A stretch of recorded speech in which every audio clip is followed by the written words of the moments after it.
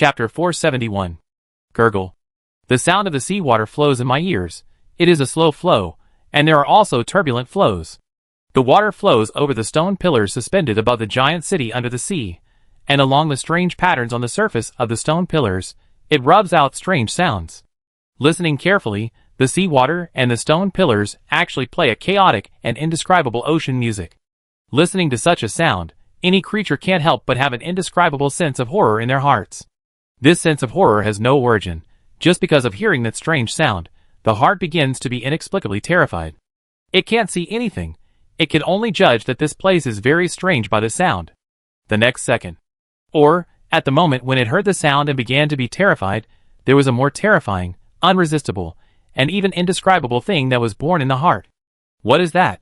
The leader of the tentacle monster group felt very uncomfortable and confused. Hello, the group leader of Shadow House. The horrible voice sounded again. It was clearly using the coy language of Blue Star, but it had an incredible magic that made it tremble all over, and even its soul could not help but be extremely humble. In front of the owner of that voice, it felt that it was not even as good as a dog. I'm very sorry. Who are you? It couldn't help but tremble. No, it was trembling before, but now it was trembling to the extreme. It didn't know how to describe this feeling. It clearly felt that it would die without even a dregs left, and it didn't even have the qualifications to listen, but it survived. It doesn't matter who I am. Tell me everything you know about the Lord of Shadows and the layout of Blue Star. The indescribable existence said so. It was very nervous and very scared. Such power was really terrifying. In front of such power, it had no room to resist at all, and there was nothing hidden in its heart. It spit out everything it knew in its heart. Kmon blinked and calmly dealt with the leader of the tentacle monsters in his mind. After the tentacle monster followed, it did not die directly. As mentioned earlier, when Kmon opened his eyes, the seafood in Raya would go crazy, and there was a small probability that their heads would explode. The tentacle monster came with its soul, so there was no head explosion, but there was a probability that its soul would explode. But because it had a crazy and chaotic mind, it had already regarded madness as normal, which allowed the other party to escape. Even so, it could not escape the fate of being suppressed. Kmon kept the idea of leaving its life in his mind.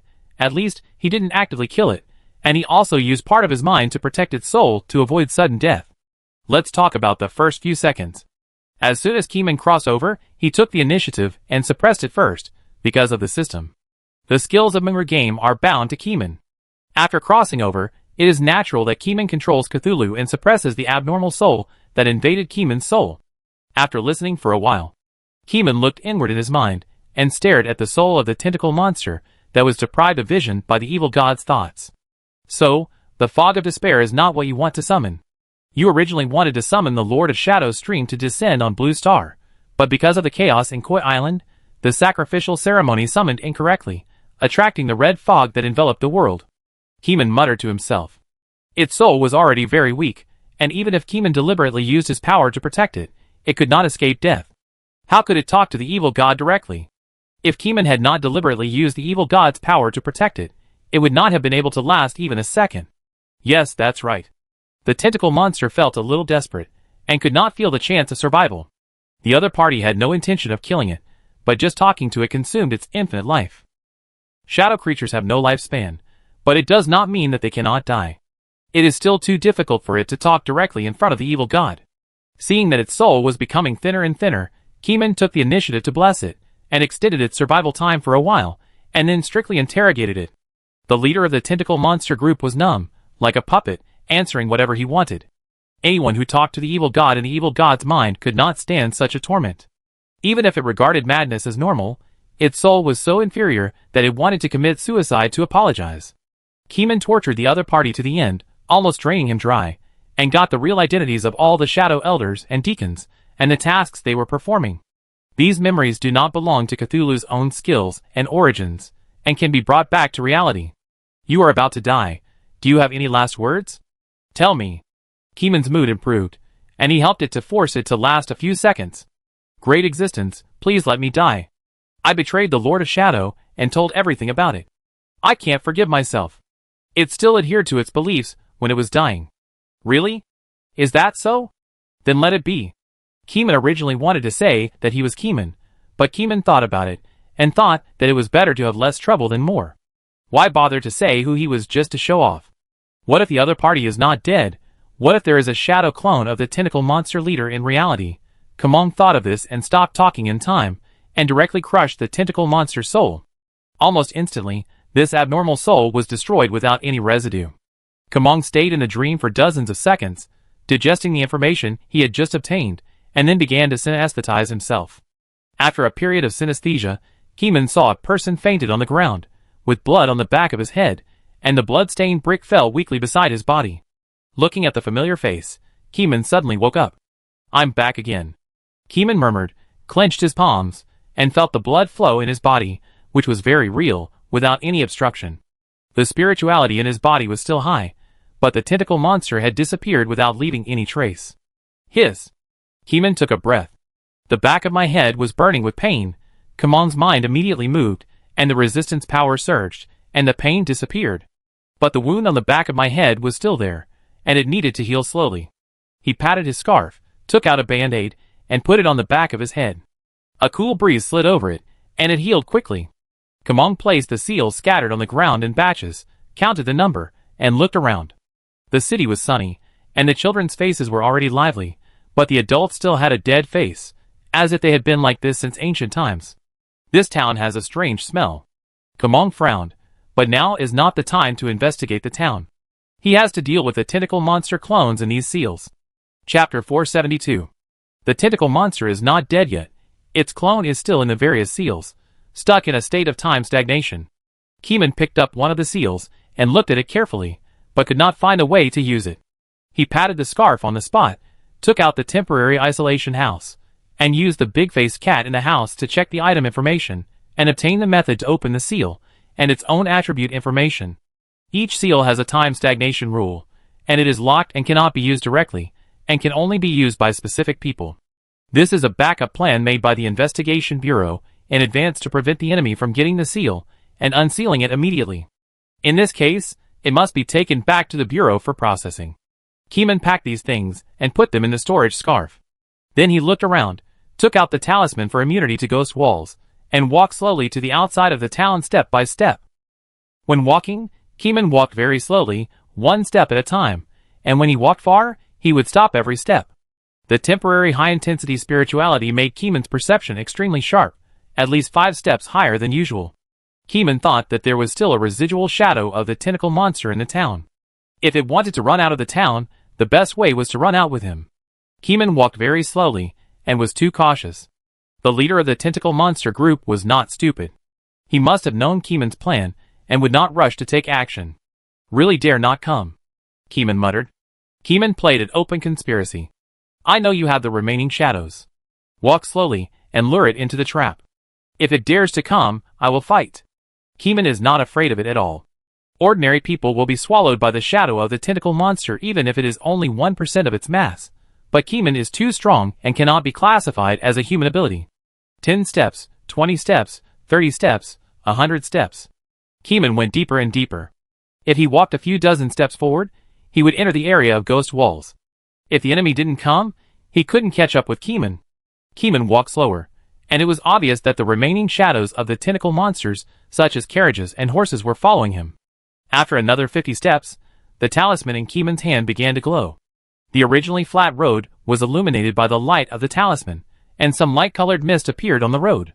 Keeman waited for 10 seconds, then slowly raised his feet forward. A strange feeling suddenly formed in his heart. Keeman looked back and didn't see any shadows, but the feeling in his heart was definitely right. Something had just appeared. Keeman retracted his steps. The talisman was in his hand. If Keeman didn't walk out, it wouldn't be able to run out.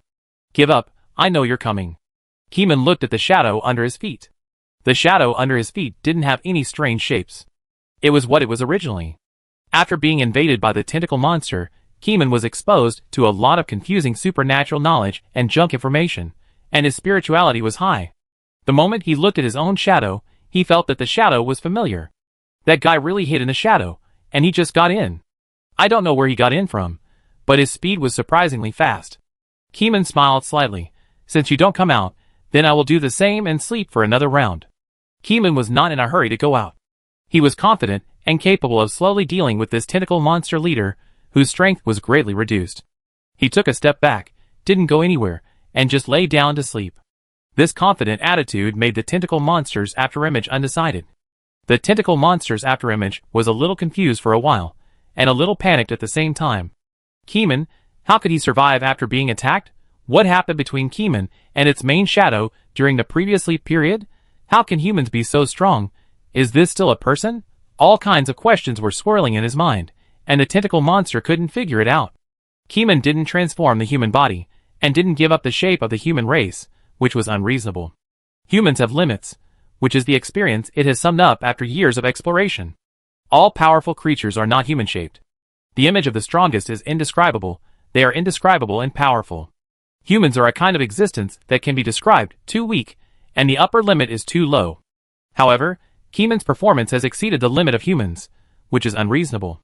While he was thinking, Keeman fell asleep. It was also affected by Keeman's shadow, and fell asleep with it. Gurgle gurgle. Only this strange sound of sea water was heard. And then, there was nothing else. This was the last sound it heard. Keeman opened his eyes, and looked around. The little sun in the sky was still extremely bright, and there was no one around. It was very quiet. Looking down at the shadow, the familiar strange feeling had disappeared. It was dead. Yes, just a glance, Keeman's will directly destroyed it. There must be more broken shadows like this in the town. The Shadow Organization is a secretive organization, very cowardly, and can endure everything for success, and the layout behind it. Keeman tortured everyone with the power of the evil god in his dream, and knew that the tentacle monster split tens of thousands of shadows, most of which were sealed by seals, and some were used to attack Keeman, leaving only 1,000 shadows still circulating in the city. Keeman tasted the mass of the soul that had just been crushed, which was about equal to 200 split shadows.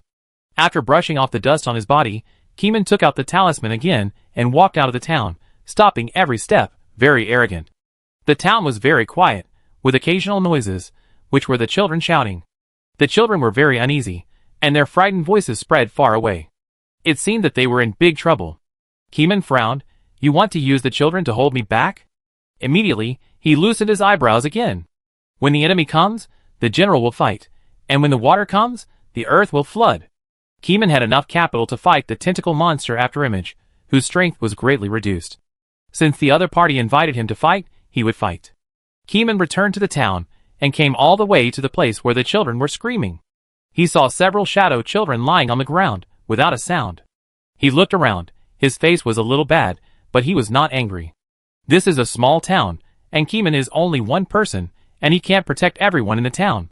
As long as the other party is still in the dark, they can infinitely harm the residents in the city. Keeman cannot turn the one-on-many situation by himself. Since you have lured me here, then take action. Keeman said calmly to the air, wait for you for a minute. If you don't take action against me, then I leave. Keeman stood in the middle of the road, without any defense, as if saying, come on, if you have the guts, come at me. After waiting for a minute, Keeman was very disappointed that the other party did not dare to attack. Keeman turned around and walked away, heading towards the outside of the town. There was another scream behind him, but this time Keeman walked firmly, without a trace of hesitation, and walked outside at a fixed rhythm. When the talisman glowed slightly and illuminated the mist of the ghost wall barrier around him, he felt strange again. Keeman immediately stopped and looked at his shadow, and that strange feeling came again. He did not scold the enemy for being cheap or not, but lay down and hypnotized himself directly, and did the same. Before going to bed, he took out the anti-science kerosene lamp and placed it next to him. No matter if it was useful or not, he would put it aside. Now his mind was very calm, and the enemy did not affect his mind. The effect of the kerosene lamp was still very strong. After a while, Keeman fell asleep. 20 seconds later, Keeman woke up again and found that his throat, temples, and eyeballs were touched by needles. Chapter 473. The needle tip is very sharp, with green corrosive liquid visible to the naked eye, which reacts violently with the air. A group of people surrounded Keeman, their faces expressionless, like a pool of stagnant water, without any emotion. They are obviously human, but looking at their eyes, Keeman thinks they are not human, at least not at the soul level. This is a puppet, but it is more advanced than a puppet. They are all control people. Is this your last resort? Keeman said. Swish! A sharp knife pierced into Keeman's mouth, straight into his throat, and penetrated into the deepest part. Keeman couldn't speak, but there was no panic expression, and he was still calm. Every local resident has a fruit knife, or a sword for fencing competition. The sword head is very sharp, and it is a sword specially made for killing, not a sword for competition. The needle tip of the sword was coated with a strong poison. It was not an ordinary chemical poison, but a strong poison with extraordinary power. The strong poison made Keeman's eyeballs, temples, ear holes, and throat feel strange and itchy. There was no pain, no wounds, because these physical injuries and poison injuries did not break the defense bottom line of thousands of resistances. Keeman stood up abruptly with these things and overturned a group of people. You all have been brainwashed by the invasion. Keeman sighed. He didn't want to do this, but there was no way. The shadows of these people all had the breath of Shadow Stream members. Even if it was not a tentacle monster shadow, it might be another shadow creature. He patted his scarf, took out the forbidden moving can, and threw the shadow into the wine can with his right hand. Time in the wine lag is stagnant, and once a shadow enters, it will fall into a stagnant state. Before they have the ability to break the rules of time, the seal is invincible, and has been tried and tested. In less than a minute, the shadows of these physical raiders were all collected by Keeman in the jar. The volume of the shadow may be 0, so no matter how many shadows are put in the jar, it will not be burst, and Keeman is very relieved about this. I'm leaving, follow me if you dare. Keeman took out another talisman from his scarf without looking back, and walked out of the boundary. The town behind him was frighteningly quiet, as if it was dead. No one spoke, and no shadow ran out to invade Keeman. Keeman's figure was gradually wrapped in thick fog and disappeared. Some shadows followed him instantly, but there was no shadow that invaded Keeman. They did not have the special anti-loss talisman for Ghost Wall, so they could not keep up with Keeman and went back to the town. Some shadows followed Keeman and followed him at the maximum distance, not daring to invade Keeman and determined that Keeman was a freak. But halfway through, Keeman suddenly turned back and grabbed them all into the forbidden wine jar with his shadow-grabbing hand. Throughout the whole process, the afterimage of the tentacle monster used 12 points of effort to fight with Keeman, but no matter how smart and cautious they were nothing in front of absolute power and broke into pieces at the touch. It's not that they didn't try to snatch the scarf from Keeman's neck, but the human body they controlled couldn't snatch Keeman's scarf. Before entering the town, Keeman had used special items to bless the storage scarf. Outsiders couldn't take the scarf without knowing the spell. After the surprise attack, Keeman returned to the town extremely arrogantly, walked through the town again, and then walked slowly out of the town. Do you think you can do the same thing twice? No. The tentacle afterimage of the shadow string completely gave up the idea of chasing and let Keeman go. Keeman did not return to the town. He made a second round of back shots in the midst of the ghost wall. Seeing that there was no shadow following him, he went out of the barrier directly. Outside the barrier, Shi Lao, who was anxious and spinning in place, saw Keeman return safely and breathed a sigh of relief. At the same time, Shi Lao was also secretly worried whether Keeman, who returned from inside, was still himself, and whether Keeman had been completely replaced by the Shadow Stream leader. I'm back. These are the seals they left behind. They are all here. Please count them, and see if the number matches? Keeman patted his scarf and shook out all the seals. Shi Lao immediately took the seals and checked them on the spot. These people were all brought by him. The seals on their bodies were special things. Some of them were anti-tampering marks that he could only check. Any violent tampering would leave traces on the seals. One of the seals was violently opened, and the seal destroyed itself. Shi Lao picked up the damaged seal and moved it to the other side. Kumeng was shocked. This was something he had not expected. He picked it up and felt it carefully. He vaguely felt that the spirituality of the seal itself was a bit chaotic, but it was difficult to identify because there was a layer of encryption power on its surface. It was this layer of encryption that prevented outsiders from opening the seal and also prevented others from cracking it. It failed to crack. It was violently cracked, but the inside of the seal was also broken. He has died. Shi Lao checked and found that there were 2 items that were violently cracked. His face was not very good, but at least it was not a complete destruction. It was a blessing in disguise. The consequence of violent cracking is that the seals will self-destruct. This kind of seal has its own time rules. The consequence of internal self-destruction is time disorder, and there is no possibility of survival. Even if the seal is opened and the contents are shaken out, only various strange fragments or limbs will be shaken out. Then Shi Lao used items to check whether Kumeng himself had been replaced. The inspection was very simple, just a rough inspection, so that Kumeng read the core code of investigators of the Koi Island Investigation Bureau in front of a badge without any hesitation. They are all quotations related to harmony and stability. The extreme shadow people do not believe in this. Once there is a change in their hearts, the badge will definitely glow and heat. Kumeng had no objection and read the code on the spot. Shi Lao nervously checked the badge and breathed a sigh of relief when he saw that it did not glow or heat. For a more detailed inspection, he had to go to the general administration to face special items, and now he is temporarily returning. Are there any more troubles in the town? The leader of the Shadow House is not dead, and its residual shadow is still inside. Together, it has about 1% of its power in its heyday. Keeman estimated. Shi Lao looked strange. So you managed to take it all? Luck just happened to restrain it. Keeman nodded. Things from other worlds are indeed much stronger than those from Blue Star. Shi Lao knew Keeman's situation, and he had a chance to get new items every day when he woke up. Things from other worlds are difficult to evaluate, but most of them are very powerful, with a high average level. The upper limit currently known to the Bureau is volcanic rocks, monsters like big-faced cats. In areas unknown to the Bureau, there may be things that surpass level 0 items. Of course, there may also be mental resistance foods that are comparable to level 0 items across the border, which is also uncertain. We will do this for the time being. We made a lot of noise, and the people of Crocodile Island have noticed it.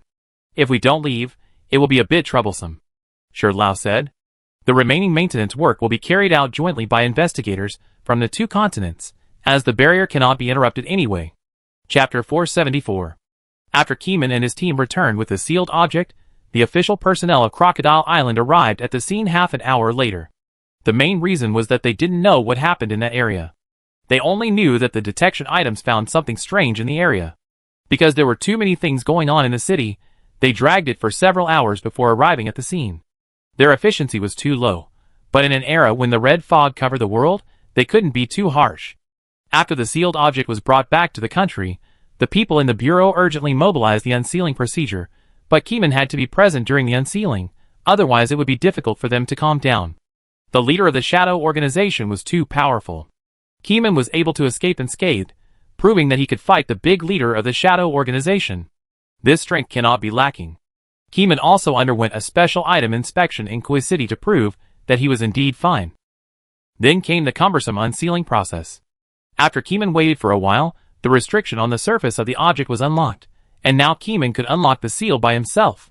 The staff left the room. No one dared to be there. The monster was too scary. Keeman held a gift box. The function of this seal was to seal the items inside. The time inside was eternally stagnant. It originated from the gift box of the love ring in the jewelry store. Later, it mutated into a super powerful item. Keeman squeezed the gift box with his hands and said, "I will give it to you today. This is the method of using the seal. You must read this line to use it.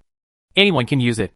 If there is no restriction by the Investigation Bureau, it will be a big trouble if such a seal is stolen."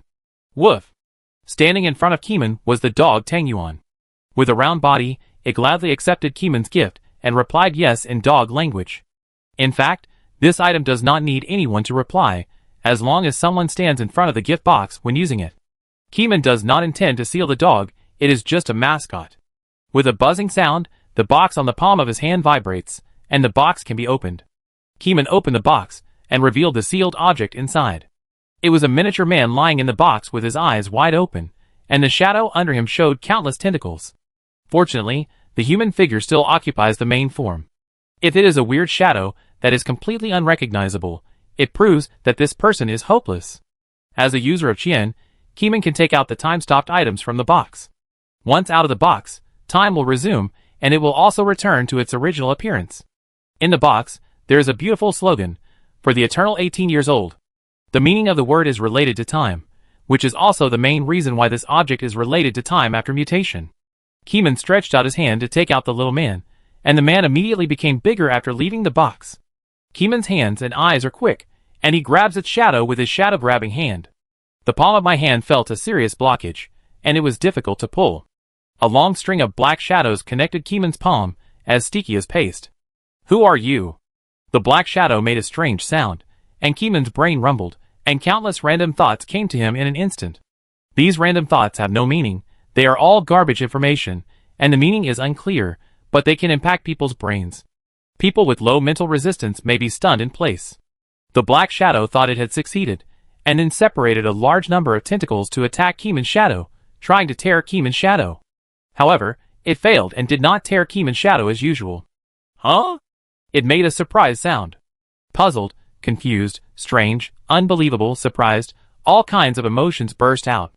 It did not inherit the memory of the dead tentacle monster shadow. Before the shadow was refused, their memories were not common. So the afterimage of the tentacle monster did not know what kind of existence Keeman was, and the contemptuous mentality made it suffer a great loss. Come out! Keeman pulled hard and walked backwards. At the same time, Keeman patted his scarf and patted out a horse creature. The pony was caught by Tang Yuan and then placed in the corner. Keeman wore hunter leather boots and walked towards the horse creature. This horse is a mutant horse beast. Unlike ordinary beasts, it is very durable, with thick skin and flesh, and its eyes can also discharge electricity. This horse beast came from the Investigation Bureau. It was originally a proud master, but now it is like a frightened pony, shrinking in the corner, afraid of the shadow pulled out by Keeman's hand. The hunter leather boots silently exerted force, giving Keeman a stronger running speed. Running speed is useful only when you run fast, but from another perspective, running fast also requires enough strength, so the hunter leather shoes increase Keeman's running power in disguise. 1 step, 2 steps, under the influence of extraordinary power, Keeman forcibly pulled away. The strange shadow also screamed, as if its body was torn apart. It couldn't hold on any longer, so it simply gave up its weak human body and invaded Keeman's shadow. In its view, Keeman's body seemed to be even stronger, and his spirituality was so high that it was very abnormal. Even with the afterimage of the tentacle monster, it could feel that Keeman was full of activity all over his body. If it could control Keeman's body, it would be much easier to communicate with the existence in the void. With a whoosh, it left the original human's body and invaded Keeman's body. After the invasion, it felt strong resistance and could not directly devour Keeman or directly merge the shadow. What is this? It said what the last dead person had said, "Are you a monster?" Keeman gave Tang Yuan a look, and Tang Yuan immediately rolled to the unconscious investigator, picked it up, and took it to another isolated small room. The shadow under his feet instantly left the body, and wanted to invade Tang Yuan, but Keeman's shadow-grabbing hand never gave up grabbing the shadow. Even if the other party ran into Keeman's shadow, Keeman's right hand did not let go. So when the tentacle monster ran out, it also encountered strong resistance and slowed down a lot. It was easy to get in, but it was not so easy to get out of Keeman's shadow. Tang Yuan was fast, and he closed the small door in the blink of an eye and stayed there. The horse-like creature hiding in the corner, and trembling with fear in his eyes, wondering why he didn't take it with him. Keeman used the same method as before, knocked himself unconscious and fell asleep. The tentacle monster shadow did not inherit the memory of its predecessors, and did not know what kind of existence it was facing. In the dream, facing the real evil god, in front of the vast power, it was small and inferior. Its end was also very straightforward. After being squeezed out of intelligence, it was directly crushed to death. Keeman woke up slowly, and his own shadow had returned to normal. He walked to the door of the small room and knocked on the door, called Tang Yuan, and exchanged secret codes with it. After Tang Yuan got the secret code, he opened the door and used the connection between master and servant to sense that Keeman was fine, and then handed the victim investigator to Keeman. Woof! Tang Yuan happily wooed Keeman, wanting to ask if his performance was great. Chapter 475. The remaining dozen items were slowly processed in the same way and cleared one by one. 10 people were rescued, and the remaining few were affected and unconscious. And the afterimages of the tentacle monsters were all destroyed by Keeman. Those shadows were connected with Keeman's shadow. Even if they wanted to use the Thunder King ring to cleanse their faith, they couldn't do it because the shadow was attached to Keeman's shadow, so directly destroying it was the most convenient way. On the other side of the Blue Star, where Crocodile Island is located, the people of the local investigation bureau are almost worried. The red fog covered the city, and the people were difficult to manage. At the same time, the leader of the Shadow organization was making trouble in the town. Should this matter be managed? If it is managed, it will cost human resources to take turns to guard the town. According to the news from Koi Island, they took more than a dozen people in at once, all of whom were first-class investigators, and the items used also reached 3 digits. This is a bottomless pit. If not, will Crocodile Island still have the right to speak on its territory, and let the people of Koi Island jump around on their heads? Irritating, really annoying. In the face of this global crisis, Koi Island is really living too well, as if it has opened its eyes of foresight, foreseen the occurrence of a world-class disaster in advance, and then destroyed the sacrifice node in advance. On the internet, a group of remarks gradually appeared, satirizing the Koi Island Investigation Bureau for being dishonest and deliberately designing to harm the world. However, these remarks could not enter the Koi Island network. In order to prevent the despair from spreading into the country through the internet, Koi Island has opened the strongest firewall in history. There is nothing unexpected about their clamoring. They can only vent their anger. An hour later, the Koi Island Investigation Bureau received a letter from the Crocodile Island Investigation Bureau. It was a long article with a lot of official language, and it looked very formal. Luo Yuan helped Kuming summarize the main points of the open letter. They gave up and let us take full responsibility, and only sent one investigator to supervise our work. Luo Yuan couldn't help laughing when he said this. I didn't expect that there would be such a day in Crocodile Island. Luo Yuan laughed. Kuming didn't say anything. They all knew that instead of spending time and resources to control the leader of the Shadow Organization, it would be better to deal with the side effects of the Mist of Despair. Anyway, there is Koi Island as a free thug, and they really can't spare the manpower to take care of it, so it's better to give it to Koi Island. No matter how good the face is, it is useless in a global crisis. At present, pragmatism has the upper hand. We have to deal with that remaining shadow. Otherwise, with the knowledge level of the secret organization's big boss, as long as it survives successfully, it can spend some time to cultivate itself and make a comeback. No, it doesn't even need time. The so-called elders in its group are all resources. Just replace the substitute and it's done. Luo Yuan said with a headache. Of course, I will deal with it. Kuming thought about it and realized that he really had to kill the boss. In a flash, he set off again to the remote town in Crocodile Island. At this moment, the group owner of the Shadow Stream House began to speak. At all members, from now on, start the Spark plan, that's all. After the group owner sent this text, he didn't speak again. In the group chat, a group of Shadow Stream deacons, who were playing tricks on the group, popped up. No way, are we really going to implement the Spark plan? Is the organization facing the crisis of extinction? Is there any elder who can come out and say something? The deacons of Shadow Stream were very panicked. In their memory, the plan codenamed Spark was the most urgent and oldest plan. It started in the early days of the establishment of Shadow Stream. Later, after generations of Shadow Stream members were promoted to deacons, they would be informed of the content and priority of various plans. Among them, the plan codenamed Spark was that the Shadow Stream organization was facing the crisis of all members being destroyed. All members voluntarily gave up all tasks and fled as far as possible, trying every means to escape the crisis. Even if they believed in the outer gods, it didn't matter. As long as the Shadow Stream members were still alive, the fire would not be extinguished.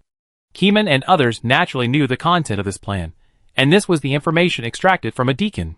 And Keeman also extracted a series of information from the Shadow Stream leader in his dream, from every elder to every deacon-level figure. As for those regional contacts, little is known. There are really not many of them. Even if there are, they have been slowly promoted to deacon-level figures due to time constraints. All the information about this kind of people was obtained by Keeman's torture. The Investigation Bureau has arranged personnel to attack them.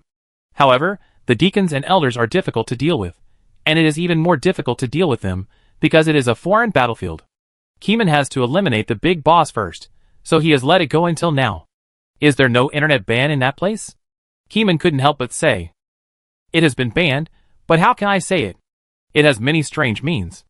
If it uses the super time and space ability similar to the sacrificial ceremony, it is hard to say. Luo Yuan said helplessly. The Bureau of Investigation has tried its best, but sometimes, it is really impossible to seal it all. Because the fire plan was rolled out, at least half of the identity information obtained by Keeman was invalidated. The other party will definitely change their appearance and start a new life. Among the information obtained by Keeman, the only useful one is the ability of each elder and deacon. Among them, the elders are the strongest, and each elder is good at different fields. They hide from the world one by one. Even the group leader himself does not know where they hang out all day. He only knows where several close confidants live, and what kind of identities they have.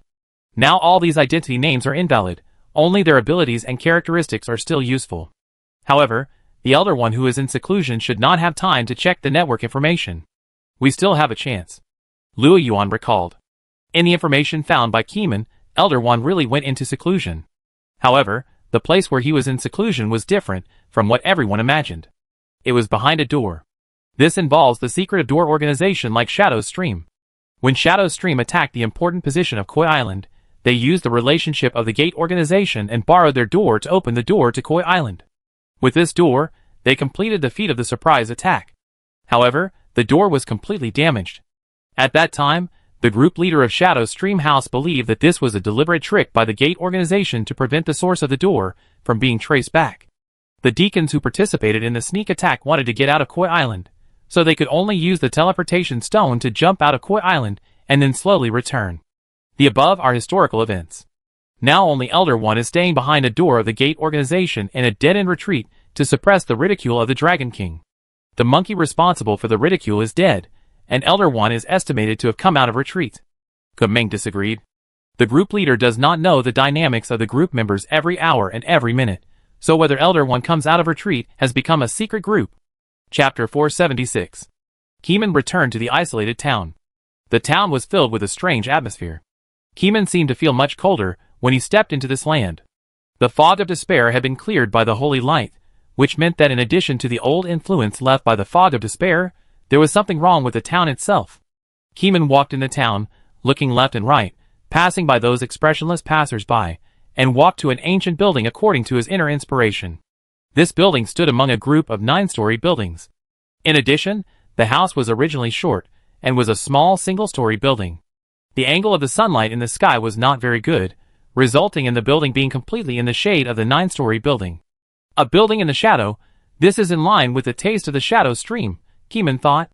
The door of the small house was an old wooden door, which was covered with moss. It was unknown how long the original owner of the house had not come back to clean the house. But Keeman, who was outside the door, had already felt the ominous atmosphere emanating from the house. Keeman put on the giant gloves and punched without saying a word. Boom! The door was violently broken open, and wood fragments were scattered everywhere. Dust was blown by the strong wind and rolled all over the floor. Keeman walked into the house and saw some old furniture, all of which were old wooden furniture with a long history. The overall decoration style was wooden style. It can be seen that the original owner was a stylish person. Keeman glanced around the room, and what caught Keeman's attention was a mirror. The mirror was located in the innermost room on the first floor. The door was open, and Keeman's figure was reflected in the mirror. The moment he saw the mirror, Mirror Rickman suddenly moved and wanted to walk out of the mirror.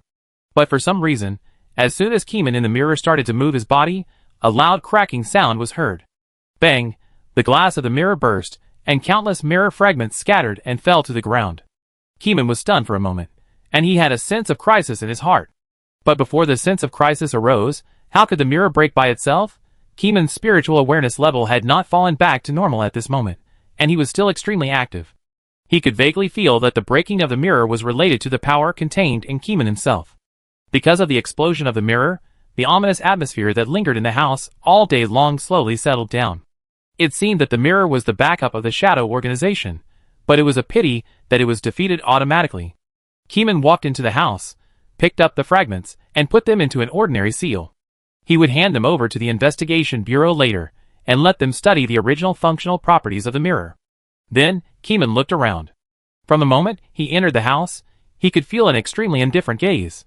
The sight was not looking at Keeman, but focusing on the mirror. Keeman took away the mirror fragments, and the hidden sight also dropped. Then Keeman sensed the source of the sight, which was a shadow in the corner. Suddenly, the shadow felt Keeman's sight, and immediately moved in the shadow, and ran out of the hut. Keeman also ran out, but the shadow made a comeback, turned outside the door, and went back into the window, returning to the hut. Keeman had to chase back to the hut, but the shadow was too evasive, and actually got into the kitchen in one breath, rushed into the drain, and ran towards the sewer. In the entire barrier, even if it runs into the sewer, it cannot escape. The seal range of the ghost wall barrier includes the underground. When Keeman came to this town, he naturally took into account the opponent's rogue hiding method. I have to say, this is very troublesome. Keeman's storage scarf is filled with relevant items that can deal with the sewer. But that is also based on the situation that Keeman himself goes out in person. Keeman patted his scarf and took out an underground burrowing item from the investigation bureau, which looks like a groundhog doll. It can give humans a temporary ability to burrow underground. The side effect is that the user will be automatically buried in the soil for a day. As for how to bury it, it has to do with special items. Keeman relies on his strong resistance, and is not afraid of side effects. It's just that burrowing into the sewer is more troublesome. But for a peaceful life, Keeman can only attack. There is really no one in the Bureau who can face the tentacle monster. This is related to mental resistance. Even a strong person like Keeman has to rely on dreaming to eliminate the remnants of the tentacle monster, not to mention others, who will be devoured as soon as they meet. Those with extremely strong wills may be able to fight a war of ideas with the tentacle monster, but it is hard to say who will win in the end. Keeman thought while pinching the head of the marmot. The marmot doll immediately came to life, and its body merged into Keeman's skin like mud and water, giving it temporary abilities. Keeman's mind resistance prevented it from moving around, lest it wash away the effect of burrowing underground. 10 seconds later, Keeman felt that there was a strange ability in his body. As long as he thought about it, he could switch the physical state of his body at will, thus achieving the effect of burrowing underground. Whoosh! Keeman's body melted and disappeared into the ground. Following the guidance of spiritual perception, Keeman followed the remains of the shadow all the way. After becoming an underground substance, Keeman's body shape was very strange, like a mass of shapeless things. After contacting the land, it became a part of the land, but it could flow in the land. The shadow moved in the predetermined underwater passage, and could not walk underground like Keeman. Keeman took a shortcut, and predicted the opponent's path, and advanced according to his feelings. After 5 seconds, he used his right hand to reach forward, thinking about catching the shadow creature. The next second, he felt a heavy feeling in the palm of his hand, and he successfully grasped the fleeing shadow creature. Then Keeman pulled the arm of the shadow, and forcibly escaped from the underground space to the outside of the land. The shadow originally had no entity. After being caught by Keeman, the shadow of the whole body was attached to Keeman. Keeman's form in the soil had no fixed form, and the shadow also became something without a fixed form. The shadow did not return to its original state until Keeman came out of the soil, and at this time Keeman had quickly stuffed it into the forbidden wine jar. The forbidden wine jar, the time inside is still, forever God. Keeman likes to use this item to seal the shadow flow members very much. After catching a residual shadow, Keeman continued to use his active spiritual knowledge to find the direction, and then searched all the way. The shadow creatures in the city are actually paying attention to this side. When Keeman just came out of the soil, he felt 3 hidden sights. Keeman only knows the approximate direction, not the location. They blend in with the surrounding environment and hide too well. But no matter how well they hide, it is only a matter of time. Keeman spent a whole day wandering around the town and caught hundreds of split shadows. However, the problem is that if the opponent can split once, he can split a second and a third time. Can this be caught? Chapter 477. The members of the Shadow Organization are already old rogues, and the leader of the Shadow Organization is the king of rogues. Faced with such a rogue, Keeman also felt a headache. On the other side, the Investigation Bureau was also sending people to deal with the body left by the tentacle monster. The body was full of indescribable tentacle shapes, and even if the shadow was not on the body, it would naturally exude a terrifying aura. But the S-level members of the Bureau were not idle. The fire-breathing men used the 0-level item and burned the body with the strongest flame. That 0-level item can cause nuclear bomb-level terrifying lethality. The flame also has extraordinary power, which is specialized in treating various difficult-to-damage items. The terrifying temperature is enough to melt everything.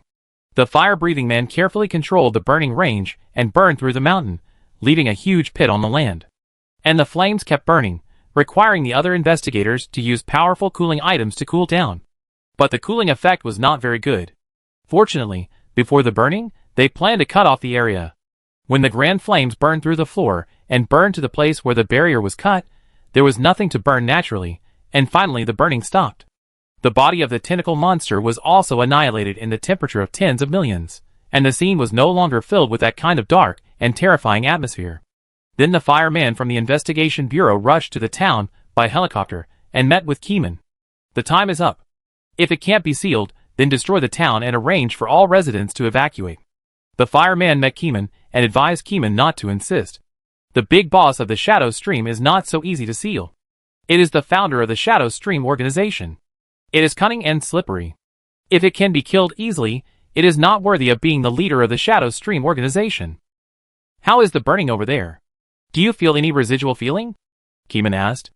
The body left by the tentacle monster is a great disaster, with crazy infection properties, and can spread meme infection through sound, eyes, and other means. Even if there is no sacrifice ceremony to summon the Lord of Shadow Stream, the leader of Shadow Stream can enslave a large number of people for its use with his own body, so such a body is difficult to deal with. It is no longer a human being, but a creature in an extreme field that humans cannot touch. There is no residual feeling. I will deal with this later, and you can come back with me to check if there is any residual. The man with fire on his head was very confident about the lethality of the zero-level item, but for safety, he had to ask Keeman to confirm it on the spot. After a while, Keeman and the man with fire both began to gather people. Keeman stood on the open ground with him, and did not gather people in a group of small houses, which was not safe. We are the official investigation bureau personnel of Crocodile Island. This town has buried something bad, and is about to be detonated. Please gather in the town square in an orderly manner. Please bring your family and children to the square. The man with fire took out a loudspeaker and shouted to the sky. In the sky, the sound of the loudspeaker immediately sounded. The voice with extraordinary power penetrated every corner of the town and reached the brain of every intelligent creature. At this moment, the people heard his voice.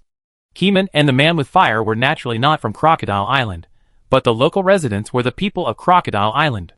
In order to gain their trust, it was okay to occasionally play the role of Crocodile Island investigators. The local residents began to move and walk towards the center of the town. They don't care about foreign affairs and look like zombies, but they are not so discouraged that they completely ignore their own lives.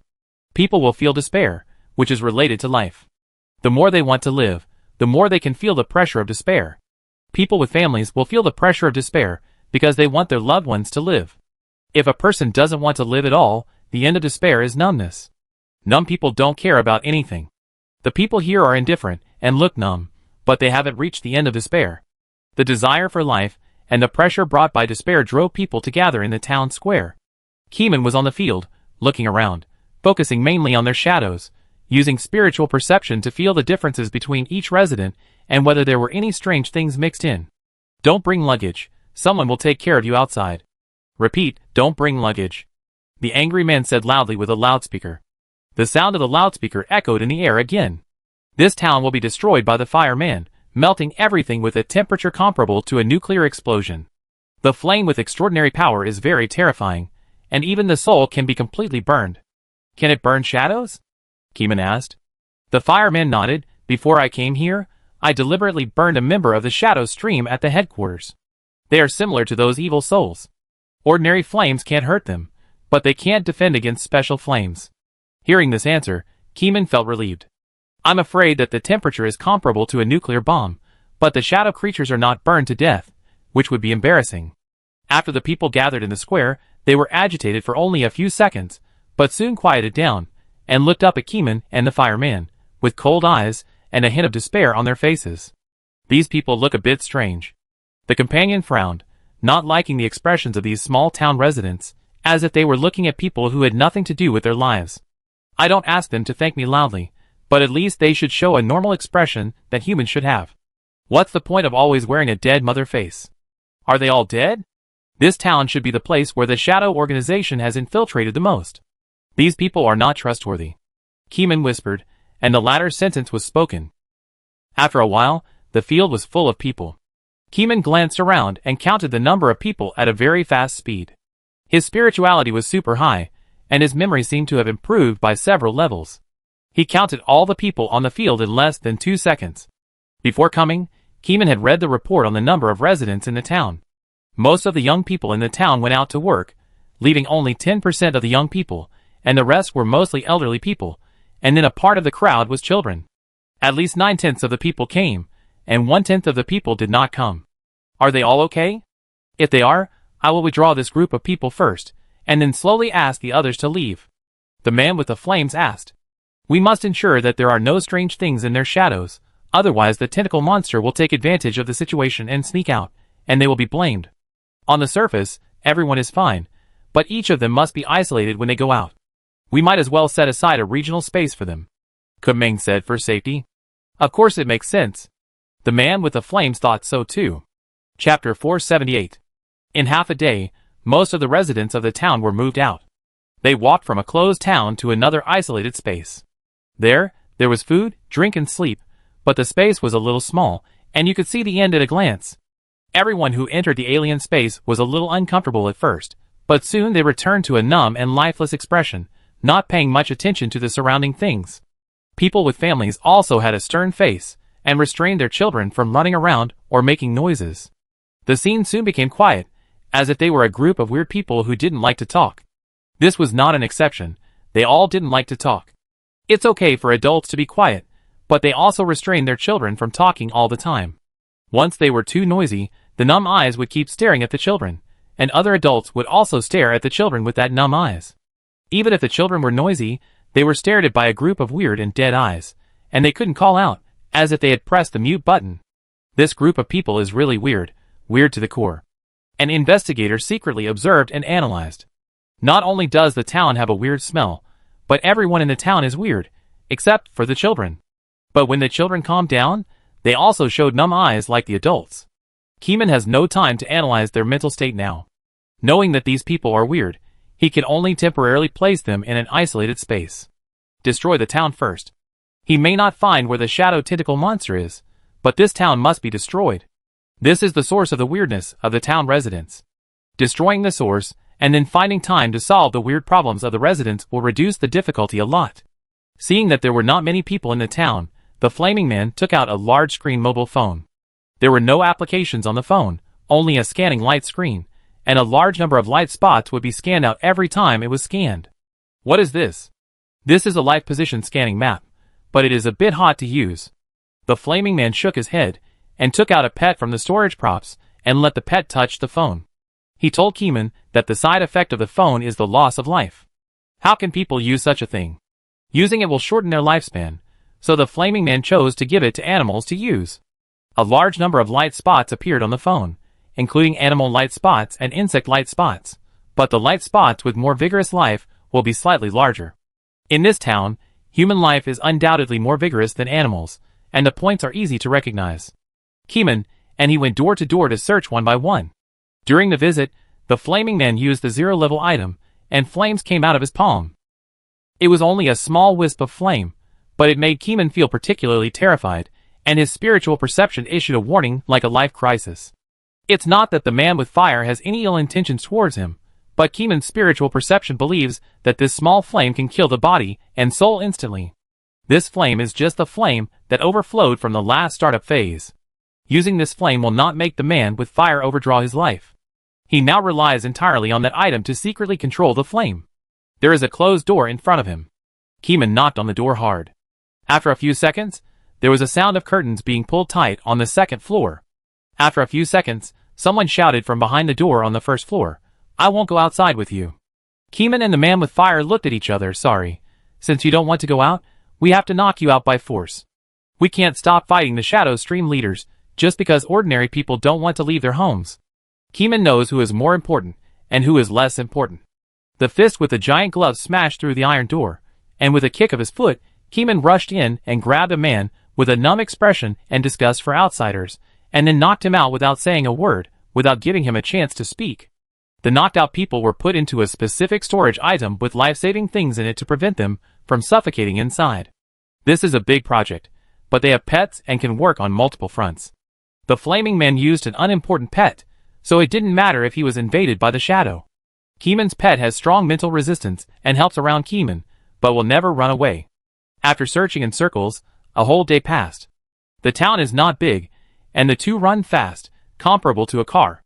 In addition, the map is powerful, and the target is clear. The two found a lot of people in succession, and improved their way of catching people.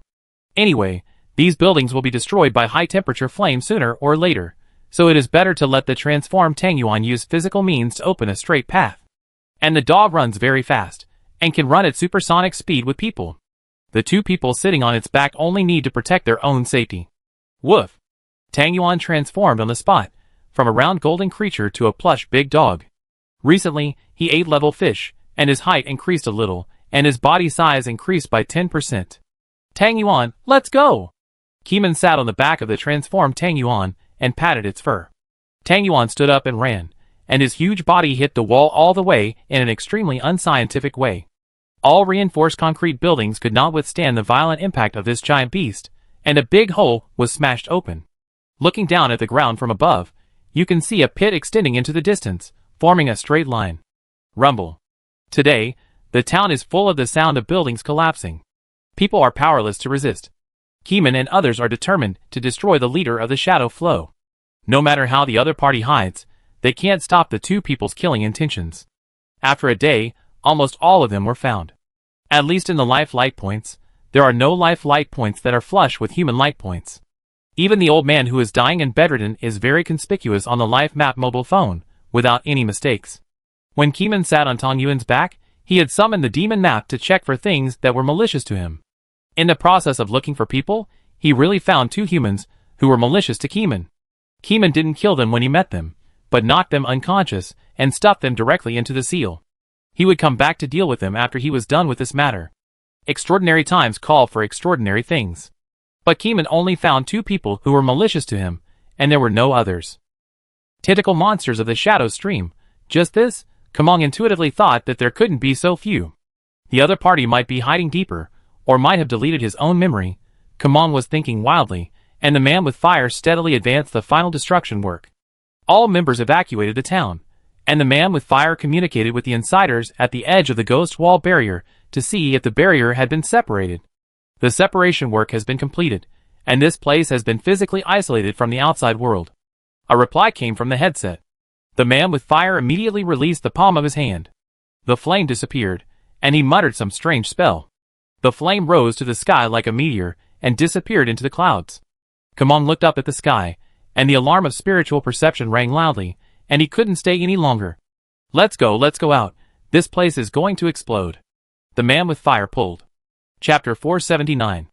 Everyone has evacuated, and no one is left alive. Keeman also left the town. As the last person to evacuate, he actually wanted to see what would happen after the small flame exploded. Is that flame the flame of the zero-level item? Keeman asked. The flame is the residual flame of the previous explosion, which is the fuse. The real explosion still needs to activate that item. The man with the fire shook his head. When he walked to the edge of the barrier, the mist behind him was very light, and he could vaguely see the figure of his colleague. The two stood at the edge, and the man with the fire took out an extinguished candle. The candle was very small, only the height of a little finger, and it was also very thin. But when this candle came out, Keeman's spiritual perception had already issued the strongest warning. Compared with the small flame he saw just now, this item is more terrifying. I don't know how many times I can use it. After using it this time, I have to find the next successor. The man with the fire looked at the small candle and sighed. This kind of thing often needs to be used sparingly, and the side effects are also shockingly large. After using it, various supplements must be used to reduce the sequelae. How to use this thing? Keeman asked. Blow it with the flame in your heart, and then it can respond to the user's wishes and burn everything. The flaming man looked at the candle that had not yet burned and said silently. Every time it burns, the flame is the flame of the heart, so the small flame you saw just now is under my control. Heart flame. Keeman didn't know how to use the heart flame. Does everyone have a heart flame? Everyone has it, but not everyone knows how to use it. The flaming man shook his head. It's actually not as complicated as you think. You could understand it as burning your soul to light this candle. My job is to control the burning time of the candle. It's more than enough to light up this town for 1 second. He closed his eyes while explaining. Kamong was thoughtful, and didn't doubt what the other party said. Because this candle gave Keeman a really weird feeling, it made sense to say that it involved the soul. When the man with fire opened his eyes again, his eyes were completely different. He swept away the mediocrity, and his eyes seemed to have a blazing flame. He blew hard, and it was obviously moisture. The candle without flame suddenly burned and lit a bright red flame. The moment the flame appeared, the feeling of extreme danger rose to the extreme. This sense of danger was not sent to Keeman, but the breath emitted invisibly. For example, the evil god Cthulhu has not glared at people, but staying in light is enough to make full-level creatures feel suffocated. Now this small flame has this kind of awe-inspiring pressure. It is not as powerful as the evil god, but it also suppresses Keeman's spiritual alarm. Huh? He sent the flame away in one breath, and the flame trembled and went out, and the bright light disappeared. Go, burn the town. The man with the flame muttered. The candle flame had gone out, and there was a little spark on the tip of the wax rope, and a wisp of light white smoke rose slowly. There was no wind here, and the white smoke drifted into the ghost wall barrier involuntarily. Let's go! The man with the flame no longer had any reason at this time, put away the zero-level items, and pulled Keeman away from the edge of the barrier. Boom! There was a huge sound behind him, deafening. The sense of life-threatening horror suddenly rose, but after stepping out of the fog, this sense of horror suddenly dropped several levels. At this moment, the town has formed an isolated boundary with Blue Star. There is no more fog outside, and everyone stands outside to rotate and look at Keeman and the others nervously. Standing here, you can't hear the rumbling sound inside, but after a second, you can feel an indescribable heat behind you. It is a power that burns everything, as if nothing can withstand it for a second. No fireworks, no sound, and the burning sensation penetrates the isolation zone. The man with fire turned around and looked at the open space. Behind him was a large plain open space, with occasional undulating terrain, but no buildings, as if it was a wild land before it was opened up, but it was all soil and no plants. Keeman's heart was pounding, and the palpitations did not stop because of this. It really deserves to be a zero-level item. The man with fire stood there for a while, waiting for the result. He is a zero-level item controller, and can feel the process of the flame exploding and burning wildly. Will the heart flame burn to the end one day? Seeing that everything was fine for the time being, Keeman asked. Of course, otherwise, I wouldn't be looking for the next successor. He nodded. This was a bit sad, but compared with the weight of the zero-level item, it was not unacceptable. Keeman didn't know whether this flame could threaten Cthulhu, so he could only estimate and compare it with the evil god's knowledge after entering the dream. Now Keeman only had palpitations and shock in his heart. I underestimated the investigation bureau a little bit before, always feeling that they couldn't do anything in the face of the red fog that spread all over the world. In fact, if the fireman used this kind of flame to burn the red fog all over the world, the red fog would definitely not be able to stop it. But ideas are ideas after all, and it is very unrealistic to execute them, which also makes it difficult for the top forces of the investigation bureau to deal with the fog of despair. What if it burns to the end? Keeman worried. Well, I will stop before it burns to the end. Theoretically, I won't die. Don't worry about me. The man with the flame said happily, looking optimistic on the surface. No sarcasm, no complaints, facing its side effects calmly. But Keeman intuitively believed that the consequences would not be as good as the man with the flame said. Let's not talk about this. I will slowly choose a successor. Anyway, I won't choose you. The Bureau hopes you live for hundreds of years. The man with the flames laughed, and his hair suddenly burst into flames and burned fiercely. Keeman looked at the flames on his head and felt familiar. The flame on the candle is this color, exactly the same, without any disguise. Hundreds of years? Keeman followed the topic. Of course, there are so many special items in the Bureau. Is it difficult to extend your life by hundreds of years? I don't think it's difficult at all. He shook his head and said, if there is a possibility of extending your life by thousands or tens of thousands of years, you will definitely be their first consideration. As one of the stable sources of special items in Koi Island, no one wants Kumeng to die young. Kumeng did not answer this topic. Living for thousands of years is too far away for him. His mentality should be different at that time. It is too early to think about it now. Can't your lifespan be increased? Well, theoretically, the lifespan of the body can be increased by 100%, but the side effects of the burning heart flame cannot be cured. At least the Bureau has not found a way to counter it, so I will find the next successor. As the two talked, the space in the town was a sea of fire, and the blazing flames engulfed everything. A dark shadow appeared in the bright flames and made a shrill sound. Chapter 480. Outside the town, Keeman waited for a while. Seeing that no drastic changes had occurred, he thought that the guy might have been burned to death, so he fell asleep and checked if it was dead. His intuition was that it was not dead, and it turned out to be true. It was indeed not dead. In his dream, Keeman vaguely felt two living humans, but they were knocked unconscious. They were the two malicious humans. Keeman had their perspective. In addition, he also saw the melting furnace world created by endless flames, and a black shadow was constantly burning in the flames. When Keeman secretly peeked, the black shadow in the flame had shrunk to the size of a bean. The bean-sized black shadow kept reviving and fighting against the flames, but it persisted for a minute and finally burned to ashes. Before Keeman paid no attention, it persisted for a long time, which shows how strong the vitality of the tentacle monster is. In addition, there are some other things in the town that are holding on in the flames and exuding a strong evil breath. But under the influence of the heart flame, all substances burn. This is the effect of a zero-level item. Even if the heart flame was not that powerful, it became extremely terrifying after being amplified by the candle. When the flame was no longer filled with the breath of the tentacle monster and no foreign matter, the flame of the town suddenly went out. There was nothing left to burn inside, and the land was broken, so it couldn't burn down to the edge. Keeman turned his attention to the two humans with different temperaments. The two looked a little strange, and there was definitely no tentacle monster in their shadows. But there was a breath of tentacle monster on their bodies, so they should have been in contact with it. Keeman observed for a while, and understood a little. After a while, Keeman woke up. Without saying a word, he released the two malicious humans. When they landed, they fell to the ground and woke up. They opened their eyes, and were a little confused, but soon they were expressionless. On the surface, it was not obvious that they had any ill will towards Keeman, but the demon map showed that the two people definitely had malicious intentions. In reality, even if Keeman was spiritually high, he did not realize that they were tentacle monsters. But in the dream, Keeman realized that the two people were related to the tentacle monster. It was not the parasitism of the main body shadow, but it was similar in a different way. It was something similar to brainwashing, passing on the inheritance of the shadow flow. The tentacle monster did not hide in their shadows. It left itself in that town.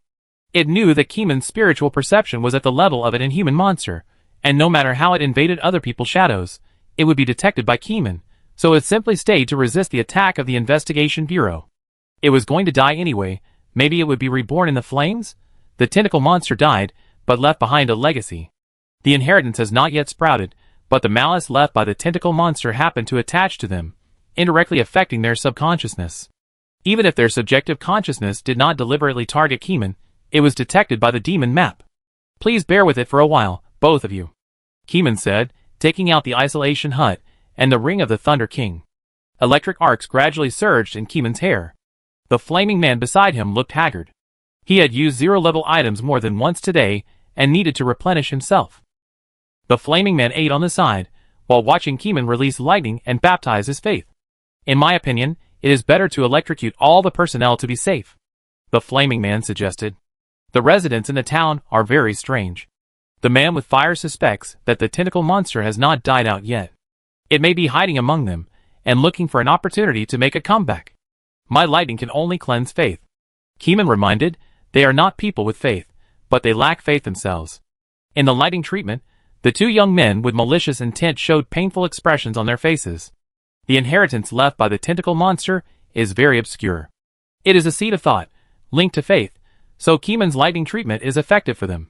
It is super painful, which shows how deep the faith is in the process of removing the inheritance seed, and even affects the character. The man with fire nodded and watched silently on the side.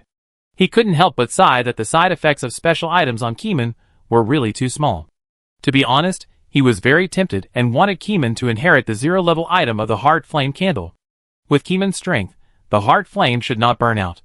But he was just thinking about it. The Heart Flame candle has been passed down for at least 3 generations, and the fate of the first 2 generations was not good. After a while, the two of them made it through, and finally stopped feeling the pain. Keeman also put away the ring, which was a small breakthrough at the stage, and dealt with the tentacle monster leader. Walking out of the isolation hut, people looked nervous, waiting for Keeman's next action order. Check the scene, and return if everything is fine. Keeman looked up at the sky, and the red clouds were blown by the typhoon and flowed away. The waves stirred by the sea are still affecting the world, and this place has been affected by Deep Ping. Deep Ping, this guy, has become an S-level member who affects the world, but the side effects are also great. If he suddenly falls asleep, he may sleep for a long time. Now the town has been burned dry by the Heart Flame, and the tentacle monster has been dealt with, which is a great achievement. But this is a foreign country after all, and an investigator from the Crocodile Island Investigation Bureau is still supervising and monitoring on the scene. The other staff members were relieved when they heard that they could call it a day. All of them packed up their things happily, with the joy of surviving a disaster on their faces. The environment here is so depressing, and the air in Koi Island is better to breathe. The official staff of Crocodile Island was stunned to see how happy they were, and then they were a little absent-minded. The gap between the two sides seemed to have widened unconsciously. Others still had time to fight across borders, but Crocodile Island was busy with chaos. Which side was stronger? The answer was self-evident. The flaming men felt it outside, then opened a gap to isolate the world, and let a pet in to explore the way. That flame will burn everything, and when there is nothing to burn inside, it will go out by itself. The flaming man explained, and pulled the transparent rope in his hand again, pulling the pet back again. Seeing that the pet's hair was still shiny, and without any extra dust, he knew that the inside had burned out. Let's go in and take a look. The two returned to the isolated town, but the town was empty, not even the land. There was only a void of black in front of them, as if there was an eternal black abyss in front of them, without matter and without an end. Keeman's nose couldn't breathe. There was not even air here. The two came in from the outside world and brought a little air, but this little air was not enough, so they held their breath and stood on the edge to look inside for more than a minute before retreating. Isn't that the void over there? Keeman had a guess in his mind, and the more he thought about it, the more he felt it was similar to the void. Chapter 481. The two of them communicated silently for a while, but Keeman didn't feel anything. There was nothing in front of him, and there was no residue. The man with the fire had just used a zero-level item, so his spiritual perception was very sharp. His face changed, and he immediately pulled Keeman out of the isolated area. What's wrong? Keeman didn't feel anything. It seems that something has been watching here, but the breath is very faint. The man with the fire frowned. Kamong was slightly surprised. What? There is such a thing. I didn't sense it, Keeman said strangely. In fact, Keeman was very surprised. He really didn't sense any other breath. If he insisted that there was, it might be the breath left by Cthulhu's secret observation. But it is difficult for ordinary people to find it. Those who find it are already abnormal, and have fallen into complete madness, and their spirituality has exceeded the limits of human beings. Under normal circumstances, I can't sense it either, but everything in that space was burned by the heart flame, and the void left a similar feeling, very faint. It should be that an unknown existence had been watching there, and it took quite a long time. The man with fire murmured. This can also be sensed. Keeman wanted to go back and feel it. Could it be because it was his own breath, so the brain didn't notice it? For example, a person has a strong body odor, but he doesn't think he stinks, but others can smell that person is really stinky. Keeman suspected that he was used to his own breath, and didn't sense it at all. Don't go, it's not safe there, wait for it to heal itself. The man with fire stopped Keeman from returning to that space. Space healing? Yes, the void will not be exposed forever, and the broken hole will recover quickly. A gap as big as a town will take about half an hour. The man with fire estimated. What if something happens to pass through the void, and comes in through the gap? Keeman asked. That would be terrible, so I will stay until the void closes to prevent that from happening. The fiery man said seriously. It's not difficult to wait for half an hour. There are a lot of things on the scene that need to be evacuated. After half an hour, some people haven't left yet. Keeman, and he entered the barrier again, and the void inside has been sealed. Although it was still dark inside, it was just pure colorlessness, which was completely different from the feeling just now. There is still nothing in this space. Keeman looked around, and saw a bright light behind him. That was the exit. At the same time, because of the light from the outside world shining in, Keeman could see the beam of light shining directly inside, forming scattered light particles, shining everywhere like fireflies, and spreading to the entire space. Because the gap in the barrier was open, the air from the outside world continued to flow in, forming a strong wind outlet. Whoosh! The strong wind was howling inside. Let's go, there's nothing here. The man with the flames walked around quickly. There was nothing in sight, it was pitch black, but at least he could feel that this was a closed space, no longer infinitely empty. After the complete handover ceremony, Keeman and others returned home. The people from Crocodile Island checked and evacuated due to lack of manpower. As for the real body of the tentacle monster, it had been burned by the man with the flames, so there was no need to worry. In addition, another S-level member of the Investigation Bureau brought a zero-level item to ambush the Elder, who was in seclusion in the Shadow Organization. When they arrived at the location, they found that the building was empty, and no one was in it. After returning to Whale City, Keeman began to rest for a rare time. I have been fighting abroad for the past few days, and I am exhausted. The information about all members I asked from the Shadow Stream leader has become useless. They have escaped again. I don't know when they will catch the remnants of the Shadow Stream next time. Keeman lay on the bed at home, released Tang Yuan and Shirley to patrol, and then slowly closed his eyes. Gurgle. In the dream, Keeman became Cthulhu again. When he opened his eyes, what came into view was Raya without any creatures. Raya has been quiet for a long time. Since Keeman took those full-level monsters as his confidants, they all went out to find sacrifices. Under Keeman's feet, there were mountains of sacrifices. Each sacrifice exuded a strong sense of terror. If a player ran to Raya, he might be the most profitable player in the world, because Raya was full of divine clothes, and he could wear any one of them. Speaking of players, Keeman remembered something. Players experienced being blocked by full-level monsters, and the resurrection point was no longer safe. Later, players relied on their own innovative ability to develop new skills, and through mutual technical assistance among players, they learned new skills to fight against the blockade of full-level monsters. That skill was the resurrection skill of the nurse. Yes, that's right, the magic skill of wild resurrection. Players formed teams of 2, and when one player died, the other player would directly act as a nurse to resurrect. When players were killed 10 times at the resurrection point and randomly crossed the area, they would quickly log off and find players in the same area in the real game community to help each other level up. It was too difficult to level up in the high-level area, and the mortality rate was too high. As long as the players were not completely dead, one person could support a team. Because every player in the team has practiced the skills of reviving teammates according to the nurse's strategy. Imagine that when the warriors, mages, and non-human professions in the team have the skills to revive teammates, what monsters can't they kill?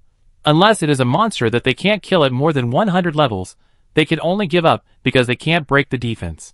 Monsters that are within 100 levels higher than the players can be hard-stacked with human C tactics plus all-member nurse tactics.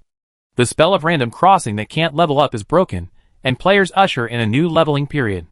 In addition, the map of the game world is very large.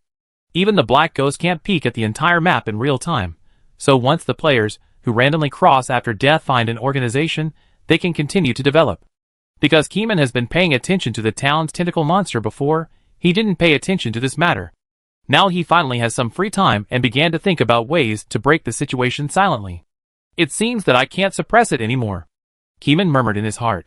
According to the feedback of some player believers, some players have reached level 240. They were knocked down to level 10 by high-level monsters some time ago, but now they have recovered and even increased instead of falling. Weeds cannot be burned out, they will grow again in the spring breeze. Players are such tenacious creatures, if they cannot be dealt with, they will grow like weeds. Keeman looked at the silent Relia, speechless for a long time, without a clue. After a while, Keeman's erratic thoughts wandered to the joint dream he created. The joint dream has become the third world of the Orange Star people. The first world is real life, the second world is the virtual game world, and the third world when sleeping is the joint dream, of which the virtual game world and the joint dream can be equated, but not everyone stays in the joint dream for a long time, so it is called the third world. Chapter 482. In the dream, some Orange Star people showed worried expressions. Because some strange things happened on their side, the top leaders of Orange Star are currently in a state of worry, thinking that Cthulhu has made something new and annoying. Although Cthulhu believers emphasized again and again in the dream that it was not something that Cthulhu believers made. But the Orange Star people didn't believe it and insisted that it was definitely assigned by Cthulhu. Keeman was confused. After a deeper understanding, he realized that a big thing had also happened on Orange Star. Transformation incident. Since the transformation incident in Peace Prison, the Orange Star people strictly isolated the people in the prison. But new patients still appeared. They did not appear in the experimental area, but in the residential area of Orange Star. There was no sign, and they appeared in advance. It is said that an old uncle heard a strange voice when he was sleeping, as if a woman was calling him. Then he responded to the woman's voice, and later, he would dream of that voice every day when he woke up. I had this dream several times in a row. When I woke up yesterday and went to the toilet, something strange happened. He turned into her. This is very strange and unusual. He guaranteed that he had not come into contact with the prison staff of Orange Star, nor had he browsed any strange things on the internet, nor had he eaten anything indiscriminately. He just suddenly turned into a person. In addition to him, his neighbors also had similar symptoms. They dreamed that they heard strange sounds in their dreams. They started to turn into a person after 2 or 3 consecutive dreams. Some people turned into a person after several consecutive dreams. Researchers have found that this is related to mental resistance. At present, these news are still blocked and have not spread as widely as nightmare disease. The number of people who have turned into a person is only tens of thousands. In the joint dream, people dare not talk too much about this matter, fearing that Cthulhu will hear it. Keeman was able to hear these contents, mainly because some Orange Star people could not resist the gossip in their hearts, and chatted with their companions. Some people like gossip, some people don't want to gossip, and the human group is very complicated. It is impossible to make this group completely shut up and not talk nonsense. Keeman learned the news from these gossiping groups, which was news that even the Cthulhu believers who escaped did not know. This news is limited to some gossiping personnel who chatted privately. They are victims, not officials who have signed confidentiality agreements. They can't control their big mouths. After all, there are tens of thousands of victims, and the crowd is too mixed. If there are only a few hundred, it can be controlled, but the problem is that there are too many people, and it can't be controlled. Strange. Keeman murmured to himself, who is doing it? Such behavior is just like believers spreading faith in private. Keeman can guarantee that there are not many believers who can move freely on Orange Star. The active human believers are all on the escaping warships. They use the self-built local area network to log into the virtual game world. The game code is very large, and the machines used are also very advanced. With Keeman's level, it is temporarily impossible to copy it on Blue Star. It will take several years for Blue Star to have the ability to make virtual cabins and virtual games. Keeman's estimate includes the use of special items to help break through technology. If there is no special item to help, it will take at least 10 years to lay the foundation. It is impossible to copy it in a short time. And by that time, the players will almost reach the maximum level. Keeman will have a headache whether the seal has been unlocked and whether the players have the ability to kill gods. This game is very open, and players have the ability to create their own skills. The reason is that it is too real as a real extraordinary world. In the real world, occupations are never fixed. If you want to be a doctor, you can teach yourself to be a doctor. After learning surgery, you suddenly want to be a programmer, and you can learn code by yourself. Similarly, the occupations of players in the game world are not fixed. They have figured out how to learn the skills of a nurse and spread them widely. Everyone works part-time as a nurse and can level up with confidence. There are so many explanations just because of the 3 words freedom. As long as the degree of freedom is high enough, it is not impossible to find a way to kill gods. Keeman was a little panicked, but he was not at a loss. What will happen if I start in a dream? Keeman couldn't help but start to think of crooked tricks. How to stop players from killing gods? The answer must be to strangle them in the cradle in advance. There are a large number of game players in the joint dream who do things in dreams, causing them to have psychological shadows and discuss with virtual games. This is just a relatively light measure. Keeman has also thought of a heavier measure. For example, group madness in dreams. But this is a trick to wipe out the whole family. If it is really implemented, Keeman will definitely feel uncomfortable. Besides, the current situation is not serious enough to force Keeman to use the trick to wipe out the whole family. With the power of the evil god, it is very easy to achieve that. Now Keeman can do it, and directly descend into the dream. All dreamers can't stand the evil god's consciousness hovering over their heads for a long time. This is a trump card. Well, don't use it for the time being. Keeman has a bottom line in his heart, and the sense of crisis has faded a lot. He is no longer particularly worried about players killing gods at full level. People who have a trump card don't need to panic when thinking about things. Slowly cook them up. Keeman still has a lot of time to explore the secrets of the virtual game world, and then use better methods to deal with the troubles from players. All the troubles are based on Keeman's inability to unblock. Once unblocked, players can no longer catch Keeman, and the troubles will naturally be solved. Change of focus. Keeman's eyes changed, and his face was full of thoughts about unblocking. Under the influence of that trace of conscience, Keeman began to seek a way to unblock, instead of mindlessly killing people in dreams. With the power of the evil god, it is too easy to suppress the players. In the final analysis, the players did not die, and it was Keeman's conscience that protected the Orange Star people. If Keeman is completely black, the dream will be the death hell of the Orange Star people, the most desperate abyss, and the true portrayal of the evil god's character. However, Keeman does not think that he is really an evil god. Outside R'lyeh, the black ghost happened to appear near R'lyeh again, and was slowly swimming in front of Keeman. It was ready to recount recent events and the activities of human adventurers. Keeman, however, took the lead in implementing the arrangements in his mind. Unsealing solution top priority. After being instilled with such ideas, Black Ghost understood. The Great Lord finally began to think about the real business. Unlock the seal of the ancient gods and travel the world. In fact, Black Ghost had thought in his heart that human adventurers were not worth Cthulhu's attention at all. Unsealing is what Cthulhu should solve, but it is even less likely to remind the gods of things that they don't care about. Now that Cthulhu has given the order, it naturally has to do its best. Not long after, Black Ghost finished his report and left. Chapter 483. After the Black Ghost left, Keeman looked around at the items around him. The items left around him were all sacrificed by high-level monsters. These items were too powerful to cross the Blue Star membrane. Even if some sacrifices were not powerful enough to cross the Blue Star large filter membrane, These items were very dangerous, emitting a deadly power aftermath. If the owner was not strong enough, they would even dare to kill the owner. The player's sacrifices were okay, not strong, but usable, and the functionality was also very good. But Keeman did not look for the player's sacrifices, but looked at the sacrifices of those full-level monsters, looking for anything that could be directly triggered. Some items were piled up very high because of the accumulation. Affected by the disturbance of the ocean current, some items rolled under Keeman and touched Keeman's evil god body. Because of the touch, Keeman felt that he could use them. Of course, it was limited to the touch part. Keeman first looked at his own inventory to see what they had. A brick stained with the breath of gods. Once Cthulhu took it and beat the ancient gods. Later, the brick became a divine weapon after the accumulation of time. It has the ability to hit the target with one shot, and it can stun the opponent 100%. The stun time depends on the opponent's resistance, and the minimum is not less than 1 second. It can interrupt skills. The damage of the brick depends on its own strength, at least doubled, and at most 100 times. Side effect: falling into madness. Although the side effect is only 4 words, the aura emitted by this brick is really very powerful. Falling into madness looks simple, but Keeman dares to guarantee that once this thing lands on Blue Star, the pollution radius will at least cover the entire whale city. Moreover, it does not require long-term contamination. It will fall into madness as soon as it descends, and the speed of contamination is far faster than the fog of despair. Keeman glanced over it.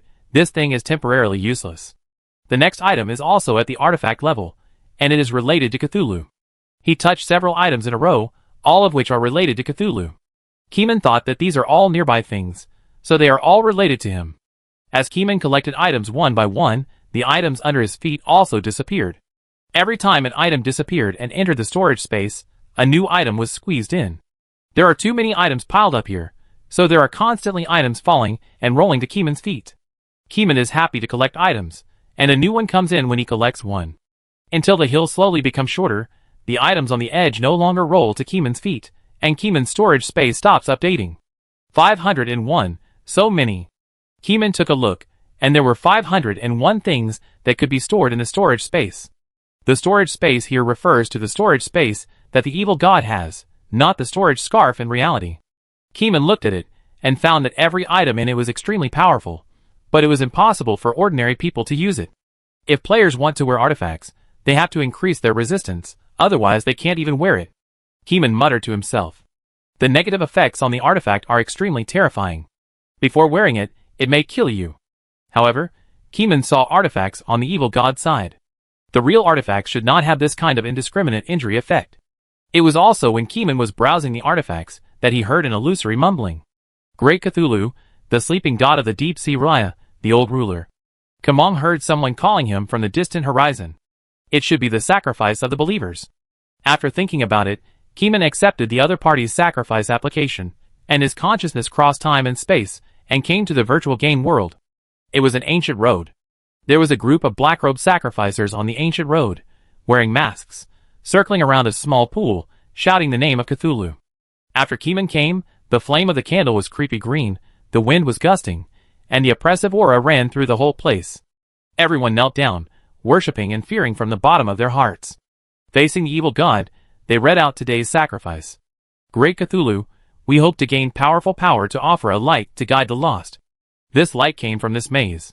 At that time, the players were lost in the maze, unable to find the way out, and unable to use the teleportation scroll, which was very embarrassing. At this time, a lantern bearer in the dark pointed out the direction for them, and gave them a lamp so that they would not get lost. Now that the players have come out, they feel that Cthulhu needs a bright lamp to point out the direction of unblocking, so they launched this sacrifice ceremony. After listening to it, Keeman was silent.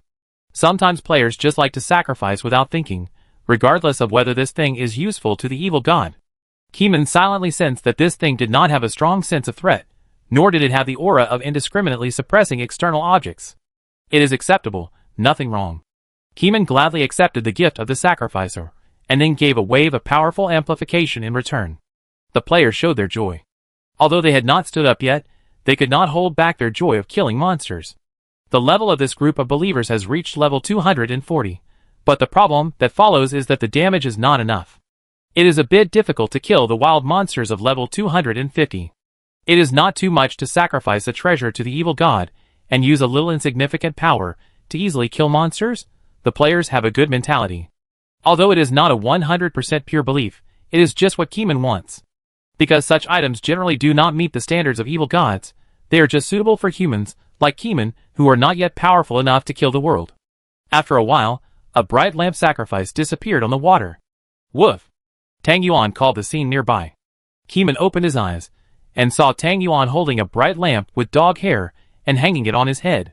Keeman touched Tang Yuan's dog hair, and then stood up to take the bright lamp. The shape of the lantern is very small, with a portable iron handle. The glass is very clean, as if it has just been manufactured. It is pure and transparent, and you can see a human-shaped light source inside. Keeman carefully examined the light source inside the lantern. It has a human shape, but the ears are not human ears, but pointed ears. Elf ears? Keeman murmured to himself. The little man living in the lantern is like an elf, with a pair of wings, flying slowly in the lantern.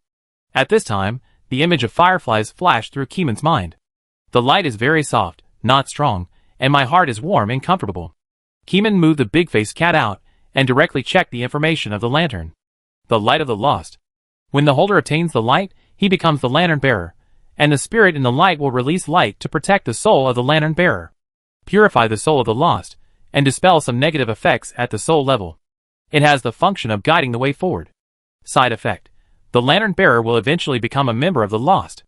The longer it is used, the earlier it will be lost. Chapter 484. How should I put it? This thing seems to be an auxiliary prop, but the side effects are a bit confusing.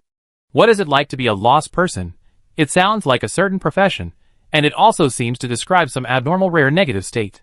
Keeman touched the lamp, and the genie in the lamp could not fly out, but could only spin in the lantern, releasing soft light. When Keeman touched the lamp, an inexplicable feeling emerged in his heart. It can guide himself out of despair. However, Keeman did not have a desperate mentality. Is this thing really useful? Wait. Keeman thought of the red fog waves overseas. They were in deep despair. Although all continents have prepared a large number of holy light items, and some beautiful items to save the situation, the scope of influence of those items is really limited, and the wild areas are not covered.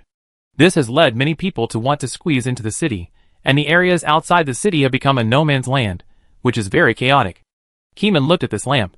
Maybe it can change the overall situation. The guiding light comes from an area of more than 200 levels. Although it is not particularly high level, it is a rare item. The players offer it as a legendary item with very powerful attributes. Legendary items, as long as they are not offensive, can be used even at hundreds of levels. This indirectly shows that this item is not weak. Keeman expects it to play a role that is no less than volcanic stone. Keeman lifted the handle of the lost light with his hand, and immediately had a strange feeling in his heart, feeling that he could guide others in the right direction. Life mentor Keeman? Keeman couldn't help but think of his previous teacher in his mind.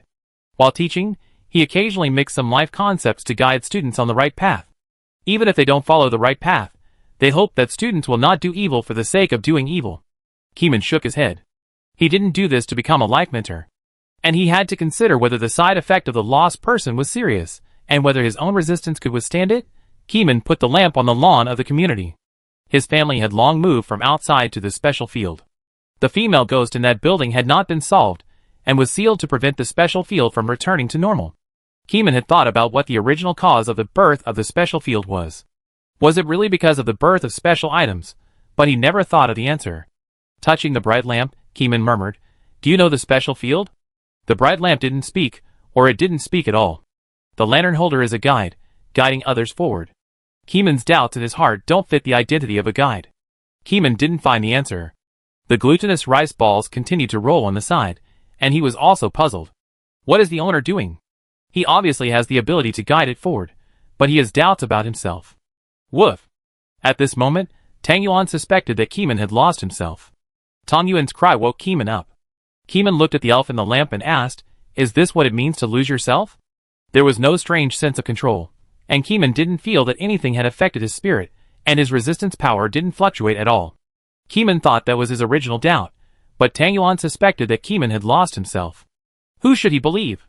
Keeman chose to believe Tang Yuan and Big Face Cat. Big Face Cat said that the lantern bearer will eventually become a lost person. Since he mentioned it, it must not be nonsense, there must be a reason for it. Keeman thought for a moment, picked up his phone, and called Luo Yuan. Hello, is this Luo Yuan? Yes, I have another interesting new item today. Do you have any investigators returning from overseas? Please cooperate with me to do some investigation. The beacon of the lost guides the way forward and leads people out of despair. Keeman mentioned several new points, and Luo Yuan immediately became excited. It's a powerful thing, just in time for use. Even if the radiation range is not as large as the world, it is acceptable to affect a city. As for the side effects of the beacon of the lost, if Keeman does not want to carry the lamp, there are still many kind-hearted people in the Bureau who are willing to sacrifice their future, benefit all mankind, and eliminate the influence of despair. After all, this is a modern society. If all foreign countries fall, no matter how good the humanistic environment of Koi Island is, how good can it be? And once foreign countries fall completely, the outside will be a breeding ground for evil. The evil forces will grow and expand wildly with incredible power until one day, it is possible to hold a sacrifice ceremony again and summon the terrifying existence that destroys the blue planet. Based on such concerns, the overseas red fog of despair must be resolved. If it is not resolved one day, it will be equivalent to encouraging the growth of evil forces. After a while, important personnel from the Investigation Bureau entered the special field. Keeman stayed on the garden lawn of the community, with the lamp placed beside him. The soft light illuminated the surroundings slightly, which was extremely bright. As soon as several people entered the community, their eyes were taken away by the lost light. Is this the lost light? As soon as I saw it, I felt hopeful. Keeman, this wave is good. Director Lei laughed. As soon as the high-level spiritual personnel arrived, they used their sixth sense to silently feel it, and knew whether it was there. Director Lei's spiritual perception believes that this wave has worked. Director Wu also came and nodded with a smile, very happy. Tell me about its side effects. What is a lost person? Is it a complete loss of self, or a loss of soul? Director Lei sat down and sat on the lawn with Kuming, feeling the baptism of the breeze. There was no wind in the special field. This is a semi-enclosed area, and the wind doesn't move. But sitting next to the bright light, they seem to feel a breeze blowing through their hearts, making their hearts brighter, and their minds clearer. I don't know what a lost person is, but I think it's quite dangerous. Kuming thought about it and said, maybe it's a complete loss of self and forgetting who you are. Speaking of forgetting yourself, Kuming first imagined the bandaged man Shijun. Is Shijun's condition better? Kuming asked the bandaged man about his memory. When Director Lei heard the name of the bandaged man, his expression fell again, and he sighed. Not yet. He didn't remember his memory at all. Recently, we are considering whether to recycle his items. After all, there is a zero-level item with 0 presence in it. Once touched, the presence of the contactor will also be 0. We need something to enhance the presence, otherwise the contactor. Here, he stopped talking. Kuming also understood that Shijun's 0-level item has no successor. Didn't you say that there are still a few people in the Bureau who have items that enhance their presence? Kuming couldn't help asking. They. Director Wu opened his mouth and wanted to say something. Kuming listened carefully for a few minutes, his face changed slightly, and finally sighed, not talking about the successor of the 0-level item. The glutinous rice balls rolled in the distance, not knowing why. Chapter 485. Woof! Tang Yuan barked, wanting to join the discussion. However, the investigators could not understand dog language, and only vaguely felt that Tang Yuan was discussing what they were talking about. What is your dog saying? It's saying, shine the light on the bandaged man's face. Kuming translated. Haha, this dog's idea is very cute. Someone laughed. Is it useful? That's a guide. After laughing, they calmed down and discussed the feasibility. Maybe it's useful? Director Lei thought about it again and again. Tang Yuan's suggestion can be tried. Anyway, it's not troublesome, and the lantern bearer won't lose a piece of meat. The side effects are set. As long as you become a lantern bearer, you will be lost in the future. Big Face Cat has already mentioned it. Kuming has just held a lantern, which is equivalent to becoming a lantern bearer. After a few discussions, several people directly contacted the General Administration and asked them to bring the bandaged man over for treatment. In addition, several investigators who returned from overseas also walked out of the isolated room and took a van to Keeman. During this period, Keeman and others surrounded the bright lamp and kept looking at it. The instructions of the big-faced cat were interpreted over and over again by several people. Function 1. Guarding the soul, limited to the lantern holder. Function 2. Purifying the soul of the lost. No way, it will make the lantern holder lost, and in turn it can purify the lost. Isn't this a contradiction? It should be that I can't heal myself. If someone else heals the original owner, wouldn't it become a perpetual motion machine, with no side effects? Everyone was confused and didn't understand why the big-faced cat interpreted this item in this way. An hour later, the investigators who returned from overseas were the first to come to the special field to receive the illumination of the bright light. Several investigators, who returned from overseas, had inhaled a lot of despair fog overseas. Although they were determined, their importance level was not high. When the disaster struck, they had no mental resistance items on them. When they returned home, their mental state was not stable, and their whole bodies exuded the breath of despair. They looked sallow, thinner, with sunken eye sockets and frowning brows. Looking at the bright light on the lawn, their pupils seemed to have light and regained their strength. "What is this lamp?" someone asked. Before they came, they didn't know the ability of the items. They only knew that the people in the investigation bureau told them that testing new items might alleviate their inner pessimism. Now they are here and see the bright light, and their whole body's attention is attracted by the bright light. "What do you feel when looking at this lamp?" Keeman asked directly without touching the lamp. Although he didn't touch the lamp, there was no next successor to this lamp, and Keeman was still assumed to be the lantern bearer. "I feel warm in my heart, as if I have found the direction, but I can't remember what is supporting me." The pessimistic investigator looked hopeful. "Senior, can you tell me what I have forgotten, and what has kept me going until now?" "It's Koi Island. Have you forgotten?" Kumail still didn't touch the lamp. He wanted to test the effectiveness of his mouth-to-mouth trick. "Is it Koi Island?" The pessimistic investigator murmured, lowered his head, and wanted to recall those beautiful memories that made him confident. But for some reason, he felt a headache, and his head hurt when he thought about those things. It seemed that those were things he shouldn't remember. What he should remember were the troubles he encountered while living overseas, and the desperate people. Those desperate faces, lifeless and dull, further eroded his soul. "Wonder, tell me how you feel, don't hesitate, don't hide, Director Lei and Director Wu are here.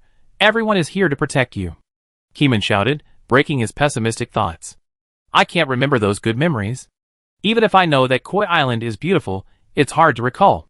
There are only those painful and desperate things in my mind," the investigator named Wanda said pessimistically. At this time, Keeman held the handle of the lost light.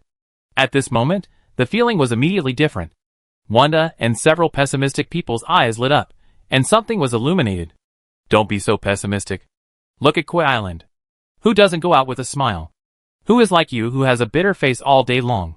Keeman held the lamp and silently guided them with words. These words sounded similar to the persuasion just now.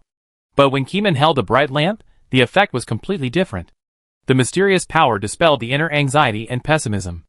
They who were lost in the world of despair all day long suddenly saw the light, and found the way out of despair. "I see. Koi Island is actually very beautiful. I remember it now. I remember everything. My eyes blinded my mind. No, it was the fog of despair that blinded my eyes."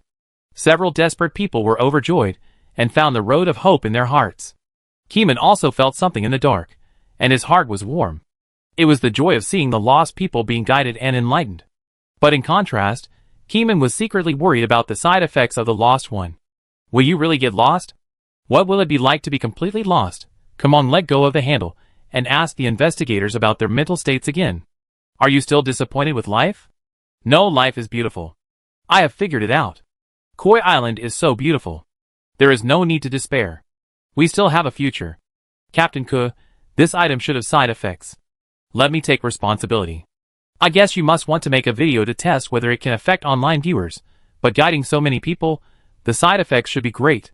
I am willing to bear this side effect for you, Wanda said from the bottom of his heart. I will consider it. Keeman did not refuse, mainly because he could not figure out how strong the side effects of the lost one were. Keeman believed that his resistance points would increase, so the later he went, the higher his resistance would be, and some side effects could be ignored directly. The side effect of the lost one was also within Keeman's ignoring range, provided that its resistance critical point was not too high. After a while, the second group of testers appeared, also undercover personnel returning from overseas. For this group of undercover personnel, Keeman did not ask them face to face, but used video recording to try to guide them. Because it was a video, not a face-to-face answer, so Keeman's guidance tried to be a panacea. Jinlizu will always be your strongest backing. Whenever you fall into the abyss of despair, don't forget home. Keeman held the lost light, and instilled all kinds of soul chicken soup into the camera. Not to mention, the quality of the soul chicken soup is quite good. With the sole bonus of the lost light, the soul chicken soup effect is maximized. Director Lei looked at it, and silently thought about how to improve it. Would it be better to add a flawless sword to increase the appearance? Chapter 486. After the video was shot, Keeman asked the investigators, who returned from overseas, to watch the video. In the video, the light of the lost gave Keeman's language an inexplicable power that could guide people out of a desperate and pessimistic environment. Director Lei was not desperate, and he didn't feel anything after watching it, but he felt it was pretty good. But the pessimistic people felt completely different after watching it, as if their hearts were healed. Keeman also felt a response from his heart, as if someone was healed by his words and found the direction. This is an intuitive feedback. Keeman can vaguely know that someone has been guided by him and found a way out of despair. Keeman was surprised. The video really has the function of guiding others. Immediately, the third batch of investigators from the Bureau also came, and were arranged to watch the video in the secret room. This time, the people in the Bureau did not arrange a meeting.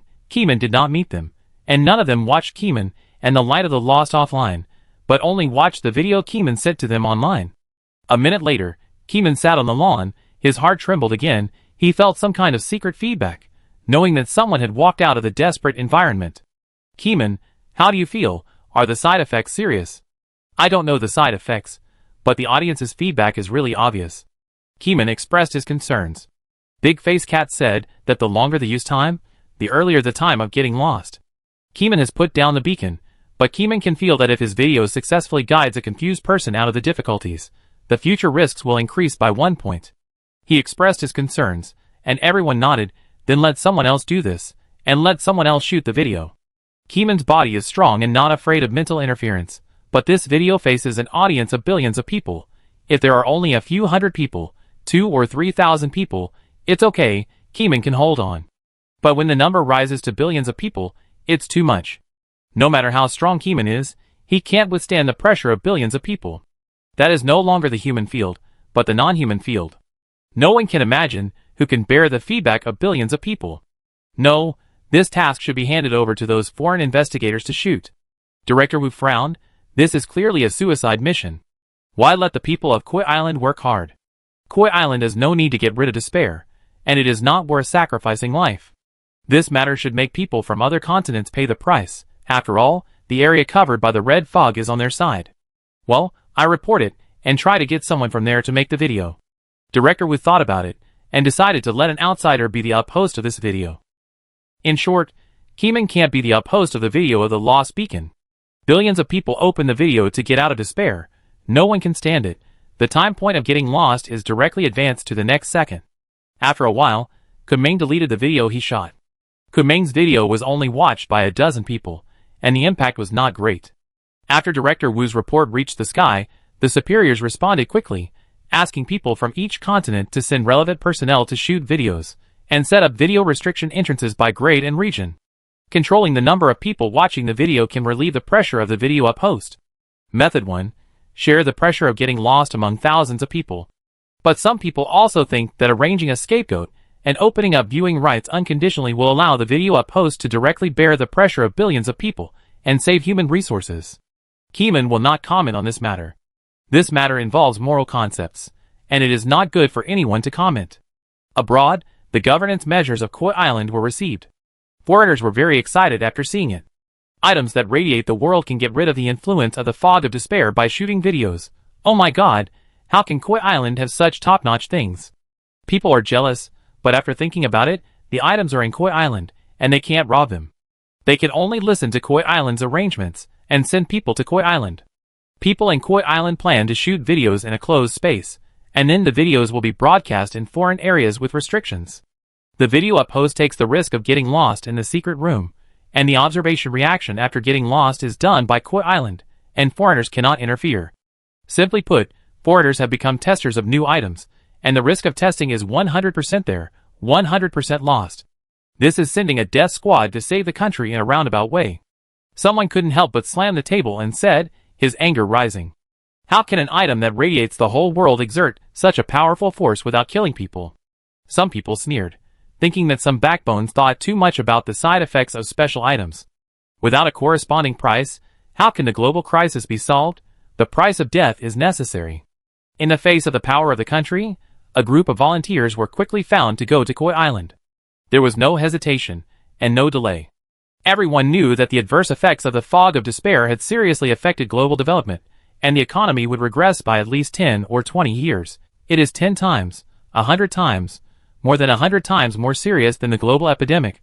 Now Koi Island has given a quick, convenient, and effective answer. No one hesitated and got on the bus immediately, fearing that getting on the bus late would delay the time. One after another, passenger planes took off from airports in various countries, heading for the Octopus Airport in Koi Island. However, the global wind force was disturbed by deep ping, and it was not easy for the plane to fly in the sky. The Koi Island Investigation Bureau asked people to contact Deep Ping and stop for half a day to let the global wind calm down. Deep Ping was not asleep yet, and immediately stopped the sea current that disturbed the clouds. One after another, the planes flew through the clouds and flew to Koi Island.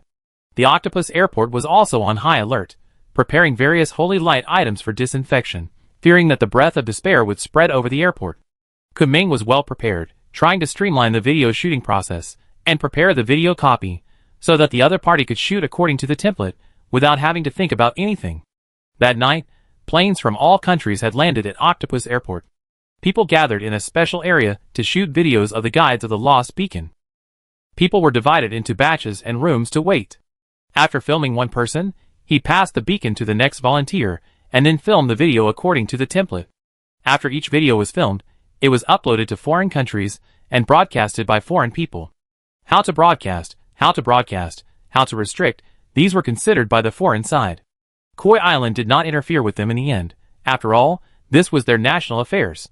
And the foreign side was also very straightforward, doing a regional trial broadcast first, not broadcasting nationwide, fearing that it would be ineffective and being scolded by citizens. The internet bees secretly managed all this and collected comments from netizens. Keeman also logged into the external network, waiting for the video of the first continent to land. Here it comes, the half-ice continent released the video first. Luo Yuan shouted. Chapter 487. Video. Special offer from the Half-Ice Continent Investigation Bureau. Get out of despair. Everyone must watch it. The name of the video is marked with the words of the Investigation Bureau, and the account that released it is also an official video account, which increases its authority. However, people have become pessimistic these days, and they have no interest in watching such videos anyway. But not being interested is one thing. As long as the video is released, there will definitely be people who watch it. Half-Ice Continent has set up restricted areas for broadcasting, and it was tested in a large area. As soon as it was released, the first Half-Ice Continent viewer clicked on the video. This passerby viewer was not interested at first, but when he happened to be browsing the video area, someone among the upmasters he followed updated the video, and he happened to see the word special offer, and he was curious, so he clicked in. Then he saw a bright lamp, and a glowing elf was locked in the lamp, emitting soft light. The person holding the lantern sat on the ground, his expression was relaxed, and he said steadily that despair is not terrible, but what is terrible is that people have no confidence to get out of despair. Such inspirational speeches were repeated one after another for a full 5 minutes. 5 minutes is enough to brighten the hearts of desperate people, and let them see the road to hope. So that's it, there is still hope for Banbingju. The eyes of passers-by lit up, as if they saw the hope of life. Before, the red fog covered the earth, and the difficulties in life magnified his pessimism. He gave up on himself, was unwilling to go to work, and was unwilling to face difficulties, so he stayed at home watching videos and playing games. Now he suddenly felt that there was hope in life. With the appearance of the first local audience, more and more viewers clicked on the videos specially provided by Banbingju. The relevant personnel of Half-Ice Continent also closely monitor the audience information in the background and collect feedback from the comment area to see how effective it is. They also set up a temporary customer service team composed of investigators to listen to the audience's feedback. The official service phone number has been placed in the video. As long as someone is deeply moved after watching it, someone will definitely call to thank the Investigation Bureau. They waited closely for audience feedback until a few minutes later, the phone finally rang. The first feedback appeared. The feedbacker was very moved and felt that life had hope. He hoped that the Investigation Bureau could release the video to other regions. He found that relatives in other regions could not find this video, and were very anxious. The online comments are seriously controlled. Any comments that spread despair will be mindlessly blocked. The comments with Ian and Yan will stay for a while longer, but they will still be cleaned up and deleted. The overall environment is not good. The feedbacker is very worried and anxious like an ant on a hot pot. I hope that Half Ice Continent can get out of the predicament. The temporary customer service staff of the Half Ice Continent Investigation Bureau said that the difficulties will pass, which made the feedbacker cry and was very moved. This gave Half Ice Continent hope of breaking through the impasse, and it began to expand the restrictions on the broadcast area and vigorously promote the video, hoping that more people would watch the video. Those who were deeply moved by the video were also very excited and frantically recommended it to their relatives and friends, hoping that they could also get out of the predicament. However, they found that after half an hour, the effect of the video was ineffective, and the audience, who came to watch the video later, were still desperate. They did not feel the charm of chicken soup for the soul, but only felt that it was full of nonsense and empty talk. That's it? Haha, do you think that saying a few sarcastic words can change the desperate situation of Half Ice Continent? You are really something, Half Ice State Investigation Bureau. Before you say these nonsense, can you solve the red cloud above your head? I don't feel any hope of survival at all. Some extreme comments were quickly deleted by the control comment as soon as they appeared. However, these negative comments were backed up by the internet beast and sent to the customer service team of Half Ice State, so that they could see the feedback and improve the video in a targeted manner. What's going on? The video is useless? Why did the previous batch of people say it was good? The customer service team members didn't understand, but when the leader knew about it, his face changed drastically. Quick, contact Koi Island and ask if the video volunteer is still alive? A leader of Half Ice State urged. Koi Island. In Keeman's location, Keeman sat next to the volunteer, took out his mobile phone to watch the video, and went online to watch the other party's video. Next to Keeman, there were several important personnel from the Whale City branch, all sitting here waiting for feedback. They knew that the video was risky, but they didn't know how many viewers would trigger the lost person reaction. So several people sat next to the volunteer, waiting for the other party to lose control. The volunteer was fine at first, with a ruddy and normal complexion, nothing wrong, and a good mental state. But as the video played for half an hour, the volunteer's complexion became worse and worse, and he became sullen, with his eyes absent-minded. Kuming put down his phone and stared at the volunteer's face, silently feeling the changes in the other person with his own spirituality. Director Lei also took a deep breath, not daring to breathe. At this time, the volunteer's eyes lost focus, and the human breath emanating from his body suddenly disappeared. It seemed that he was not a human, but an empty shell without a soul. Kuming raised his eyebrows. This change was really a bit sudden. But it was not without signs. Kuming had a vague feeling that something was going to happen to this guy. Within half an hour, the other party's mental state declined at a speed visible to the naked eye, which was very obvious. Lost? Someone asked. Definitely lost. Director Lei rolled his eyes.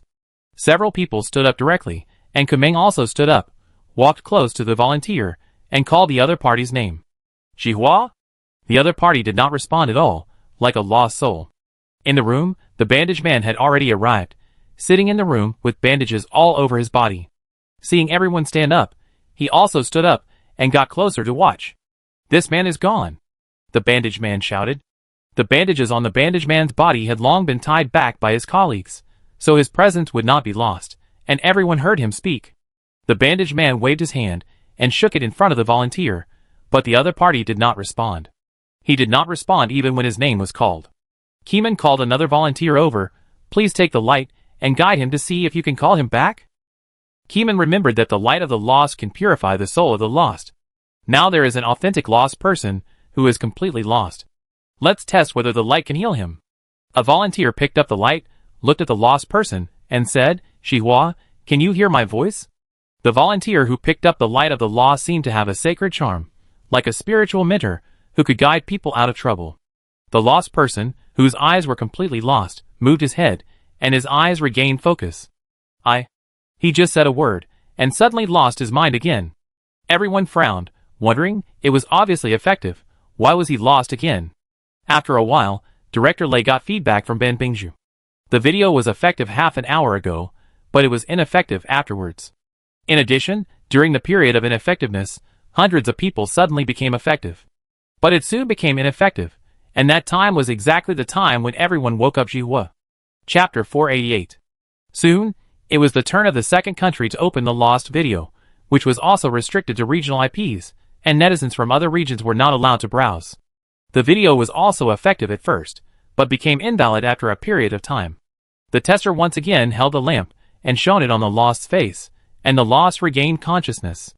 But because the video was still being broadcast, a large number of netizens watched the video, and the lost who regained consciousness instantly became lost again. The two living examples could not be reversed, and the lost light seemed to only guide the lost once. When the lost were lost again, no matter how much chicken soup for the soul was instilled, it had no effect. This was a detail that the big-faced cat did not mention, but it would not publish all the details. The testing phase was to dig out these small details to avoid pitfalls for its own people. From the browsing data we got from the background, about 10,000 people would get lost, and the limit for the second loss was another 1,000 people. Compared with the number of millions of fans of Keyman video worldwide, 10,000 people sound small. But that was based on normal times. The world is desperate now. Who has the mood to pay attention to the official videos? The official traffic is so low. They also set regional traffic limits to prevent people from other regions from watching, further reducing the number of viewers. However, after the promotional resources were increased, the number of viewers exceeded 10,000 much faster. The second country to release the video achieved the number of viewers exceeding 10,000 in just 10 minutes. With the release of 2 template examples, other countries have launched their limited flow videos. The life cycle of a video is only a few minutes. In countries with developed internet, it may even exceed 10,000 in 1 minute. They need volunteers, a large number of volunteers to devote themselves to this cause of saving humanity. Koi Island cannot send its own people to die, so they have to volunteer. An hour later, the second round of planes took off from airports around the world and flew to Octopus Airport. On the foreign internet, limited flow videos were broadcast one after another. Since videos with more than 10,000 viewers will lose their effectiveness, the guides behind them will also be lost, and the video will have no effect after being broadcast. After some discussion, people abroad brought out the video mechanism of burning after reading. The video will be destroyed immediately when the number of viewers exceeds 10,000, and will not stay online for too long, to avoid those who want to seek help but don't get it to scold the local institutions for being incompetent. The volunteers also quickly got lost. Koi Island Whale City has almost become a factory machine, constantly producing lost people, and the number of lost people is increasing. A day later, the number of local lost people exceeded 10,000. 10,000 lost people are very troublesome to settle. They have lost themselves, but their bodies are not dead, and they can still breathe as usual, but their consciousness is not active, as if they are dead. Why don't we let their countries take their people back? There are too many people. Putting them here will only take up our investigation bureau's human resources. Director Wu's face was not looking good. He didn't like this kind of mechanism of replacing people, but for the sake of all mankind, he had to do it. How can you win without sacrifice? After all, there are only a few examples of winning without doing anything. Moreover, this is a global event. Director Wu is worried that there will be too many lost people, which will lead to some kind of change. Keyman also felt that as the number of lost people increased, a strange atmosphere was vaguely shrouded the Whale Investigation Bureau. It was as if this was a paradise for the lost, with the power to make people lost. Fortunately, the test site was arranged in a special area. After discussing with several investigators, Director Wu decided to let the other party take the lost away, and not place them in Koi Island. Koi Island has already taken the example here. Too many experimental subjects are a hindrance. The Investigation Bureau has too many affairs to deal with every day, and it is impossible to waste too many resources to take care of those who cannot take care of themselves. The Foreign Investigation Bureau listened and agreed readily, without much hesitation or objection. The main reason is that they also want to see what the so-called lost are like. Koi Island has been covered up and not allowed to be seen. They feel very mysterious and want to know what the psychological state of the lost is, so as to study the secrets of Koi Island. Therefore, every person who flies to Koi Island also takes people back. However, the flights back are not carrying real living people, but a group of lost people who can't speak, run away, or react to the outside world. They are like a group of wood, and they are transported back to their own country by plane. Koi Island has been accepting volunteers from abroad and continuously producing lost people, like a modern factory that works every day.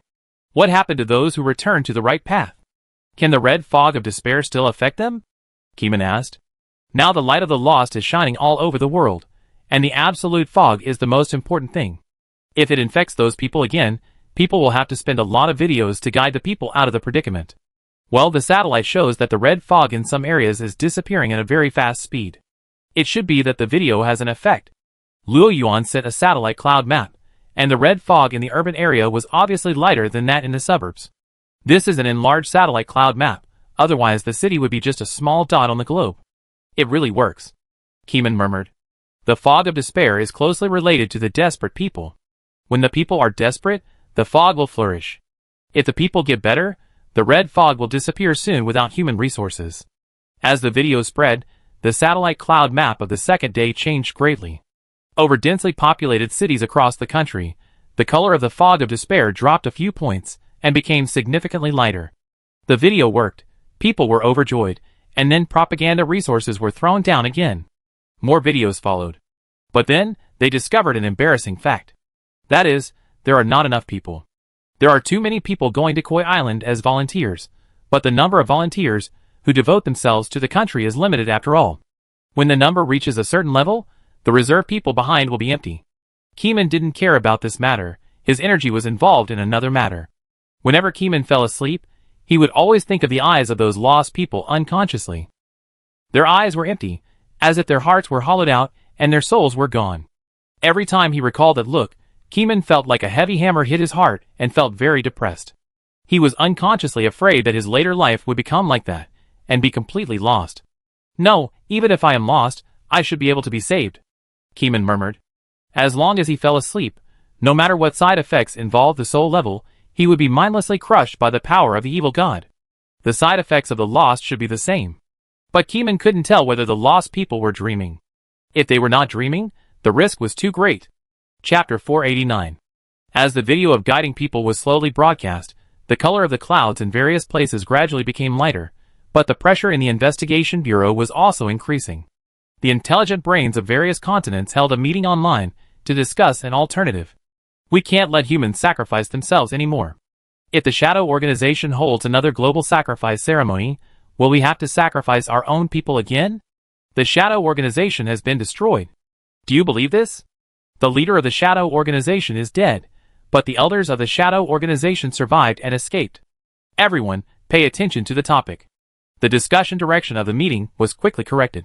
The Shadow Organization has made something, and people all over the world are cleaning its ass. It's too bad, but there is no way. If you don't want it to become the end of the world, you have to bite the bullet and clean it up. I have a mass-produced item here that can cultivate some strange animals without minds, and let them be responsible for guiding the way. A director from Crocodile Continent said quickly. As soon as this was said, everyone showed an interested expression. After discussing for half an hour, they also watched the mass production process through live webcast. Soon, Koi Island also received a joint application from 4 continents, requesting to change the volunteer group to become mindless artificial creatures. Koi Island had already received the content of the meeting, and was also quickly evaluating the impact and benefits of this move. Keeman woke up and saw Luo Yuan coming with a tablet computer. He said to Keeman, "Take a look at this thing and tell me how it feels. If the spiritual perception is okay, then we will pass it." "What is it?" Keeman said while looking at the confidential video in the tablet computer. "Isn't it because too many volunteers have lost money? They want to make a replacement. We are willing to do so, but we would like to wait until you have seen it before we can confirm." Luo Yuan put on an expression that he was the final person in charge. The items were brought by Keeman, and Keeman's spiritual awareness was also high, so his opinion was very important. Keeman didn't reply, and focused on watching the video. In the video, there was a strange prop, which was in the shape of a giant piranha plant, eating pork raw and spitting out living creatures. This living creature was very round, hairless, bald, and had no gender. Keeman watched for a while, and felt that it looked like a slime, with a mouth that spit out gibberish. How do they want to solve the problem of words? Keeman asked in confusion. "Captain Ke, these artificial creatures can learn to read words. Just arrange the script and let them memorize it," Luo Yuan said further. Keeman watched on, and there was indeed a process of teaching how to speak later. The process was a bit boring. I fast-forwarded to the moment when Slime finished learning. After eating, Slime immediately spoke human language, and the 3-minute-long chicken soup for the soul was finished. After watching the video, Keeman was silent for 10 seconds, thinking whether it would work. "Will it work?" Luo Yuan asked again. "Yes." Keeman nodded, intuitively feeling that it was feasible. After Keeman agreed, The superiors also agreed and asked the other party to send the special item over quickly. Yes, Koi Island will supervise the manufacturing process of the item on the spot, and also give Keeman the information tested by the big-faced cat. If the information given by the big-faced cat does not have side effects that endanger all mankind, then it will be fully fired and produced day and night. The production capacity of this piranha plant is very high. For every kilogram of pork it swallows, it can produce 100 slimes. After the slimes are produced, they will expand rapidly and grow to about 1 meter in diameter. In the Crocodile Island, 1 million slimes have been produced long ago. They took a year to grow slowly, and were used as one of their trump cards. Unfortunately, due to the global crisis, they have to use their trump cards in advance. Millions of slimes take up a lot of space. Although they don't need food to grow, they will run around and float in the air. If you want to trap them, you can only stuff them in a closed place with a ceiling. Koi Island strongly requested that the production items be sent over for production, which was a bit overbearing, but Mingdang was in their hands, so they really couldn't do anything. They could only obediently send the piranha plant responsible for production over. By the way, they also put the slimes into storage props, and sent them over to shoot videos. The production speed of piranha plants is very fast. If you let them eat freely, it is not a dream to produce tens of thousands a day.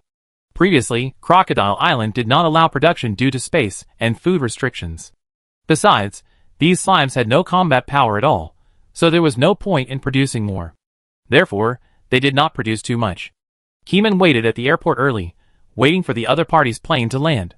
Boom boom boom. When the plane landed, the staff from Crocodile Island personally handed the storage props to Keeman and reminded him, "This is a temporary loan. Once the global crisis is over, it must be returned. Please use it with caution. In addition, I am the supervisor of this trip." The other party's words were very clear. The item still belonged to Crocodile Island, and he would be responsible for the whole process of supervision to prevent Koi Island from forcibly taking the item. Keeman nodded.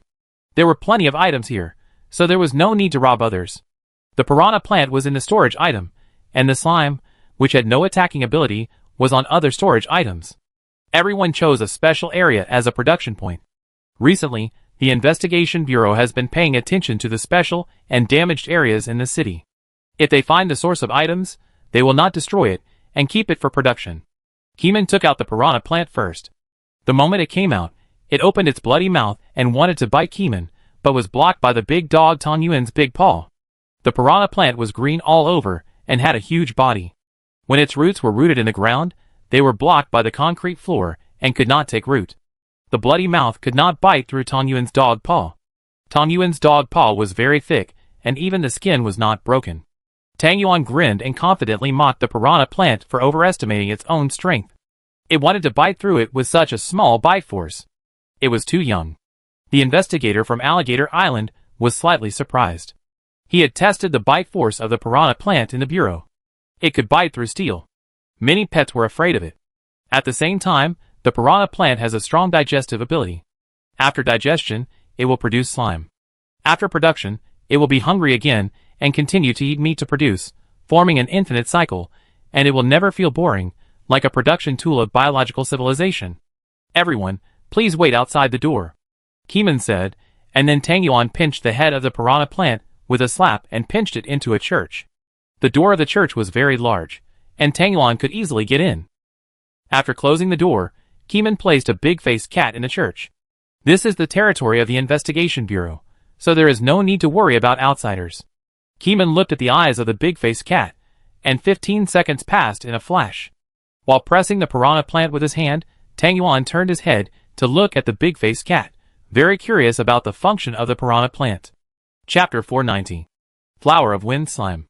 This is a flower from the slime civilization, and is called the mother flower by the wind slime tribe. It likes meat food, and can produce slimes day and night as long as there is food. When it takes root in the soil full of wind elements, the yield increase effect is tenfold. After reading the information of the big-faced cat, Keeman suddenly realized. It turns out that taking root in a specific environment can increase production tenfold. It is worthy of being the flower that is called the mother flower by the wind slime. If it doesn't become the mother of the slime, who will be the mother? Afterwards, the second round of tests was the wind slime, which is the living creature brought by the Crocodile Island personnel. Wind slime. In infancy, it has an affinity with the wind element, can float in the air, and can control the wind of nature in the later stage. A very simple description. After the wind slime learned to repeat, the first slime version of the lost video was released. The healing effect was unexpectedly good. The wind slime got lost much later than humans. Looking at the performance of the wind slime, people couldn't help but fall into doubt. Is the limit of slime higher than that of humans? Does it mean that the limit of humans is lower than that of slime? This terrible thought arose in everyone's mind. They were not afraid of the wind slime, but felt sad for the human race. Are humans born inferior to those non-human creatures? Unwilling. Various emotions surged in their hearts, and people's expressions gradually changed when looking at the wind slime. Keeman noticed the change in everyone's expression in time and coughed. We still have potential, they just have a higher starting point of mental resistance than us. Huh? Some people raised doubts. But our human limit. Keeman shook his head and interrupted others' unconfident speech. Humans do have their own limits, but the ceiling of the limit can also be improved. Just like I faced the big boss of the shadow organization and didn't die or go crazy. The people who opposed were surprised, and opened their mouths again and again, but couldn't find words to refute. It's not right to say that Keeman is showing off. He really has that ability. It seems to be right. We can increase the upper limit through later growth. Keeman's encouragement worked, and everyone temporarily put aside their inner self-esteem. It must be admitted that humans cannot compare with non-human creatures. But on the contrary, Keeman's example is there, indicating that humans still have hope to surpass those naturally powerful monsters. Keeman took the big face cap back, and a few minutes later, it began to produce. The mother flower began an uninterrupted production process.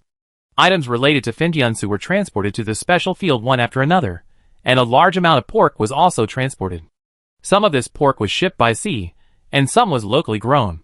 The amazing thing is that no matter whether the pork is rotten or not, or whether it is rotten meat of other species, it can be transformed into slime. The investigation bureau thought about it, and directly transported an item that produced unknown meat pieces, and was inedible into a special field to form a partnership with the mother flower. Not long after, the first batch of wind slime guidance videos landed on major websites. The cute and chubby slime spoke human language, pressed on the head of the lost person, opened their round eyes, and were silly and cute, winning the hearts of countless humans. Cute things are naturally easy to attract favor. Even if they speak in a template-like manner, it still does not affect their guidance of humans out of despair. It's just that people don't know that once these slimes get lost, they will change the video source in the background in seconds and replace it with another wind slimes guidance video. Then, the video was released more and more frequently, and foreign netizens would see this kind of video almost every time they clicked on a website. And some people also forced it to be released on the big screen offline, and the slime video was played all the time in subway advertisements. For those who have watched the video and regained their confidence, watching the video will no longer have an effect, because they are not confused in their hearts. Therefore, the red fog and clouds of the blue star gradually faded, people smiled again, and the sky was no longer rosy. The Koi Island Investigation Bureau once again faced the same dilemma, with countless lost slimes piled up into a small mountain. Should the lost be eliminated or sealed in a certain space? Slime, on the day I used it to shoot a video, I guessed that this day would come. Director Lei stood in a residential building community in a special field with a headache. In the community, a mountain of white slimes floated in the air, their eyes were empty, as if they had lost their intelligence, and their bodies only had the instinct to float, drifting with the wind. Because of the influence of the wind, people can trap these lost slimes in a special place as long as they control the wind direction. Whenever the number of slimes reaches a certain number, and is about to fill the community, people will use storage props to stuff these lost people back into the storage space. Standing in the pile of lost people, Keeman can feel the pressure added to him by each lost person. It is a strong spiritual infection pressure, as if persuading Keeman to get lost quickly. Keeman has touched the lost light, but there are not many people who can guide him, so the time of getting lost will be delayed for a long time. By then, the resistance point has risen, and Keeman is not too afraid. It's just that now standing in a group of lost people, the pressure is really great. Director Lei saw that Keeman's expression was not good, he thought about it, and chose to eliminate them. The way to solve the hidden danger is to eliminate the hidden danger. You can't keep these slime lost people, and wait for them to rebel one day, right? Luo Yuan repeatedly asked Director Lei, do you really want to eliminate them? What's the reason for not eliminating them? Director Lei asked back. I always feel a little guilty. Luo Yuan said what was in his heart. Yes, he felt guilty. Throw them away after use, you know they were intelligent creatures before. Now seeing that they are empty and lifeless, I have to eliminate them again. I feel uncomfortable. You're right, eliminate them. If you are not cruel, you can't do great things. Luo Yuan shook his head, suppressed his sympathy, and agreed with Keeman's decision. Luo Yuan would not have hesitated, but because he had seen the eyes of the slime, and was purified by that pure look, he could not bear it. I believe that viewers around the world felt sorry after watching the video. At this time, Keeman had come back to his senses, and shook his head and said, "Isn't there another chance to guide? Let's shine it again, and then seal it in the storage space." Keeman's method is not to kill, but to let the lost light shine back their souls again, and then seal it in the bottom of the box. Director Lei thought about it, and nodded in agreement. In the end, the wind slimes were illuminated by another slime lantern and regained their spirits. They once again regained their silly and cute eyes, floating everywhere, very ethereal. There was also a big guy who ran behind Keeman and bumped with his fat body, and his body immediately bounced back, like a child playing. Looking at them becoming active again, Keeman's heart seemed to be purified. Chapter 491. The purified wind slimes were sealed. There was no point in keeping them for now, and the main reason was that they were afraid of getting lost again. Keeman suspected that even if they were rescued, the side effect of getting lost would still exist. After the slimes were purified and sealed, the depressing atmosphere of getting lost in the special field disappeared instantly, as if it had never existed. Keeman did not dwell too much on the side effects of the lost. Didn't the Dragon Slayer sword also have a side effect of the Dragon Slayer will become a dragon? That sword has not been used so far, because there are no dragon creatures on Blue Star. At least no dragon creatures have been found so far. Keeman looked through the files from the investigation bureaus in various places, which were files about the Shadow Stream organization. Every country has been infiltrated by the Shadow Stream organization. They noticed something, but they could do nothing about it. This does not mean that they did not collect information about the Shadow Stream. This time, because the big boss died and everyone fled, they realized that the current time point was the best time to destroy the Shadow Stream. If we don't clear out the Shadow Stream members now, when will we fight? Coincidentally, the red mist has dissipated, and the local investigation bureaus have all shown great spirit, even sharing the Shadow Stream organization intelligence, and everyone works together to solve the problem. As an active partner, Koi Island naturally also passed on the Shadow Stream intelligence it knew to the 4 continents. Now the Shadow Stream organization is an organization that everyone wants to fight, and because of the global red mist incident, the 5 continents have reached a consensus for the first time because of an evil organization. The Shadow Stream must die. Other evil organizations can be ignored for the time being. Anyway, the Shadow Stream must die. The Shadow Stream House is a chat group at the deacon level. The deacons are busy escaping, and they may not have the opportunity to issue escape orders to new members and local contacts. This is the opportunity for each continent. Eradicating the Shadow organization starts from the bottom.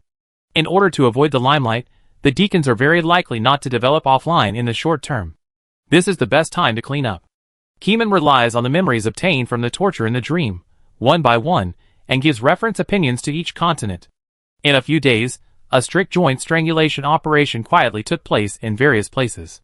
The investigators turned into killers in the night, shuttled in the darkness, shown them in the face with light-related items, and knocked them out physically at the same time. Facing the new members, knocking them out is enough. They cannot take the initiative to leave the body, and need long-term practice. Facing the minor-level figures, the light-related items are enough to deal with, more than enough. The regional contact person is a bit troublesome. It requires multiple investigators to form an encirclement, use light-related items to block the road, and slowly surround the circle to trap the enemy.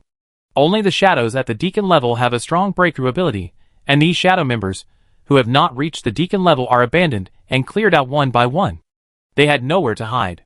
Keeman even participated in the cleanup, because some cities were backup strongholds of the Shadow Stream. During the period when the Shadow Stream members were lurking, these backup strongholds were good places to gain kills and merits. Keeman had no intention of gaining kills, so he stood on the helicopter, took out the demon map, and scanned the ground. Red dots appeared in a row, and he could just catch them. He captured them for more than 10 days in a row. He visited the backup strongholds of all continents, and cleared out more than 8,000 Shadow Stream members in total. This is the value of knowledge in the minds of Shadow Stream leaders. All hidden strongholds have become their fatal death points. As long as you catch a Shadow Stream mentor, you can dig out his downline members through the mentor. If you catch a regional contact, you can dig out his downline, and then dig out new members through the mentor, layer by layer. Among the more than 8,000 Shadow Stream members, Most are new members, accounting for 50%. The second is the mentor level, accounting for 40%, and the remaining 10% are regional contacts. After this wave of arrests, the efficiency of arrests by institutions across the country has dropped several times, and it is difficult to find new Shadow Stream members. Keeman circled hundreds of points for each country and reminded, these spare points are all old points. There should be some Shadow Stream members who don't know that the organization is dead and still have the chance to go to the old points. Don't miss the opportunity to pick up leaks. Understood. All countries agreed very quickly. This kind of free opportunity should not be missed. Whoever doesn't want it is stupid. Keeman nodded and stopped caring about it. The main reason is that it is difficult to catch. In his dream, Keeman tried to sense those Shadow Stream deacons. However, the problem is that Keeman does not have a deep relationship with those deacons who have never met. Keeman knows what they look like and what they are capable of, but they have no actual contact in reality.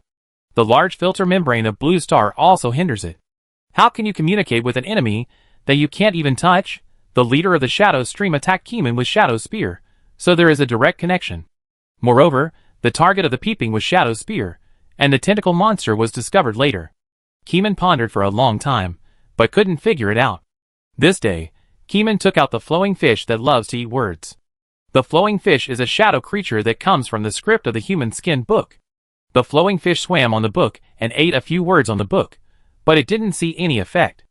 At least for now, it can't help Keeman capture the hidden deacon members. In addition to the drifting fish, the whale monster in Keeman's whale monster flashlight is also a shadow creature, but it is only used for cross-sea transportation. Keeman previously cooperated with other countries to fight, but in order to prevent the enemy from knowing this perfect tool fish for smuggling, he did not use it. Master, you have too many props, why not count them? Shirley couldn't help but say. There are indeed many items in Keeman's scarf, some of which are very interesting, such as honey juice. Honey juice creates a mysterious background feeling. There are still a lot of this stuff left, and sometimes it may produce miraculous effects. Captain Ku, good news. The fog of despair has disappeared. Really? Keeman's face was slightly happy. The fog of despair has always been the despair that shrouds the heads of human beings all over the world.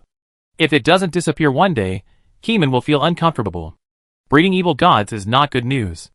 And as time goes by, the Investigation Bureau finds that the hearts of animals are also transforming towards the heart of despair, which is not good news. Fortunately, the fog of despair finally disappeared today. Without the fog of despair, the side effects of the sacrifice ceremony held by the Shadow Organization were finally eliminated. Everyone seemed very happy. A celebration party was held at night, and the internet wall was opened at the same time. The intensity of the ban on internet beasts was gradually reduced, and it was no longer so strict. You have to know that Blue Star is a human country after all. If it is so strictly blocked, the fun of life will be reduced a lot. Keyword bans are most likely to cause accidental killings, and Keeman also agreed to gradually reduce the intensity of the ban. That night, at the celebration party, a 3D stereoscopic holographic projection of the global cloud map was played. On a blue planet, white layers floated, and the blue sea and land formed a unique combination. At this time, Director Lei, Director Wu, and Keeman's mobile phones rang at the same time. Keeman slowly took out his mobile phone and saw the message sent by the General Administration, and was shocked. The waves of the sea have stopped. Chapter 492. Kaming was stunned for a moment after receiving the news, and then he remembered the side effects of the sea horn. Is Deep Ping asleep?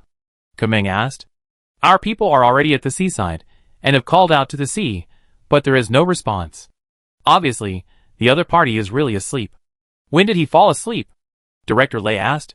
The timing of his sleep was a bit coincidental, just when the fog of despair disappeared.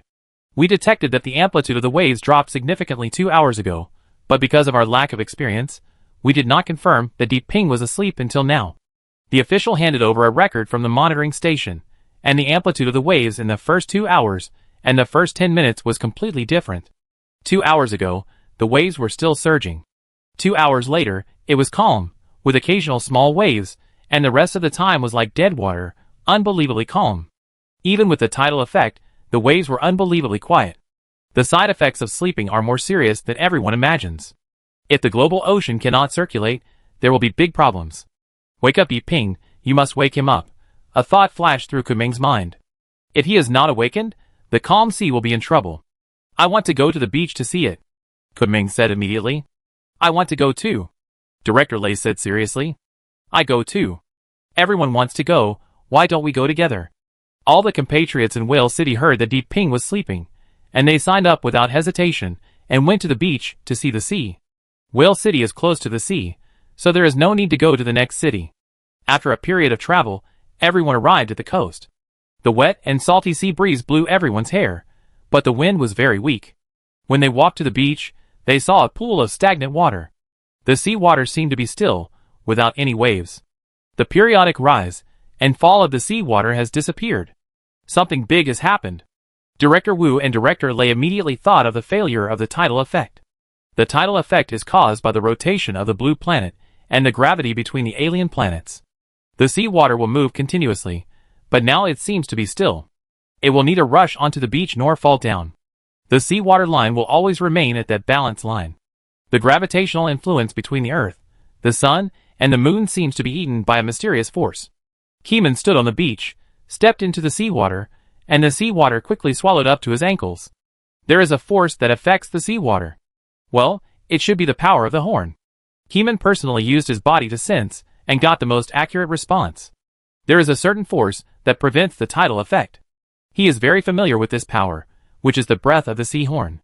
In addition, a picture flashed vaguely in front of Keeman's eyes, that is, the picture of Deep Ping sleeping with his eyes closed.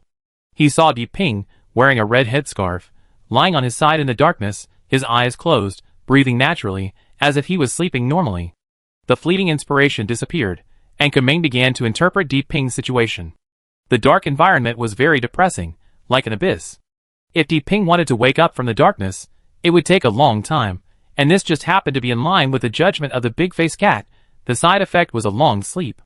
Kunming fell into deep thought, and instinctively thought that he must wake him up, because the sea was calm, which was really not good. Sure enough, he fell asleep, and he slept very soundly. Director Lei took a breath. Director Lei, what did you see? It was pitch black, like a bottomless abyss. If the awake consciousness wanted to crawl out of the bottomless pit, it would definitely take a long time. Director Lei analyzed his synesthesia picture. Director Lei's analysis is more reasonable, and Keeman agrees with Director Lei's analysis. Even if Deep Ping wakes up in his dream and knows that he is dreaming, he still needs time to get out of the dark sleeping period. Keeman suddenly thought of a sentence, the call of Cthulhu. The other party is in a dream, and Keeman can empathize with the other party. The basic conditions are in place, but there is a risk of entering the dream. Keeman does not intend to enter Deep Ping's dream, and the consequences of the evil god entering the dream are difficult to predict. The main reason is that this person is an acquaintance, and Keeman certainly does not want acquaintances to become believers. The method Keeman thought of is awakening, just like Keeman empathizes with himself and actively awakens himself. Keeman uses empathy to awaken Deep Ping, and immediately retreats when the other party's consciousness is awakened, and does not invade the other party's dream. For example, Keeman only knocks violently outside the door, wakes up the owner of the house, and then runs away immediately, without going in to sit. Everyone stood on the beach and felt it for a while, then they took out sound-related items from the storage props. They wanted to wake up Deep Ping with sound. If the ordinary horn couldn't wake him up, then they would use the special horn. A rough man took out a large horn with a diameter of 1 meter, and stood on the beach and howled to the sky, like the howl of a wolf. The howl of a wolf spread quickly. Because the sound was blessed by extraordinary power, it was no longer an ordinary sound. The sea surface was obviously vibrated, causing tiny ripples that spread from near to far. 60 seconds passed, and the long howl ended. The man's throat was broken, and he couldn't speak. The side effect of this big horn is that once you shout, you have to shout until your throat is broken before you can stop. The rough man put down the big horn and looked at the sea surface that had returned to calm again. For the first time, he showed a panic expression. He couldn't speak, his throat was already broken from shouting, and he needed some time to recuperate. Let me do it. Another investigator stood up. Everyone, make way, my thing takes up a lot of space. Everyone made way for him, and then he took out a giant rocket launch base. What is this? Supersonic infrasonic weapon, he said calmly. Do you want to kill us? Do you have any defense? I have. Keeman stood up. He wanted to sleep, but seeing that everyone was so active, he first saw if others could wake up Deep Ping. The moment he saw the infrasonic weapon, Keeman thought of the sound-absorbing sponge. The noise of the infrasonic weapon is very loud, and it kills indiscriminately. It is best to have protective props around. Keeman happened to have a sponge that absorbs sound within 100 meters. Keeman walked a little further away, keeping a certain distance from the special item infrasonic weapon, and the people around him also gathered around Keeman, forming an irregular circle. Keeman took out a sponge and pinched the yellow sponge. In an instant, all the sounds in the world disappeared. The infrasound weapon is a super large disc with a giant pillar erecting the disc. The disc faces the sea and has an electric control mechanism. Director Lay took out his mobile phone and cleared the nearby patrols through the internet to ensure that there were no accidental injuries. The investigator pressed the electric control mechanism, and the infrasound weapon immediately emitted the strongest and most violent noise to the sea. There were more intensive ripples on the sea surface, but Keeman could not hear anything, as if watching a silent movie. This sponge is really a treasure. Someone turned his head to look at the sponge in Keeman's hand and murmured, but no sound came out. Chapter 493. The infrasonic weapon can be used for several minutes. Even if people can't hear any sound, their eyebrows jump and their spirits send out strong warnings. Once they hear it, they will die without a doubt, and there is no room for thinking. This is a big killer. Everyone can't help but look at the investigator who took out the infrasonic weapon. The man is wearing a military uniform, with a straight body and a firm face. He has a military temperament, and may be from the army. At this time, the infrasonic weapon stopped attacking. The sea returned to calm again. Everyone looked at Keeman, Keeman looked at Tang Yuan, and handed the sponge to the dog. Go, find a place to release the sound. Keeman spoke with his mouth, but no sound came out. Tang Yuan has telepathy with his master, and he understood Keeman's meaning in seconds. He immediately pinched the sponge with dog hair, and then rolled away. Because Tang Yuan was very fast, he disappeared from everyone's sight in a short while. Everyone called Di Ping's name again on the beach, but the sea did not respond. The sound is not strong enough. The sea is so big that the sound we make cannot even compare to a drop of water. Then the investigators used various sound-related items to call Di Ping's name, but there was no effect. At this time, Tang Yuan came back, and the sponge in the dog's hair had returned to normal. Kunming put away the sound-absorbing sponge, gave Tang Yuan a look, and asked it to stay by his side. Then Kunming left the beach, returned to his home to rest, and hypnotized himself into a dream.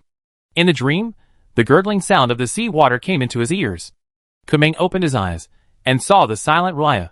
Without the thought of wasting time, he immediately felt Di Ping, and recalled Di Ping's deeds in his mind. Since Keeman himself had a deep connection with Di Ping, he saw a blurry blue star 3 minutes later.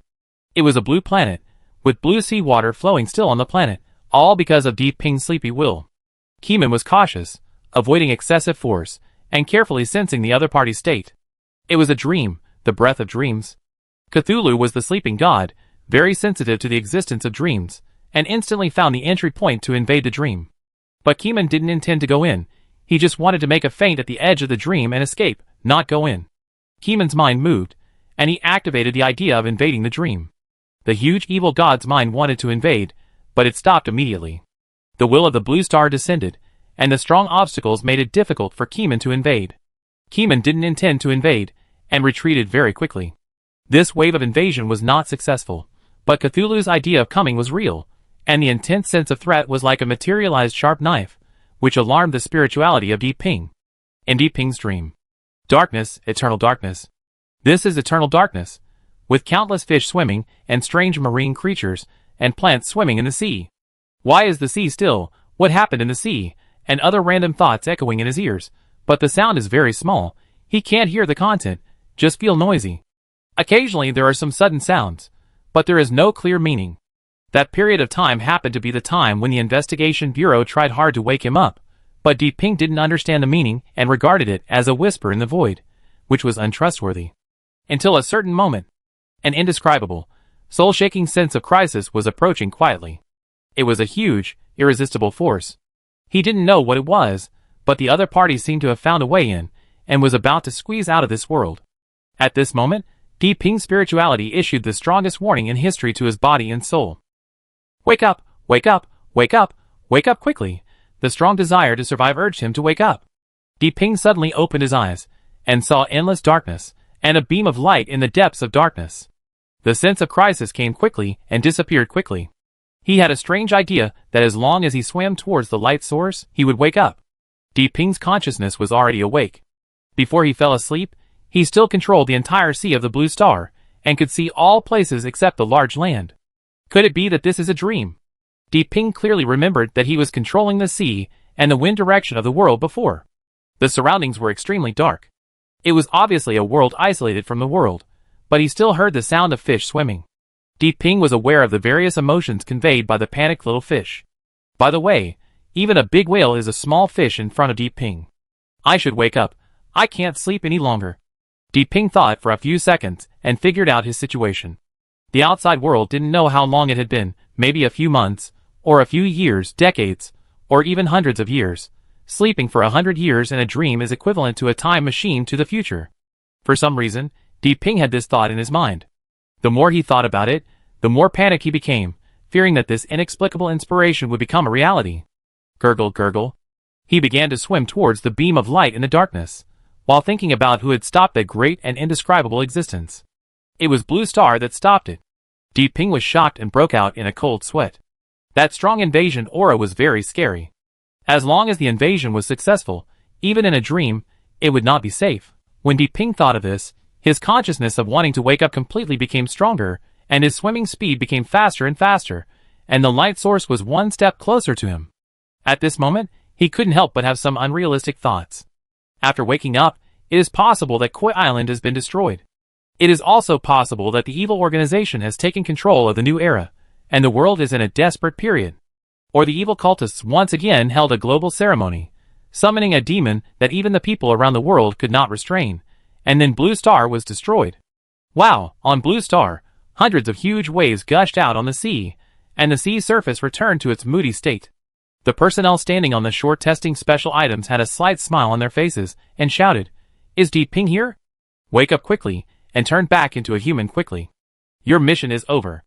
The waves on the sea continued to rage for 2 hours. People were confused. The seawater had clearly woken up, but Deep Ping had not returned. Keeman stepped on the beach again and sensed silently. Director Lei asked anxiously, "How is it? Is he awake or crazy?" Director Lei highly suspected that Deep Ping was crazy, because the global ocean continued to be violent. This was not a problem of one continent, but the entire ocean was raising huge waves. Such an abnormal and unpeaceful current made everyone feel the word falling into madness. Keeman shook his head, and was about to speak when suddenly a big wave hit the shore. Keeman looked at the seawater hitting the beach, and suddenly closed his mouth. "Why don't you talk?" Director Lei asked in confusion. He turned his head to look at the seawater hitting the beach, and was stunned for a moment. A shirtless man was half lying on the ground, gasping for breath, like a deep-sea diver who had been holding his breath in the seawater for 100 seconds, and finally struggled to climb ashore. Chapter 494. Deep Ping is back, and the sea has returned to its original state. The creatures on the seabed feel confused, as if their hearts are empty, and they have lost something. When Deep Ping was here, the whole sea came alive, and his huge will almost controlled the seawater around the world. The marine creatures that depended on the sea went from being frightened to relying on it. Suddenly, when the will of the sea disappeared, they panicked again. Countless marine creatures rioted in the sea, but some of the weird marine creatures cheered. They were powerful and unwilling to be suppressed by the new will of the seawater. On land, Whale City. Deep Ping is taking the mental state test of the investigator, which is a unified test in the Bureau. If the investigator's mental state is very bad after returning from a mission, and there is always a risk of going crazy, then the Investigation Bureau will let the other party rest for a while, until his mental state recovers. Deep Ping's test was not good, and his mouth said a lot of weird words when he was in a state of no return. Listening to those sounds, the onlookers could sense the strange fish species in the seabed. Those fish species looked strange, as if covered with a layer of fine steel, and were full of the breath of ferocious carnivores. Deep Ping also wrote some meaningless words. They were obviously incomprehensible, but when Kumeng looked at those words, he thought of the blue sea. When asked what Deep Ping saw during his sleep, Deep Ping was sweating and gasping for breath. I saw it. No, I didn't see anything. I don't know what it was. It was very powerful and indescribable. It wanted to invade my dream, but for some reason it didn't succeed, and I was awakened like this." Deep Ping closed his eyes and clenched his fists tightly, which made Kumeng, who was watching, sweat for him. There should be no impact, right? Kumeng secretly paid attention, mobilized the spirituality of his body, and maximized the perception of Deep Ping's emotions. He didn't seem to be affected by Mr. Ko. "What does the existence that awakened you look like? You can draw it." It doesn't need to be too detailed. Just draw the feeling. The tester said softly, and his voice was full of strange magic, which could make people completely trust the other party's hypnosis. Ping touched the pen, and then the pen tip fell on the paper, but he didn't move. Ping's throat rolled, and new sweat broke out on his forehead. Everyone held their breath and waited. I can't draw it. Ping shook his head. After saying that he couldn't draw it, his whole body felt much more relaxed. The tester was also stunned for a moment, but did not force the other party to force the synesthesia of the unknown existence he had never met. When the last test was completed, the tester gave a rational value of 47 points. In terms of spiritual perception, many testers gave the answer of 645 points. The test score of spiritual perception has been revised. After having spiritual fruit, it is easy to break 100, so the investigators also spent a lot of time to revise the spiritual perception system.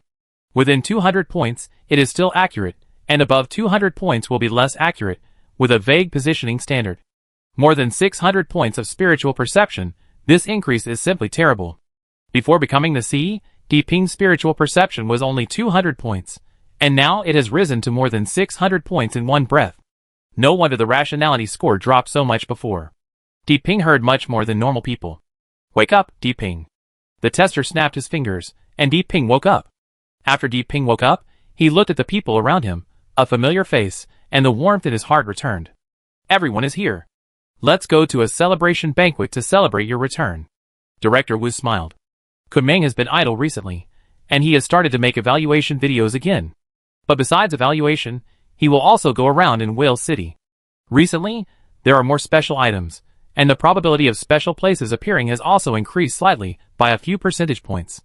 For example, the 4-story small building in front of Kunming is located in the middle of the commercial street. The first floor is a house sales store, and the second, third, and fourth floors look like homestay floors because their window bars are all drying clothes. The flow of people in this place is okay, but everyone passing by here will be blocked by an invisible wall. In less than a minute, someone here called the police, and then Kunming, who was nearby, came to check it out in person. Keeman was wearing a big windbreaker at this time, pushing through the crowded crowd and crossing the boundary of that special place. Stepping over the dividing line, the feeling came. There was nothing strange about the first floor in front, but there was a very obvious visual sense of special items upstairs. Keeman walked to the side staircase and walked to the door of the second floor. Standing outside the door, Keeman gradually had a strange feeling. Once the door was opened, he would be affected. But if he didn't open the door, he couldn't go in to check the situation. Keeman thought about it, put on the giant gloves directly, swung his fist and punched it. Smash! The door was not affected at all. Keeman's spiritual perception felt the strange power and protected the door from any influence. But because of this punch, the door unlocked itself. With a click, the iron door quietly opened a crack, revealing a dark gap. It was pitch black inside, and the feeling of oppression filled the entire special space. It was pitch dark, and the 5 senses were blocked, and Keeman could not hear any sound. Strange, I clearly saw a 4-story residential building outside, Keeman muttered. At this time, he came to his senses, turned around and looked behind him. To the left and right, it was already pitch black. Looking in front, there was no so-called door, nor so-called staircase. Keeman wanted to pat his scarf, but his palm didn't pat anything. He was even deprived of the feeling of his palm. No way, the effect is so strong. Keeman's eyes showed a little solemnity, and he silently chanted the resistance in his body and his heart. Resist them. Perhaps it was the self-awareness that played a role, and the resistance began to work. First, the palm slowly regained its touch, and the skin gradually felt the breeze. I heard a strange sound, as if someone was urging someone to write. Write, you can't leave until you finish writing. Sounds like these echoed in my ears, stimulating Kunming's mind, and making him want to write something. At this time, his eyes finally regained their sight, and he saw a table in front of him. A bright light illuminated the desk, on which was a laptop, an external keyboard and a mouse. There was a writing document on the computer screen, and a large blood-red box popped up. It said, "Today's number is locked, 10,000 words." Kunming didn't quite understand what was going on, but the moment he saw the red box, Kunming understood a little bit. He was restricted by some rules, and had to code a certain number of words before he could leave this place. Could this be the special item that was born today? Chapter 495.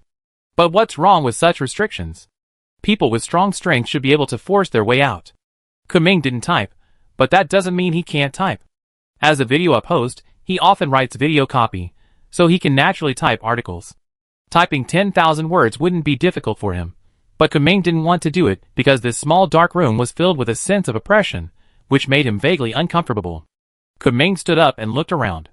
This is a very stylish bedroom. There are 6-layer bookshelves on the wall.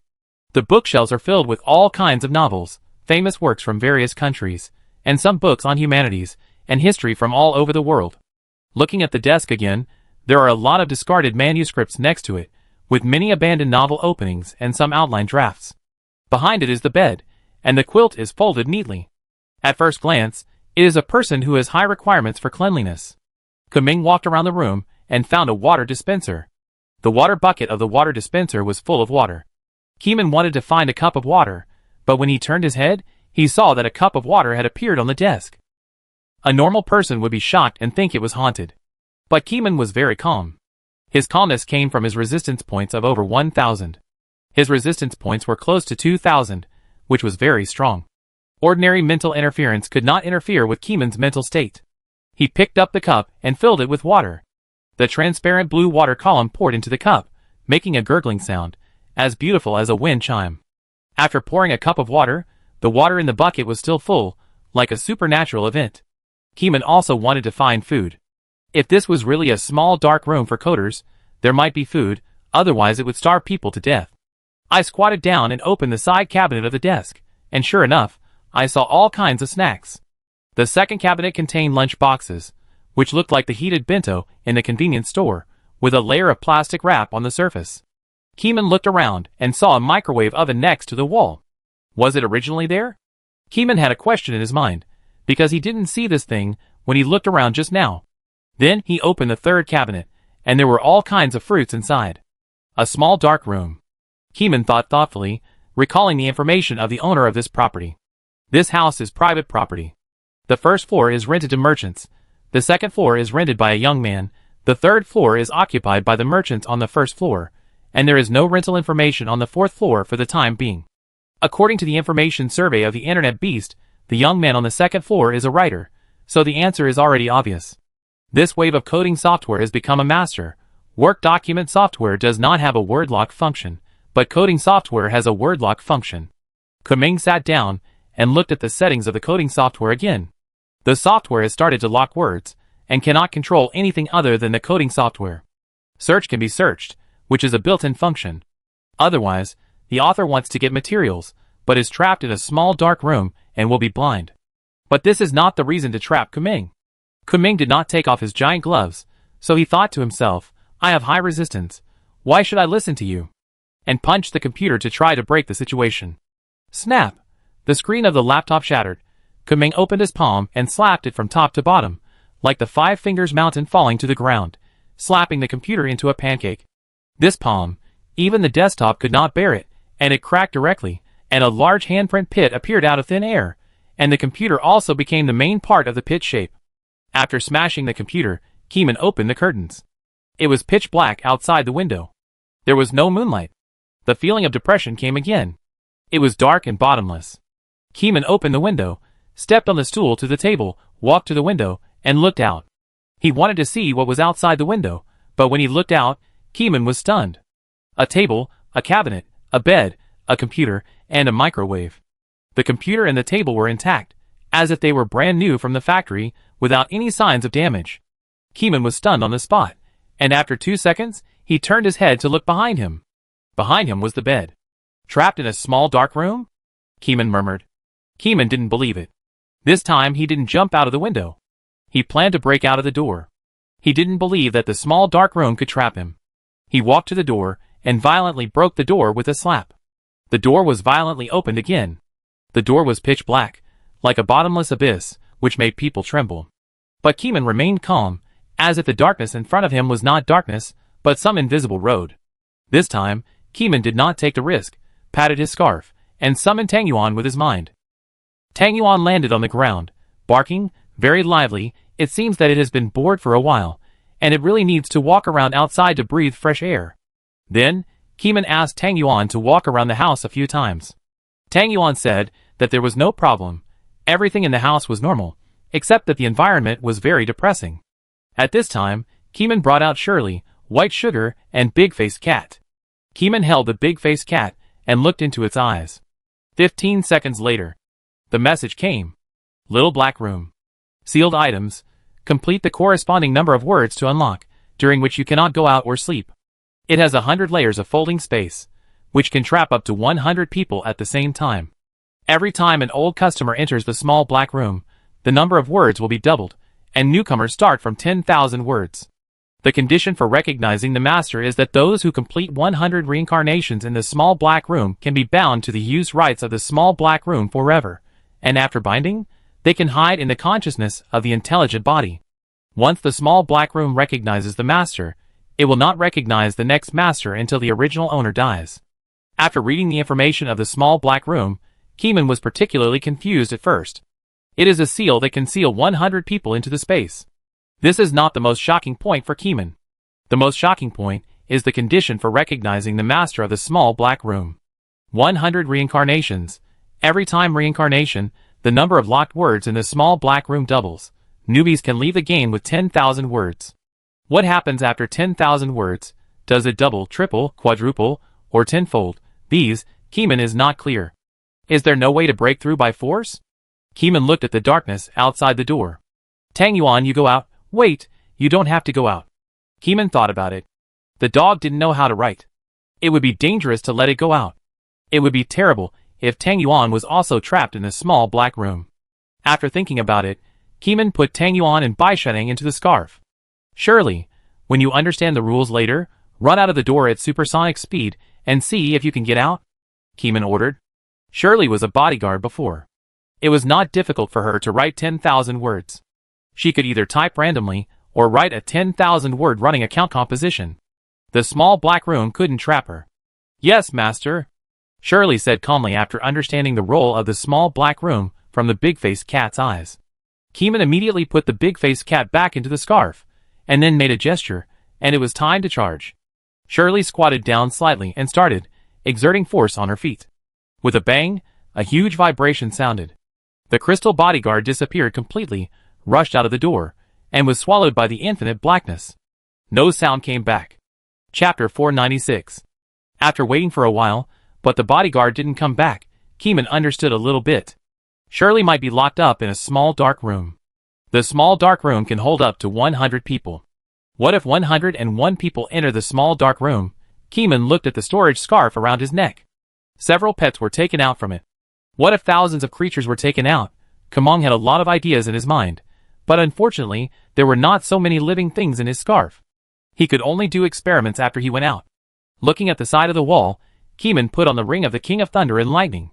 Countless lightning jumped on his body, and quickly twisted into an electric field. A steel core bullet was ejected, and the electric field changed instantly. The strong magnetic field acted on the steel core bullet, and a beam of white light shot out. With a bang, the wall was shot through, and a huge hole appeared, and the cracks continued to spread outward. Kamong punched the wall with his right hand, and the wall cracked directly, revealing infinite black. Keeman looked at the infinite black and rushed in without hesitation. In front of him, there was another intact computer and desktop, and the wall and door behind him were not damaged. Keeman was silent for a few seconds. The resistance power had already flowed through his body, but it could not affect the environment of the small black room. This made Keeman think silently. The ability of the small black room was a bit strange. It did not invade Keeman's body, nor did it affect Keeman's mental state. It set up a closed space so plainly. If you complete the task, you will be released. If you don't complete it, no matter how you damage it, it will be restored. Keeman sat in front of the computer with a stern face.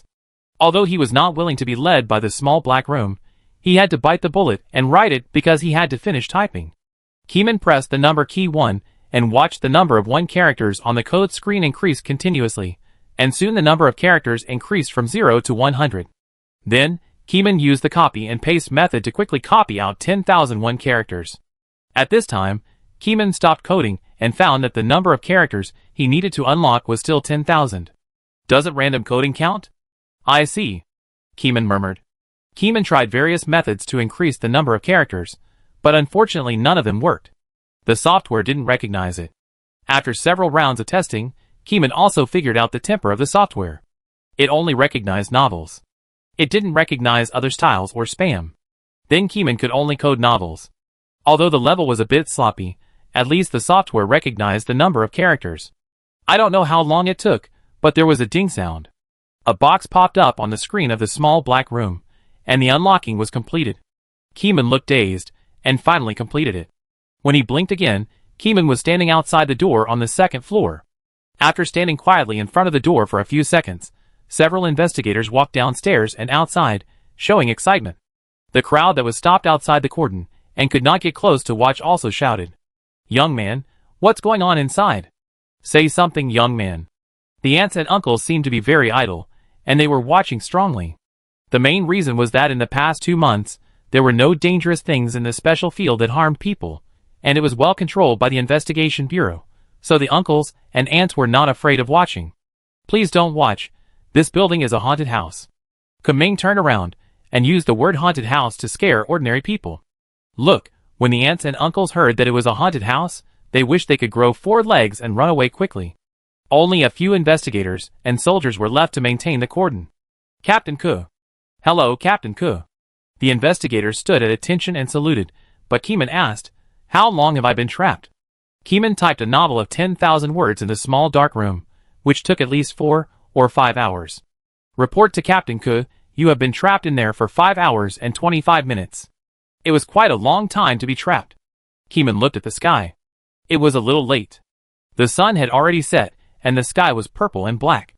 Shirley was still trapped inside and hadn't come out yet, so Keeman waited outside and didn't go in.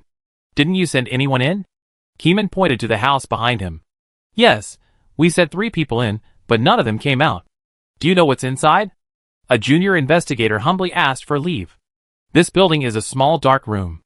Opening the door on the second floor will trigger the conditions of the small dark room. You can't come out until you finish typing." Keeman paused, and seeing several juniors showing worried expressions, he added, "There is no danger. It is a sealed object." Hearing that there was no danger, the worried look on the junior's face quickly faded. He patted his chest and said with a smile, "That's good, that's good." Keeman waited for 3 hours, and had a takeaway lunch. Crystal Bodyguard Shirley came down from the second floor. "Master, I can't destroy it. It seems to ignore any destruction." Shirley apologized. "It's okay." Keeman waved his hand to indicate that it was okay.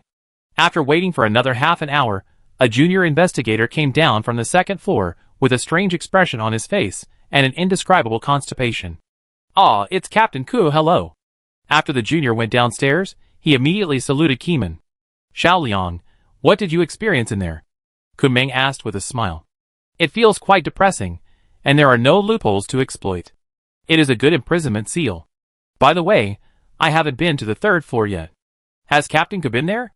Xiao Liang went downstairs this time to get his teammates to explore together, but after seeing Kuming there, his mind became centered on Captain Ke. "I have checked the 3rd and 4th floors, and there are no abnormalities." Kuming just used drone equipment to explore, and there were no abnormalities on the 3rd and 4th floors. During the 3 hours of boring time, Kuming also went to the 3rd and 4th floors in person, and was not locked in the small black room, which proves that the door on the 2nd floor is the trigger condition of the small black room. "Have you tried the window on the 2nd floor?" Xiao Liang pointed to the platform on the 2nd floor for drying clothes. "I haven't tried it yet. I feel that the entire 2nd floor is the body of the small black room. Once you touch that window, you will enter the small black room again," Kuming said. "Just go ahead, it's only 10,000 words anyway. I'm familiar with it this time, so I can compress the time and finish it faster," Xiao Liang said confidently. Kuming smiled and shook his head. "You are an old customer. The next time you go in, it's not 10,000 words, but double it." "Huh?" Xiao Liang was shocked and speechless. After a while, the other 2 investigators also came out, with some kind of honeyjuice discomfort on their faces. It seems that writing something is a chore for them.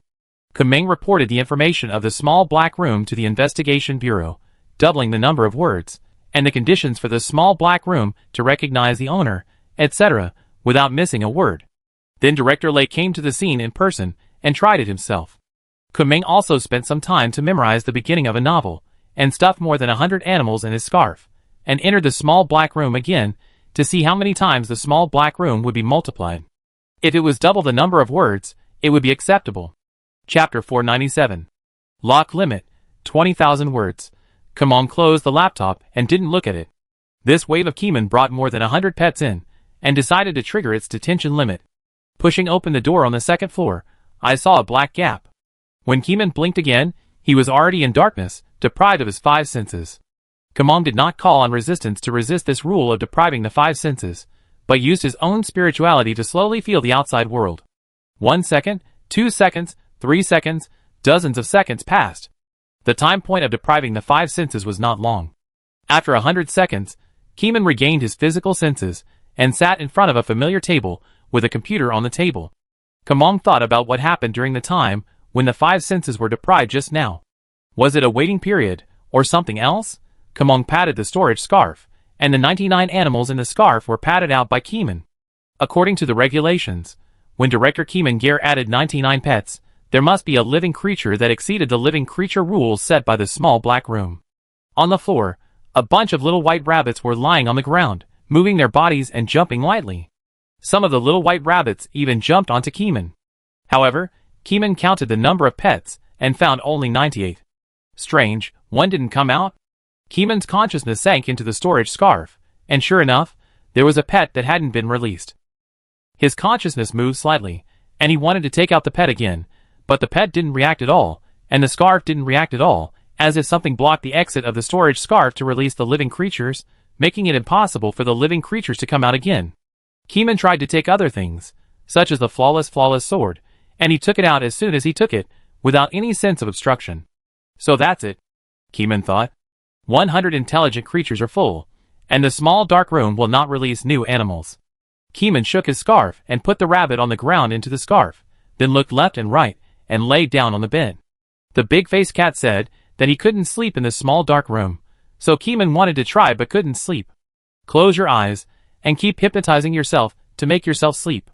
However, Keeman found that no matter how he hypnotized himself, he couldn't make himself sleep. He lay there for half an hour, and Keeman's consciousness was extremely clear, without any sign of waking up. Oh my god, it's this space that's causing trouble. Keeman opened his eyes, and looked at the computer on the desk. Although the computer was closed, the devices inside were still running, always making subtle sounds that could not be heard by the ears, but he could hear the faint sound of electricity with his extremely high spiritual perception. These electric current noises did not make people feel uncomfortable, but made Keeman's consciousness extremely clear and unable to wake up. Keeman stood up and walked to the computer, smashed it with a slap, and there was no more sound of electricity. No, there are still wires in the wall. Keeman looked at the microwave. Bang! Another slap flattened the microwave, and then pulled out the wires in the wall. However, the wires seemed endless, and the longer Keeman pulled, the longer it could be pulled out. Zzz. The subtle and unpleasant sound rang in his ears, but Keeman knew that it was not the sound of particle vibration at the physical level, but the extraordinary power of the small black room. Even if Keeman used resistance to resist, he could not resist, because this subtle sound did not cause harm to Keeman's body. After knowing that he couldn't fall asleep, Kuming thought about it, and decided to break out of the window, and return to the new room. Then he sat down and typed out the opening and closing text of the novel he had just memorized, and typed 20,000 words in one breath. As mentioned earlier, the higher the spirituality, the stronger the memory. Kuming can remember everything he sees, so it's easy for him to type a novel. After a while, there was a ding sound from the computer, and Kuming returned to reality and stood in front of the door on the second floor. Downstairs, Director Lei had been waiting for a long time and waved to Kuming. This little black room is really weird. It doesn't seem to have any weaknesses. Kuming walked down and nodded. Yes, I can't take out my pet either. It's stuck within 98. What is the multiple of doubling? Director Lei asked in a low voice. Director Lei was entering for the first time, and didn't know what the subsequent multiples would be. I wrote 20,000 words this time, and I estimate it will be 40,000 words next time. Kuming guessed. 100 reincarnations, so you have to write for the 100th reincarnation. Director Lei's eyes rolled, and he began to calculate for Kuming how much time and energy it would take to complete a set of master recognition procedures. As a result, Director Lei was stuck, and he couldn't figure it out. This number seems to be very large. Director Lei was stunned. Kuming also tried to calculate the number required for 100 reincarnations.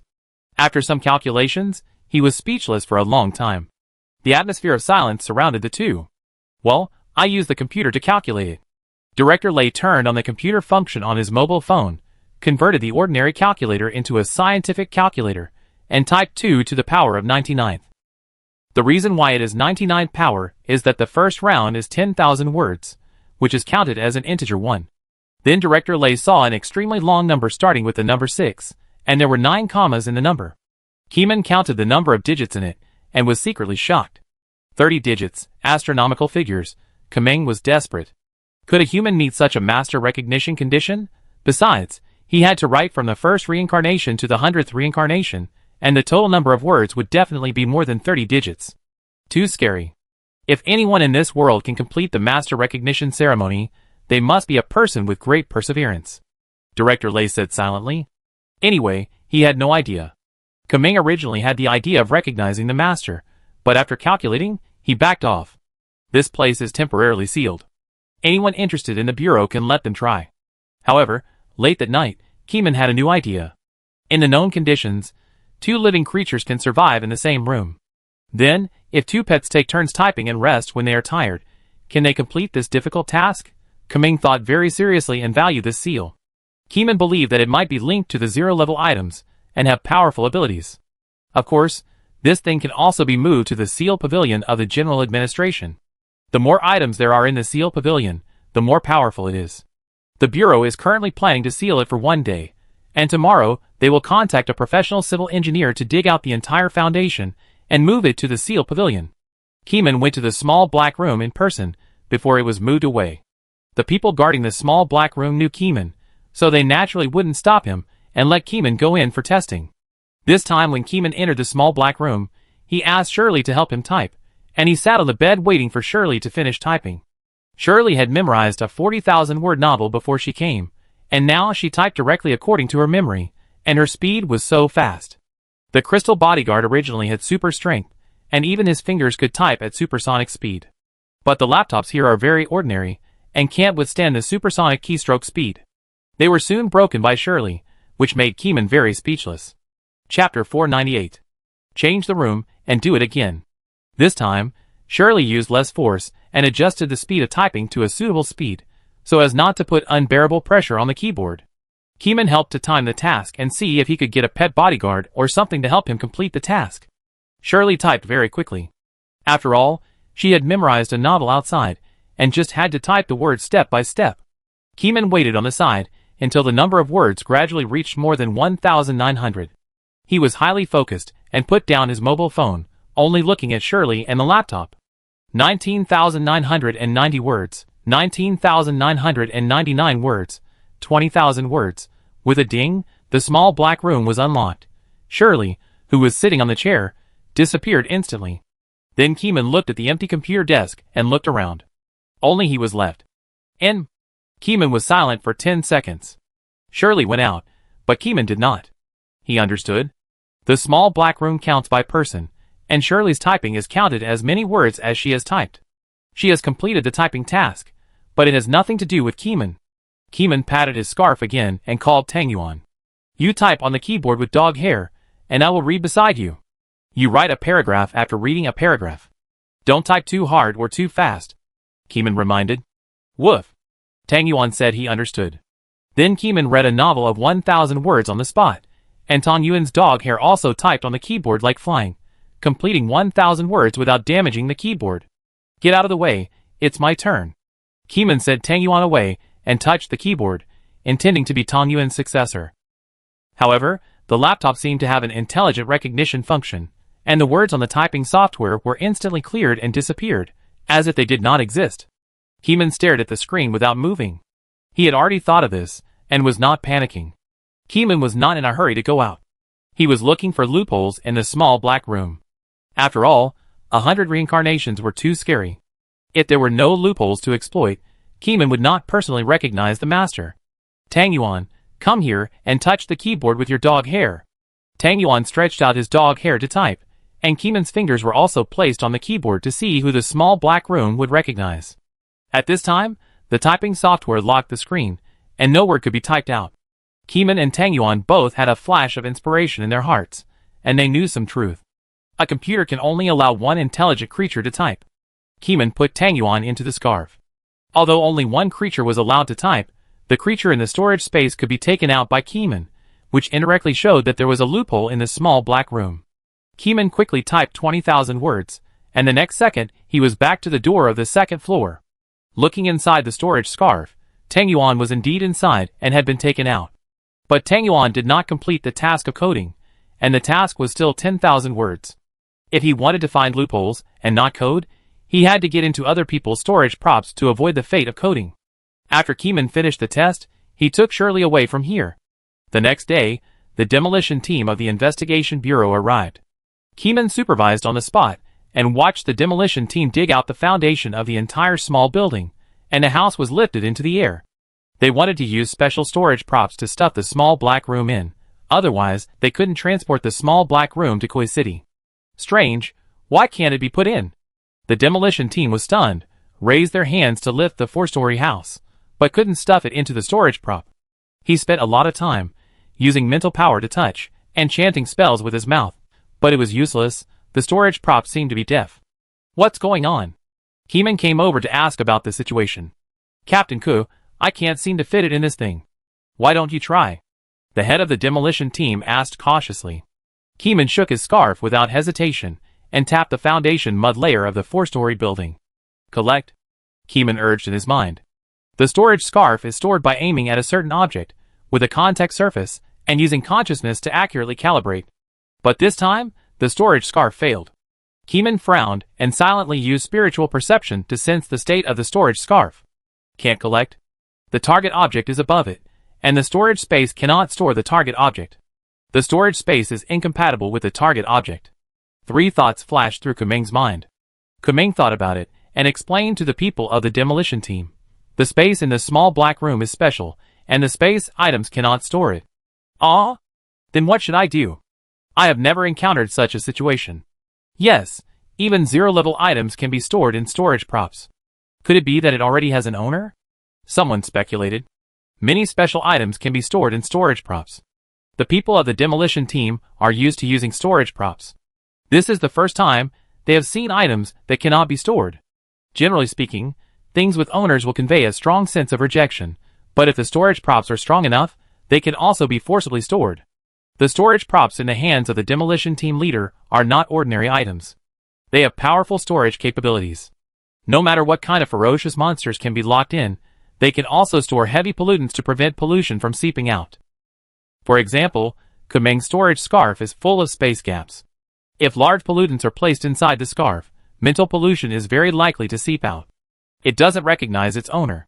Keyman shook his head. If this thing had an owner, it wouldn't appear on the street. Once the small black room recognizes its owner, it can hide in the host's consciousness and does not take up space. It is very powerful. Why? The demolition team leader was puzzled and showed an inquiring expression. Kuming shook his head and didn't elaborate. The evaluation level of the small black room has not yet been released, but Keyman believes that the potential of the small black room is very huge and can be used to imprison the Great Terror. Of course, if the Great Terror is fast at typing, then it will be imprisoned several times. Okay, but I found out that the tenant on the second floor seems to be missing. Do you have any clues in there, Captain Ku? The demolition team leader still believes that the small black room has an owner, and its owner is the tenant on the second floor. Keyman had not investigated it before, but after hearing the demolition team leader mention the tenant, he frowned and recalled. In the small dark room, every room has the same layout, and I didn't see the tenant. If he's alive, I see him. If he's dead, I see his body. I suspect the owner of the small dark room has already escaped. The demolition team leader still insisted on his idea and focused his suspicion on the original tenant on the second floor. Keyman took out his mobile phone to retrieve the files of the tenant on the second floor. The tenant was an online writer who had been writing for a few years, but there was no record of his travel recently. Even the surveillance cameras on the nearby streets did not have many records. The only surveillance camera that showed his face was 5 days ago, when he was eating at a noodle shop, and he hadn't been seen since then. In addition, he had a burst update task, but he hadn't completed it, and there was a break in the update recently. And the break in the update happened to be the day when the passerby hit the invisible wall. Keyman had a vague feeling that he had died suddenly, and became the main body of the rules of the small black room. Chapter 499. With this thought in mind, Keyman entered the small black room again. The small black room has been moved by the demolition team to a special area in Wales City. This special area happens to be the community where Keeman lives, and will not affect ordinary people. The original plan was to move to Koi City, but the small black room could not be put into the storage props. The demolition team leader was also suffering from side effects when lifting the house, so the house could only be placed in the suburbs. After entering the small black room, Keeman did not type directly, but opened the computer file and looked through the files inside. As expected, there were indeed files left by the original owner. Game files, novel manuscript files, local music files, etc. Basically everything a coder has, is in the computer. Keeman looked at the original owner's novel manuscript and found that the creation date of the latest manuscript was the day the small black room was born. Clicking on the last manuscript, the manuscript was only half written, and the original owner did not finish it. At the end of the manuscript, there was a lot of unmistakable text. Keeman could understand every word of it, but he couldn't understand them together. Keeman thought about it, and read the text directly. The sound of gurgling echoed in the room, and the darkness outside the window showed signs of surging. Keeman's eyes were dazed, and he saw the past scene of someone typing with dark circles under his eyes. This person owed 100 chapters, and vowed to finish it within 3 days. 3 days later, the words were not finished, but the person's mental state became worse and worse, as if he was possessed by a demon, mumbling to himself in front of the laptop, tapping the keyboard with his fingers, and writing meaningless words. Keeman watched intently, suspecting that the other party was affected by a secret existence, and his mental state was very dangerous, and he heard things he shouldn't have heard. Keeman's spirituality was spreading. While sensing, he clicked on the document, touched the keyboard with both hands, and imitated the original owner's typing order word by word, using his body to restore the scene at that time. Gradually, there was also a kind of secret murmur in Keeman's ears. It was a fascinating sound. Although it had no specific meaning, it made Keeman's heart beat. Of course, Keeman deliberately did not use the resistance power to resist this mental interference, and personally used his body to experience the other party's collapse process. Keeman listened for a while, and felt his head swelling, as if it was about to explode. Fine sweat gradually appeared on his forehead. Keeman knew that he could not wait any longer, so he mobilized the resistance power in his body to resist this mental interference. In an instant, Keeman's mind seemed to be washed by ice water, and he calmed down instantly. Those inexplicable murmurs could no longer tempt Keeman. Keeman listened for a while, and the hallucinations quietly ended. Keeman typed on the keyboard again according to the original tenant's typing order, and restored the scene at that time again. The murmurs in his ear sounded again, tempting Keeman to accept their power again, and then have a brand new life. Whose power should I accept? Keeman murmured to himself. A vague image rose in Keeman's mind. It had no name, and the concept was very vague. How can I accept your power? Keeman asked again. His consciousness was extremely clear, and his tone was calm. He didn't look like a human who lost himself in seeking power, but like a successful person with clear goals and strong execution. After Keeman's inquiry fell, the voice did not reply. Keeman waited for a while, and then typed it again in the order to reproduce the scene at that time. The bewitching voice still did not disappear, and continued to invade Keeman's mind. Keeman did the same thing, endured the bewitching voice, and asked the other party how to accept such power. The voice was silent again, as if it did not have such a function. Keeman did not quite understand. Could it be that the other party's power was defective, and could not respond to the requests of outsiders? All along, those hidden existences spread voices in this form, and people needed to respond to them, so that they would have the opportunity to choose to give power to the past. But Keeman did not receive any feedback for this response, as if Keeman's request was stuck. Could it be that the small black room was stuck with the request? Keeman did not know. No matter, he would finish typing first. After a long time, Keeman had typed 40,000 words. Keeman walked out of the small black room and understood the cause of death of the original owner of the small black room. How is it? Have you found the body of the tenant on the second floor? Someone asked. No, but I know how he died. Keeman shook his head, and his mind had a clue. How did he die? I stayed up too late, and I was under a lot of pressure. My spirit was too fragile, and I was invaded by the voice of a hidden existence. Keeman said calmly. Everyone suddenly realized, so that's it. I thought it was just a simple human mutation, but it turns out there is a hidden existence behind the scenes. Keeman didn't say much. After getting a clue, he took out the isolation house, and put White Sugar and Shirley outside the door as guards. Then Keeman went into the house to sleep, and Tang Yuan guarded the inner room. In the dream, Raya was extremely quiet. Players were brave and leveled up in the wild. High-level monsters rarely harass players, because the monsters receive the latest action plan of the Black Ghost. Unblocked. In order to unlock the seal, they need to find things related to the ancient gods, or find some things that are out of date or ancient creatures that have been sealed. They may have witnessed the time when Cthulhu was sealed, and may know which ancient god sealed Cthulhu. When Keeman used synesthesia to check the progress of the monster search, he also synesthetized the voice heard by the author of the novel, who died suddenly. It is unknown who the voice came from. Since Keeman heard it, and felt it several times with his body, he would not let the other party go. The Blue Star has suffered many disasters, and those hidden existences cannot be added to the fire. Find one and destroy one. This is Keeman's future action plan. After a while, Keeman gradually felt it according to the impression in his mind and the vague voice. A blue planet, stretching in front of him, is the mother planet. After passing through the large filter membrane of Blue Star and entering the territory of Blue Star, Keeman's consciousness was erratic, and he seemed to see a large bar in an unknown special place on a certain land. In the center of the bar was not a singing stage, but a small blood pool with an area of about 4 square meters, with a human-shaped statue standing in the middle. It had strong muscles, a perfect figure, and a handsome face, but it had 2 long fangs, which was impressive. A group of young and beautiful men and women wearing luxurious clothes walked around the bar casually, drinking and chatting, smiling. No one looked at the statue in the blood pool, as if it didn't exist. Who is this? Keeman had a question in his mind, but soon Keeman had the answer, because the wine glasses in the hands of these humans were filled with blood. Chapter 500. Kamong woke up, looked at the featureless ceiling, and realized that this was an isolated hut. After walking out of the isolated house, Keeman looked back at the small dark house, and pondered for a moment. In his dream, Keeman saw a pool of blood wine, and every handsome man and beautiful woman showed an obsessed look.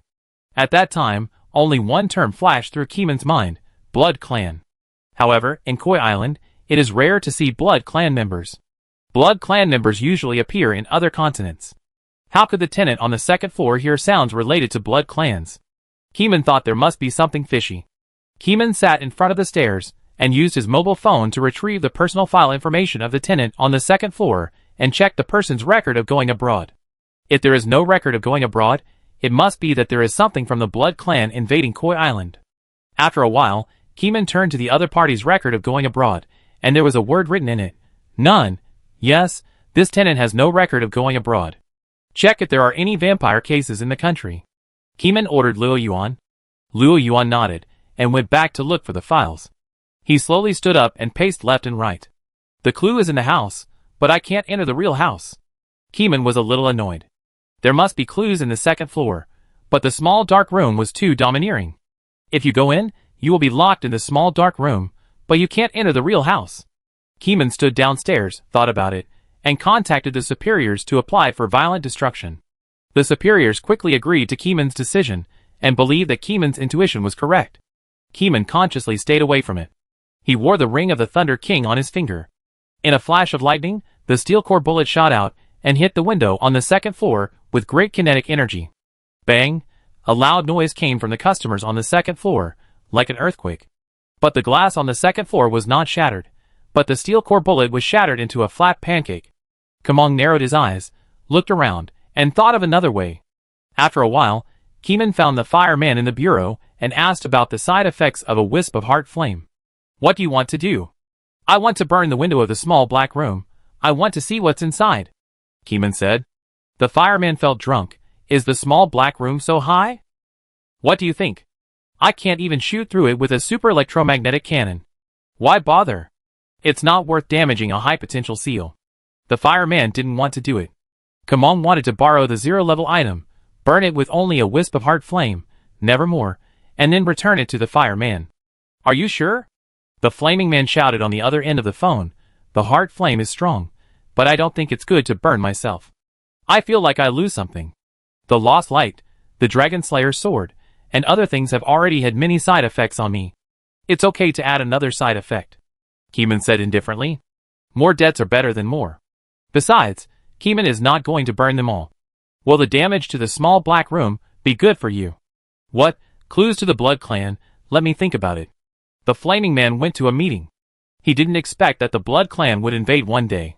The damage to the small black room is certainly not a good thing.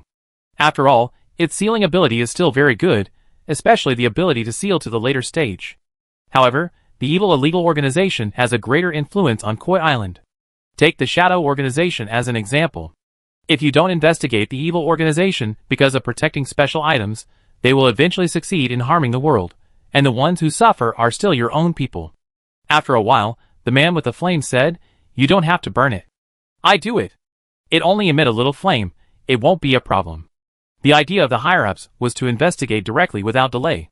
If the vampires want to cause trouble, Koi Island needs to kill them as soon as possible before the plan is implemented. The man with the flames will fly to Whale City, and Keeman will have to wait a little longer. During this period, Luo Yuan also sent the case files suspected of vampires being involved to Keeman. Keeman browsed through a few files on his mobile phone. His expression slightly changed. There are very few vampire cases in Koi Island, only 3, and they are only suspected. In the 3 files, the blood of the bodies was sucked dry, and there were 2 deep tooth marks on the neck. But the murderer they found was just a normal person, and the mechanism of the investigation bureau at that time was not perfect enough. The investigators were not responsible for the investigation, and there was a lack of synesthesia. These 3 files could only be marked as suspected vampires. Keeman looked at the crime locations in the 3 files, none of which were in Whale City. Whale City is thousands of kilometers away from the 3 crime locations, far away. Have the vampires from our bureau arrived? Keeman asked. I'm here, Captain Ke. Weekend raised his hand, walked up to Keeman with a nervous look, and explained, Captain Ke, I only drink animal blood, not human blood. Weekend, whose last name is Zhou and whose given name is Mo, is the captain of the Octopus City detachment, but his status is lower than Keeman. In front of Keeman, he seemed a little nervous, afraid that Keeman would suspect him of having problems. I know that. Keeman nodded. Go into the small dark room, experience what it feels like inside, and then tell me what you feel. Keeman waved his hand, and sent the other party into the small dark room. Okay, I go then. Weekend nodded, and went upstairs to the small dark room. Weekend's vampire identity came from Keeman's item, the Stone Ghost mask. Wearing the mask would turn him into a vampire. Later, the Investigation Bureau also studied many vampire characteristics from Weekend. When the Flaming Man arrived at the scene, Captain Zhou happened to come out of the small dark room. How is it? Do you have any new insights? Keeman asked. Captain Zhou shook his head. No voice tempted me. Captain Zhou did not type that line of words, because he felt unsafe. Not everyone has the same resistance as Keeman. Living on stability is the true portrayal of investigators. Let everyone disperse a little, I'm going to start a fire, the Flaming Man said. Everyone retreated in unison, but Keeman did not retreat and stood beside the Flaming Man. One last question, do you really want to burn it? The Flaming Man asked. The conditions for recognition are too difficult, so why not dig out the clues of the vampires first and burn them? Keeman said in an affirmative tone at the end. The man with the fire did not hesitate. Fussing was not his style. He reached into his pocket and stretched out his right hand, but there was no candle. But he snapped his fingers and rubbed out a tiny spark. Suddenly, a tiny flame flickered on his fingertips. The flame was very small, only 1 millimeter high. It could not even be called a flame. It would be more appropriate to call it a small spark. Even such a tiny spark made Keeman feel a strong sense of crisis. The heart flame is really a terrifying flame. Even if Keeman has a high resistance, he can't withstand its intense high temperature. This is the horror of zero-level items. Go, burn the window! The man with the fire whispered, and the star flew with a flick of his finger. Chapter 501. The tiny spark contained an unparalleled horror, as if everything in the world would be burned to ashes. What kind of power was this? Keeman couldn't help but look forward to it. Don't look at this as a tiny spark. Nothing in the world can stop it. A small dark room will definitely be burned through. The man with the flame stood beside Keeman, talking about the power of his heart flame candle, with infinite heroism in his heart. But this heroic mood did not last long. The heart-pounding sparks on the second floor floated to the window of the small dark room and burned fiercely. The flames were like boiling water, bubbling on the surface of the glass, and the red flame spread from the window to the surroundings. The flames burned upwards, and the windows and walls on the 3rd and 4th floors could not hold on for 2 seconds. They were instantly engulfed by the flames, and 2 floors were gone. The first floor downstairs was originally a real estate dealer store. After being engulfed by the flames, it disappeared instantly at a speed visible to the naked eye, leaving no residue. But it was the disappearance of the first, third, and fourth floors that highlighted the extraordinariness of the second floor. The windows and walls of the second floor stood firm in the red flames. What's going on? It can't burn? The man with the flames frowned, feeling something was wrong. Did he blow too much just now, so that the flag was erected? The walls of the second floor were very strong. The flames were surging, but there was no sign of melting. Kumeng's heart was pounding. That was the danger that the flames naturally brought. If he accidentally touched those flames, his body would definitely be burned. At this time, there was no floor below the second floor, and it naturally fell down. With a bang, it fell flat on the ground. The flames below were pressed on the surface of the ground. The surface of the ground soon couldn't bear the burning of the hard flame and spread to the surroundings. A spark can spread infinitely. When you threw such a large flame into the town, didn't you throw too much? Keeman watched the flame spread, still not panicking. It's different. If you throw more flames, the burning intensity and temperature will change qualitatively. The man with the fire shook his head and said, "This little black room is really weird. How about I throw more? If the flame born from a spark can't burn through it, then what about adding a bright flame?" Keeman didn't agree. The price is a bit high, not worth it. It was a spark before. For the man with the fire, 9 years and 1 cent, no problem. Even if he took out a large flame like the last time he destroyed the town, the price would be much greater, and the little black room in front of him was not serious enough to be completely destroyed. The flame was still burning, but this time the burning intensity was not as strong as last time, and it would not burn through the space. Keeman left the special field and waited for the inside to burn out. The next day, Keeman entered the special field again, and it was no longer burning inside. The ground was burned, and at least hundreds of meters of soil were burned through. If the power contained in the spark had not been squeezed out, it would have continued to burn. The small black house stood in the center of the black scorched earth, without any signs of damage. This thing may become a zero-level item among the sealed objects. The flaming man secretly smacked his tongue, shocked by the defensive ability of the small black house. Go in and burn it. Kumeng did not give up. Since he couldn't burn through the outside, he would burn it inside. Yesterday, Kumeng and the flaming man discussed that the flaming man would recite a novel and type in. When he typed 9,999 words, he would release sparks to burn the wall, and then type the last word, completing the task instantly and escaping. Keeman didn't plan to go in, and the mission was to be completed by the flaming man alone. Then I go in, the flaming man said. Soon, the other person's figure disappeared inside. After waiting for a long time, the flaming man came out of the small dark room again and ran to Keeman. Is it burned? It's burned. Wait for the result. It should work this time. The flaming man said confidently, because after the wall was burned through, the infinite black was also burned by the flames, and the fire extended to the infinite distance. However, a day passed, and the small dark room was still fine, which made Keeman speechless. It seems that we can only go abroad to investigate. Keeman gave up the idea of destroying the small dark room. This small dark room is definitely a wonder on the blue planet, with superb defense. The blood race is afraid of light, and likes to live in places without sunlight. And when Keeman dreamed of the bar in his dream, he also focused on the diners and listened to their chats. Moonlight Bar, these 4 words were called out by a bodyguard when welcoming some big guys into the house, and Keeman secretly memorized them. Where can I find Moonlight Bar? I have marked the coordinates of bars all over the world. The network beast said, of course, it is limited to bars with registered addresses on the internet. Every regular bar needs to do business registration when it opens. But there are some remote areas where people may not register when they open a shop, which is a place that the network beast cannot control. Okay, thank you. Keeman looked at the places marked by the network beast. The addresses of bars are all over the land. Whether it is a big city or a small village, there are bars. So many. The angry man was surprised. If every bar is a sacrifice node. Director Lay's face darkened, and he thought of something bad. No way, would the Blood Clan be so crazy? The Blood Clan abroad are real vampires, who specialize in sucking human blood.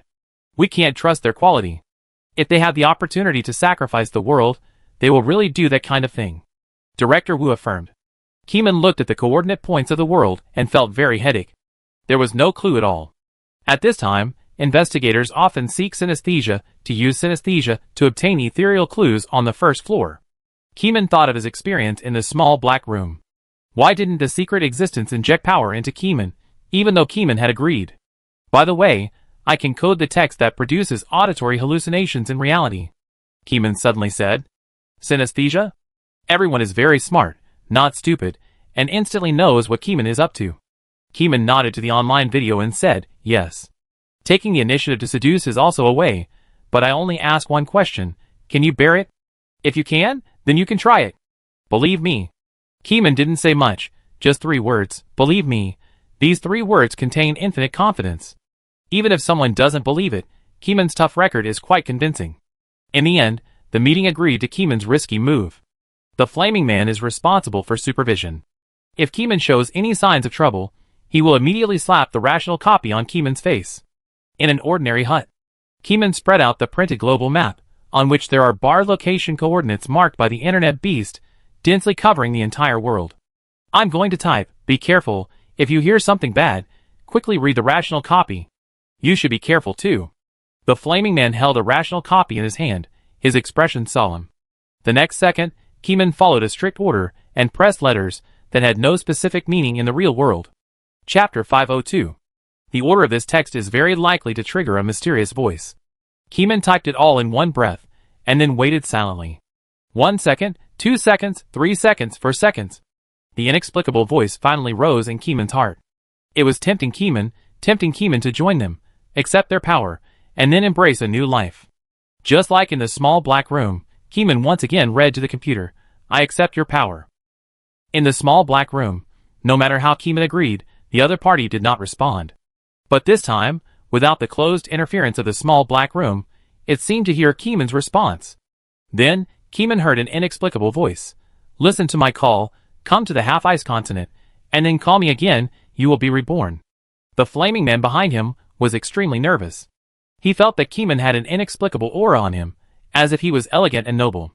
In terms of appearance, it seemed to have added a few points. The Flaming Man couldn't help but think of the beauty filter in his heart. Accepting the other party's call can increase your appearance? Thinking about it, it seems good for ordinary people. Keeman, what's wrong? Answer me. I'm fine. Keeman shook his head. The corners of his mouth rose slightly, and this text is indeed effective in the real world. In this way, Keeman had more ideas. The tenant on the second floor has never been abroad, but he may have seen similar text paragraphs on the internet, and then he was inadvertently fooled, leaving an impression in his mind, and later when his mental state was unstable, that voice appeared again. Keeman silently reasoned about the whole process, and vaguely felt that he had found the truth. Mystic Beast, can you find traces of this kind of text paragraph? Keeman asked.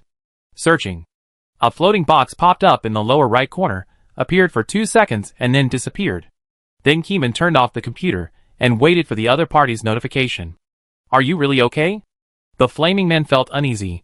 You'd better take a look at the rational manuscript, otherwise I won't be at ease. As he said, he spread out the rational manuscript and placed it in front of Keeman.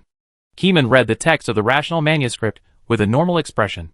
As he read, his heart gradually calmed down, like still water. How do you feel now? The Flaming Man asked. This power is not strong, it is a temporary increase, very weak, it does not increase strength, it seems to increase some kind of trait. Keeman analyzed calmly, not knowing which aspect of himself had become stronger. In my opinion, it is the appearance that has improved. The Flaming Man turned his phone to selfie mode and took a picture of Keeman. The beauty function of the mobile phone was turned off. Keeman looked at himself in the phone. He was very sensitive, and soon noticed that his face was very handsome. Even he felt that he was handsome. It turns out that the appearance is improved. It seems that there is a reason why every member of the Blood Clan is handsome and beautiful. Keeman said calmly. Sometimes, I feel that the internet beasts think differently from us. The Flaming Man sighed. Why do you say that? Keeman was puzzled. Look, just a paragraph of unknown text on the internet has the ability to spread, but the internet beast is not affected. Don't you think that its thinking mode is completely different from ours? The Flaming Man said with a smile. At this time, the Flaming Man put away the rational copy. In fact, Keeman has also done some research on this issue. For example, the top AI Orange Mother on Orange Star also has this problem. It can ignore the text transmitted by Keeman's dream. Perhaps, artificial intelligence is the ultimate rational intelligent body. Keeman commented. In the joint dream, Keeman can use the consciousness of the evil god to descend into the dream, invade those artificial intelligences, and turn them into garbled creatures. This shows that artificial intelligence also has its limits, and cannot face the evil god consciousness directly. But from another perspective, the speed at which artificial intelligence recovers from madness is faster than that of normal people, and its tolerance is also greater than that of normal people. This level of mental pollution is not enough to make artificial intelligence crazy. After all, the amount of information that the network beast needs to process every day is astronomical. Keeman said. That's right, forget this. The Flaming Man was awakened. If you want to make artificial intelligence crazy, the amount of mental pollution information in an instant should at least exceed the entire global internet. The Flaming Man got to the point. It is indeed not that simple to make the top AI of Blue Star crazy. Let's not talk about it. The next day, Kunming got up early, and there was already a comprehensive survey information on his mobile phone. One was a report on the location of the Moonlight Bar, and the other was a survey of text paragraphs on the internet. This text has the ability to spread. It can slightly affect the minds of normal people, and make them have a desire to become more beautiful and stronger. Accepting this text can only make you beautiful temporarily. In terms of strength, there is also an extremely small increase, such as allowing people with weak constitutions to have the physical strength of normal people. People with strong bodies don't have much increase, and this increase in strength is not enough, and only those who are ugly and weak will like it. As for Moonlight Bars, there are similar bars all over the world. If there are many bars, does it mean that the vampires gather there? This is not necessarily the case. There are also 200 Moonlight Bars in Koi Island, and the Investigation Bureau has already been dispatched to seal them up overnight. When Keeman woke up at this time, all the Moonlight Bars in Koi Island had been thoroughly checked, and there were no traces of special items, and no vampires were found. The vampires are very eager for blood. Captain Joe, who is a vampire, went to 2 Moonlight Bars in succession, but did not smell the smell of human blood. So the current goal can only be to search abroad. The homeland of the vampires should be in Half Ice Island. Let's go and explore there, Keeman said. Let's go! This time, Keeman took Weekend with him. With a vampire by his side, he can find vampires faster, otherwise it would be like looking for a needle in a haystack to search in bars one by one. And the mysterious voice also told Keeman to call it when he arrived in Half Ice Island. The way to call is probably to type a text again. Keeman secretly speculated that the ability to preach with words might come from a special item, and it was very likely the leader of the Blood Clan. Captain Ko, let's go. Yes. The two boarded a plane to the ice continent. Since the fog of despair dissipated around the world, the aviation of various countries has gradually lifted the ban. If the aviation industry completely collapses, the impact on the world will be very huge, and countries will naturally not let the aviation industry collapse. The plane Keeman took was a special plane, so there was no need to worry about other strange things. He leaned back in the chair and fell asleep gently. In the dream, a gurgling sound. Keeman woke up quietly, looking at the unchanging Raya. Keeman didn't have many thoughts in his mind. Instead, he kept thinking about the mysterious and unknowable voice in his heart. That was the voice from a certain existence of the Blood Clan. Before, Keeman's connection was not deep enough. This time he took the initiative to accept the power gift from the other party. The relationship between the two has reached the point where it is difficult to sort out. Chapter 503. This time, Keeman saw the hazy blue star again. He further sensed and saw a bar. It was still the strange bar with a small blood pool, and there was a strange sculpture in the middle of the blood pool. Keeman secretly peeked at his dream, but did not gain much. He had seen the sculpture many times, and had studied everything that needed to be studied. The tourists in the bar changed batches after batches. All of them were vampires, and every guest who entered the store would order a bloody cocktail. The bartender used exquisite techniques to mix fine wine, but each glass would be injected with a certain amount of fresh blood. Keeman stared at the blood and sensed the outline of humans. Yes, these people were drinking human blood and enjoyed it. Keeman did not find more clues, but it further confirmed that the blood pool sculpture in the Moonlight Bar was the core target. If the sculpture was destroyed, it should be able to severely damage the vampires. Keeman's mind was full of the sculpture. Of course, he also distracted himself in the joint dream, looking around for those technological items, and silently memorizing their design drawings. Koi Island has now begun to study new materials. Material science is a big problem, but if there is a clear material direction to work on, it can save a lot of time. Although the future of Blue Star will be an era of special items, Keeman feels that technology can also be slightly improved. While peeping at the internal structure of those technological items, and the molecular arrangement structure of the materials, Keeman also heard some Orange Star people complain. It's strange. Why did we drive away a group of evil believers and attract new enemies? The key is that we can't find a way to deal with those enemies at all. So annoying. Don't talk about things in reality here, that existence will hear it. A researcher from Orange Star hissed and warned. This is a joint dreamland, a place where people from many parties dream. So Keeman naturally knows who the Orange Star people are on guard against. When Keeman heard about this, of course, he paid more attention to inquire about it. There will always be some big-mouth people who can't hide what's in their hearts, and can't help but say it out. The speaker is unintentional, but the listener is intentional.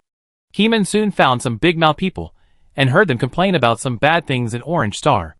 Since the Cthulhu Believers disappeared on Orange Star, another new evil believer took over the banner of the Cthulhu Believers, and staged a wonderful witch night on Orange Star. On a certain night, the full moon was high, and a large number of Orange Star citizens changed their genders, and made terrifying screams. This aroused the vigilance of the Orange Star officials, who quickly released news, appeased the citizens, and tried hard to find the cause. Keeman was also curious. Before the Cthulhu Believers were about to leave, the strange cult had already appeared. Now they have created the Witch Knight. It is obvious that this cult is going to cause trouble. Low-key development is the kingly way. You can't do this. Keeman shook his head in his heart, and was not optimistic about the operation of this mysterious cult. The Cthulhu Believers were too high-profile before, and the Orange Star people tried every means to target them. It was also at this time that Keeman felt dizzy and his buttocks were shaking sharply. When he blinked again, Keeman opened his eyes. The whole plane was shaking, and the rumbling sound echoed in his ears. Weekend reminded him, Captain C, you woke up after the plane landed. You slept really deeply just now. External vibrations would wake Keeman up, and Keeman knew this before. After waking up, Keeman looked out the window, and the sign on the grass outside the window was flying backwards. After the plane stopped, Keeman got off the plane and took a deep breath. There was indeed no such heavy atmosphere of despair in the half-ice continent, and the whole land returned to the free atmosphere it should have. However, in this freedom, there are also some discordant things, such as the Blood Clan. Keeman's goal this time is to fight against the Blood Clan. Team Ku, we found 3 moonlight bars in the capital city of the half-ice continent. There are generally not too many bars with the same name. 3 moonlight bars in a city is already considered a lot. Let's go and take a look. Keeman has seen it countless times in his dreams, and remembers it clearly. If it is really that bar, Keeman's spirituality will definitely react as soon as he enters it, and it will be almost the same whether Xiao Zhou leads the team or not. The first moonlight bar was opened in the eastern part of the capital city. It was exactly 8 o'clock in the evening, and the bar was already open. There were 2 sturdy men at the door of the bar. They were not wearing black suits, but black vests. Their bulging muscles were as strong as granite. The 2 bodyguards looked at Keeman and Xiao Zhou without any action, but just gave them pressure with their eyes. Xiao Zhou accompanied Keeman into the door, and then looked back at the 2 sturdy men at the door, whispering, with such fierce bodyguards guarding the door, who would dare to let new customers in? Can we still do business? Keeman nodded. Indeed, it's a bit unreasonable. The 2 looked at each other. Maybe there is something fishy here? Because of this, the 2 of them were more focused. As soon as they entered the bar, they looked around. Keeman immediately scanned the whole circle, looking for the blood pool in his impression. There was no blood pool in this bar, and there was no so-called blood-colored wine on the menu. Could it be here? Keeman muttered in his heart. As a member of the vampire clan, Xiao Zhou was very sensitive to blood. At the same time, because of his high spirituality, he was also very sensitive to his own kind. He moved his nose, and seemed to smell something strange. Did you find anything? Keeman asked. There is a strange smell that I have never smelled before. Xiao Zhou frowned. What smell? I don't know, so I haven't smelled it before. At this time, the bartender at the wine counter looked in Keeman's direction, with a bit of confusion and suspicion on his face. Order a glass of wine, and then go around. Keeman noticed the bartender's eyes, and immediately pulled him to order 2 glasses of wine. The wines on the wine list are very expensive, starting at least 1,000 yuan, and the most expensive wine even costs 100,000 yuan a glass. A glass here refers to a small glass, not a large bottle. The 2 ordered 2 glasses of wine, and the bartender's eyes finally became gentle. Kuming leaned against the bar counter and asked casually, Master, how long has this moonlight bar been open, and the wine is so expensive? The bartender glanced at Kuming. It has been open for decades. So long. Kuming looked surprised. In fact, before coming here, Kuming had already inquired about the information. This bar is indeed the oldest bar in the city. Of course, think about how popular the Moonlight Bar was back then, and there was only one in the city. The old bartender smiled and talked about the past. The bartender was very old, looking about 60 years old, with a white beard. Xiao Zhou took the wine glass and walked around, and finally returned to the bar, seemingly without any gain. Xiao Zhou was just about to use the secret code they had agreed upon to ask Keeman if he had any gains, but he found that Keeman was still chatting with the bartender. Chapter 504. Xiao Zhou remained silent and did not urge Keeman. Although Xiao Zhou had more years of experience than Keeman, Keeman was far superior to him in terms of contribution and strength. Listening to Keeman was the right thing to do. Weekend had developed the consciousness of trusting Keeman without thinking. Keeman had created too many historical myths along the way, and each achievement was a height that normal people could not reach. Weekend sat aside, holding a glass of wine, taking a sip slowly, listening quietly, and suspected that there was something wrong with the bartender. This moonlight bar has been open for a long time. Because of the age problem, Xiao Zhou talked to Keeman and both felt that the moonlight bar with the longest age had something wrong. First of all, the main reason for suspecting this bar is that the blood race is also a race with a long lifespan. If vampires existed decades ago, then the moonlight bar is also worthy of suspicion. Xiao Zhou just walked around the bar and found no clues, but his sensitive nose smelled a special smell. This smell is very rare, and he has never smelled it before. Since it was the first time to smell it, the brain subconsciously became curious about this smell. Xiao Zhou glanced at the bartender casually, and did not see anything unusual about Jiu He, so he could only wait slowly. How does a glass of wine worth 100,000 yuan taste? Kumeng asked with a smile. The bartender smiled and said, the taste is very different. It is a wine that has been treasured in our bar for 50 years. Do you want to try it? Kumeng pondered for 2 seconds. 2 glasses. Boss, you are generous. The bartender praised with a smile, and then said, please wait a moment. The bartender turned around and took out a sealed wine jar from a wine cabinet. The wine jar was ordinary, and did not look strange, but after removing the seal, an inexplicable wine aroma wafted out. When Xiao Zhou smelled the wine, his eyes changed immediately. This smell, it has that strange smell. The bartender seemed to be unaware, and as usual, he slowly poured the wine from the wine jar and filled 2 small cups. The 2 small cups were very small, and the cup mouth area was not even the size of a palm. If the wine was put into a standard test tube, the capacity of a cup might only be enough for a quarter of the test tube. Kumeng shook the crystal wine glass, and the wine inside was illuminated by the red light, revealing a weird color. Kumeng sniffed and only smelled the aroma of aged wine, without the smell of blood. Xiao Zhou also looked strange, always feeling that this wine was strange, but he didn't feel any sense of danger. Kumeng looked at the wine glass, shook it more than a dozen times, sniffed it again, and looked reluctant to drink it, as if he was worried about the money. In fact, Kumeng doesn't care about money. He has too much money to spend. Let's not talk about the income from the video. The money that the investigation bureau has deposited into him alone exceeds 10 billion yuan. At Kumeng's point, it is difficult to win him over no matter how many billions he gives. 10 billion is just a string of numbers that Kumeng knows. If he wants more, he can have more money, but with so much money, it is meaningless to ask for more. Kumeng's ideal is no longer at the level of money. Guessed? The bartender smiled and took out the card machine, suggesting that Kumeng should pay. Xiao Zhou immediately took out a bank card and paid for Kumeng. Kumeng took a sip at this time and immediately felt different. Before drinking, Kumeng secretly felt that this wine was extraordinary, but he had no idea how to say it. After drinking the wine, Kumeng felt it, as if a new world had opened up, and his personal perception had grown in a new way. Is there any secret to this wine? Keeman asked anxiously. The bartender smiled mysteriously and said nothing. Keeman looked at the silent man, and a flash of inspiration came to his mind. The words on the computer. It's time to type that word. After Xiao Zhou swiped his card, he also drank the wine, and felt a kind of sublimation in his body, but he didn't say anything because he didn't feel dangerous. The two left the bar, and went around 2 other moonlight bars, but they didn't smell that special and unique smell. It seemed that only the oldest bar had the unique smell. What is that wine? Xiao Zhou asked. Keeman shook his head. There is something wrong with this bar. The location should be there. Keeman took out his mobile phone and typed the strange and inexplicable text. Xiao Zhou looked at Keeman's mobile phone, and finally had an inspiration, knowing that it was time to type that word. Do I type too? No, you wait outside. If the situation is not good, run away. Remember to contact your superiors. Keeman shook his head. Since we know the location, there is no need to let the team members take risks. Xiao Zhou showed a regretful expression. Although he was a vampire, he could not help because Keeman was too strong. After typing that paragraph, Keeman heard the vague temptation again. The vague voice came with a hint of admiration, as if it smelled the alcohol on Keeman.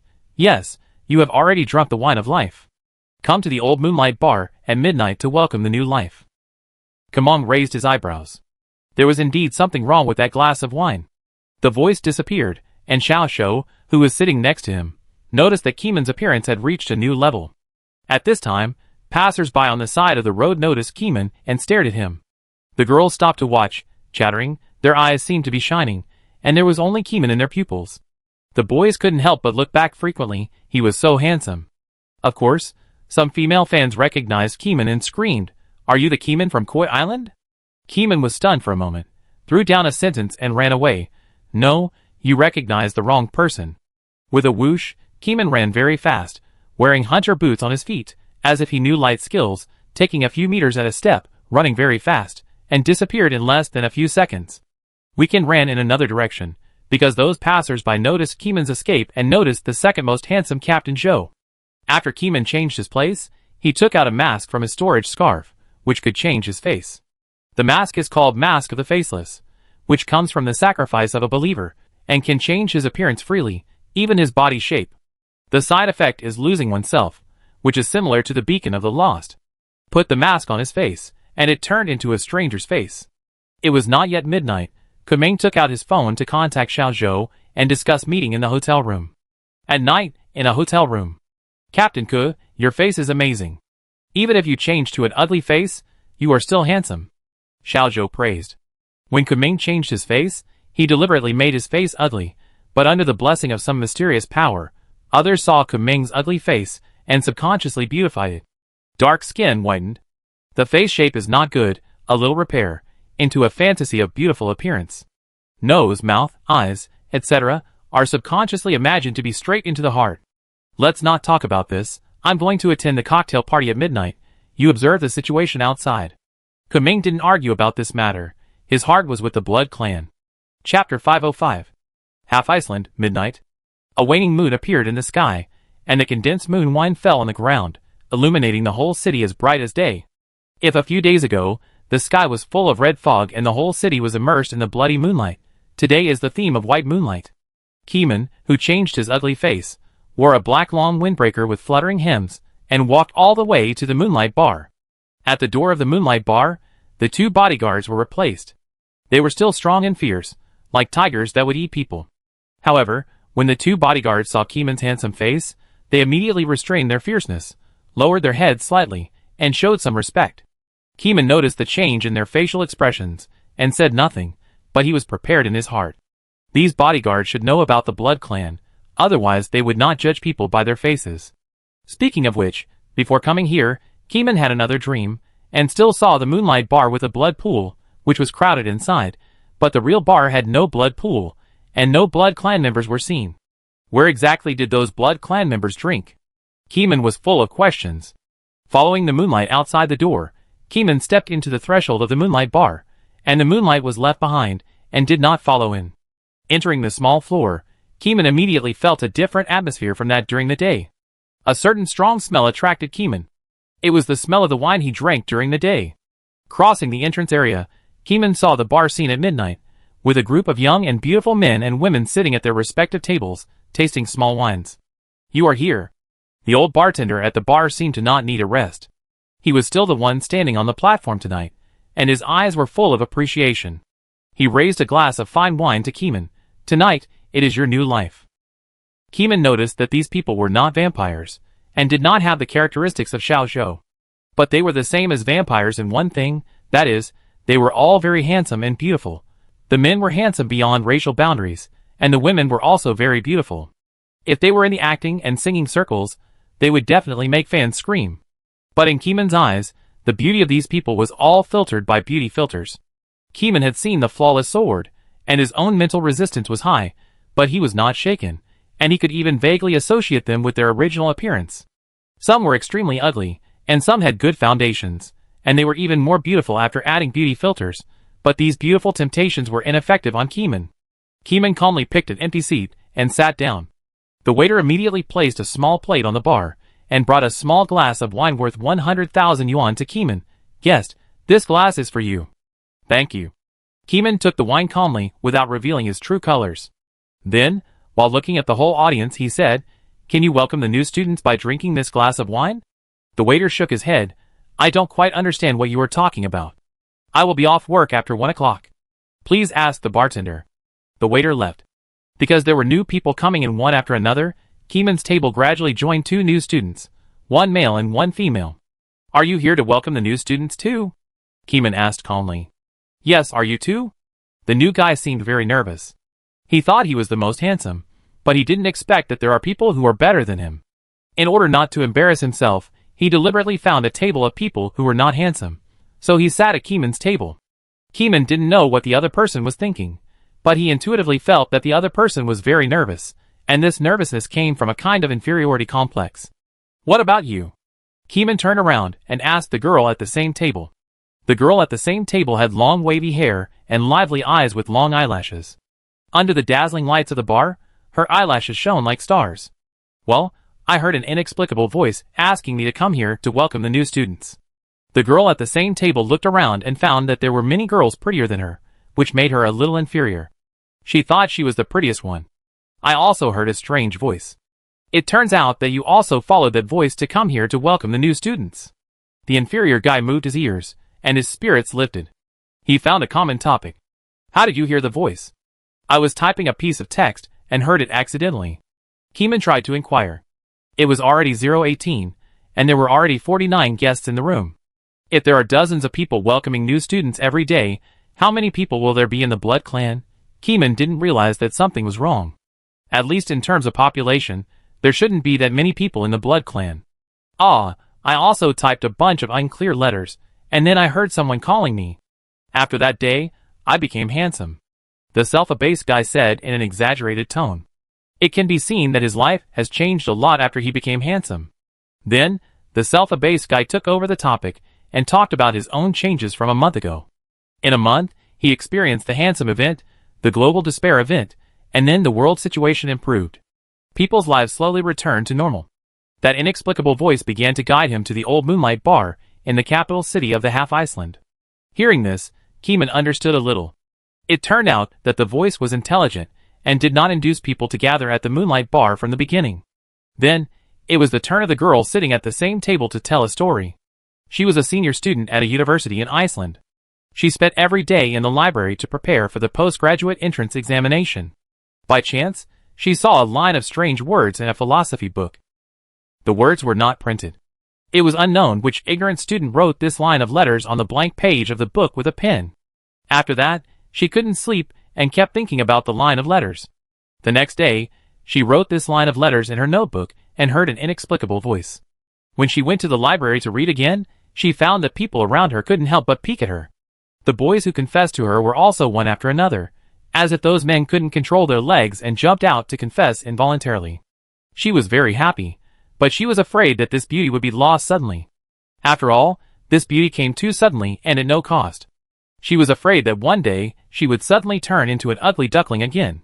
When the strange voice appeared again, it began to induce her to come to the Moonlight Bar to welcome a new life and eternal youth. For a woman who loves beauty, eternal youth is her biggest dream in this life. After the two finished their stories, they all turned their eyes to Keeman, wanting to hear how Keeman got on this path. The language of the half-ice continent is different from the Khoi language, but who is Keeman? He is very spiritual, and has already learned the languages of various continents by himself. When he heard the word price, he suddenly had an answer in his heart. These people are estimated to become one of the components of the blood pool. My story is not as complicated as yours. Keeman slowly organized his words, deliberately slowed down his speech, and thought about how to warn these humans, who are about to become food for the blood clan. Chapter 506. Time passed slowly, gradually approaching 1 o'clock in the morning. Keeman began to persuade, "Do you think there is really a free lunch in the world?" Keeman's voice was very soft, but everyone present was very perceptive. After all, they had all accepted that mysterious power, and their whole bodies and minds had a slight increase. Don't think that everyone can ignore other growth just because they are good-looking. Keeman also said this, and suddenly realized that most of the attention of the audience was on him. Keeman immediately stopped talking and stopped talking. What do you mean? The girl at the same table didn't understand, and her mind hadn't turned around yet, so she asked Keeman again. The boy at the same table said him, and there was a doubt on his face. Looking at the increasing number of people around, a rough count showed that there were at least 100. Keeman was silent. Just when he mentioned the free lunch, the bartender's eyes had already stared at him. His face was no longer friendly as before, and even revealed a hint of malicious malice.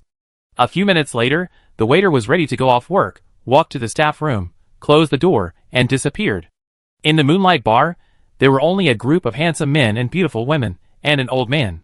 Keeman exchanged glances with the two people at the same table, but did not warn them, because he was afraid of alerting the snake. The words just now had already startled the snake, but fortunately, the snake was very confident and believed that he could subdue Keeman. And Keeman was also very confident that he could fight the vampires. Even if he couldn't kill them, there would be no problem in escaping. Keeman secretly touched the black and red checkered scarf with one hand, and he could still see the things inside the scarf, which meant that the storage props could still be used. Tick tick. There is an old clock in the Moonlight Bar. The hour hand ticks slowly, as if it is rusty, but the mechanical ticking sound is getting louder and louder. As time gets closer to 1 o'clock, 10 seconds, 9 seconds, 8 seconds. 1 second, the sound of the bell gradually gets louder, and when the second hand coincides with the number 0, a loud bang rings in the room. It is like a huge bell, making everyone hear its sound. The whole body and mind are involuntarily attracted by the bell's sound. The mind is erratic, the will is uncertain, and the body gradually becomes sleepy. Ladies and gentlemen, welcome to the Moonlight Bar. This is your new night. Soon, that adult will come here and take you into the real world of the Moonlight Bar. The old bartender's voice is very slow, with some mysterious hypnotic magic, which makes people feel a sense of trust and security. As long as you believe in him, you can welcome a new life. Keeman has already felt the wave of mental interference invading his body, and Keeman began to think about whether to give up resistance. But then he thought, so many innocent people are sleeping here. If the Blood Clan suddenly shows up to kill people and drink blood, Keeman definitely doesn't want to see them die. Keeman thinks that people love beauty, but if the price is to sacrifice their lives as blood food for the Blood Clan, it is not worth it. This beauty filter, it's better not to have it. Keeman chose to resist, letting his own resistance resist the hypnotic fluctuations. However, on the surface, Keeman did not maintain a spirited look, but squinted slightly, shook his head, pretending to be about to fall asleep. Others behaved similarly to Keeman, squinting their eyes, shaking their heads left and right, and with a bang, their foreheads hit the table directly. 2 seconds later, the kowtowed guests all snored in sleep. Keeman followed suit and fell asleep on the table. Even when the wine splashed on his cheek, Keeman didn't frown. A few seconds later, all the young people in the Moonlight Bar fell on the table without a sound.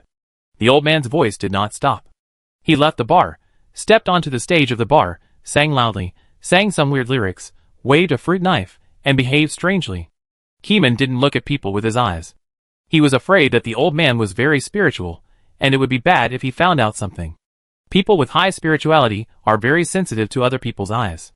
For example, when Keeman found the bandaged man also found Keeman instantly. This was an invisible collision of spirituality. The collision was extremely slight, and few people noticed it unless the person was very spiritual. The old man was singing in the bar, and the fruit knife was not just for decoration. He cut his arm with a knife, and bright red blood fell from his arm and dripped onto the floor. Keeman didn't open his eyes, but Keeman, who was extremely spiritual, used sound recognition to imagine the old man's movements in his mind, and also predicted the blood falling in the air. The blood fell to the ground, giving the scene a bloody smell, and at the same time the temperament of the bar counter changed. The light source of the overhead light suddenly changed, and beams of red light shone into the bar room, dyeing the place blood red. Keeman's heart beat slightly, and gradually he felt it. The space around him seemed to be melting. No, it's not melting, but overlapping. Keeman believed in his sixth sense. Some unknown changes were happening in the Moonlight Bar. The bar in the real world was overlapping with another Moonlight Bar.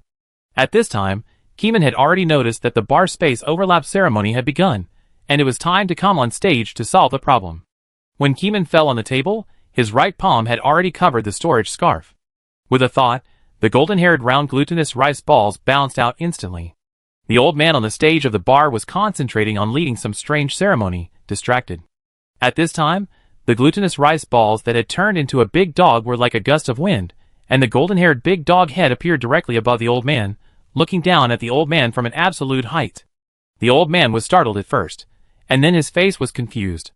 Puzzled, strange, bad, shocked, for emotions appeared on the old man's face at the same time, like a volcanic eruption. Woof! Tang Yuan didn't waste any words, and slapped the old man away with a slap. The old man in the bar was like a kite with a broken string, whooshing backwards to the wall of the bar, blasting out a human-shaped pit, and the whole old bone was stuck in the wall and couldn't be pulled out, and dust was flying. Ah! The old man screamed, and stopped abruptly after hitting the wall. Too weak, Tang Yuan shook his head. It was not worth it to attack at the speed of sound. Keeman took another storage item at this time, and put the unconscious humans into the storage item. These are all victims. No matter what mentality they had when they came to the Moonlight Bar before, Keeman has free time and time, so he will rescue them, and throw them to the local investigation bureau afterwards to let them worry. You didn't slap him to death, dug him out quickly. Keeman frowned and shouted to Tang Yuan. Tang Yuan barked. It didn't expect that the old man was so weak that he couldn't even withstand a slap from it. Such a weak enemy is not worth the owner's personal attack. Chapter 507. The old man was dug out, but it was not Tang Yuan who dug it out, but Shirley did it herself. After Tang Yuan transformed, the big dog paw was too large and not suitable for such delicate work as digging people out. Instead, Shirley in human form was very convenient. After the old man was dug out, Tang Yuan gently patted his head, and he was immediately awakened. You, who are you? After the old man woke up, his first reaction was to be stunned. Then he saw that there was nothing behind Keeman. Where are those blood food? Where are they? Where did they go? The old man shouted in surprise. It was incredible. But soon, he realized that the man in front of him was the most terrifying person. The Blood Clan's food was missing, and it might have been eaten by the man in front of him, or it might have been saved, but these were not important. The important thing was that he was actually powerless to resist. He didn't know how the big dog flew over. The palm power of the big dog's palm would have beaten ordinary people into meat patties long ago. He barely resisted it, but his strong body also fell into a state of half-body disability. Although he is not a pure vampire, he has been taken care of by vampires. His physique is not something that ordinary species can defeat. At this moment, the old man knew that his life was hopeless, and he could only rely on another dimension of life that would soon be separated from the bar. That dimension would be the real Moonlight Tavern, where the vampires gathered. Some powerful vampires could cut through mountains with their bare hands. I believe the man in front of him could not withstand the palm power of the king of the vampires. How many people have been harmed by your bar? At this time, Keeman asked. The first question was like a sharp knife, breaking the other person's heart.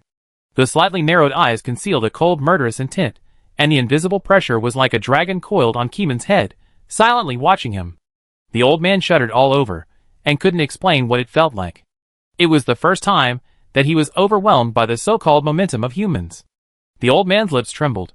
No, I don't remember, it seems that there are hundreds of thousands of people. Keeman said, oh, and his tone was slightly raised. The dragon-slaying sword was hidden in the storage props, and the pressure overflowed through the gap to suppress the opponent. This mental pressure usually does not appear actively. Usually, Keeman has adapted to the pressure of the dragon-slaying sword. By communicating with the sword, he deliberately let the dragon-slaying sword restrain its pressure. Only when threatening the enemy, Keeman used that momentum to suppress people. I have to say that this lift is very useful. The old man in a bad mental state said everything he wanted, and it all came out at once.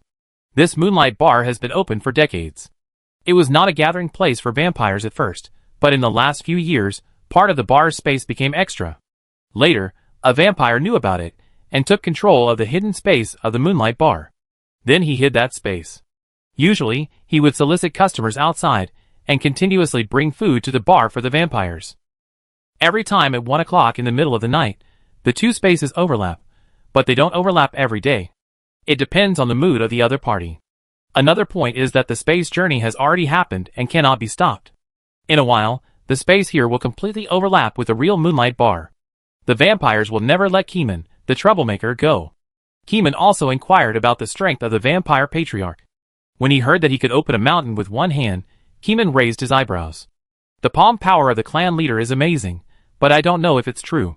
The old man is old, he is a tool of the Blood Clan, and the news he inquired about may not be true. On the other hand, Keeman also learned about the old man's life experience. It turned out that the old man had eaten some food sent by the clan leader of the Blood Clan in the past few decades. The old man's body is several times stronger than that of a world-class athlete. On the surface, he is in a state of depression, but in fact, he is full of energy and can live for 200 years. However, such a strong body was still slapped into the wall by Tang Yuan in one face-to-face. The old man was completely scared, but there was still a glimmer of hope in his heart, thinking that the clan leader of the Blood Clan would solve Keeman. These words in his heart would not be said, but Keeman used his power to suppress others, and coupled with the violent Tang Yuan hitting people online, he was still frightened, so he had to make a bitter face and shake out everything he knew. "Have you finished?" Keeman asked. "Is it all finished?" "No." The old man nodded fiercely. Although he felt bad, he still said it. "Then you are useless now, let me in." After saying that, Keeman took out a roll of tape from the storage scarf. With a hissing sound, he tore off a roll of tape, sealed the old man's mouth tightly, tied up the old man's hands and feet, and threw him into another storage prop. In addition to the scarf, Keeman's storage props also had other things, all of which were from the Investigation Bureau. They could be borrowed and used at any time, without any complicated procedures to apply to the superiors. Without the old man, the bartender suddenly became much quieter. But the lights above his head were getting redder and redder, and the stage seemed to be seeping with blood. The blood that had dripped onto the ground before, I don't know when it turned into a trickle, gathered into a small piece on the stage, and continued to grow. Keeman left the stage, walked down the stage, looked around, and gradually saw some blurry black shadows walking in the bar. These black shadows were very illusory. Some were taller, and some were shorter, and their bodies were elegant and handsome. The common point was that they all held a glass of wine. Shadow flow? No, not really. Keeman called these translucent shadows illusions. Although they were illusions, as the spatial overlap deepened, the illusion images became more and more real, and gradually had a flesh and blood texture. The bloody smell in the air also rose to a new height, as if everyone was immersed in a pool of blood. If you took a breath of air casually, you could smell the blood in your nose. Because of the deepening of spatial overlap, those illusory images were no longer calm, but showed surprised expressions. They were surprised that there was only one blood food in the whole bar, and no new blood food. Could it be that today's main course is enough for one person to serve 100 people?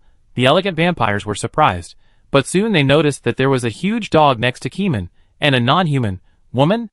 Ladies and gentlemen, there seems to be a little problem tonight. Our old Gene is missing. This young man may be from the Investigation Bureau. Don't underestimate him. He must not be a simple character if he dares to come in alone. I call the clan leader over now. Keeman vaguely heard some vague sounds. These sounds were originally very quiet and sometimes disappeared, but Keeman was very spiritual, and he was standing in the middle of the bar, so it was hard not to hear them. As the space overlapped and deepened, some vampires with scarlet eyes grinned and made beast-like sounds. Those sounds were the sounds of hunger. Keeman listened to these sounds, and inexplicably thought of the idiom a sheep entering a tiger's mouth. Chapter 508. When reality and illusion completely overlap, the boundary between the two spaces is no longer the same as you and me. A figure as fast as lightning flew towards Keeman, with his palms stretched out, as hard as steel, thinking that he could crush Keeman to death with one hand. Keeman had no intention of being slaughtered, even though his spirituality had not yet issued a warning. Just as he was about to raise his hand to catch someone, Tang Yuan behind him took the lead and slapped the handsome man in the face with a violent gust of wind. Snap! The blood man who attacked Keeman flew out, and the sound of bones cracking spread throughout the bar, and everyone stood up. This dog is so strong. Shoo! Some people took a breath of cold air. But more people felt that trouble was coming, and there had never been such an arrogant person attacking the Moonlight Bar. The Moonlight Bar has always used an invitation system to invite men and women who want to strengthen themselves. After hearing this kind of voice, the strong will generally subconsciously choose to refuse, and will never contact again. Because in this world, the sound of hidden existence is a dangerous signal. If you hear it too much, you will probably go crazy. A strong person with a little common sense will not put himself in danger, and this is also the consensus of investigation bureaus everywhere. If you hear an inexplicable sound, don't believe it, let alone investigate it many times. Because every investigation will make you get closer and closer to the source of danger, and then fall into a crazy dead end. But Keeman is different. Keeman's resistance is now very high. There are not many humans in the whole blue planet who can break Keeman's resistance. At this time, Keeman took out a scientific kerosene lamp. The light of the kerosene lamp illuminated the position of the moonlight bar. The Blood clan members drank the blood wine cups in their hands in one breath and took out strange things. But after the kerosene light of Keeman shone over, the special items in their hands lost their effects, as if there were no rechargeable toys. Why are you back? Why can't the things be used? Why did it malfunction? Hey, me too, what's going on? People's bloodshot eyes were bloodshot, and they slapped the items in their hands very angrily, but the special items did not show any signs of activation. Some people also looked at the kerosene light in Keeman's hand. They were highly spiritual and had guessed the truth. It was the kerosene light that interfered with the items in their hands. Because of the interference of the kerosene light, everyone's storage props could not be used unless they could cover the light source. While everyone was shouting, Shirley also attacked quickly and soon ran at supersonic speed, knocking down one person with one punch, and some people just knocked down 2 or 3 when they flew backwards, killing 2 birds with one stone. Keeman wanted to take action, but when he saw Tang Yuan and Shirley rushing into the crowd and killing everyone, Keeman lost the will to take action. It was better to calm down and observe the real moonlight bar environment. The moonlight bar here is exactly the same as what he saw in his dream. The red light soaked the entire bar, and everyone's wine glass was left with a strong smell of blood, which reminded Keeman of the appearance of humans. It was definitely human blood. Finally, Keeman's eyes focused on the pool where the blood was flowing. In the center of the pool stood a strange sculpture. The sculpture was strange and did not look like a human, but it gave people an inexplicable sense of closeness, as if it was originally a human, but just looked a little weird. Keeman shook his head, put aside those weird and abnormal thoughts, and circled around the blood pool, just in time to look at the back of the strange sculpture. There was a mouth in the middle of the back of the strange sculpture, and blood was flowing out of the mouth. While looking at the mouth, Keeman couldn't help but hear a strange voice in his mind: accept purification, become a vampire, embrace the vampires, and drink blood for a living. It was a non-human language, but through spiritual perception, he vaguely felt what the other party meant. Purification, vampires, drinking blood. Keeman showed a disgusted expression, and had no idea of becoming a vampire.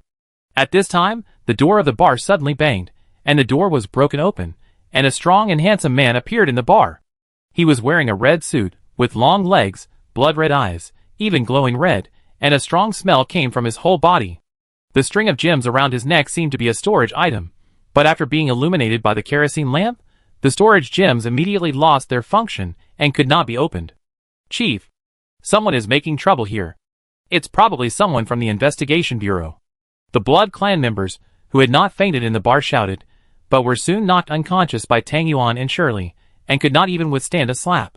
The man called the chief disappeared in an instant, and the place exploded with a loud noise. The air was compressed at a very fast speed, and the chief of the Blood clan, like a human-shaped violence, ran directly to the golden dog Tang Yuan and slapped Tang Yuan in the face. Boom! The transformed Tang Yuan was slapped away by a human for the first time, turned into a golden shadow, and smashed into the wall fiercely. The next moment, the Blood clan leader twisted his ankle, and another supersonic charge, with a sonic boom, rushed to Shirley's face. Shirley counterattacked temporarily, and with a snap, collided with the opponent's palm. Boom! The ground on which both of them were standing could not help but crack open, and huge cracks spread around like a fine spider web, and the violent wind tore and tore again. Keeman stood by the blood pool, and before he got close to that side, he was already hit in the face by the palm wind of the two fists colliding. The blood on the blood pool was also blown up by the wind and splashed on Keeman's clothes. Keeman raised his eyebrows. This Blood clan leader has amazing physical strength, and it is not an exaggeration to call him human-shaped violence. There were several consecutive bangs, and the Blood clan leader and Shirley fought on the spot. Each punch was a blow with great power, and the speed was fast and fierce, making it sound like thunder. At this time, Tang Yuan pulled out of the pit in the wall and barked. It was the first time that someone slapped it into the wall. It was angry. Tang Yuan moved its 4 legs and ran to the back of the patriarch at a very fast speed. It raised its paw and slapped it. It was like hitting steel, and there was a huge shock. The Blood clan leader frowned, and the upper half of his clothes burst open, and the muscles of his arms and chest bulged. Blood veins protruded, and the blood-red color flowed on the surface of the skin. The red light in his eyes became more and more intense, as if it was about to turn into 2 lamps. His strength became stronger, and it hurt to hit people. Shirley was slapped back in the face, and hit into the pit in the wall. Tang Yuan realized it later, and took the initiative to increase his strength, but he was still hit into the pit. Then, Keeman saw that the Blood Clan leader did not chase directly, but grabbed a Blood Clan member on the ground as fast as lightning, opened his mouth, and bit his neck, sucking blood in big mouthfuls. Gurgle, gurgle, in less than 2 seconds, the man's body quickly deflated. Chapter 509. The clan leader is very strong. He defeated Tang Yuan and Shirley with his body, even though he had banned special items. You should know that the two generals under Kameng are both monsters of more than 200 levels. They got their levels by eating fish intermittently. As for the clan leader, he should have accumulated the resources of the entire clan for decades, and slowly accumulated them to today's level. How about sitting down and talking? After drinking the blood of a fellow clan member, the clan leader was confident in his own strength. But strength does not mean blind arrogance. The man in front of him has two such powerful subordinates and pets, so he must have terrifying things. For example, zero-level items. The clan leader of the Blood Clan knows the horror of zero-level items, especially attacking props. To destroy you, you only need to launch an item attack, and there is no room for operation. This is the strategic significance brought by zero-level items. Currently, there is no protective prop that can resist the attack of zero-level items. The clan leader didn't know if Keeman had such an invincible item, but he must be a very capable person to dare to rush into the core gathering place of the Blood Clan alone. How to talk? Keeman remained calm, thinking whether Tong Yuan's Pear Blossom Rain Needle could penetrate the opponent's body. Tong Yuan's Pear Blossom Rain Needle is its ultimate skill as an elite monster, and its power is completely different. It is calculated according to its level and its own attributes. Tell me what you want to do. Seeing that Keeman still had room for conversation, the clan leader softened his attitude a little. The clan leader did not completely relax. His muscles were very stiff, his red blood vessels were still prominent, and red light flowed on the surface of his skin. Where did you just come from? Keeman asked another question. Keeman acted too calm, which made the chief of the Blood Clan unsure of Keeman's strength level, and he felt that Keeman might have a zero-level item. Of course, it's my space. The bar is only a part of it, not all of it. The chief stood there, thinking that it was not decent for the two of them to chat like wooden sticks, and said, "Let's sit down and talk slowly. If there are any misunderstandings, we can discuss them." At this time, a rumble came from the wall. The chief of the Blood Clan heard the noise, which was from Tang Yuan. He suddenly ran away, stepped on the ground and made a deep pit with 2 footprints, and the cracks spread all around. The target of the chief of the Blood Clan was Keeman himself. Tang Yuan rushed out of the wall, and the reaction force blew up the entire wall. He rushed out of the wall pit in an instant, turned around and rushed towards the chief of the Blood Clan, with an extremely fast speed, breaking the sound barrier. At the moment when the enemy flew over, Keeman quickly raised his fist and blasted at the enemy. Keeman's speed was very fast, but when he met the Blood Clan leader who broke the speed of sound, he became as slow as a snail. But there is a premise here, whether the enemy's nerve reaction speed can adapt to this extreme speed. It is useless to have the extreme speed given by extraordinary power without matching nerve reaction speed. In an instant, the two fists did not collide, but both hit each other. The Blood Clan leader just punched Keeman's right face, and Keeman's fist hit the opponent's chest. The Blood Clan leader couldn't believe it. Is this really a human? He dared to resist his fist with his flesh. Before the chief took action, he had already used his spirituality to sense that Keeman was a human body that exuded extremely freshness all over his body. Even if the blood in Keeman's body did not flow out, the smell made him intoxicated. There is no doubt that this is the taste of human beings, but from the feedback of the fist, it is known that the chieftain's fist did not break the opponent's bones, but it seemed to hit a steel body. With a loud bang, the two flew backwards in opposite directions. Keeman responded by smashing into the wall, and the darkness swallowed him. On the other side, the chieftain of the Blood Clan was like a kite with a broken string, flying halfway backwards, and just bumped into the dog rushing over. Boom! A man and a dog smashed into the wall together. The direction was just the side of the door of the bar, and Tang Yuan and it rushed out of the bar.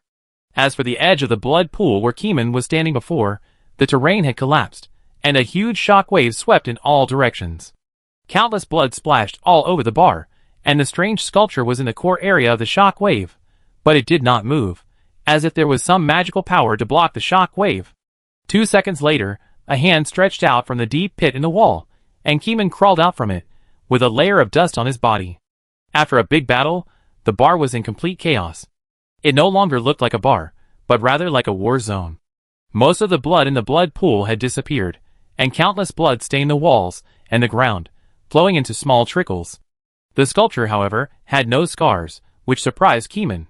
Keeman picked up a tablecloth and covered half of the kerosene lamp so that the light could not reach Keeman. There was a ring of the Thunder King on his finger, and countless lightning bolts gushed out as soon as he thought about it. The high-voltage current instantly twisted into a strong electric field, and a steel core bullet shot out, with a force several times the speed of sound, directly hitting the bloody sculpture. There was a loud bang. A blue arc flashed and stayed on the retina for a second. A burning smell came from the air, and at the same time a circular shock airflow spread from Keeman to the sculpture, and all the blood was swept away by the shock wave. There was a pit on the back of the strange sculpture's mouth, and spiderweb-like cracks spread all around. The strange sculpture screamed, and the image of a bat screaming flashed through Keeman's mind. This is not a sound that normal people can hear. It is the ultrasonic wave of a bat. Unlike ordinary bats, the ultrasonic wave emitted by this sculpture has some mysterious power, which makes Keeman's body feel a little disgusted. The resistance force inside the body surged, trying to eliminate the mental pollution attack contained in the ultrasonic wave. Keeman resisted the pressure and activated the current stored in the ring again. The current changed violently in circles, and a bullet was shot out every time the magnetic field changed instantly. Keeman used this characteristic to shoot countless steel core bullets in just 1 second. Boom, boom, boom. The sound like thunder echoed in the bar. The sculpture was screaming, crying, and wailing. The power of the curse spread to Keeman, and Keeman's teeth began to fall out, and tumors began to grow on his skin. But Keeman knew that these were illusions, and he ignored any threats, and used the super electromagnetic gun unswervingly. Outside the door, he fought fiercely with Tang Yuan, but he failed to kill Tang Yuan after several hard shots. Shirley also rushed out to help, which made the Blood Clan leader very upset. It was also during the fierce battle that the Blood Clan leader heard screams coming from the bar, followed by a second scream, one louder and more painful than the other. The Blood Clan leader's face changed, and red veins bulged on his forehead. Chapter 510.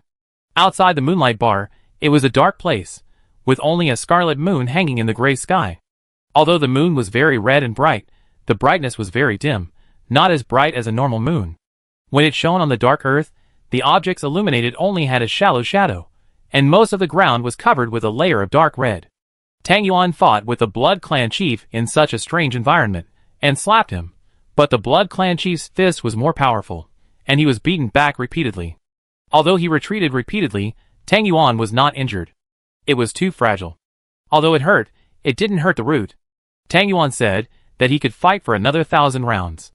Shirley was also very durable, but compared with Tang Yuan, she was beaten back by a punch, and she needed skills to release the force, which was not as easy as Tang Yuan. "Get out of here, you despicable invaders!" The Blood Clan chief was angry.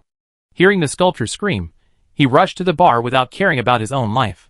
But Tang Yuan blocked it, slowing down the chief's support. Behind Tang Yuan, a group of vampires ran out of the darkness. When they heard the mother's wailing, they were so angry that they rushed directly to the Moonlight Bar without thinking twice. There was a huge rumble in the Moonlight Bar, like forging iron. But the sound inside was countless times louder than forging iron, and even the ground was shaking, the stones were shaking, and the dust was flicking.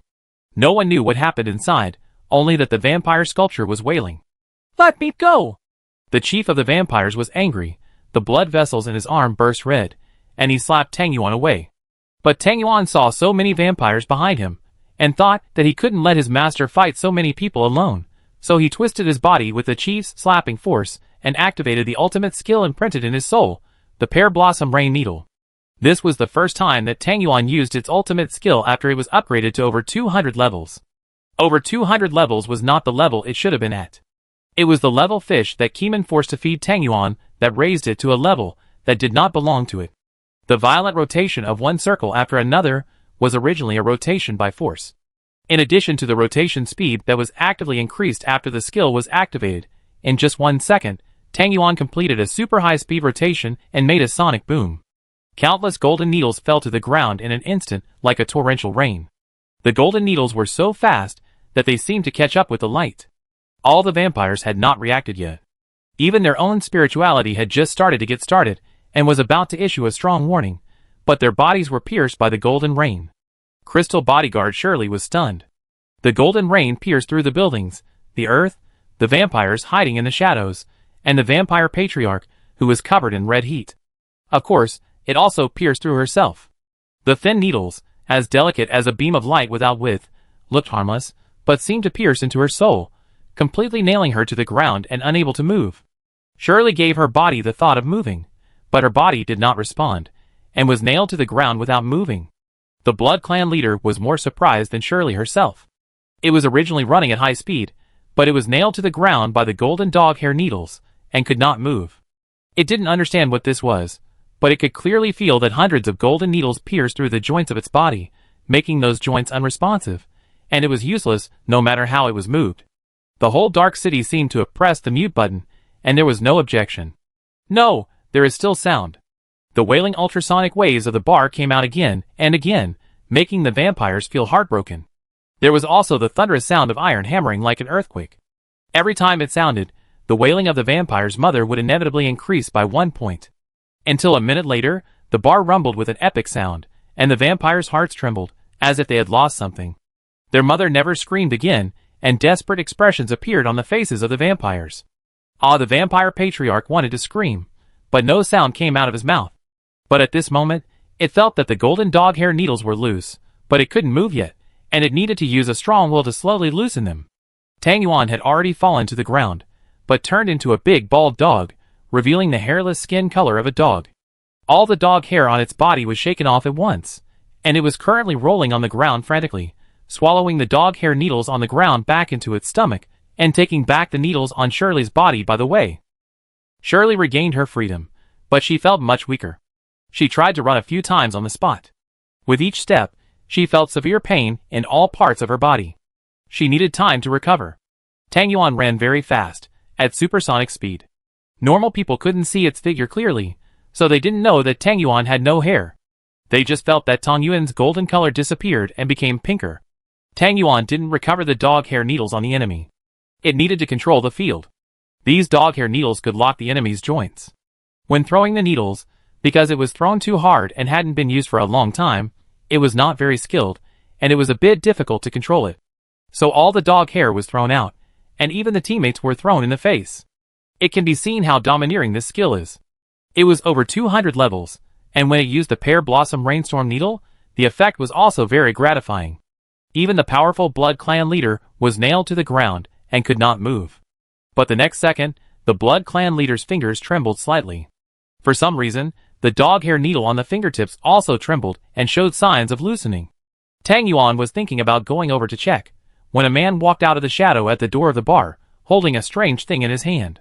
With a bang, the strange thing was thrown to the ground by Keeman, limp, as if there was a strange thing. It was like a combination of tentacles and stone sculptures. The stone sculpture was the outer shell, and the inside was soft meat. A bloody mouth was smashed by some violent object. At this moment, the thing was no longer silent. But the Blood Clan leader looked at the dead meat, and there was unspeakable sadness in his heart. Yes, this is the sculpture you worship. In fact, it is just an evil object of worship. Keeman kicked it, and looked at the bald Tang Yuan and Shirley, who was not in a good mental state. The Blood Clan leader was stunned for a moment, his pupils lost focus, as if he had no backbone. After a few seconds, he suddenly looked up at Keeman, like a hungry wolf on the verge of death, and said in a roaring voice, "You are Keeman, right?" "Oh! Why do you say that?" Keeman raised his eyebrows. "That golden dog, that crystal-like female bodyguard, who else is spreading his influence on the internet so loudly except you?" The Blood Clan leader sneered miserably. At this time, he was like a loser dog who had no home. Keeman looked at Tang Yuan and Shirley silent. If there is a next time, he will remember to let his pets and bodyguards wear some camouflage items. Chapter 511. Since the disguise has been exposed, Keeman will stop pretending and come clean. I am actually an investigator from Koi Island. Keeman took off the mask of the faceless man. At the moment of taking off the mask, he was absent-minded for a moment, as if he had forgotten something. By the way, because the dog hair needles were loose, the patriarch could not only speak, move his fingers, but also move his eyeballs. The next second, the patriarch's mouth flicked, and a mouthful of bloody phlegm was as fast as the wind, instantly piercing Keeman's eye mucosa. Because this blood arrow came very suddenly, Keeman did not block it. When vampires infect others, they bite the artery in the neck in order to transfer the Blood Clan's saliva into the blood, and then quickly contaminate the heart, and then contaminate the whole body through the heart. The Blood Clan Patriarch shot directly at Keeman's eye mucosa in order to transfer the Blood Clan's genes into Keeman's body, invade cells, transform cells, and quickly infect Keeman into a member of the Blood Clan. But Keeman was too strong, his eyes were not penetrated, and he just wiped the bloody phlegm off his eyes. How disgusting.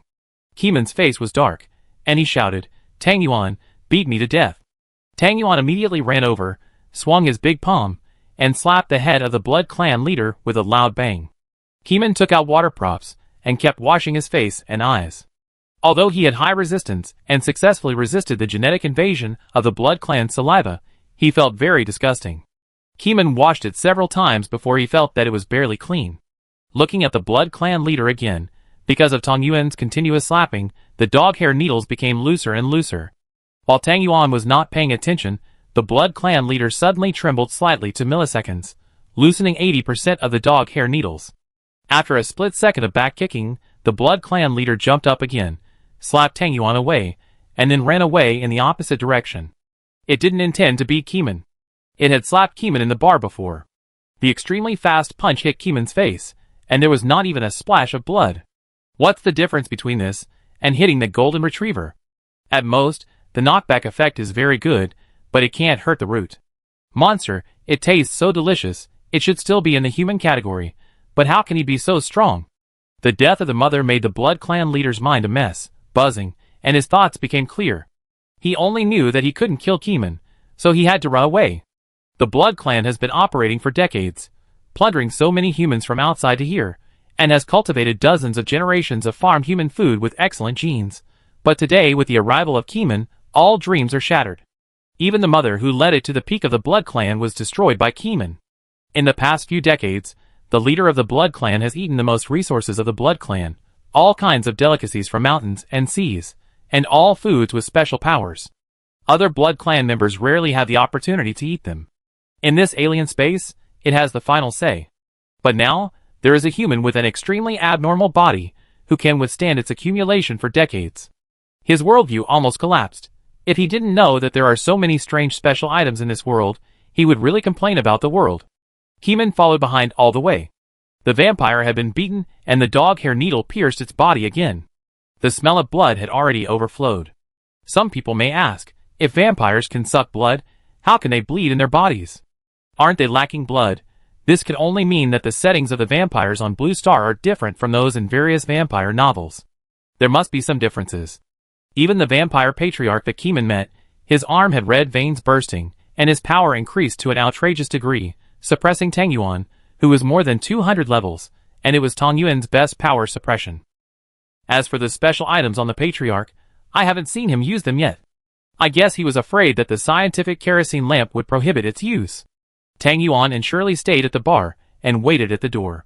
Keeman believed that the Moonlight Bar was a coordinate node where space overlapped.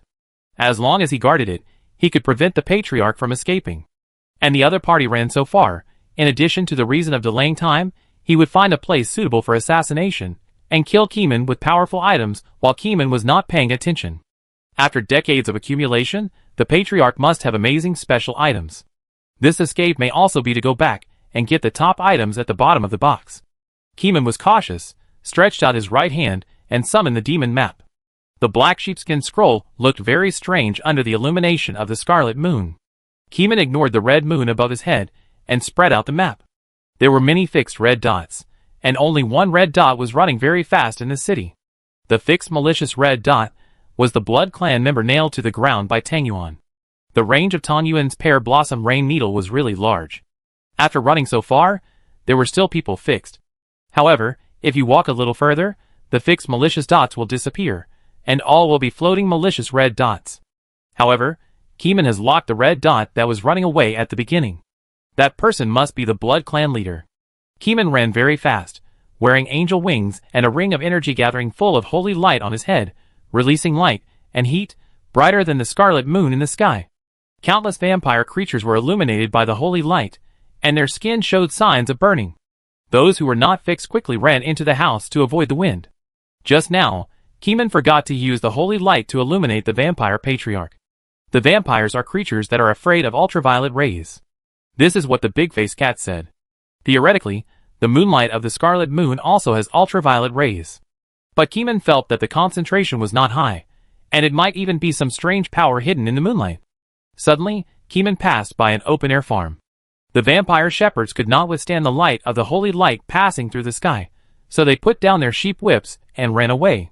Keeman glanced at it quickly, but saw that the vampires were not hurting sheep, but living people. They were full of energy, as if they were full of hope for life, bleeding like sheep, unaware that they could have stood up and lived. Countless thoughts flashed through Keeman's mind, but in the end, it was more important to kill the Blood Clan leader first.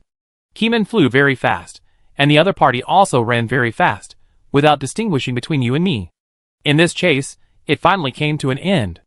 This world is not infinite.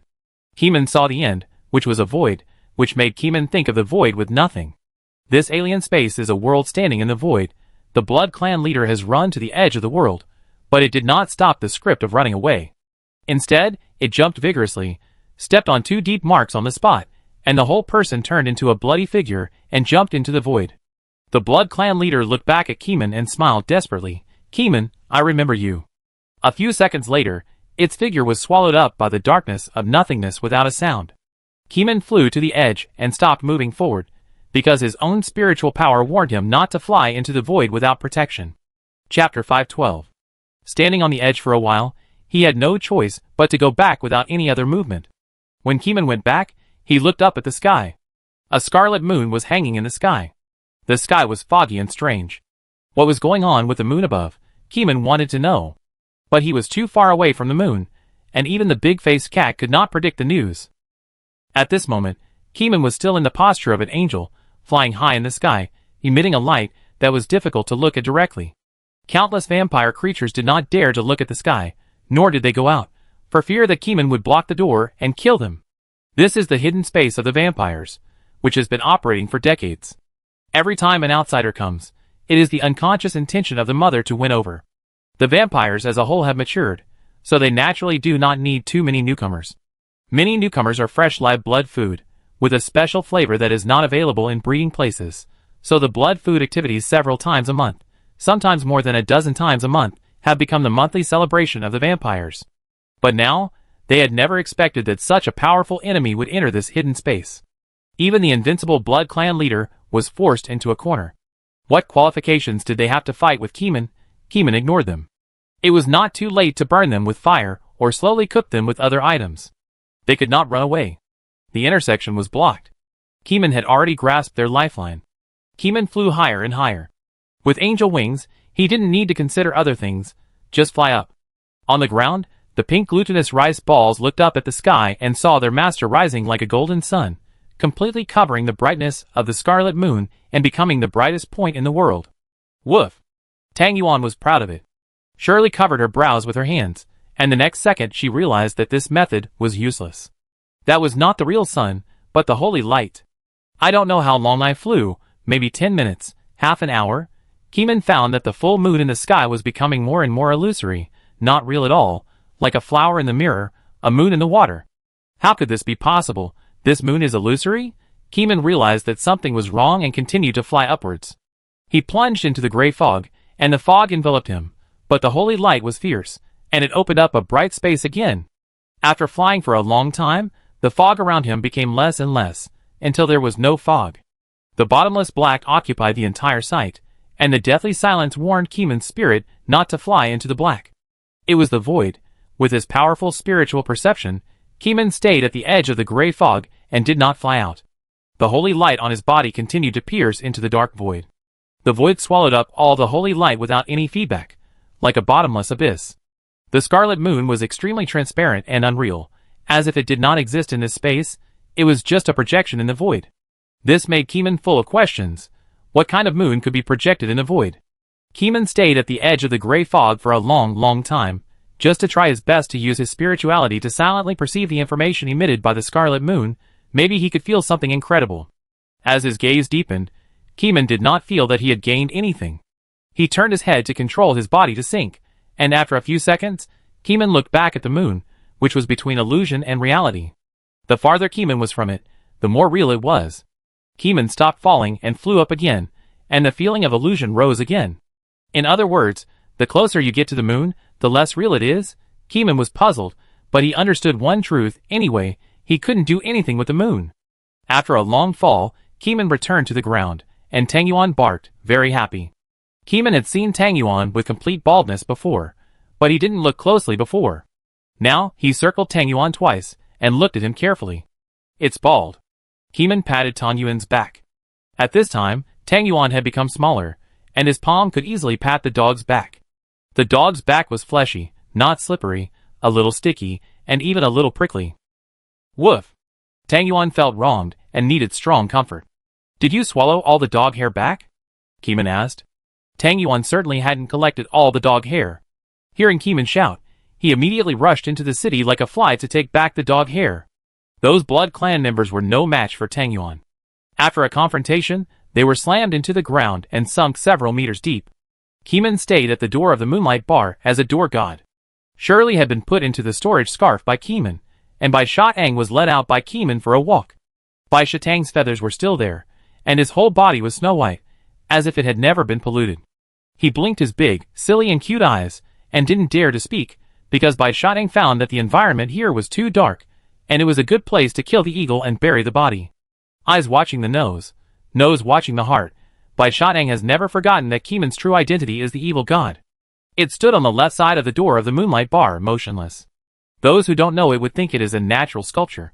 When Tang Yuan comes back later, you take a video of it, Keeman said, as he threw a mobile phone to Bai Shatang. Bai Shatang didn't dare to disobey, and hurriedly took the phone thrown by Keeman, and said yeah, indicating that there was no problem. Keeman was thinking about the video. The daily video was just water. Through the audience's viewing, Keeman could increase a small amount of resistance in disguise. Although not much, but a little adds up.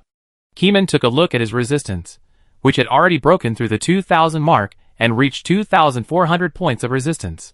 It was this high resistance point that allowed Keeman to confidently take the furious blow of the Blood Clan leader. Currently, few enemies can break Keeman's defense, except for the special items of 0 level of attack. Keeman waited for a long time, and the pink Tang Yuan came back with a high step. But the moment he came back, Bai Shatang had already turned on the camera mode. No additional recording is required. After recording the video, Keeman will record a voiceover, or simply not record it, and send it out like this, and there will still be viewers watching it. Tang Yuan came back as a big dog, with several vampires on his back, and a vampire in his mouth, who was screaming and begging for mercy. This was a task Keeman ordered. When collecting dog hair, he would also catch a few local vampires to interrogate. When Tang Yuan returned to Keeman, he found that Bai Shatang was recording the video. It was furious and opened its big mouth to bite Bai Shatang. Bai Shatang flew up and scattered a large piece of sand. Keeman interrogated several vampires on the side. Do you know what's going on with the moon above your head? The vampires were all handsome men and beautiful women. Ordinary people would feel pity when they saw them, but Keeman's cold face made them feel a little uneasy. Chapter 513. Several people were very afraid of Keeman. They hid in the house and dared not come out. They didn't know where the Patriarch was. But if Keeman survived, the Patriarch was either dead or sealed by Keeman. There was no other option. In the minds of the Blood Clan, it was incredible for the Patriarch to jump into the void and gamble for a glimmer of life. No one thought so. They all thought that the Patriarch was suppressed by Keeman. Sir, we don't know either. The moon above has been there for a long time. Several people were horrified and dared not lie. Keeman brought interrogation props, not the free dance turban, but other interrogation props. With multiple methods, several people were exhausted. Who of you, find the group of people who have lived the longest in your city? Keeman saw that they were worthless, and immediately waved his hand like driving away flies. Several Blood Clan members ran back to the city, as if they had been pardoned. Tang Yuan stayed behind to guard the door. Keeman had already interrogated these people. The Moonlight Bar was indeed the only exit of this space. If you want to return to the real world, you can only go to the Moonlight Bar. Every night between 1 o'clock and 5 o'clock, this place will intersect with reality. You can go out by staying in the Moonlight Bar. Keeman still has a chance to go out now, but in order to interrogate the information, he did not go out. He first sent Shirley to the Moonlight Bar to guard it, waiting for the Moonlight Bar to return to reality, and pass the information here to Xiao Zhou of the Investigation Bureau. After a while, Keeman found the vampire who lived the longest. When he found it, it was hiding in the basement of the house, with a secret compartment, and thought Keeman could not find it. But Keeman had the demon map in his hand. Since it was not there, It was downstairs. He directly blasted the ground and found the other party. After the ground was blasted open, the vampire hiding in the basement was covered in dust and holding a python-shaped sword in his hand. The sword was about to rush towards Keeman, but was illuminated by a beam of kerosene light. The python sword immediately returned to its original state and turned into a dead object. The hidden old vampire fought hard and rushed directly to Keeman and opened his bloody mouth to bite Keeman. Keeman slightly misstepped, and the opponent did not bite his neck, but bit his leg. But the two fangs bit down and broke the trouser legs, but the two fangs seemed to hit steel and had no way to bite. The old vampire was stunned. What was going on? The old vampire did not have time to rush to the scene to fight Keeman, so he did not know that Keeman's skin was so hard. It seems that the vampire patriarch was defeated for a reason. It was too late for the old vampire to realize this. At this time, Keeman put the kerosene lamp behind his back, and the high-voltage arc of the ring on his right hand suddenly shot out. Ah!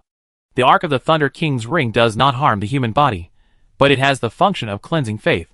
As an old vampire, it naturally has faith in its heart. The old vampire felt a splitting headache, as if something had torn his consciousness apart. Several young vampires behind Keeman wanted to attack Keeman, but when they saw that the old vampire could not bite through Keeman's leg meat, and was also struck by lightning, they were immediately frightened and froze in place, not daring to move. The angel wings had been put away before coming, otherwise, with the brightness of the angel's energy ring, these vampires would either die or be injured, and it would not be so easy to survive. What's the matter with the red moon in the sky? Keeman took the opportunity to ask. The red moon in the sky is very strange.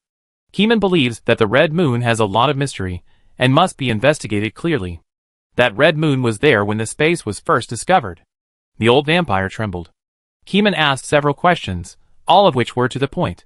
For example, what did the vampire patriarch eat, how did he grow up, and whether he had other means of survival. The old vampires lived longer, and they were the generation that fought with the patriarch, and knew a lot about the patriarch. It is indeed possible for the patriarch of the vampires to survive in the void. The old vampire pondered. Keeman used a variety of interrogation props, and was not afraid of them lying. After all, the function of special items was to interrogate people. After questioning an old vampire, Keeman went to the second, third, and even more. As long as they were first-generation vampires, Keeman had to interrogate them personally, not letting go of any intelligence. At the same time, interrogating multiple people separately was also conducive to intelligence verification. In case someone remembered it wrongly or lied, Keeman could correct it in time. After a round of interrogation, it was already the next night. Coincidentally, Xiao Zhou also followed in. However, Xiao Zhou did not come in alone. He was followed by people from the Investigation Bureau of Half-Ice Continent, not people from Koi Continent. Captain Ke, the walls of the bar have collapsed. I can't hide the news, Xiao Zhou said embarrassedly. Well, it's okay, Keeman said indifferently. Hello, Mr. Keeman, I am a staff member of the Investigation Bureau of Half-Ice Continent. Nice to meet you. The people from Half-Ice Continent communicated with Keeman in the half-familiar Koi language, and their tone was full of foreign flavor. These are passers-by who have been framed. You should check their dangerous criminal history carefully. Don't let any bad guys go. Keeman released the unconscious humans from the storage props. They stayed in the storage props for a whole day, and were in a bad mental state. People won't die if they starve for a day. Besides, Keeman originally planned to take them out tonight, so there was no rush. Coincidentally, the person in charge of Half-Ice Continent came, and Keeman smoothly handed over the people to the Half-Ice Continent Investigation Bureau. There were many people from Half-Ice Continent, including 15 investigators. Some were responsible for receiving the wounded and comforting the trapped people. The person in charge of Half-Ice Continent showed gratitude. These people must be spiritually advanced to be trapped. If they didn't have a criminal history, they could slowly become investigators. Afterwards, Keeman talked to the local person in charge about the vampire patriarch's escape into the void. What? He jumped into the void? The person in charge of Half-Ice Continent was shocked. How could they dare to jump? You know, the void is not a safe place. If you jump in, there is no chance of survival except death. Of course, there are also some drifting regional spaces in the void. For example, the edges of special places that could not be handled before can be blown up, and those special places that could not be handled can be exiled to the void. In addition, there is the space left by the Blood Clan, which is also a rare place in the void. It can intersect and overlap with the present world at a certain time, which is very rare. The Blood Clan has taken root here for decades, and you don't have any news? Kuming asked suspiciously. The decades of history of the Blood Clan made Kuming frightened, but behind the fright was a deep-seated worry. Could the organization behind the half-ice continent be blind? The Blood Clan has been operating here for decades, and has no clues. Even if the other party hides well, there will be hundreds of thousands of people who have disappeared in the past few decades. There will be no clues. To be honest, our organization is quite chaotic, and there are many people who don't care about things. Sometimes whether to care or not is the product of the struggle between two factions. The local person in charge sighed, and couldn't explain how complicated the relationship here is. To be precise, as long as it is not a very serious matter, it is okay to turn a blind eye. After all, the official forces here cannot swallow up the entire vampire race in one go. There are still many vampires in the world who do not live here. The senior investigators in Half-Ice Continent know that once the vampires unite, they can easily take down any local branch in Half-Ice Continent and massacre the whole city overnight. Chapter 514. Kuming and the person in charge of the Half-Ice Continent stood at the edge of the small world. This was the jumping point of the Blood Clan leader. He jumped in here at that time. Kuming pointed to the place under his feet. The relevant personnel took out a small notebook to record and took a camera to shoot. Kuming made way for them to shoot. There is a void in front, we can't go in. Someone controlled a drone to fly in. In less than a few seconds, the signal from the drone controller was gone, and the drone was swallowed up by the darkness and disappeared without a trace. What is the black color that swallowed the drone? Some investigators saw the void for the first time and couldn't help asking the old man in the team. I don't know either. Anyway, the void is terrible. Nothing can survive in it. The old man in the team shook his head. Kuming and others retreated to the central area of the small world. Kuming pointed to the scarlet moon above his head again. Do you have any information about this moon? When Kuming flew to the top, he took out the big-faced cat to test it.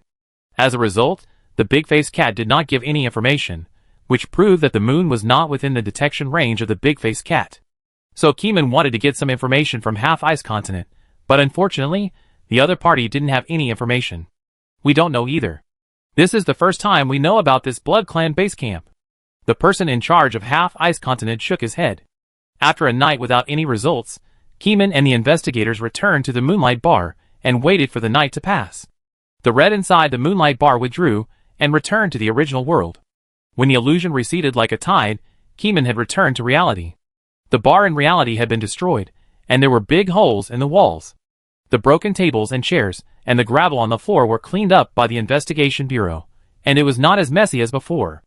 Kuming walked out of the bar and returned to the hotel to rest. Xiao Zhou went to the investigation bureau of Half-Ice Continent, intervened in the investigation in the name of Koi Continent, and explored the first-hand information about the Blood Clan. As the Blood Clan's base camp was pacified, the branches in Half-Ice Continent received the news and were on guard against the Blood Clan members' sneak attacks to avoid the massacre. Kuming put the demon map in the house. Tang Yuan sat in the hotel room, Shirley guarded the door, and Bai Shatang was responsible for helping Kuming operate the account and posting the silly video of Tang Yuan becoming bald. On the internet, as soon as the daily video about Tang Yuan was released, the netizens' mobile phones immediately popped up the news of a certain post's update, and they immediately opened their mobile phones to check. Title: This wave of Tang Yuan has become bald. Although there was not much release volume when it was just released, it could not withstand the attention of many people, and Bai Shatang temporarily operated Kuming's account and typed at all members in the group. Fans in the group immediately logged into their accounts, clicked on the familiar video page, and watched with great interest. Tang Yuan's responsibility was to keep an eye on the demon map. If he saw any red dots appear, he had to be careful, so he had no time to spare to see what Bai Shatang was doing. At the beginning of the video, a dim scarlet moon was hidden in the gray fog and clouds, and the whole city looked a little gloomy. The big pink dog returned on the street, with several people lying on its back and a man in its mouth. A low background music sounded, and Tang Yuan walked towards the camera with a confident step. But halfway through, Tang Yuan had already seen the camera, and the background music just changed its tune and became funny music. Wow, the glutinous rice balls have turned pink. Is he bald? I'm dying of laughter.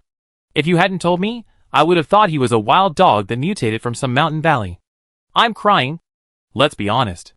The glutinous rice balls have turned bald and stronger. I can feel the aura of a strong man. This city looks familiar. Is that a red moon? Where did the red moon come from in the sky? Is it a special wonder in a certain area? The trend of the barrage has changed from laughing at the dog to discussing the city background and the red moon in the sky. Some vampires who watched the video also found that the place was familiar. After a few more glances, isn't this the land of the vampires? On Blue Star, not all vampires have been to the vampire base camp in the half-ice continent, so many vampires did not recognize it. Only those who have been there felt familiar, and then they were extremely shocked. From this video, it can be seen that Tang Yuan returned from the vampire city with all the hair on his body gone, which shows that he had experienced a great war. The result of the war was the defeat of the vampires. Otherwise, the vampire patriarch would have slapped it to pieces, and would not have given it the opportunity to be arrogant. What's going on? Someone commented online. The internet beast is also paying attention to the comments in Keeman's new video. This wave is a fishing law enforcement arranged by Keeman. By shooting videos, he lured the vampires behind him to appear. In the past, the Ice Continent did not dare to suppress the Blood Clan because the Blood Clan leader was extremely strong.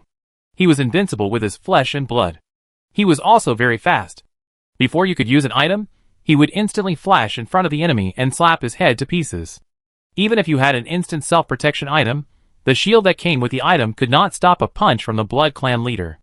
Besides, the Blood Clan leader also has a special item, which is a special effect item that can make people have the ability to hit the bull from a distance. Even if there is a shield to block it, the Blood Clan leader can slap it with his invincible speed, and the user will die of internal shock. When Keeman dealt with the Blood Clan, he used a scientific kerosene lamp to target it, and many items could not be used. When it was the Blood Clan leader's turn to hit Keeman with his body, he didn't kill him. Keeman couldn't be killed by hard damage. Now he knew he couldn't beat him, and could only run away. Let's talk about the online video here. All suspicious bullet comments are tracked by the Network Beast in reverse. The Network Beast takes Koi Island as the starting point, uses the computing resources connected to the internet around the world, and quickly finds the physical addresses of all suspicious bullet comments, and then hacks into their computer cameras or mobile phone cameras and other objects. After taking a picture of a human face, through intelligent analysis, if it is considered to be a suspicious human, the information will be sent to Koi Island, and after confirmation by the people of Koi Island, it will be sent to Bambing Island. There was an additional review process by the Koi Continent people, but this did not affect efficiency. Koi Continent was also paying attention to the situation in real time, and made decisions quickly. Some Blood Clan members paced around the room, anxious like ants on a hot pot. Blood Clan members, who had feelings for the land of Blood Clans, immediately took their mobile phones, and decided to go to the capital city of Half-Ice Continent to see what was going on there. Some rational people sat motionless on their chairs, staring at the horizon with their heads tilted, and did not plan to go to Half-Ice Continent for rescue. Now flights from all over the world are open, but not safe enough. In addition, the Patriarch may have fallen, and the benefits of taking action are too small, and the risks are too high. There is really no reason to take risks. In this way, the Network Beast released the movements of these suspicious people to Koi Continent through various analyses. The behind-the-scenes operator Keeman was still sleeping in the hotel, controlling Cthulhu's body in his dream, to communicate with the Patriarch of the Blood Clan. Chapter 515. After Keeman entered the dream, he relied on the powerful power of the evil god to sense the whereabouts of the Patriarch of Blue Star. The Patriarch jumped into the void, and in Keeman's cognition, it was considered to have jumped outside Blue Star. Without the protection of the large filter membrane of Blue Star, Keeman's synesthesia would have one less obstacle, making it easier. In just a few minutes, Keeman had a feeling. Pure black entered Keeman's perspective, but the blood-red Blood Clan Patriarch appeared in Keeman's field of vision. How to say it? The Blood Clan Patriarch is not the same as what Keeman saw before. Its body has lost its lower body, only half of its body, and it is unconsciously floating in the silent void. A strange creature has taken root in the biceps of one half of its arm, causing the muscles to faintly glow with purple veins. Those blood-red blood vessels have lost their red color, but are flowing with purple blood. The Patriarch's head is also abnormal, with a wide mouth and dark eyes, but emitting purple light. Is the Blood Clan leader still alive? Keeman made a judgment in his heart. It is dead. This is a dead body, deader than dead. The creature rooted in the biceps looks like a strange purple grass, but an eye grows on the top of the grass. The purple grass, which was originally in a closed state, felt something and suddenly opened its eyes, and stared into the void, just in the direction of Keeman's synesthesia, as if the two sides had completed their eye contact. However, the other party did not see Keeman's body, but felt that there was something strange in the void secretly peeping. Who? The strange purple grass made a voice full of doubt. It was also with this voice that Keeman completely confirmed that this purple grass was not the Blood Clan leader himself, but a strange thing. Keeman responded in his heart, but he didn't know if the other party could hear him. Probably he couldn't hear him, because the other party was not a believer and they were far away, so it was too difficult. After the purple grass knew that something had noticed its existence, it increased its strength, and the body of the Blood Clan leader shrank at a speed visible to the naked eye. The skin dried up, and the blood flow reversed. In just half an hour, the Blood Clan leader's skin was gone, the flesh was sucked dry, and even the bones melted into liquid and were swallowed by a purple grass. After swallowing, a cloud of misty gray fog came out from nowhere and wrapped the whole body. The roots of the purple grass swam in the void, swimming towards the unknown distance, at an incredibly fast speed, as if it was equipped with a rocket engine, moving very fast.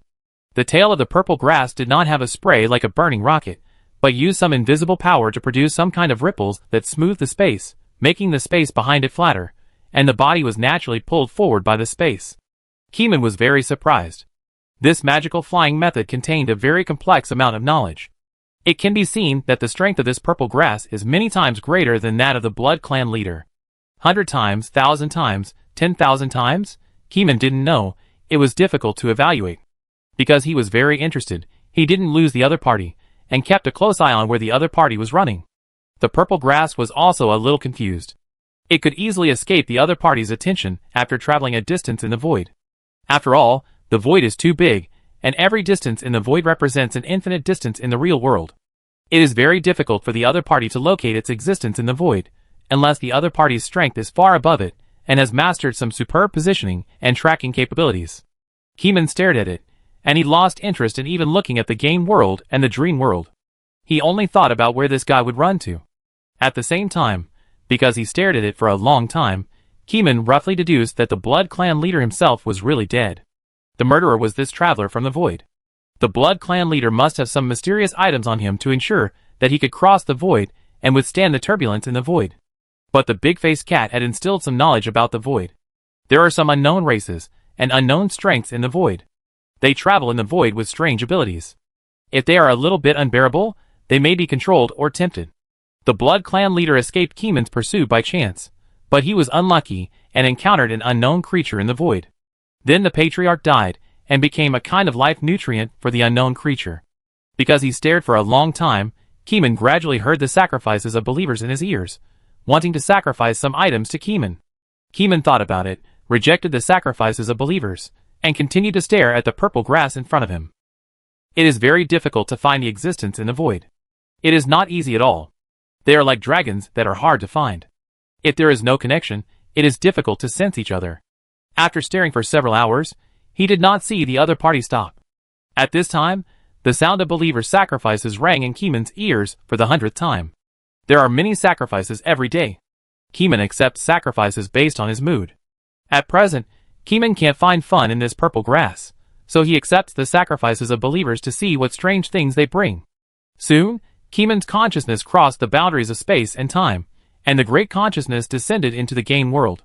A group of masked black-robed believers, circling a water source, chanted the name of Cthulhu loudly. Great Cthulhu, the sleeping god of Raya, the old ruler. Keeman heard their voices and kept silent, trying to reduce the occurrence of accidents. The believers were not as powerful as Keeman. If they were brainwashed by the voice of the evil god and completely fell into madness, it would be very troublesome. The believers knelt down one after another. They had already felt the coming of the terrifying existence and trembled all over. Then, a host whispered, "Great Cthulhu, we are adventurers. Today we got 2 legendary treasures from the werewolf tribe and specially presented them to you. I hope you can give us powerful power. We need stronger power to enter the high-level territory. First of all, the purpose of the player's sacrifices is not the same. Some are purely sacrificed in the direction of unlocking the seal, and some players are purely sacrificed to become stronger, so the sacrifices are not necessarily helpful to unlock the seal. For example, this time, the things that the believers offered as sacrifices were not conducive to the unsealing, but the legendary treasures that were spawned after fighting the wolf boss for a few days. Of course, adventurers will not emphasize what monsters they have spawned. This information is all slowly read by Keeman from the emotions of the players. With a plop, The core personnel, who presided over the sacrificial ceremony, held a beating purple heart high up, and put it into the puddle. Then another person wrapped a dagger emitting purple gas with a piece of cloth. The poisonous gas is very fierce. Although it is unknown what kind of corrosive power it will have in the real world, Keeman has to consider the problem of pollution and whether he can withstand it. However, the piece of cloth wrapped around the dagger seems to have the function of a seal, sealing the poisonous gas in the cloth, so there is no danger for the time being. Keeman thought about it and simply accepted it all. Chapter 516. Opening his eyes, Keeman has returned to reality. There are 2 offerings on the floor. One offering is wrapped in cloth, and no one knows what is hidden inside, but in his dream, Keeman already knows that there is a dagger with a highly poisonous attribute hidden in the cloth. The other offering is a beating heart, a legendary item, which is considered a rare quality equipment in the game. The heart bulges and contracts on the floor, beating violently. Even without nutritional energy, it can beat naturally, and its vitality is very strong. Keeman looked around, and Tang Yuan had been staring at the beating heart for a long time, with his mouth slightly open and saliva flowing unconsciously. It seems that Tang Yuan is very interested in the heart. Keeman did not approve. Don't eat it carelessly, wait for me to identify it. Keeman patted the storage scarf and called out the big-faced cat. The big-faced cat landed on the ground, with a fat waist and a fat head. Looking at its dull eyes, it seemed to be realizing some strange truth of heaven and earth. Keeman stared into the eyes of the big-faced cat, and after 15 seconds, strange knowledge increased. Heart of the Wolf King. This is the heart of the Wolf King, full of lightning power. After swallowing, the heart can be transformed, allowing the user to have the power to transform into a werewolf, and ordinary attacks will have lightning. The transformation time is limited to the full moon night, and when not transformed, the body is only at the level of an ordinary person. The method of use is swallowing, which surprised Keeman a little. It seems to be a special food in the game, similar to the one that increases skills. But the side effects are very bad, forcibly lowering the level of the user, and Keeman is not interested in eating it. As for glutinous rice balls, it is not recommended to eat them, because glutinous rice balls are stronger than ordinary people. Speaking of which, what kind of ordinary level is the ordinary person in the big-faced cat's mind? Keeman wondered in his heart. Temporarily suppressing the thought, putting away the big-faced cat, and looking at another item. The other item is a dagger, which is highly toxic and wrapped in a piece of cloth. Poison hiding cloth. Can block poison gas. Inside the cloth is a dagger. Poisonous fangs. Poisonous, it will melt if touched, and it will dissolve if touched. The user will often have the urge to lick the blade. No mention of attack power or anything like that. Keeman has already adapted to it. When he got the horse hunter leather boots a long time ago, the attributes were not announced, only the percentage increase was mentioned. Because it is a legendary item that players have spawned in the latest area, when Keeman picked up this highly toxic dagger, he opened a corner of the golden poison hiding cloth and subconsciously brought the blade close to his mouth. As soon as he opened his mouth, Keeman realized something, and his own spirituality issued a strong warning. Don't lick it, it's dangerous. Keeman quickly let go of the dagger handle, and it fell to the ground with a bang, very crisp. The floor was touched by the blade, and immediately corroded violently at a very fast speed. The bald Tang Yuan came over, looked at the dagger with curious eyes, touched the handle of the dagger with his claws, and immediately stretched out his big tongue, almost touching the edge of the blade. The next second, Tang Yuan suddenly stretched out his tongue, because his spiritual perception also issued a death warning. People with extremely high spirituality, as long as they are not dying suddenly, can basically detect danger when they are about to touch the blade. Woof! This dagger is really evil. Tang Yuan showed a disgusted look, but soon it drooled again, because it looked at the heart of the Wolf King again. You still want to eat? Aren't you a dog? Do you still want to become a werewolf? And when you don't transform, you will be at the level of an ordinary person. Keeman reminded. Keeman picked up the dagger again, with the poison hiding cloth, and wrapped it up. Tang Yuan showed a reluctant expression after hearing this. After bouncing back and forth on the scale of appetite and strength, Tang Yuan finally turned around and left, overcoming his inner appetite. Keeman looked at the beating heart, and thought it was suitable for the investigators in the bureau. Ordinary people don't have the opportunity like Keeman, and the space for increasing strength is too small. Maybe there is no chance to strengthen in their lifetime. If they can become stronger, it is right to become stronger early. If the investigators in the bureau don't have special items to help, their bodies are not much different from ordinary people. The only difference may be the level of spiritual perception and rationality. Keeman put the things away. Both items are good, but the conditions for use are not very good. Even Keeman has the desire to lick the knife edge, not to mention others. After leaving the hotel, Keeman found Xiao Zhou from the Investigation Bureau and asked about the Moonlight Bar. Tonight, the Half-Ice Continent Investigation Bureau plans to eliminate the people in the Moonlight Bar. At the same time, the vampires wandering around the territory of Half-Ice Continent will also be dealt with by professionals. Our work is basically done, Xiao Zhou said. Koi Continent has helped a lot. The remaining work is other people's internal affairs. It would be a bit of a hindrance for Keeman and others to stay here. Unless Keeman is willing to stay and help them continue to hunt down the vampires. But Keeman is not so idle. Go back first. Keeman has another plan in mind. Okay. Xiao Zhou nodded. After getting on the plane, the two left Half-Ice Continent. The matter of the vampires has basically come to an end. What follows is that the network beast will monitor at any time and assist the people of Half-Ice Continent. Report the coordinates of the remnants of the vampires to them, and they will send people to catch them. At the same time, the people of Banbingzhu also realized one thing. Since the Kuizhou broke off relations and built a real wall on the internet, the ubiquitous internet beast gave them a headache, but they had no means to counter the internet strength of Kuizhou for the time being. After Kumeng returned to China, Director Wu personally greeted him. Kumeng deliberately joked, "Director Wu is so free, and he greeted me personally. Look at what you said, you are not happy for me to greet you." Director Wu smiled. Kumeng returned to the Investigation Bureau and immediately wrote a report on the Blood Clan and the final end of the Blood Clan leader. Really? Is he dead? Director Wu and Director Lei were very surprised. They did not expect that the Blood Clan leader would end up like this.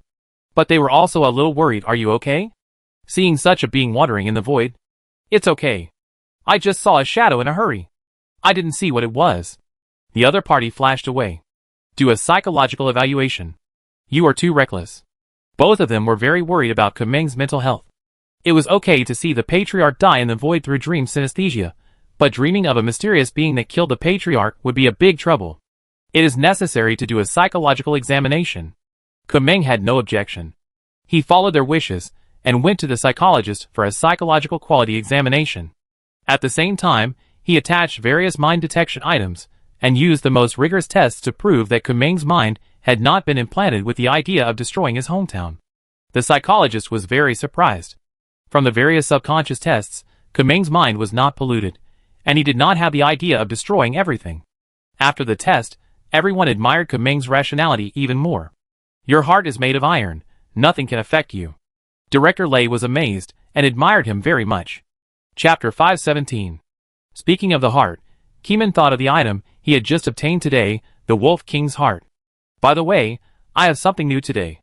Is there anyone in the bureau who wants to become a werewolf? Keeman asked. Not yet, but after you announce it, there will definitely be people who want to become a werewolf. Director Lei didn't need to think, he had already thought of how many people wanted to sign up. Then Keeman told Director Lei the information about the Wolf King's heart. You don't want to use it? If you use it, you will become an ordinary person, which is too uncomfortable. Keeman shook his head. Indeed, with your level, it is not suitable for you. This Wolf King's heart is only suitable for ordinary bodies. Director Lei understood after hearing what Keeman said. The Wolf King's heart can only be transformed on a full moon night. When it is not transformed, it is no different from an ordinary person. This is the setting of the Wolf King's heart, but the specific effect remains to be tested. Okay, leave it to me, I arrange it. Director Lei agreed. Director Lei, do you want to use it? Why do I want to use it? Director Lei said in surprise. Because your last name is Lei, Kumeng said without hesitation. Director Lei was speechless for a long time. This reason seemed to be fine. Director Lei's last name was indeed Lei, but the means related to Lei could only rely on objects. I think about it. Director Lei took the Wolf King's heart and fell into deep thought. The side effects of the Wolf King's heart are obvious. If something that permanently enhances the body appears in the future, the user will lose a lot. Director Lei is in a high position and can obtain more resources than ordinary investigators. He needs to weigh it. At the same time, the follow-up letter written by Kumeng about the Blood Clan chief has been uploaded to Tianting. The leader of the Blood Clan, who is as strong as a vampire, died in the void. The existence in the void makes people more odd. There was nothing going on for a few days, and Keeman contributed a few useless items to the Investigation Bureau. Outside the window, the sun had just risen, and Keeman was sitting in the office looking through various documents of Wales City. Director Lay pushed the door open, and Keeman looked up and asked in confusion, "What happened?" As soon as he saw Director Lay coming, Keeman thought something happened, but he didn't know what it was yet. Director Lay was stunned for a moment, shook his head and said, "No, nothing happened. I just figured out how to use the Wolf King's heart." "From what you said, you don't use it yourself?" "I thought about it for 3 days, and I feel like forgetting it. The normal state cannot be enhanced, and the combat power is too little, which is not suitable for me." Director Lay shook his head. "Who do you decide to give it to?" "I haven't decided on the quota yet, but I have other plans.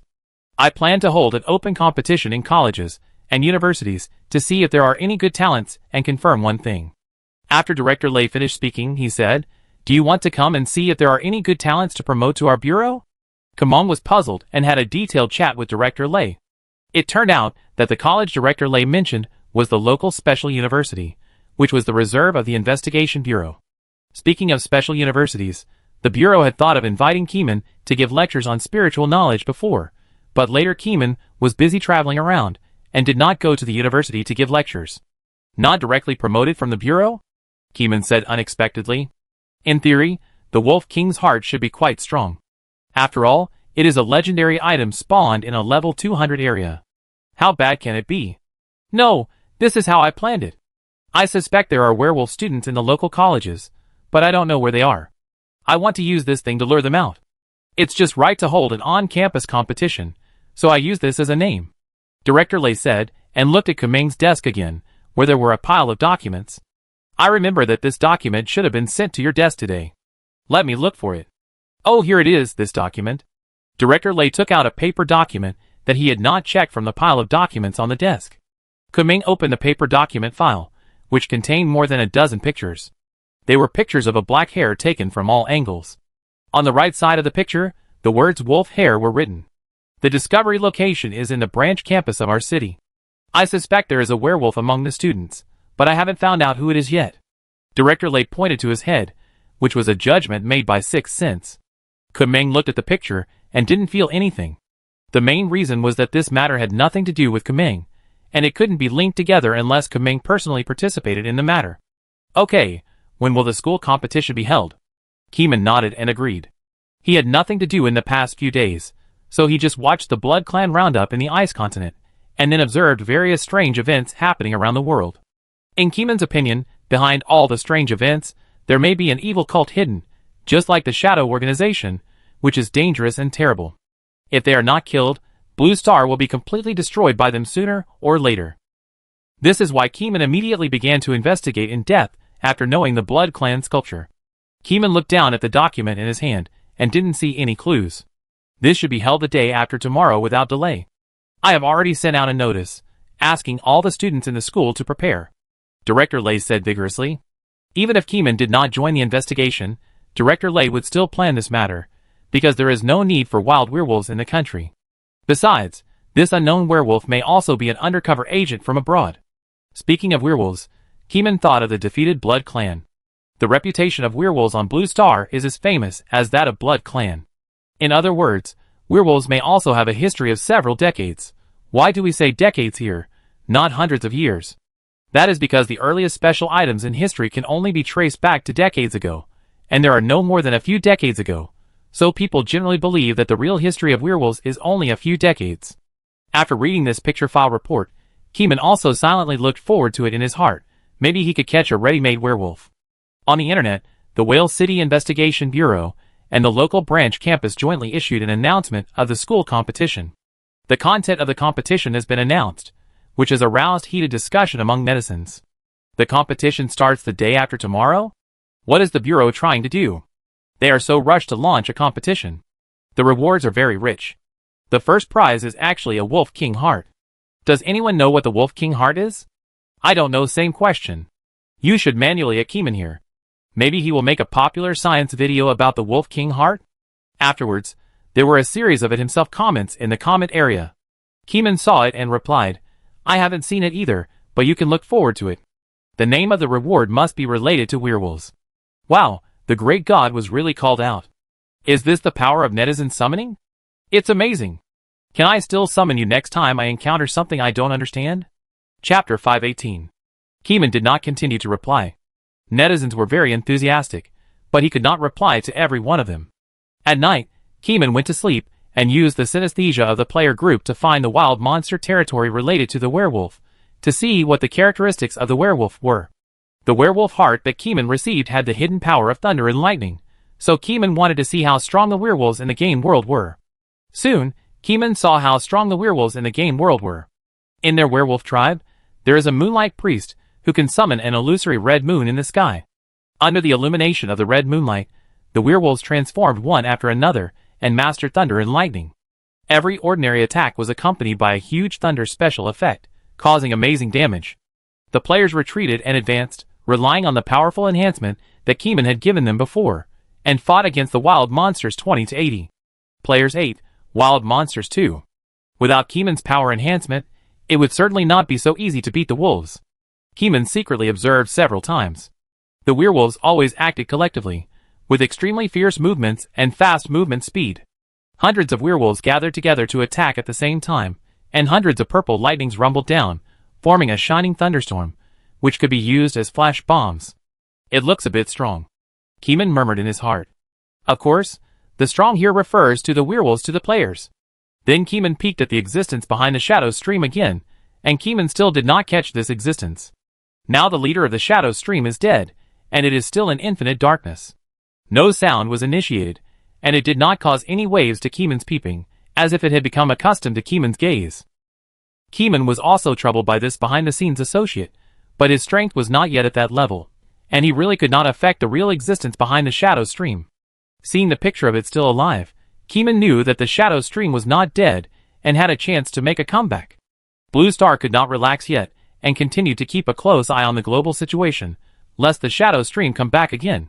First of all, the investigation of missing people around the world, but this tool is very huge and basically unclear, because people cannot monitor the world, and cameras cannot monitor every corner of the world. If the shadow stream wants to develop offline, it is easy to start developing. Secondly, the Void Traveler, the purple grass filled with gray fog, was flying in the void, and his emotions were always tense.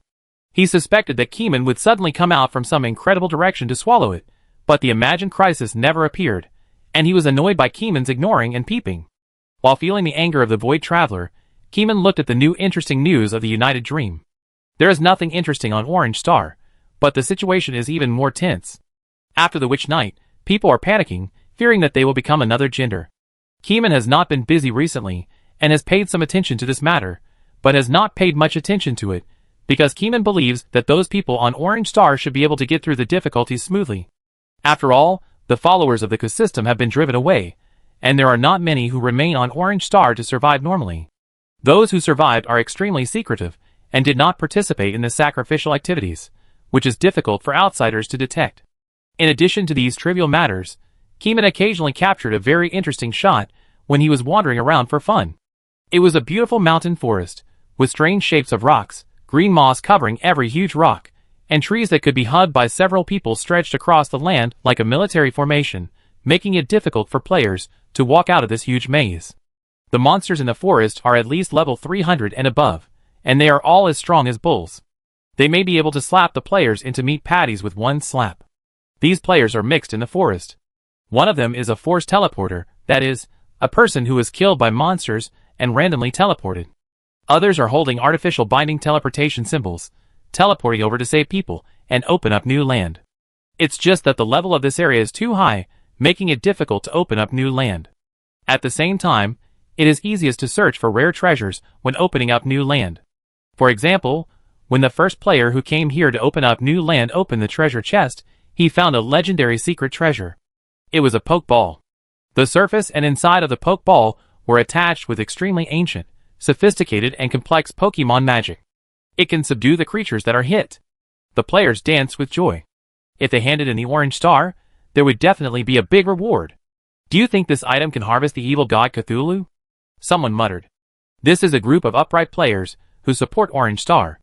After getting this rare secret treasure, the first thing they thought of was the evil god Cthulhu, who brought them disaster. However, not everyone in this crowd is loyal to Orange Star. Among the 7 people, there is a hidden traitor, who is the winner of the Pokemon Ball. No, I am a believer. He murmured in his heart, but did not speak his mind. Show us the attributes. Then, the attributes of a picture were announced in the chat box that comes with the game. Keeman could not see the so-called chat box, but could only read the emotional fluctuations of several people and analyze what kind of explanations they saw. Ah, it turns out that there is a strength limit. Ah, that's okay, after all, Cthulhu is an evil god. A group of people gave up the idea of throwing the poke ball at Cthulhu and successfully subduing the evil god. Keeman couldn't help rolling his eyes in Raya. Just thinking about it, he knew it was impossible. After a while, the players collected their items and set out to explore the way forward. Unexpectedly, after walking for a while, they were swallowed by a hidden man-eating plant, and several people died on the spot. The players used the resurrection skill to rescue their teammates, but the items dropped by the dead were some distance away from their resurrection point. They couldn't pick them up, and they didn't dare to pick them up, so they ran away directly. Keeman noticed that the poke ball was not in the list of dropped items. The person who collected it had put it in the space backpack, and the collector was not dead. Keeman had a little expectation. After all, he was also very interested in this sphere with high-level elf magic. Unfortunately, the believers were surrounded by many enemies, and there were no like-minded teammates around them. It was estimated that there was no time to sacrifice. Besides, this thing was of no help to Keeman's unblocking. Whether the player would sacrifice this item depended on how he considered it. Keeman watched them fleeing for their lives, but unfortunately the monsters in the forest were too fierce. Once there was any movement, all directions moved together, and several players were quickly stabbed to death by the assassin-type monsters with high damage. Unfortunately, the only traitor in the crowd also died, and the golden light of the legendary item just happened to burst out. Keeman used his strength to sense, and it was exactly the poke ball he was expecting. A strange creature with camouflage skin color appeared in the forest, resembling an ape. It picked up the item on the ground and scratched its head, not knowing what it was. Chapter 519. Campus Competition Day. The branch campus of Whale City is located in the suburbs. The site is very large. The area of the branch campus is said to be 4,000 acres. In such a large space, apart from the teaching building, most of it is a test site and a breeding site for special biological majors. This is the first time that Keeman has come to the branch campus. The university he attends is a university for ordinary people. The special university is a new school open this year. This is the first time he has seen it. At the top of the school gate, there is a whale sculpture emerging from the seawater model and spraying water, giving a sense of agility and nature. Although it feels a bit vulgar, the design is good and not too old-fashioned. After crossing the school gate is the campus. Modern houses stand on the ground. Keeman casually turns around a few buildings to visit the student environment of the current students. The competition has begun, but Keeman is not in a hurry. There are many students and not so many competitions to finish. Besides, this is a competition that can be completed in several days. There is really no need to rush. Keeman wandered to the place where the lecture was held. A large classroom was empty. No one was there. The students were all watching the game in the playground or special venues. Keeman went to the school library again and looked through the materials in the library. How to learn to identify special items and ordinary items. Keeman looked at the title and wondered if this was something that could be vaguely understood by feeling. But then he thought that people who were not spiritually sensitive really needed identification knowledge. Human rationality. The title was quite philosophical. Keeman curiously opened the book and flipped through it. It was not a philosophy book, but a case study. A certain investigator heard a certain voice and saw a certain illusion, and how he needed to maintain his original intention, recognize the target, and eliminate interference. The text was a bit boring and easy to make people sleep, so Keeman closed the book and put it back. There were other types of books that were also related to the investigation of the incident, and none of them were useless. Although the knowledge in these books was all based on experience, it was at least a clear path that could provide experience for later generations and avoid detours. This university was doing serious work. After Keeman realized this, he felt a little relieved and had some other ideas. As he stepped into the test site, he sorted out the knowledge about spiritual perception in his mind. In terms of spirituality, Keeman can be said to be the best in the country. Others have not yet learned his spiritual hand, which is the hand that pushes open the special door. It is very difficult to control spirituality. Many people only subconsciously use their senses to perceive everything with spirituality. It is thousands of times more difficult to control it, and it can even be said that there is no threshold to enter. Even the threshold cannot be touched, which shows that there are many lines of spiritual knowledge, which can be called epic knowledge. And Keeman has been ahead of ordinary people by slowly accumulating experience with the convenience that is different from ordinary people. If this knowledge is left in Keeman's mind, it can only strengthen him alone. If it can be taught to people with potential, it can make more people stronger. After a while, he heard the noise of people in the field. Keeman came to the test site, a vast sand and grass test site, and several wolves of huge size were running on the field. These wolves were huge in size and ran fast. They seemed to have low-level intelligence. They knew that humans were powerful, so they did not attack rashly, but organized the wolf pack together. But no matter how many wolves there were only 6 wolves. This was the number of wolves deliberately controlled by the organizers. Keeman stood in the crowd, without trying to understand the rules, and asked passers-by, "What are the rules of the competition now?" Survive for 5 minutes under the siege of a pack of wolves, and the special items are provided by the Investigation Bureau. A female classmate turned around and answered, then she was stunned for a moment, not knowing who asked the question. There was no one who looked right in the crowded crowd, but the voice was obviously very special. Keeman had already walked away, looking at the test site as he walked. Such selection rules, on the surface, tested team survival and cooperation capabilities, but Keeman knew that the Investigation Bureau wanted to lure out the werewolf. There are werewolves hiding in the school.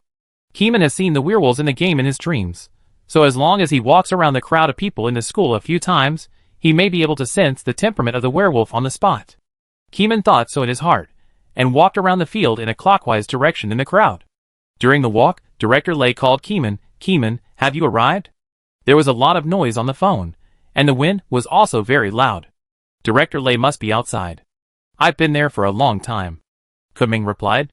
"From the background voice on your phone, it seems that you think the same as I do. Haha, let's compete, and see who finds it first." Keeman thought for 2 seconds, okay. Before Director Lay could say what the loser would do, Keeman hung up the phone. There were a lot of people at the scene, not only people from the school, but also people from other schools. There was only registration at the door. Keeman went around more than 4 full circles in the morning, but he didn't find the person who gave him inspiration. Could it be that Director Lay's sixth sense was wrong? On the 4th circle, Keeman ran into Director Lay, and Director Lay compensated the loser in person. The loser should give a lecture at school. Director Lay was thinking about Keeman's knowledge. Okay. Keeman agreed with this in mind. This bet is actually nothing. It's just a bonus, and neither of them cares much about winning or losing. On the second day, the competition was still the same, but there were too many students, so it had to be divided into 3 days.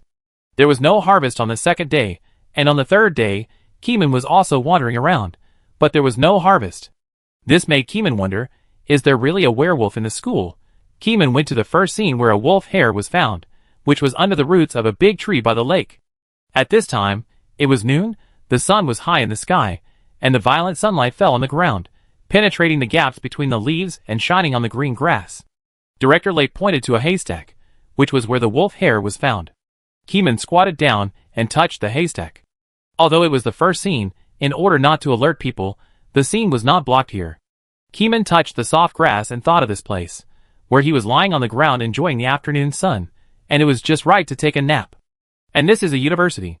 During the day, you can put a book or a school bag on the lawn and put a coat on to sleep. As long as you are not embarrassed, others will not feel embarrassed. Are you worried? Indeed, I also feel that they are students of this school. Keeman stood up slowly, and the direction of his sixth sense was consistent with Director Lay. Students from other schools may also sleep on campus, but Keeman's spirituality radiated, and the direction he sensed was the hair left by students of this school sleeping in the afternoon. Werewolves need a full moon night to transform, but the werewolves here may not need a full moon night. Keeman thought of the scene he saw last night, when the moonlight priest of the werewolf clan cast a red moon phantom, and the werewolves collectively transformed. Chapter 520. The school-wide investigation continues. At the same time, in order to lure out the werewolves in the school, the Investigation Bureau placed the Wolf King's heart in the center of the competition venue, and set up a barrier with special items, allowing only others to see and feel it, and not allowing others to step into the forbidden territory. Keeman reappeared on the field, and saw the Wolf King's heart in the center of the field from a distance. The Wolf King's heart does not need all the nutrient solution to irrigate it. It beats violently naturally, like a drum, with a wonderful rhythm. No sound was made, but Keeman, who was spiritually high, had vaguely felt the image of lightning flashing across the sky. At the same time, the image of the wolf flashed, as if as long as you eat it, you can get the power of wolf and thunder. After the Wolf King's heart appeared, the students participating in the survival competition tried their best to survive. The wolves on the field also frequently looked at the Wolf King's heart, and the desire in their eyes was like a burning flame, driving them to eat the exquisite heart. But as mentioned before, the 5-meter radius of the Wolf King's heart is a forbidden area. The relevant personnel hold the key barrier items, and will not let any irrelevant people or wolves enter the Wolf King's heart. Some wolves couldn't bear the desire in their hearts, refused the guidance of the local trainer, and suddenly rushed to the location of the Wolf King's heart, but as soon as they stepped into the 5-meter boundary, their bodies bounced back involuntarily.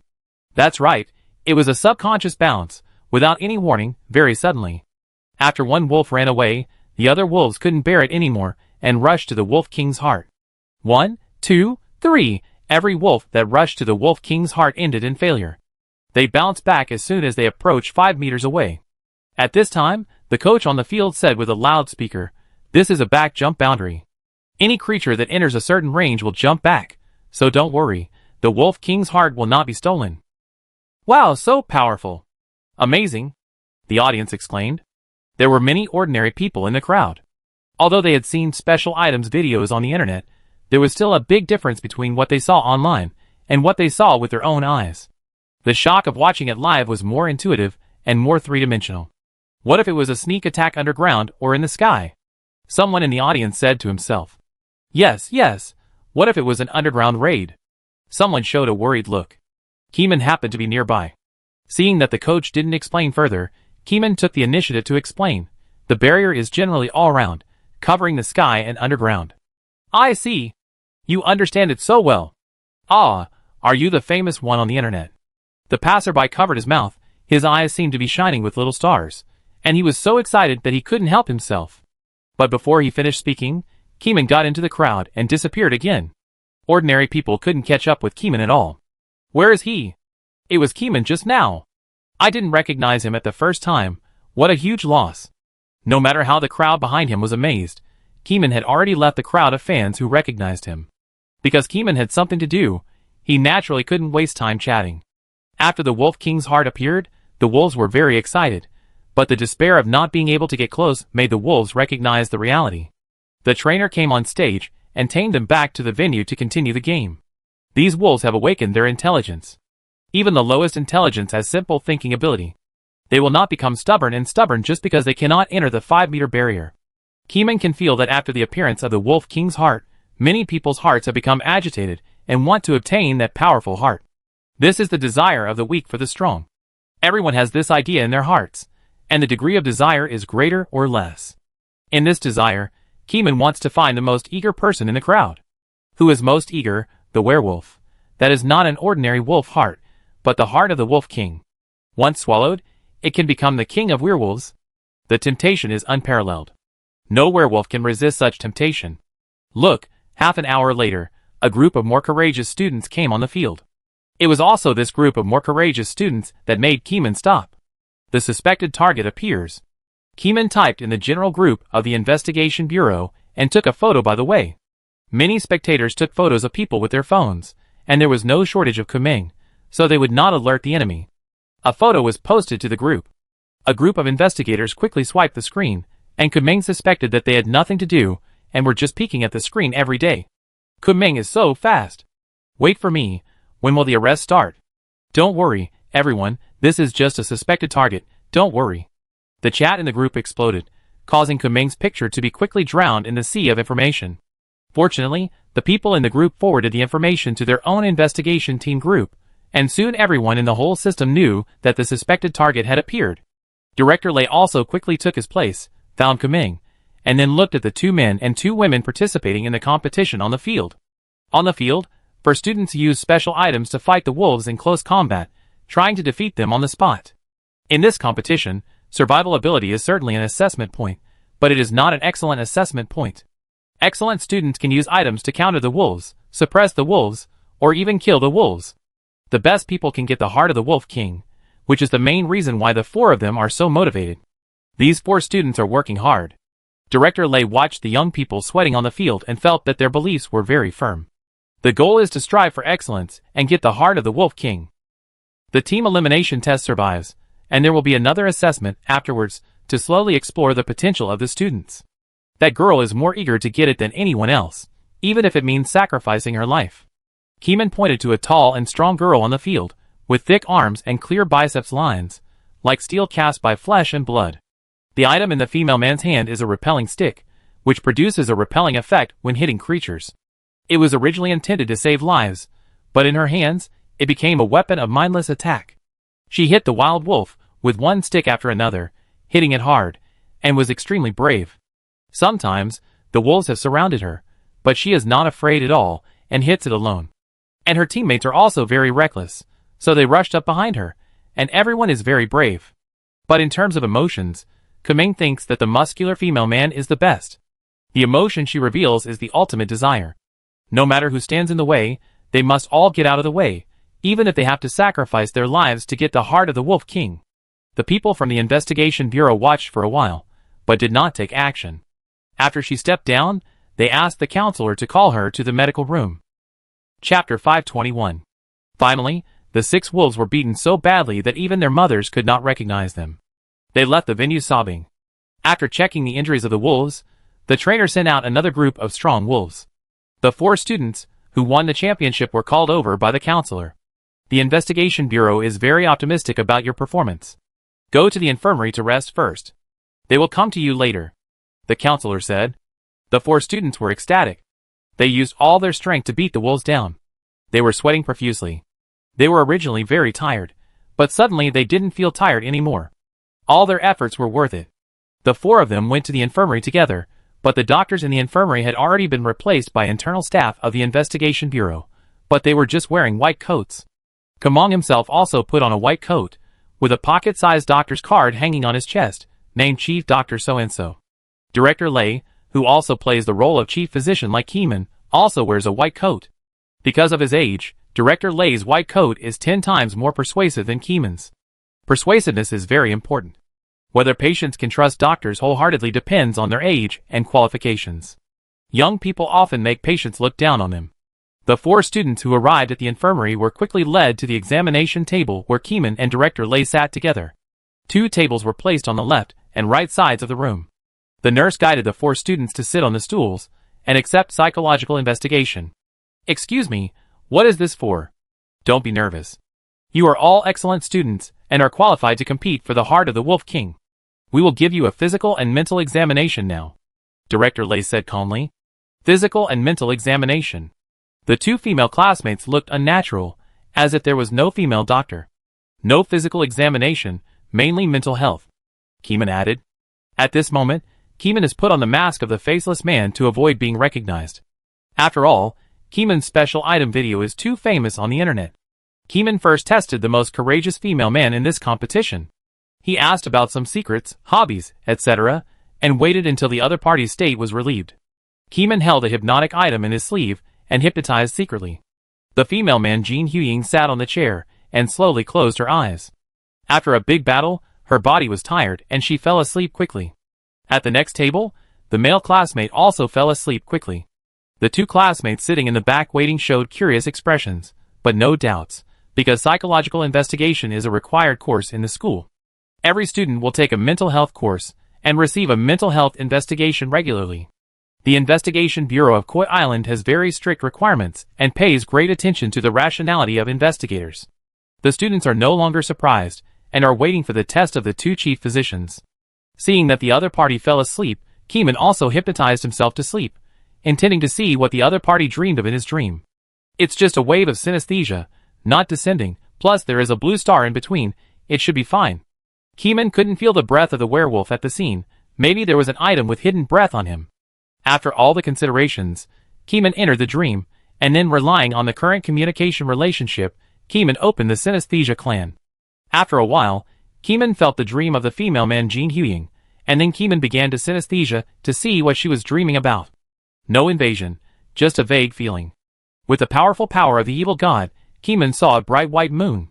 On the top of the cliff, there was a white wolf lying on the top of the cliff sleeping, as if resting. In addition to these, Keeman also felt that the other party should have used something to hide his breath. Good guy, it is indeed a werewolf. After knowing the result, Keeman immediately woke up on his own initiative. After returning to reality, Keeman still did not take action, but completed the test of the two female students step by step, and then asked the investigator to ask her to leave. The female man Jean Huying was powerless to resist. After all, this was the territory of the Investigation Bureau. It is not easy to catch people. Half an hour later, Jean Huying went back to the competition site to see the heart of the Wolf King. But the investigator had gone around behind him without anyone noticing, and in a blink of an eye, the person was gone. No passerby noticed that she was caught by the Investigation Bureau halfway. Investigation Bureau. Underground Professional Interrogation Room. Are you sure it's her? Director Lei was a little hesitant to make a judgment. He looked at the female man in the interrogation room through the isolation wall, his face full of doubts, and his mind still had no inspiration. 100% sure. Kumeng said affirmatively. What about the evidence? Take back the Wolf King's heart and put it in front of her. She will definitely not be able to keep it. Kumeng thought of a plan. There is no evidence, but they can guide the evidence to appear. After a while, the Wolf King's heart was brought back to the Investigation Bureau and placed 1 meter away in front of her. The Wolf King's heart has added another layer of seal. If you want to eat the wolf heart in front of her, you must break the invisible protection imposed by the special item. With Jean Huying's ability, it is impossible to do it. In the dream, Kumeng has sensed the opponent's ability. He has the ability to fight, but he is definitely not a warrior who can fight 10 people alone. Therefore, Kumeng very calmly instructed the staff to put the wolf heart 1 meter away from her. Jean Huying was sitting on a chair, and was arrested and taken to the Investigation Bureau for no apparent reason. She wanted to appeal, but no one in the Investigation Bureau paid attention to her. Instead, they brought the Wolf King's heart to her. At this moment, the blood in her bones seemed to come alive, her whole body trembled, her cells mutated, and her skin pores became soft, as if something was about to come out of every inch of her skin. Jean Huying was horrified. She couldn't let down her guard at the critical moment, but looking at the Wolf King's heart in front of her, various assumptions flashed through her mind. Why did the Investigation Bureau arrest her? Why did they put the Wolf King's heart in front of her? 2 question marks woke her up. The Investigation Bureau must have discovered her identity. Otherwise, they wouldn't use this torturous and uneatable method to lure her into transformation. She can't hold on any longer. Director Lei squinted his eyes across the glass wall. He didn't know what Jean Huying was worried about. She looked like a starving ghost who hadn't eaten for many years, and wanted to eat the Wolf King's heart alive. Every 10 seconds, move 1 centimeter closer. Kumeng continued to command. The staff carefully pushed the wolf forward 1 centimeter. 1 centimeter, Jean Huying's mentality collapsed. The desire in her body could no longer be suppressed. She knew that as long as she ate this heart, she would become the king of wolves. No one could punish her. No one could suppress her, not even the Investigation Bureau. This invincible and arrogant mentality made the last rationality in her brain collapse. White hair grew from her skin, bones deformed, flesh and blood proliferated, and some mysterious power flowed through her body, making her more eager. After liberating her body, her call finally became smooth. Keeman stared at Jean Huying, with only one question in his mind that he wanted to figure out. Does she not need the illumination of the full moon night to transform? Chapter 522. Although she had transformed, she still couldn't eat the Wolf King's heart. The Bureau had already made preparations, and immediately put the Wolf King's heart into the storage props, leaving the other party staring blankly. 1 minute later, the interrogation team changed. The scene became quiet, no one spoke, and they were all waiting for the white-haired werewolf to be quiet. She sat on the chair, feeling uncomfortable all over. The Wolf King's heart had been taken away, and the crazy throbbing quietly retreated, leaving only endless regret and self-blame. Why did she transform in the Investigation Bureau? However, she still prepared a reasonable explanation. Well, I am a naturally mutated werewolf. Jean Huying said cautiously, fearing that she would be silenced. Naturally mutated? Kumeng asked. Time, place. Deep Ping saw a white-haired werewolf as soon as he entered the interrogation room. He was a little surprised, but his mind was clear, and he asked the other party to speak clearly. It was a month ago, in the toilet of our school. I was looking at the moon that day, and suddenly I felt that the moon was very big and round, and it changed. Jean Huying stammered. Her nervous expression had a bit of immaturity, which was very consistent with the positioning of a female student. Keeman stretched out the tail sound, as if thinking about the truth of the other party's words. After tasting it again and again, it seems that there is nothing wrong. Wait, why can the werewolf's breath be hidden? Keeman's fingers tapped the table lightly, feeling that it was not appropriate. This woman has a secret. Later, Keeman asked the question about the werewolf's breath in person, but Jin Huying couldn't answer it either, and used I don't know as the answer to get away with it. Ping took out a roll of red headscarf and cast a look at Keeman, as if saying, "Jump?" "No." Kumeng also responded with a look. The two spoke with their eyes. No sound was made, but Kumeng had understood what Ping meant. "You continue to interrogate. I go out for a while." Kumeng stood up and patted Ping's shoulder. Nothing happened, and another look prompted, "Wait for my signal." With that, Kumeng walked out of the interrogation room. "Do you want to use objects to interrogate?" Kumeng closed the door and looked at Director Lei outside the side door. Director Lei has been watching. Werewolves are very rare, at least in Koi Island. Almost no one has become a werewolf. Yes, if the other party has an object to target spiritual synesthesia, sometimes spiritual perception doesn't work. No body search? I have already searched it, but I didn't find anything. I suspect that she has an object that blocks spirituality, such as mutated teeth? Director Lei touched his chin and judged. There are examples of tooth mutation. Some people's teeth can hold a house, and some people's teeth can secrete highly toxic substances. Of course, the guy who secreted the poison had been poisoned to death. He was dead by the time the ambulance arrived at the hospital, leaving only a poisonous fong. Back to the topic, knowing that the werewolf classmate might have something to block spirituality, everyone tended to interrogate him with objects. After a while, Ping danced freely in the interrogation room again. A werewolf saw it, and couldn't help but open his heart, and told the truth in his heart. It turned out that she was not a natural mutant, but she heard an inexplicable cry while eating moon cakes and admiring the moon one night. The next day, she dreamed of a white moon and an unknown existence, whose appearance was unknown, which gradually led her to the path of becoming stronger.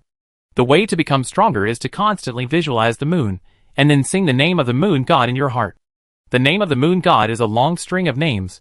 The full name is difficult to translate. It is in a foreign language, and it sounds like a heavenly book to Keeman. Look it up, which country's dialect it is. Keeman said. Jin Huying couldn't write the string of names. She only knew the pronunciation of the name, which was similar to the usage habits of a country in Blue Star, but it was not the official common language, a bit like a local dialect. Yes. A staff member recorded it, and gave it to a professional translator for translation. This matter is similar to the Blood Clan. Both have a strong source of faith, and then spread the faith through shouting. Director Lei murmured. The Frog Society and the Blood Clan, the two organizations have similar missionary methods, both of which are to cast a wide net to collect talents. The Frog Society has long been closed down, and the Blood Clan has also been wiped out by Keeman. At present, there are still many unknown points about the Werewolf Clan. The first unknown point that Keeman knew was the color of the moon. The moon that Jin Huying believed in was silvery white, which was consistent with the moon above the blue planet, while the werewolves in the game world believed in a red moon, which was very similar to the scarlet moon. These two differences aroused Keeman's vigilance, but Keeman could not think of anything special for the time being.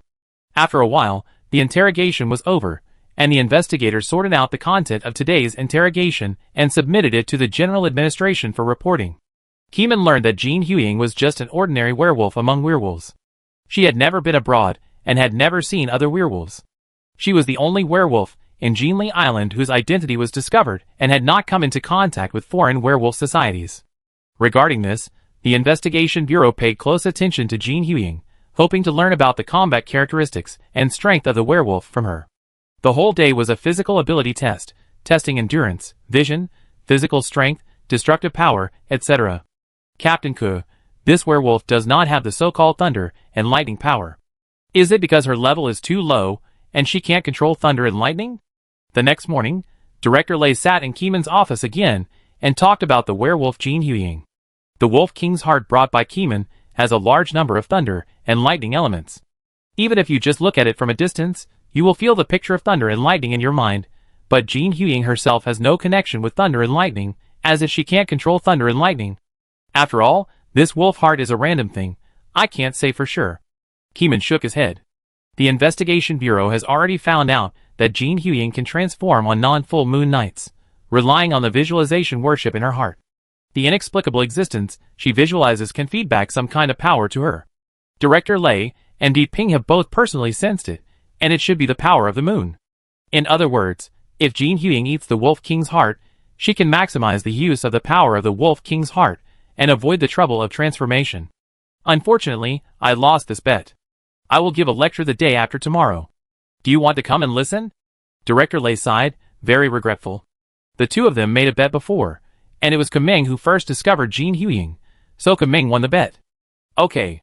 Kumeng nodded, and then said, winning or losing doesn't matter, wait for me to sort out the spiritual knowledge points. He has recently started to sort out spiritual teaching materials, and maybe he will have the opportunity to give a speech on spiritual knowledge. Director Lei's eyes lit up immediately after hearing this, and he was very much looking forward to it. Chapter 523. The werewolf has been captured, but everyone still doesn't know where it originated from. In the dream, Keeman couldn't determine the werewolf's origin on the blue star, because in the other party's dream, there were only cliffs and full moons, nothing else. It is difficult to trace back.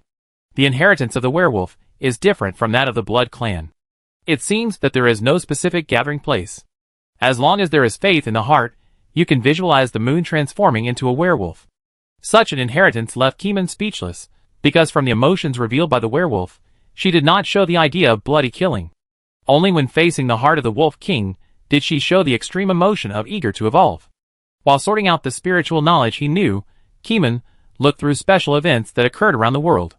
Since the development of the Investigation Bureau, there are more and more formal investigators, which are vaguely more than the regular investigators of various countries. All this is because of the fruit tree that increases spiritual perception, which allows the Investigation Bureau to have the capital to expand talents. The day after tomorrow came in the blink of an eye. When Director Lei gave a lecture, Kumeng was in the first row as an audience, listening with great interest. This class will be recorded as a video and posted online in the future for people to watch. Director Lei talked about spiritual perception, special items precautions, and evil illegal organizations around the world. The things he talked about were scattered and superficial, and the main purpose was to let the public have a deeper understanding of investigators. This is an entry-level course. After Kumeng understood it, he understood it a little. This represents the next signal of the Investigation Bureau, continuing to expand enrollment and recruiting outstanding people in advance. The special university has just been open for half a year, and there is a shortage of talents. Many talents are in a semi-internship state, and the outstanding ones are directly converted to full-time employees. Even so, the vast Koi Island is still short of people. At the same time, because of the adverse impact of evil illegal organizations on the world, the Investigation Bureau wants to establish a team to carry out a comprehensive crackdown on global evil organizations in the next step, which requires a large number of talents to join. After Director Lei finished his class, he went to Kumeng to give a lecture. However, Kumeng's class is not a speech on the playground. Because after reading the manuscript written by Kumeng, Director Lei felt that the value of knowledge was too great, and it was not worth broadcasting globally, so it would be better to make it into an internal video. As for the students attending the class, they were outstanding students directly selected by the college. The special university has been open for a while, and there are outstanding students from all over Koi Island. They had already landed at the Whale Branch campus by plane last night. In the afternoon, the large classroom was full of people of all kinds, all of whom were outstanding students from various branches of Koi Island. The Investigation Bureau personnel closed the doors and windows and inserted a totem of a closed field to prevent outsiders from peeping. Then someone took out an electronic device. It was originally a test room device that closed the mobile phone network. Later, it mutated into a setting that no electronic devices could be turned on within a certain range. After the investigators prepared the things, they used a moonlight stone that recorded the scene. It was not an electronic device, but it had the function of recording the scene, perfectly avoiding the blockade of electronic devices. After Director Lei gave it okay, Kumeng coughed and started to lecture. The students in the audience also had an experience. The person standing in front of the desk turned out to be the online review up host Kumeng. For a moment, people were surging, all showing surprised expressions. They only knew that Keeman had a big background and was backed by the Investigation Bureau, but they didn't expect that Keeman could actually stand on the stage and give lectures. You have to know that people like Director Lei also have a middle-aged face, and Keeman is much younger than Director Lei, so his persuasiveness is not that strong. All things have spirits, and the spirituality hidden in us humans can be developed after birth.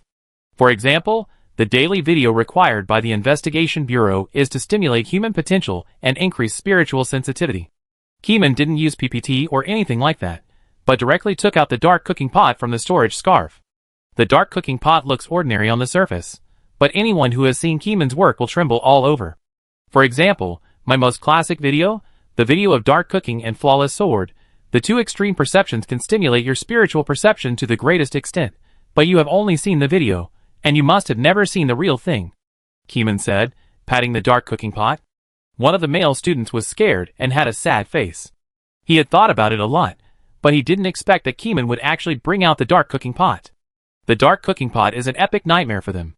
After watching it once, they will remember the strange smell and indescribable images all night long. After all, the video is a video, and it at least weakens the expression effect by 1/5. Keeman paused and showed an expression that I am not a demon. Classmates, do you know what this means? This means that you still have more room for improvement, Keeman explained loudly, as if to strengthen his persuasiveness. Some students were mentally broken because they recalled the days when they were dominated by indescribable mosaic objects. Nausea, discomfort, vomiting, all kinds of negative emotions rose in their hearts. But some people looked determined and even showed excitement, challenged the impossible, and climbed to the top. Keeman on the spot gave them a further opportunity to grow. Those who want to become stronger naturally don't want to give up this opportunity. I know that each of you is the best student in each branch campus, so I also know that you will never give up the opportunity to grow. The increase in spirituality is very mysterious. Some things cannot be explained in a few words. It is better to let your body and your soul experience it personally. As he said, Keeman patted the storage scarf again, and an exquisite pocket sword appeared in Keeman's hand, which looked like a pendant. Change, change! Keeman shouted a few words, and the sword body immediately became longer, stretching to 75 centimeters. At this moment, the flawless sword was flawless, which made everyone stunned. They stood there in amazement, completely taken away by the beauty of the flawless sword. It's so beautiful. This sword is more beautiful than the flawless sword in the video. The girls' eyes sparkled, as if they saw the most beautiful treasure. As mentioned earlier, the things in the video were separated by a layer of things, which weakened the ability to express. The students who saw the flawless sword on the spot instantly compared it with the previous videos, and found that no matter how they looked at it, the flawless sword was more beautiful and more attractive. Even the indescribable horror was washed away by the stunning appearance of the flawless sword, and only beautiful memories were left in their minds. I will demonstrate the process of spiritual growth to you on the spot. You should savor it carefully, grasp this feeling, and think more about it in the future. It will help you understand spirituality, Keeman said, taking out various fresh ingredients and placing them on the table. Chapter 524. The eyes of the crowd still did not change much, because the flawless sword had firmly attracted everyone's attention. The little brainpower they had left could only be used to think about the dangers of the dark cooking pot. But they knew that the dark cooking pot was disgusting, but they had no time to care about the dangers later, and could only passively fall in love with the beauty of the flawless sword. Director Lay sat on the stage. He had realized that it was not good because he was rational. Once the dark cooking pot was out of the oven, it would destroy the world. But after reading the spiritual knowledge material submitted by Kumeng, he thought it was still necessary.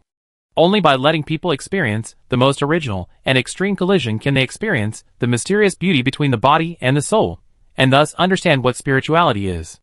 As he was talking, various seafood ingredients were put into the pot, the lid was covered, and the rumbling noise rang out in the audience. Kumeng sat on the stage and observed every student below. The flawless sword is indeed beautiful, but it is also a challenge to rationality. If you can't keep your rationality in the face of extreme beauty, then it's hard to say what your growth potential is. All investigators who can sit in high positions are basically people with very strong mental qualities, otherwise they would have fallen and gone crazy long ago. Keep your heart, and don't be disturbed by external things, Keeman reminded. Within a few minutes, students struggled and wanted to deny the beauty of the flawless sword. Keeman nodded slightly. This is a good phenomenon. The courage to resist proves that their rationality has not been broken and has not completely fallen. Until the dark cooking pot was processed and stopped roaring, there were more than 200 students in the audience who showed struggling faces. Keeman did not comment on the rest of those who were completely immersed in it. Rationality is not something that is fixed by nature. It all depends on one's personal experience. In the later stage, one may have a great enlightenment and see through everything, and his rationality may be full. I'm going to open the pot. Students, carefully taste the changes that have occurred in your body during the increase of spirituality. Kumeng said solemnly, I'm opening it. As soon as the voice fell, Kumeng opened the dark cooking pot. A cloud of black mist rose from the pot. Like a mushroom cloud, it brought an indescribable bad breath, as if it had been left for 100 years. On the lecturer's platform, bald Tang Yuan appeared, closed his eyes, grabbed a corner of the dark cooking pot with one claw, slowly lifted the pot leg, and turned the pot mouth towards the audience. The students were sitting in the audience. The students sitting in the lower position could not see what was in the pot at first, but as Tang Yuan took the initiative to help lift the pot leg, everything in the pot was exposed, and it was hard not to see it. At this moment, the beauty of the flawless sword and the indescribable things in the dark cooking pot all emerged, impacting all eyeballs and nerves. Shocking the brain, everyone felt a tremor, and their throats rolled. The body was uncomfortable, but on the other hand, they felt like being bathed in spring breeze. The two extremes affected people, making them unable to describe the fluctuations in their hearts and the abnormalities in their bodies. Focus on yourself, don't just escape. Keeman's voice sounded in the students' ears again. The spirituality is growing, there is no doubt about it. As long as you grasp this feeling, the next time you watch the video, because you have experienced a stronger feeling, your adaptability will be much stronger, and you can analyze it slowly by yourself. When everyone experienced this mysterious feeling, Keeman began to explain. From the human body to the soul, and from the five senses of sight, hearing and hearing, he explained the increase in spiritual perception at this level. Because the content was quite a lot and very profound, Keeman was unable to finish the class. After 2 hours, Keeman was thirsty. After drinking a sip of water, he asked everyone to leave and continue the class tomorrow. Keeman covered the pot lid, and everyone was still experiencing that extreme feeling. When they came to their senses, there was no one on the stage and the door was unsealed, but the people from the investigation bureau were still there. Everyone who went out would be reminded by the investigators to keep it confidential and not to disclose it at will. The students did not go out and continued to stay in the lecture hall to experience the aftertaste left in the air. This class was very powerful, but the inspiration and growth it brought to them were very obvious, and they needed time to digest it slowly. Outside the teaching building, Director Lei and Keeman walked together on the tree-lined path in the campus. The sun shone through the leaves, and the light spots swayed, as if there was some visible hope walking. This class was very good, Keeman. Thank you on behalf of the Investigation Bureau. Director Lei took a deep breath, but he didn't know how to reward Keeman. Keeman's position was already a reward that could not be rewarded. Keeman could take any item in the Investigation Bureau's warehouse at will. How about I apply to the higher authorities to make you the director? Director Lei thought for a while and said. But he felt that Keeman would not agree, because Keeman was not the kind of person obsessed with power. No need, I am fine sitting in this position. Keeman shook his head. Director Lei hesitated. Keeman's position was equal to that of the S-level members, but after today's lecture, Keeman's status could completely surpass them and become the only designated Director General. But Keeman didn't have such thoughts. Sitting in that position, he would be busy with daily chores. 1 month later, Whale City was calm.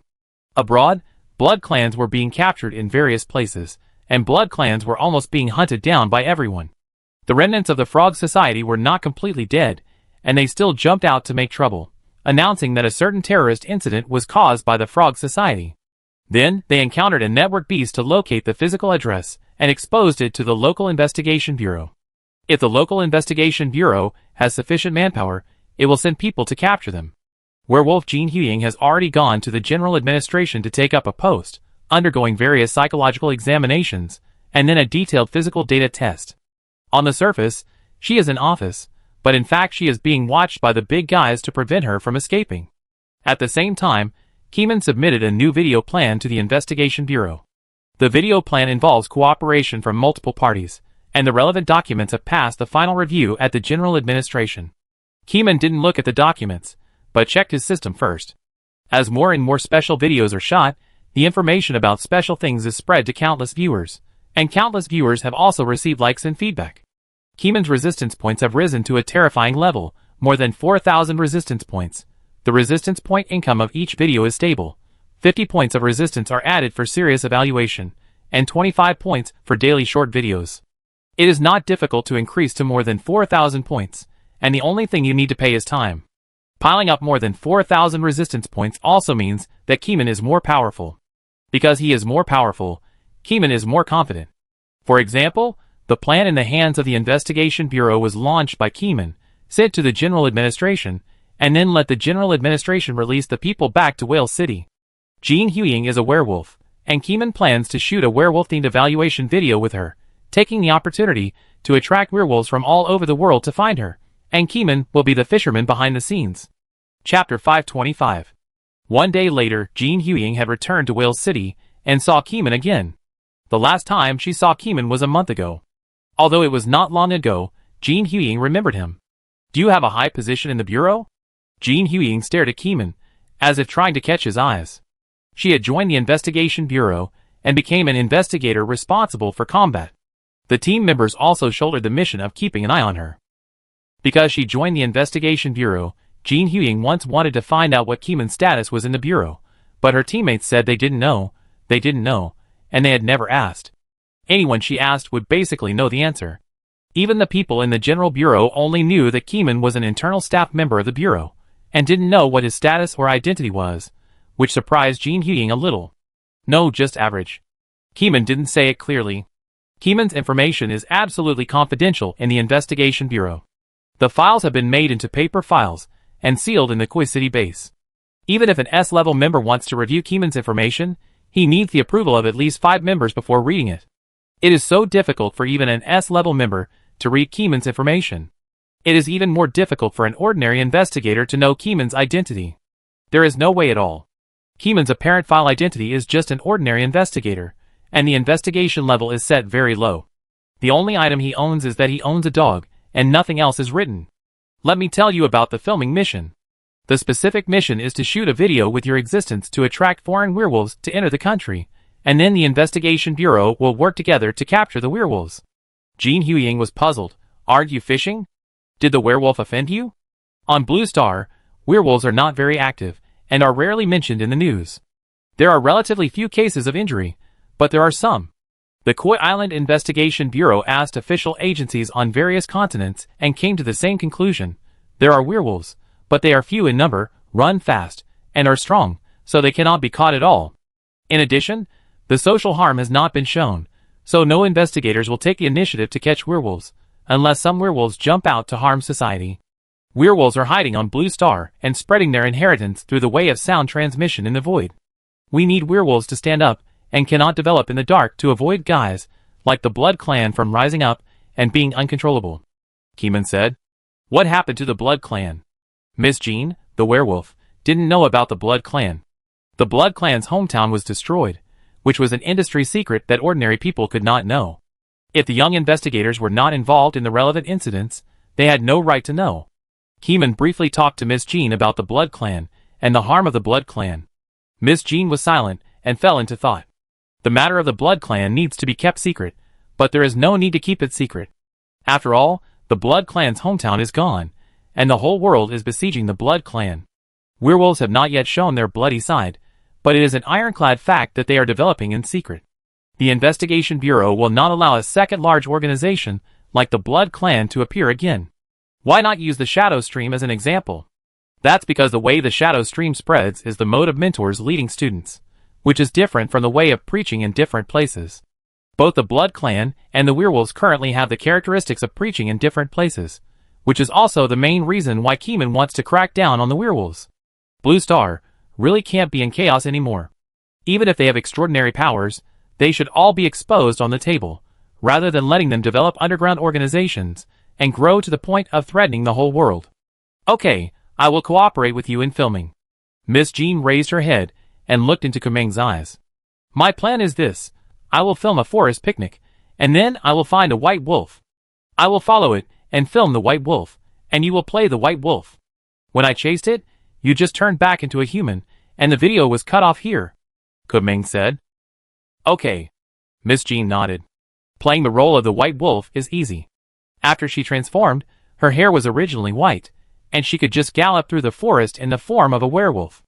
The next day, Kumeng's account updated a video. Video name: "Today, I met a white wolf at a picnic in the eastern suburbs."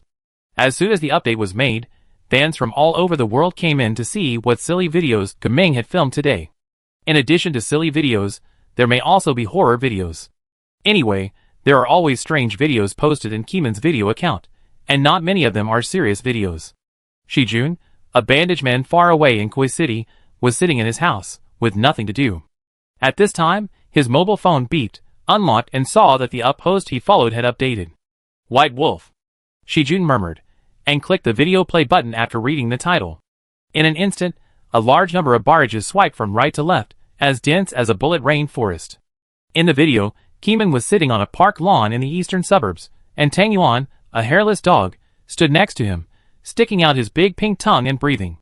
"Let me introduce you to everyone, this is my dog Tang Yuan." Keeman patted Tang Yuan's skin.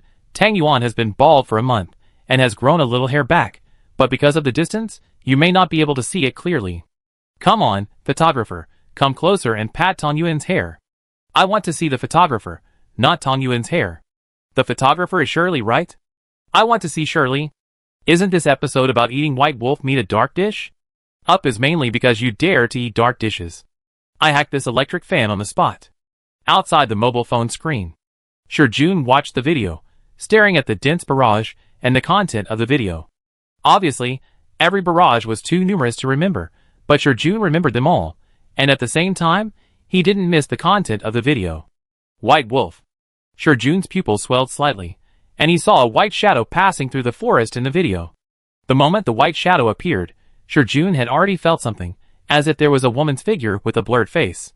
"No, it's not a wolf, it's a person," Shijun murmured, knowing the truth before the audience. And the audience in the barrage hadn't seen the back yet, and thought it was a wolf.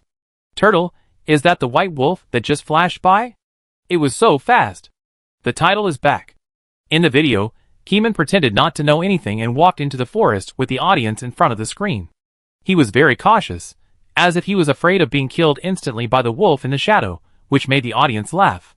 This strong man is obviously very strong, but he pretended to be very cautious, which was really funny. At the end of the video, Keeman found the white wolf in the forest. The white wolf stood by the lake, surrounded by green trees. A beam of sunlight just fell into the center of the lake, shining on the white wolf. Every hair reflected the crystal brilliance, which was very beautiful.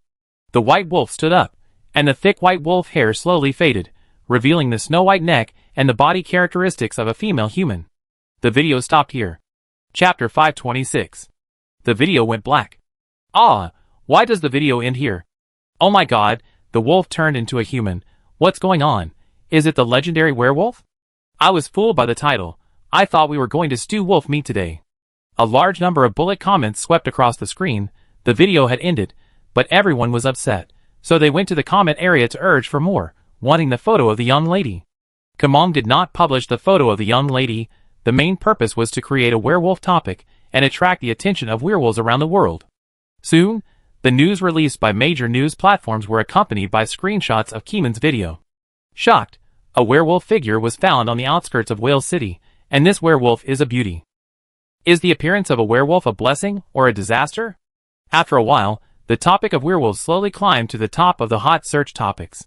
This is no longer an era of entertainment to death. Disasters are continuous. Special items are emerging in an endless stream. Everyone wants to become stronger, and hot topics related to special events can always rush to the hot list in the first place.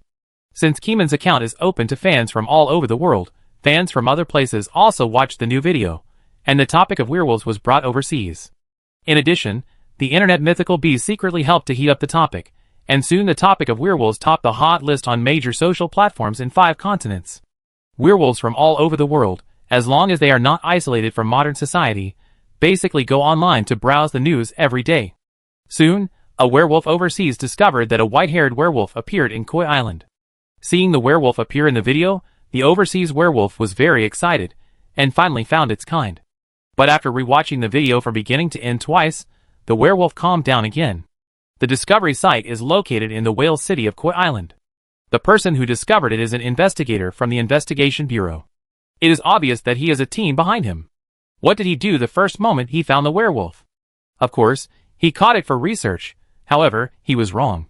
There was indeed research, but it was not the slice research that outsiders imagined. Don't slice and study any rare human beings at will. The Investigation Bureau only tested the physical fitness and abilities of the werewolf. The rest of the time, they just kept an eye on her to prevent her from escaping Koi Island. Soon, Keeman's second video was released, in which Miss Wolf appeared on camera. The second video is a law enforcement video. Keeman and Miss Wolf, as investigators, deeply investigated the supernatural events in a certain community. At the beginning of the video, Keeman received a call to the police. Someone claimed that a pencil had mutated. When his child was doing homework with a pencil, he fell into an indescribable state of terror and couldn't help but gesture with others. The parents could not stop the child, nor could they trap the child. The child became very strange and had strength that they could not understand. The parents were very scared, so they sent a request for help to Keeman. In the video, Keeman introduced Miss Wolfman, his new colleague today, to the audience, and then took Miss Wolfman to the scene of the incident. As a result, people in the barrage praised Miss Wolfman's beauty and lamented that even werewolves have joined the investigation bureau these days. The overseas werewolves were slightly stunned. They thought that the werewolves were captured for slicing, but they didn't expect that they were caught as investigators. In the video, Miss Wolfman did not show a troubled expression, and did not feel forced to join the investigation bureau. After a while, Keeman and Miss Wolfman in the video came to an old residential area. Before they could go upstairs, they saw the mother who called the police hurried over and asked for help. The video stopped abruptly here, and Keeman added the subtitle, "The video is to be filmed later. I will upload the video after I rescue the child." This video feels like a TV series. Has Keeman changed his career? In the first episode, we find the werewolf. In the second episode, we carry out the mission with the werewolf lady. I have already thought of the title of the third episode, which is Saving the Lost Child with the Werewolf Lady. I hope the person is okay. The overseas werewolves were unsure of the attitude of the investigation bureau for a while. The view expressed in the video is that werewolves can live normally in society, but what is their real attitude? Is it possible that it is a trap set by the investigation bureau? This needs to be considered. While the overseas werewolves were thinking about the consequences, Keeman was already saving the child. The video Keeman shot was shot on the spot. The first 3 minutes of the video had been edited on the way here. The last part of the video of meeting the mother was shot by Shirley. Then it was quickly edited and uploaded to the video website, and it was approved at the speed of light. Whale City. On an old street, a father followed a child, shouting the child's name loudly, holding the child's hands with both hands. The strange thing is that the child's strength is so great that he dragged his father forward. His face is fierce, and it is hard to tell what kind of strength he has. It feels incredible. Seeing it once makes people feel like they are having a nightmare. Keeman also came and saw the abnormal breath of the child in person. It was a state that was difficult to describe. Keeman was too lazy to describe it.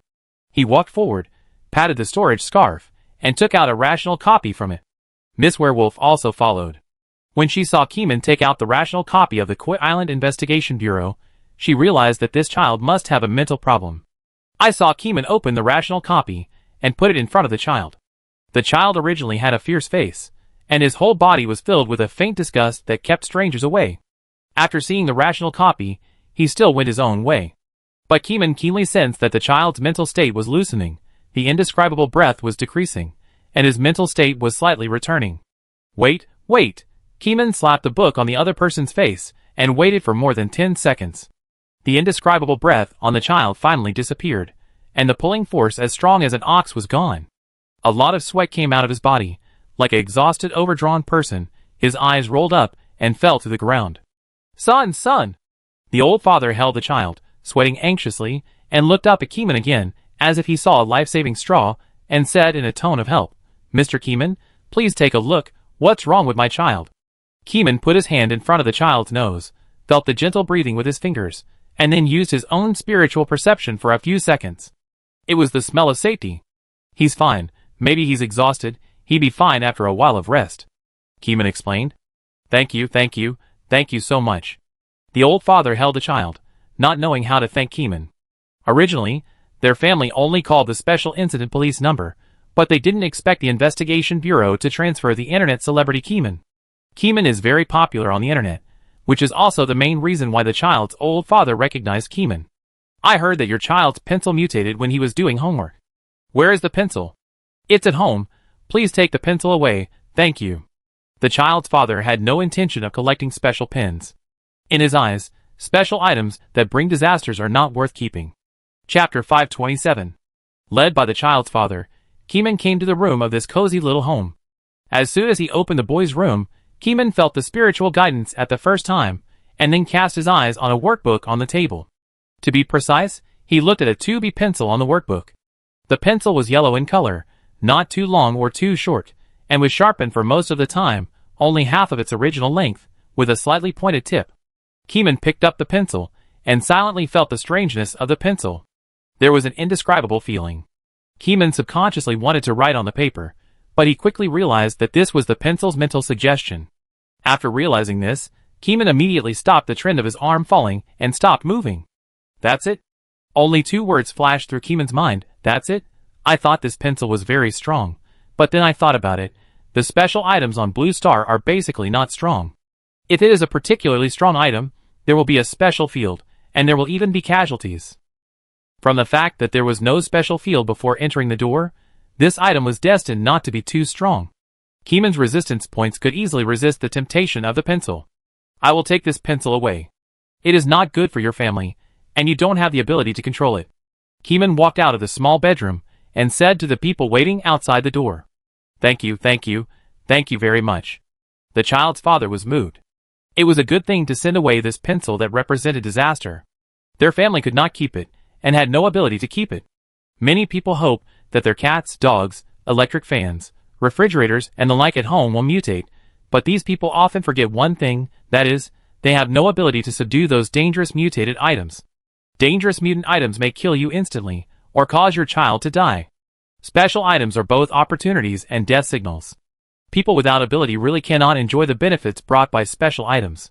Keeman took the special items away, and Shirley followed the whole process. After the filming, he asked, Master, the video is ready, shall I edit it? I will edit it, thank you for your hard work.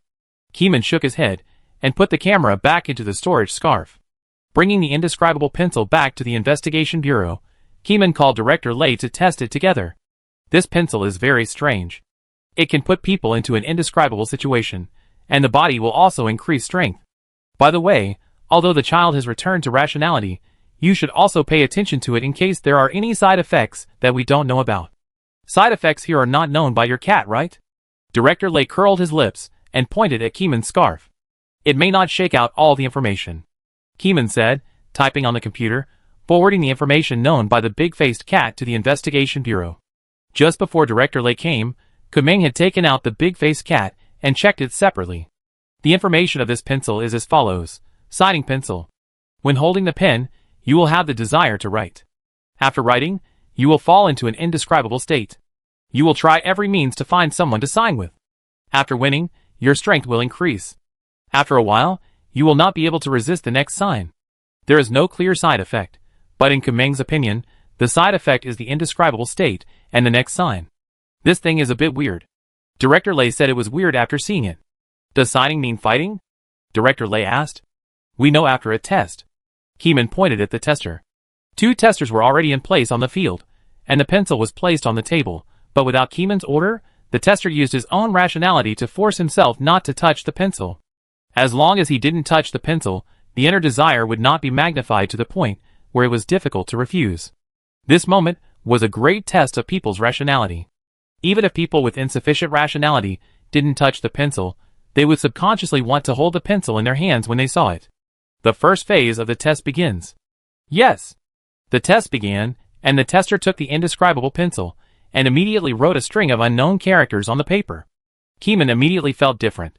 When writing, the tester had fallen into an indescribable state.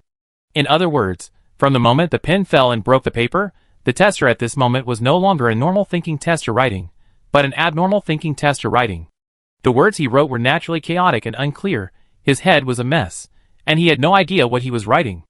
After writing a paragraph, the tester put down the pencil and looked at another tester. Come on, show me how to do it. Then the tester hit him. The other tester had already prepared anti-strike clothes and wore them on his body. He took the punch from his colleague and didn't feel any pain at all. The tester, who was not in his right mind, was like a fool, beating his colleague violently, but his punches didn't cause much damage to others. The main reason was that the special clothes offset the punch force, otherwise it would be quite painful if the real punch fell. Let me do it. Kumeng personally stepped forward to experience how powerful other people's fists were. 1 punch, 2 punches, each one hits the flesh. Keeman's chest remained motionless, as hard as steel. At this stage, not much damage can hurt Keeman, only 0-level items can hurt Keeman. This punch is at least 1 to 2 times stronger than an ordinary person, Keeman said. After the fight, Keeman swung a punch and knocked the man down. The big-faced cat did not say the consequences of failure, and the tester was confused after being knocked down, and stood up and continued to beat Keeman. Keeman frowned, and used the rational transcript to reawaken his will. "Next," Keeman shouted. The next tester sat on it, and continued to pick up the pencil, intending to use his own rationality to resist the temptation of the pencil, but in the end, he did not stabilize, and fell into the state of a fanatical boxer who was gesturing. Keeman silently sensed from the side that the other party's mental state was very confusing, like a pot of chaotic vortex, with everything in it. The written words were also nonsense and meaningless. By the way, the homework written by the child should also be collected. Keeman turned around and asked Shirley to take back the child's homework book. Although the words were unrecognizable, they were written by others when their mental state was in a mess. We had to be on guard. There might be information left by secret existence in them. After a while, the second phase of the test was completed. After defeating a tester, the tester's own strength became stronger. After defeating 10 testers, the increase in strength was even more exaggerated. The single-handed fist strength was directly displayed on the scale as 2,000 pounds, which was quite scary. However, the tester's mental state was still in a mess. Keeman was worried that his rationality could not be pulled back, so he stopped the test and used the rational copy and the dream pillow to forcibly pull the person back from the lost pit. Chapter 528. The strange characteristics of the gesturing pencil made the investigation bureau unsure. This thing seemed to have the potential to increase. "Do you want to test whether its strength will increase to an end?" the staff asked. The limit of the item is a part of the tester's daily testing, but because the limit of some items is relatively high, it takes a long time to brush. The gesturing pencil can increase the strength with each gesture, which makes people wonder, if there is no limit, let the person keep gesturing, to what extent will the strength increase? "I don't agree, uncontrollable tests can't be done." Director Lay refused on the spot, focusing on stability. "This item is not stable enough, and it is not optimistic no matter how high the upper limit is." Kunming did not object. Even if an unstable item has the potential to increase, it is not good. Human life is at stake. Unless the person participating in the gesture is very rational and can resist the chaotic mood in his heart. Keeman was a good candidate for the test, so he looked at Director Lay and said, "Let me try." Director Lay hesitated. If someone else dared to say that, he would definitely slap him. "Want to die?" "No way." But Keeman was different. Keeman's rationality was the strongest among all the humans he had ever seen. No human was more rational than Keeman's, as if the whole person's rational thinking had been fixed, and would not be shaken by external things. "Are you sure?" Director Lay thought about it again and said worriedly. Seeing the meaning of Director Lay's question, Keeman knew that Director Lay's heart had loosened. Then he talked about Keeman's confidence and soon convinced Director Lay. Keeman sat on the table, thought about it, and asked Bald Tangyuan to sit opposite him. The Bald Tangyuan stuck out his big tongue, with an innocent look on his face, thinking that Keeman had something good to say to him. "Sit here, I hit you later, don't fight back, understand?" Keeman patted Tangyuan's head. Tangyuan nodded, and then became confused again, always feeling that his master was starting to make trouble again. Every time he saw his master showing such an expression, Tangyuan recalled the past days. A bad premonition quietly came. At this time, Keeman picked up the pencil, and a restlessness to write arose. Keeman did not restrain himself and wrote directly under the pen. At the moment of writing, countless pictures and sounds rushed into his mind, causing his brain to fall into a state of freezing for a moment. The resistance force broke out, allowing Keeman to regain consciousness. But at the same time, those noisy sounds and messy pictures were swept away one after another, leaving nothing behind. In the eyes of the outside world, Keeman suddenly became indescribable. It was still the same face, but when you look at it with your naked eyes, you can't see it clearly. It's like an unknown existence sitting there, not belonging to this time period, nor to this world. But a second later, the indescribable feeling on Keeman disappeared again. Keeman was still the same Keeman. What he saw and heard just now seemed like a gust of wind blowing by, which was extremely unreal. What happened just now? Several testers who calmed down were still under the influence of the rational manuscript, but after seeing the indescribable effect on Keeman, they were a little broken and found it difficult to maintain a calm state. The effect is more shocking than the tester. Is it possible that different people have different amplification effects? Director Lay is spiritual, has deeper feelings, and knows more than any tester. The same indescribable temperament, but the amplification effect of Keeman is higher. Why is that? Director Lay fell into deep thought. At this time, Keeman put down his pen. Where's the video? Let me see it. The staff immediately called up the video they had just recorded and projected it on the big screen. Keeman saw himself in the video, and just as he put pen to paper, he felt a strange feeling. It was as if the face was not that face, but it was unclear what face it was. This is indescribable and indescribable. What the eyes see and what the spirit perceives are different things, which causes the investigators to have visual and sensory splits, which is very strange. At the same time, the higher the spirituality, the more severe the split. What Director Lay saw was a mass of indescribable and disgusting things. He couldn't say what it looked like, but he was sure it was not a human. When others use pencils, their temperament is also strange, but it is more serious on Keeman's side. Are you okay? Director Lay saw Keeman sitting in his seat watching the video as if nothing had happened, but he couldn't help asking. It's okay. Keeman shook his head. Watching the video was quite scary. After all, it was just watching yourself, and not everyone could remain calm after seeing the 100% unfamiliar feeling. One more time? Don't worry about me, I'm fine. Keeman said, and sat back in his seat, with words just written on the paper. Huh? Keeman looked at the paper on the table, and it was his own words. In a confused subconscious state, Keeman only had time to write half a symbol before waking up. But Keeman looked at the unfinished font, and felt vaguely familiar. First of all, it is true that this is a foreign language, but Keeman can't remember what the word is. In addition, the font itself is not finished, so it is even more difficult to recall. Are you sure? Director Lay asked again, and it seems that the pencil gesture is specifically aimed at Keeman. Believe me, Keeman said confidently. The impact just now was instantly broken by the resistance force without any stagnation, which proves that Keeman can still resist for a long time. You know, Keeman's current resistance points are more than 4,000, and he is about to rush to 5,000. The higher the resistance points, the more powerful Keeman is. Keeman is fearless. It feels too stupid to retreat when encountering a little risk after being cautious for so long. Keeman doesn't want to do that. How do you know if you can do it without trying? Keeman held the pencil and wrote on the paper. This time, Keeman deliberately controlled the mobilization of his own resistance power, not so violent, and not rushing it all at once, but must slowly flush like a stream and flow gently. Keeman's idea was wonderful, but the side effects of the pencil seemed like Schrodinger's cat, which would fail once it was seen. What's going on? Keeman exited the indescribable state again. This state was very strange, and Keeman only used a little bit of resistance to maintain his own consciousness. But as long as there was a little bit of consciousness, that strange state would disappear, disappearing into thin air. Keeman tested it several times in succession and gradually understood. The negative effects brought by the pencil were aimed at clear consciousness and chaotic consciousness. As long as the consciousness was clear, it would not fall into chaotic consciousness. Keeman's self-summary made Director Lay dumbfounded. Are you sure this theory is correct? Director Lay was full of question marks. Chaotic consciousness and clear consciousness. Consciousness is divided into two types? It's hard to explain it in detail. It's a bit mysterious. Keeman shook his head. This kind of thing can only convince himself. If he wants to convince others, he has to analyze and understand it in depth. Chapter 529. In order to collect sample data, Keeman conducted hundreds of tests in succession.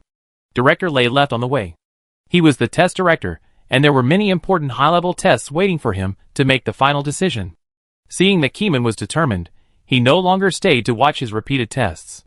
Repeated tests were the most boring process, but Keeman did not feel sleepy at all. Discovering one's own secrets is also a necessary task. Keeman wondered if it was related to Cthulhu.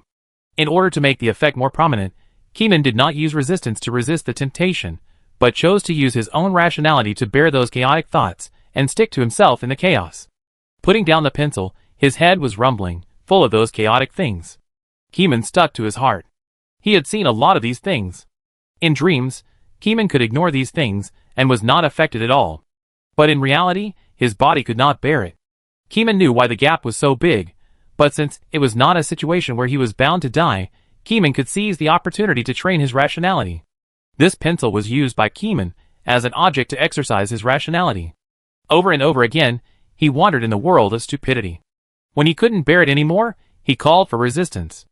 Over and over again, he never tired of it.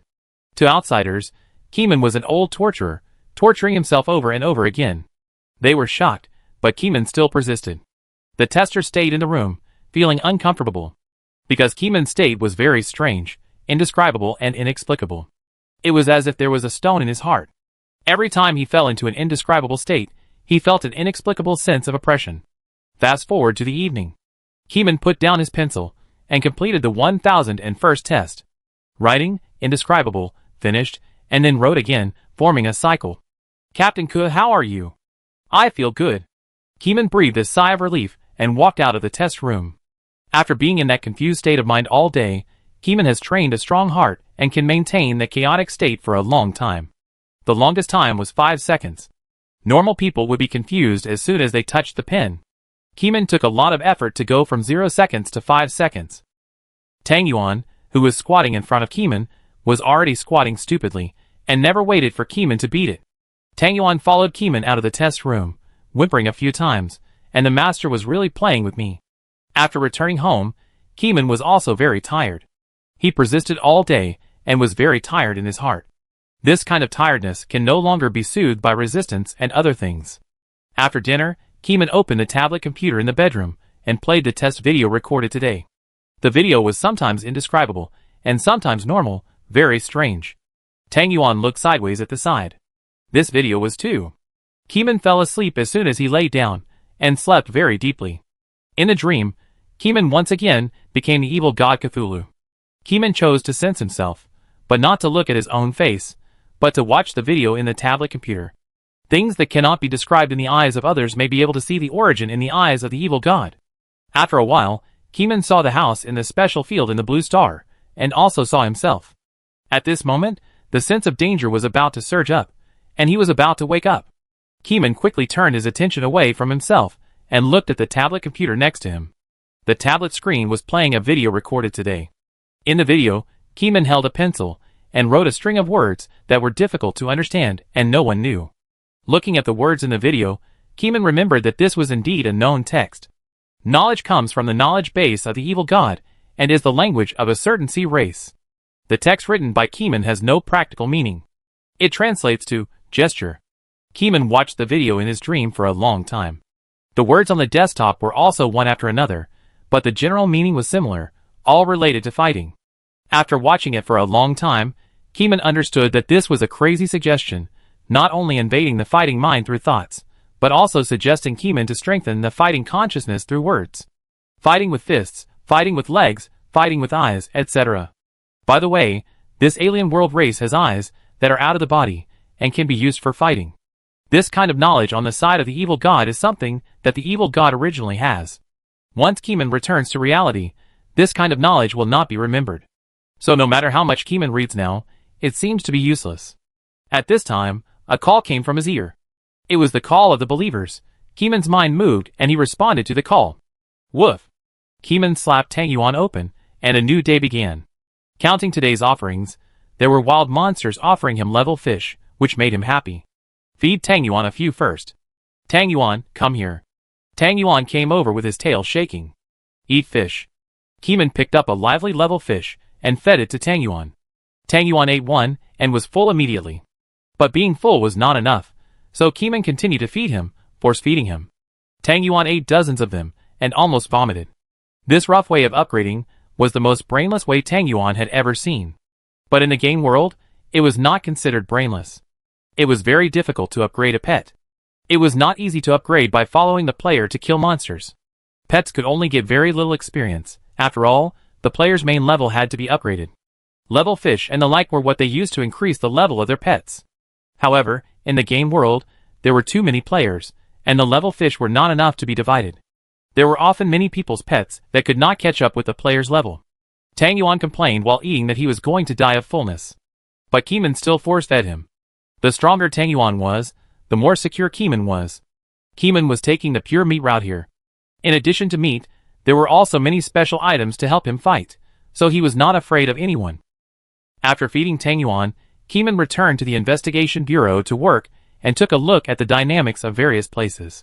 Since the werewolf video was broadcast, the topic of werewolves has been popular all over the world for about 10 days, and then the heat has slowly subsided. However, there are already werewolves in this world who are attracted and happily contact Keeman's email account. The other party asked very cautiously, asking about the status and treatment of werewolves in Koi Island. He was a little worried that he would be treated unfairly. He did not use his real name, but a mobile phone number registered with a fake ID card, and used this mobile phone number to register an email to post emails. Unfortunately, no matter how cautious this werewolf boy was, when he sent the email to Keeman's email, the network beast had already locked his physical address.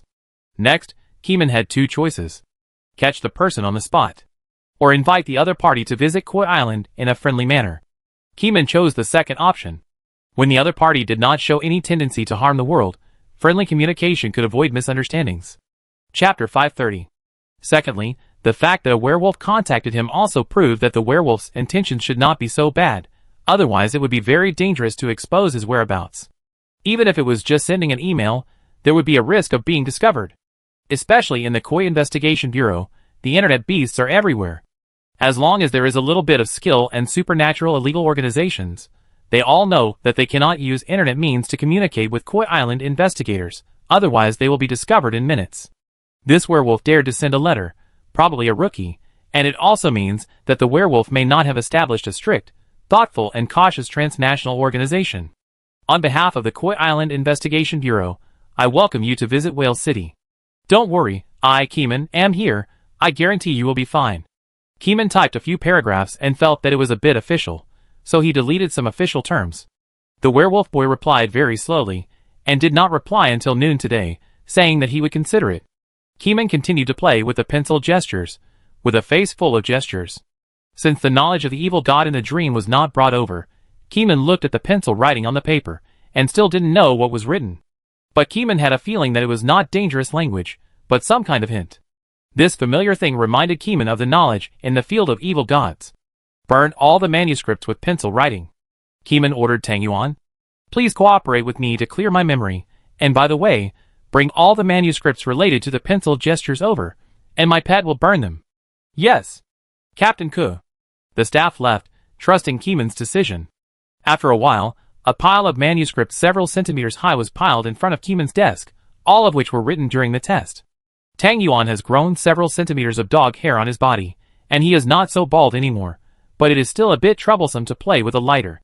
In the end, it was Kumeng who came to burn it himself. With a click, the flame of the lighter touched the corner of the paper, and the flame naturally burned up, burning the paper into ashes. Although I don't know what is written here, since I dreamed about it last night, and didn't remember it after waking up, it must be evil god level knowledge. If I can't bring it with me, it proves that there is something wrong with these words, so I will burn them first as a respect. After burning these papers, I contacted the investigator, and asked if the unfortunate child had any abnormal behavior. The investigator replied, Captain Ke, the child has no abnormal behavior for the time being. We are still paying attention to it. If there is any problem, I will definitely tell you, don't worry. Okay, keep paying attention, don't take it lightly. Kumeng hung up the phone, then held the pencil and wrote again, falling into an indescribable state. People outside were a little worried. Look, Director Lei came to Kumeng's workshop again to see how Kumeng was doing. Tang Yuan, where are the other testers? Director Lei asked when he saw that there were only Keeman and the dog in the room. Logically, there should be other testers in Keeman's workshop. After all, this item is still under extreme testing. Woof! Tang Yuan replied with a dog's voice. Director Lei was confused. What was this dog's voice talking about? Sitting in front of Keeman, Director Lei looked at Keeman and saw that Keeman's face was indescribable. He couldn't see his face, but he felt as if all kinds of weird things were twisted in Keeman's brain. It was a very strange feeling, just like the honey juice that Keeman had before, giving people a very confusing feeling. But even honey juice would not let the spiritual perception know such a chaotic perception. After a while, Keeman woke up on his own initiative, and was shocked to see Director Lei sitting in front of him. Director Lei, why did you come here suddenly when you were fine? If I am fine, I won't come. Are you playing with the pencil as a toy now? Director Lei snorted unhappily. This thing is obviously very dangerous, but he deliberately took the risk. Director Lei, you don't understand this. It can exercise rationality. It is really useful. Keeman shook his head.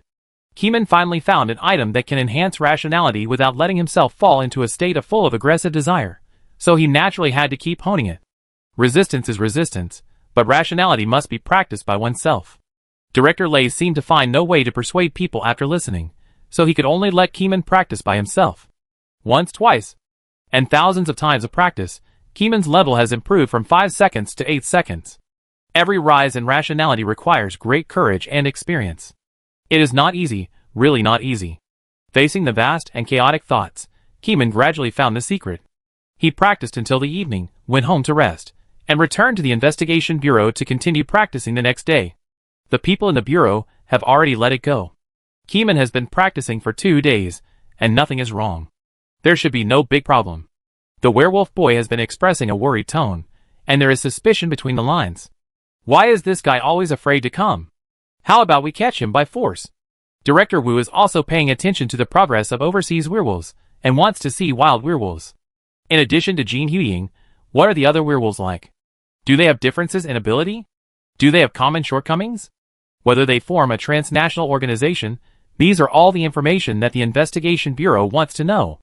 Keeman used emails to talk to the other party for 4 or 5 days, and then Jin Huying came forward to chat with him online through video, and finally fooled the wolf boy. On the 6th day, Keeman put down the pencil. He could last for 15 seconds without breaking his defense, and his rationality became stronger. Mainly because Keeman realized that the ideas instilled by the pencil were all about fighting. As long as he quickly identified what those chaotic ideas wanted to do, and stuck to his heart, he could prolong his rationality. Captain Ke, people are coming. Let's go to the airport to pick him up. Keeman took Jin Huying and came to Octopus Airport together. The sky was pitch black and stars were shining. A plane with flashing lights turned from the horizon, circled around to lower its altitude, and then lowered its landing gear, rubbing against the ground in a roll that was almost parallel to the inclined ground. The landing gear and the ground scraped layers of sparks, scraping 300 or 400 meters all the way. After the plane slowly slowed down and stopped, Keeman sat in the pickup car and came to the plane. The cabin opened, and a handsome, blonde wolf boy came down.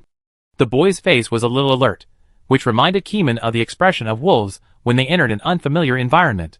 Don't worry, I won't slice you here. Keeman knew what the other party was thinking and smiled.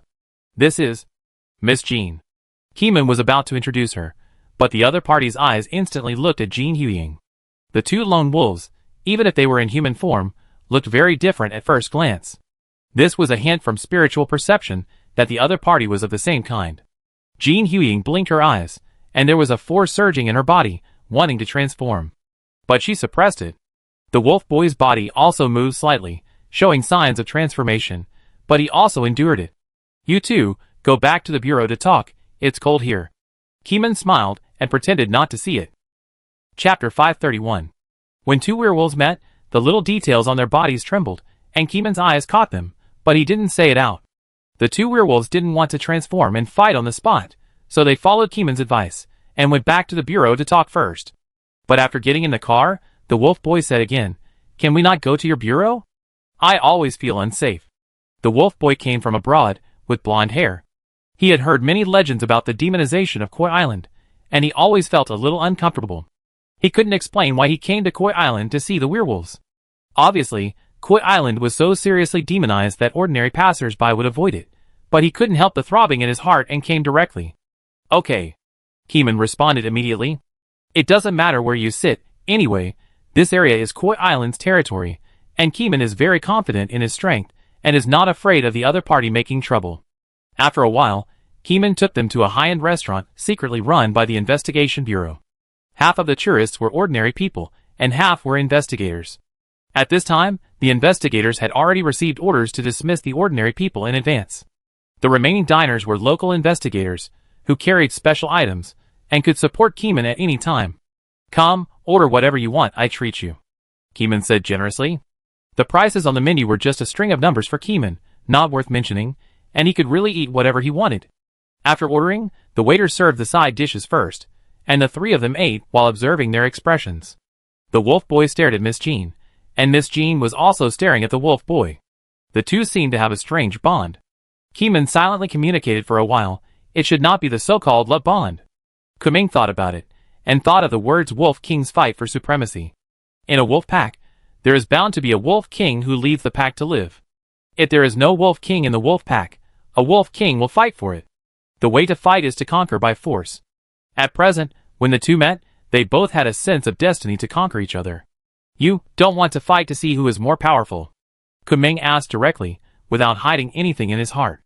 "There is nothing to hide about this matter. because the gunpowder smell between the two is getting stronger and stronger. I am afraid that they will propose a duel after eating. I didn't want to fight, but I don't know why, I feel weird. The wolf boy frowned, and he was uncomfortable sitting no matter how he sat, as if he had a force in his body, and he would not feel good if he didn't vent it. Miss Jean was also restless inside, wanting to knock the other party down and kneel down to sing conquer. Kuming picked up an appetizer with chopsticks, thinking that this might be wolf nature. It's not urgent. If you really can't hold it back, you can go to the bureau to fight. The venues in the bureau are protected and difficult to destroy. They are suitable for you to fight. Kumong mentioned the investigation bureau again after a few words. His words and deeds seemed to want to kidnap and sell the werewolves to the investigation bureau. Can we fight in the wild? The wolf boy was still timid and didn't want to go to the investigation bureau, as if it was a den of dragons and tigers. The wild mountains and ridges in the suburbs are fine, Keeman said after a few seconds of hesitation. There is no need to force, and it will cause the other party to be disgusted. Let's fight later. The wolf boy spoke in a concise style and a straightforward attitude. He didn't hold back what he had in his heart. The waiter just handed over the main meal. He buried his head and ate it fiercely, as if something was making fun of him from behind. He gulped down the food like a gurgle, and finished it in more than 30 seconds. Miss Jean frowned, keeping her elegance and dignity, and didn't eat so much. After eating, Kumeng really drove them to the suburbs. You can fight, but you can't kill or seriously injure me. I will let my pets watch you in real time, and stop when it's enough, Kumeng said, and put out the glutinous rice balls and Shirley. After thinking about it, Kumeng took out the white sugar that had been stuffy in the storage scarf for a long time, let it breathe, and don't stay in it to get depressed. In fact, the white sugar has a good mentality. She would rather stay in a claustrophobic space than take risks in a world full of evil gods. At this time, the two werewolves transformed. Miss Jin's white wolf hair filled her whole body, and her shoulders seemed to be bigger, looking very strong. The wolf boy also grew white wolf hair, his body was bigger, and he looked even stronger. With a whoosh, the two pounced on it, and stepped out a cracked footprint on the spot. With a few bangs, the two punched each other, making a loud noise, like hammering iron. Tang Yuan and Shirley watched from the left and right sides, one on the left and one on the right, each responsible for saving one person. Keeman was playing with his phone, interacting with the people in the investigation bureau in real time, while distractedly watching the werewolf battle on the field. Can it be broadcast live? Director Lei asked anxiously. Director Lei wanted to see the wolf boy, but the wolf boy didn't dare to go. The people in the bureau felt a little disappointed and wanted to watch the video. Keeman thought about it and directly turned on the camera of his mobile phone to start the internal live broadcast. Anyway, the wolf boy couldn't see it. In the live broadcast room, several investigators came in one after another, and then the number of viewers increased by dozens. Wow, is the fight starting now? The progress is so fast. I thought that when two werewolves met, they would get along well and appreciate each other, but I didn't expect to fast forward to fighting each other. Captain Ke, did you get a fast forward remote control? This wave of fast forward is quite fierce, and it's directly to the Wolf King. On the field, the two fought back and forth, and had exchanged no less than 30 punches, and they were still fighting. The werewolf battle was not very interesting, and there were no special skills. It was basically pure melee. Keeman thought of the Wolf King's heart, the power to control lightning, which was an extraordinary field that the two werewolves had never mastered. Whoever bleeds first wins. Keeman added a rule on the spot. The two werewolves said nothing, relying on their super high mobility speed, blowing up strong winds on the field. This hit him head and face, and from time to time they threw a fierce and domineering crotch kick, which was hard to defend against. The wolf boy was beaten and bled, and a little blood was stained on the snow-white wolf hair. Miss Jean wins. Seeing that they were still fighting and did not stop, Keeman immediately acted as a temporary judge. Guzzi and Shirley attacked with lightning speed and pulled the two apart. The wolf boy was not convinced and wanted to fight hard, his face flushed. Let me go, I didn't lose. But Tang Yuan's dog legs were too strong, like a lock made of titanium steel, which tied the wolf boy tightly and made him unable to move. Miss Jean was locked in the joints by Shirley, unable to move. The faces of the two werewolves changed slightly, especially the face of the wolf boy. He was as strong as an ox, but he couldn't break free from the dog's lock. How strong was this dog? The wolf boy had seen Keeman's Tang Yuan video before. He looked strong, but he was just like that. He was not that scary. He could definitely suppress him if he wanted to fight. Little did he know that the Tangyuan in the video was a thing of the past. The current Tangyuan had eaten level fish, and his level was more than 300. He was so powerful that it was as easy to beat him as eating and drinking water. Chapter 532. Tangyuan felt that using 2 dog legs to tie people up was too much emphasis on the werewolf. It would be better to use 1 dog leg to press people. After thinking about it, Tangyuan released 1 dog leg. The wolf boy was overjoyed, and his strength was greatly reduced. He had a chance to break free, but the next second, he was pressed to the ground by a single dog paw, and he couldn't exert any strength at all, as if the thing pressing him was not a dog paw, but a 5 fingers mountain. Be quiet, everyone, the winner has been decided, there is no need to fight so fiercely. Kuming wanted the 2 to be quiet, but the wolf boy was not convinced. What's a little blood? A real man should be beaten until he can't stand up before he loses. Kuming didn't want to listen to his excuses. If you say you lose, unless you are stronger than Tangyuan. After suppressing for a few minutes, the wolf boy's blood was no longer as boiling as before, and the desire for hegemony subsided, and he gradually calmed down. Let me go, I won't fight anymore. The wolf boy didn't admit defeat, he just said he wouldn't fight anymore. Keeman nodded to Tangyuan, just don't fight. Winning or losing doesn't matter, it doesn't matter where they fight, but Keeman doesn't want to see them fight to the death, so he has to use tough measures to suppress them. After the wolf boy calmed down, he also understood that this is Keeman's territory. Keeman is stronger than him, and people have to bow their heads under the eaves. Come, sit down. Keeman patted the undamaged lawn, and took out 3 bottles of mineral water from the storage props, 1 bottle for each person. The 2 sat on Keeman's left and right sides, 3 meters apart, and drank the water after taking it. You want to fight with your kind as soon as you meet. Is this popular in your hometown? Keeman asked the wolf boy. The Investigation Bureau mainly wants to understand the social habits of werewolves abroad. However, the wolf boy shook his head, there are no werewolves of the same kind over there. If you hadn't taken the video, you wouldn't know where to find them. The wolf boy shook his head. Keeman chatted for a while, but didn't get any useful information. He could only wait for the second werewolf to appear. The wolf boy didn't live here. He originally thought that he would feel like he had found his family when he pounced on his kind, but after meeting them, he realized that the primitive instinct in his body was the hegemony of the tribe. Keeman stopped him and definitely wouldn't allow Miss Jean to be beaten to a pulp, so his idea of coming here to find the meaning of life would be in vain. So the wolf boy decided to go back. On Keeman's side, the top management of the Investigation Bureau held a meeting overnight to discuss whether to keep him. In the end, Keeman let him go. The reason was that the wolf boy had already appeared. If he returned to the country now, the internet beasts would have already kept an eye on his location, and at the same time sent some undercovers to keep an eye on him and pay attention to his location. If they found that the werewolf tribe was a dangerous burden and needed to catch him back, they could do it at any time. Everyone heard that, and it made sense. Before, they were afraid that they couldn't find the person, but now they saw the person, and it was hard to lose him, so they could let him go. The next day.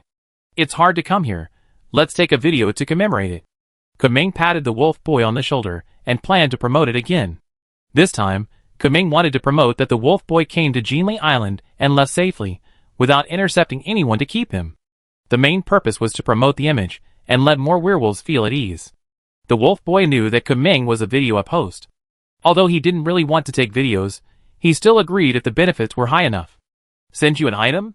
You have no organization and no official organization. You should have no more than 2 special items on you, right? Keeman said with a smile. The wolf boy looked a little embarrassed. Keeman hit the nail on the head. On Blue Star, members of large supernatural organizations basically have no other sources of special items. They may only have 1 item in their lifetime. Other special items are often taken away at the beginning of birth or soon after birth. It is difficult for normal people to have a special item. The wolf boy also has this problem. He did mutate into a werewolf, but he has no special items, not even 1. Keeman estimated that he had 1, but the wolf boy had none. Miss Jean did have a special item, which was a mutated tooth that could hide her spirituality and make it difficult for others to detect that she was a werewolf. However, in front of her kind, she could not help but feel restless. Therefore, Miss Jean broke her defense at that time, exposing herself first, and then the wolf boy became restless at the same time. I want a storage item, can you give it to me? The wolf boy narrowed his eyes and started calculating. This is too expensive, unless you stay as a special investigator in our bureau for a year. Keeman shook his head and waved his hand. Special items are rare. Even if the Bureau has a lot of inventory, they cannot be sold at a low price. They must be sold according to their value. In Keeman's mind, asking the Wolf Boy to help with the filming is worth the most rubbish special item in the 6th level things. Storage items have the ability to store items. Even if they can only store one thing, the value is difficult to estimate. You can't give it away just because you shoot a video, and the other party's face is not big enough to need Keeman to please. In terms of emotion and reason, Kumeng would not give the storage props to the Wolf Boy unless he was willing to stay and work as a worker. Although working as a worker in the Investigation Bureau is not a superior position, at least one foot has stepped into the mysterious field, and there is still room for growth. Tang Yuan looked at the Wolf Boy from the side with a strange look, as if he was looking at a potential worker. The Wolf Boy fell silent. Kumeng did not say working directly, but the meaning was very clear. If you want storage props, you must work in the Investigation Bureau for at least 1 year. The place of the Koi Island Investigation Bureau has been demonized very seriously, but when the Wolf Boy saw Miss Jean like this, it didn't seem to be a place to torture people. Let me think about it. The Wolf Boy fell into deep thought. After the Wolf Boy left, Miss Jean came over. I also want storage props. How do I calculate the contribution value? After 1 year of service, I will give you a storage prop that can store 1 or 2 items. It has side effects, so use it with caution. This kind of thing can only store 1 or 2 items, which is not enough. Miss Jean showed a suspicious look. Your storage props seem to never be full. I haven't finished speaking yet. After 2 years of service, you can choose props with larger storage space, such as storing 1 kilogram of items. After 3 years of service. Kumeng paused. Service is just a basic condition. If you have made significant contributions during your service, you can exchange it with your own contribution value. You can find your superior for the specific exchange list. The conditions given by Kumeng are pretty good, but Miss Jean knows that the storage props Kumeng mentioned are basically storage props with very rubbish functions. Storage props that are truly practical must be obtained through contributions. Moreover, after most people exchange, they do not have permanent use rights, but rental rights. Chapter 533. The Wolf Boy was extremely entangled. Not everyone has the opportunity to obtain special items. He is alone and has no support. Where can he find special items? Even in the black market abroad, this thing cannot be measured by money. There are many rich people in this world. If someone sells special items on the market, and the settlement unit is national currency, the rich or national units will buy them directly. It is difficult for ordinary people to get one from it. Therefore, in some black markets, they use the ancient method of bartering and use special items for settlement, or people with extraordinary strength help to do things. Only these two types can trade. People don't recognize currency, and other people really don't lack currency. The Wolf Boy originally planned to return to his original country like this, but at this moment, he hesitated. A special item is still very fragrant to him. It's too little to save only 1 item. Can there be better items? The Wolf Boy said greedily. Of course, you can rent it if you make corresponding contributions during the investigation. There is a lease period, but as long as your contribution is high enough, the lease period can be extended indefinitely. Keeman said without hesitation. After much thought, the Wolf Boy decided to stay, because Keeman sent him a contribution point exchange list, and the Wolf Boy was very jealous and moved. In this way, the Wolf Boy stayed and became a worker of the Investigation Bureau. Maybe someone would ask, is it worth it to come to Jinli Island from afar and help with work in the end? Keeman wanted to say, if you don't want to work, will you have special items? This is the world. If you want to gain something, you will have to pay accordingly, and what the Wolf Boy pays is his time and labor. Since the Wolf Boy didn't leave, the video that was originally planned could not be filmed. Kumeng did not give up, and was still thinking about how to attract foreign werewolves. At least the werewolf organization should be lured out. The next morning, Kumeng's account updated a new video. In the video, Kumeng introduced a new colleague, a white-haired werewolf, male, strong and powerful, from abroad, who performed a unique skill for the audience today, splitting a huge rock. The audience of Koi Island shouted 666, and gained another general. Some people also understood that Kumeng had shot so many werewolf videos recently just to recruit more werewolves. When foreign fans saw it, they didn't react much, because werewolves only exist in legends, and have no substantial impact on their lives. But the werewolf audience felt more and more weird after watching it, but they were still very curious when they saw the second person of the same kind appear. Keeman estimated that werewolves have not yet formed a transnational organization. They are scattered in many places. They have never seen other werewolves in their lives. It is very likely that they will want to go to the local area after seeing their own kind. Keeman shot the video according to this idea and waited for the next werewolf to join the pit. Individuals who have not formed an organization rarely have vigilant thinking against reconnaissance. The current task of the Wolf Boy and Miss Jean is to work at the airport. They wear airport security uniforms and wander around. Once they find a werewolf, they must report it immediately. At the same time, when they patrol, there are colleagues around them to watch them to prevent them from rioting. On the 5th page of the video release, Miss Jean's body is restless.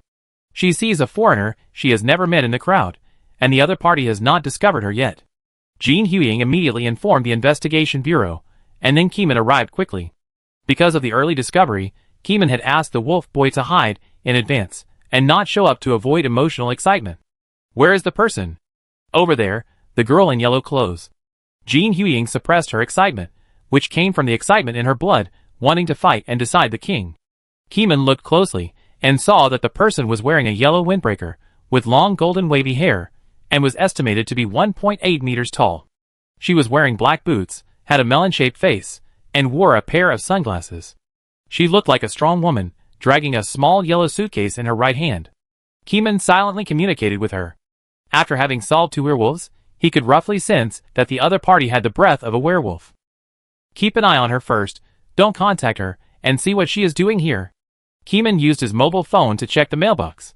There was no email from the new werewolf, which meant that the other party was visiting secretly, and did not intend to contact the investigation bureau openly.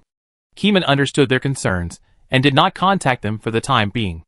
Our goal is to investigate whether the werewolf tribe has formed a transnational organization. Other things are not important. Keeman once again emphasized the current course of action in the group, so that they would not get too excited and torture anyone they saw. The woman in the yellow windbreaker left the airport, took a ride to the vicinity of the investigation bureau, and then moved into the top floor of a 5-star hotel. The top floor of the 5-star hotel can be used to observe the investigation bureau through the window, but the rooms in the investigation bureau have curtains, and the important test rooms are all underground.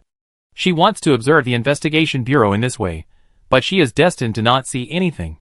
Keeman is also secretly monitoring her. At night, Keeman transforms into Cthulhu and secretly senses her dream, and sees a white moon hanging high in the sky, and a white wolf lying on the ground sleeping. This is similar to the dream of Miss Jean and the Wolf Boy, both of which come from the same inheritance. On the 2nd day, Keeman arranged for the Wolf Boy to pretend to pass by her to stimulate her wolf nature, and then the people from the investigation bureau took the opportunity to intervene in the investigation. The unorganized werewolf woman was not so experienced. She was on the 1st floor, but was accurately calculated by Keeman on the 2nd floor. On the street near the 5-star hotel, the woman in the yellow windbreaker went out wearing sunglasses. After the camera responsible for remote monitoring captured the picture, it immediately reported it to the investigation bureau. The Wolf Boy who was on standby nearby took a deep breath. Today he wore a white sportswear and loose sweatpants, pretending to pass by for a morning jog, and jogged towards the 5-star hotel. 2 minutes later, the Wolf Boy saw the woman in the yellow windbreaker. A heartbeat rose from his heart.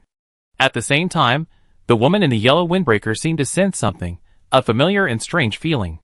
Turning his head, he happened to meet the eyes of the Wolf Boy who was jogging in the morning. At that moment, both of them were stunned. A strange restlessness rose from the bottom of my heart. The desire to fight for victory rushed out of my heart, and it became more and more intense. The two of them lowered their heads at the same time, suppressed their inner impulses, and walked towards each other. 1 step, 2 steps, 3 steps. 50 steps. The distance between the two people was getting closer and closer. Until the distance was shortened to half a meter, the woman was the first to be unable to bear it. Her palms became claws, and she grabbed the Wolf Boy. There was no word, first fight and then talk, to conquer the other party. At this moment, the wolf woman's heart was only the desire to fight. The Wolf Boy was not afraid at all, and fought back on the spot, and also swung a claw over, and they fought each other. On the street, pedestrians on the road disappeared without knowing when. Chapter 534. The two were already jealous, and they were really angry. They were covered in white hair, and had amazing strength. They had already bled in less than a dozen punches. To prevent them from beating people half to death, nearby investigators rushed over. Everyone over there, stop it. This is the area under the jurisdiction of the Whale City Investigation Bureau. It is not allowed to use supernatural powers to fight. Stop immediately. Warning, stop immediately. The Wolf Boy heard the warning of his colleagues, but still did not listen. He had a fighting look on his face. At least, he wanted to defeat the werewolf in front of him and make her surrender. The beaten woman was also unhappy.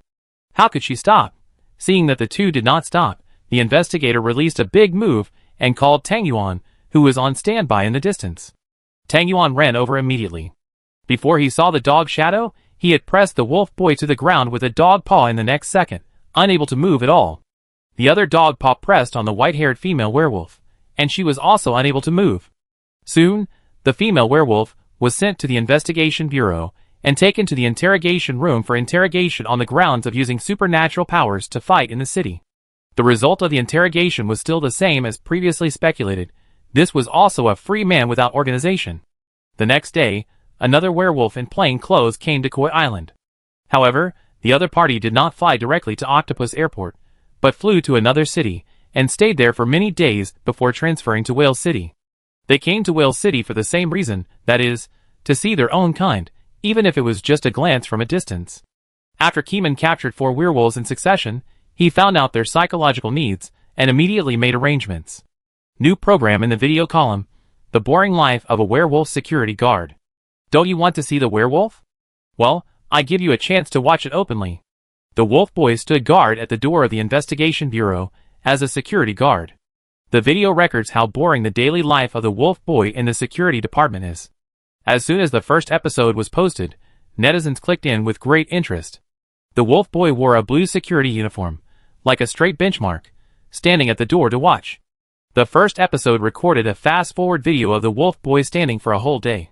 From sunrise to sunset, except for eating, he stood. Those werewolves, who secretly came to Whale City, were all paying attention to the movements of the werewolf in the investigation bureau. They clicked on the video and found out that this guy actually worked as a security guard. Security guard? ? This is too sloppy. Standing all day, what's the value of labor? The investigation bureau is wasting human resources. I think people with extraordinary abilities should not be allowed to waste time. They should be allowed to devote themselves to more valuable careers. Seeing that the werewolf has to work and stand guard like me, it feels a bit tragic. No matter what position they are in, workers are all the same. One after another, barrages of comments appeared, expressing their grievances for the werewolf boy, asking why he did such a low-value job. Some people also made fun of themselves, saying that working anywhere is not working, and people should see the reality clearly. Even if they are werewolves, there are no special benefits. They have to start from the grassroots level when they go to the investigation bureau. The werewolves who sneaked over did not care about working or not. They wanted to see what their kind looked like, and it would be best if they could exchange their feelings as werewolves. Some werewolves planned to see the wolf boy the next day. So, the next day, a group of strong men and strong women appeared in front of the investigation bureau. Everyone seemed to be injected with chicken blood and wanted to fight. When a group of werewolves appeared in front of the security post at the entrance of the investigation bureau, even the director was shocked. He had never seen such a scene. A group of people turned into werewolves with white wolf hair and fought in all directions. Tang Yuan, Shirley, and other investigators immediately went out and quickly suppressed this group of werewolves, who wanted to become the king of the wolf pack through civil war. One by one, the werewolves were taken into the investigation bureau. The reason was also that they abused their superpowers to fight and fight. They were interrogated clearly. There were passers-by outside the door recording videos, but their videos were not transmitted because someone was monitoring offline and personally deleted their video files. The files transmitted to the internet were directly controlled by the internet beast and did not flow to the internet. Therefore, the news was still blocked. The werewolves, who had not been to the investigation bureau, did not know that this was a trap.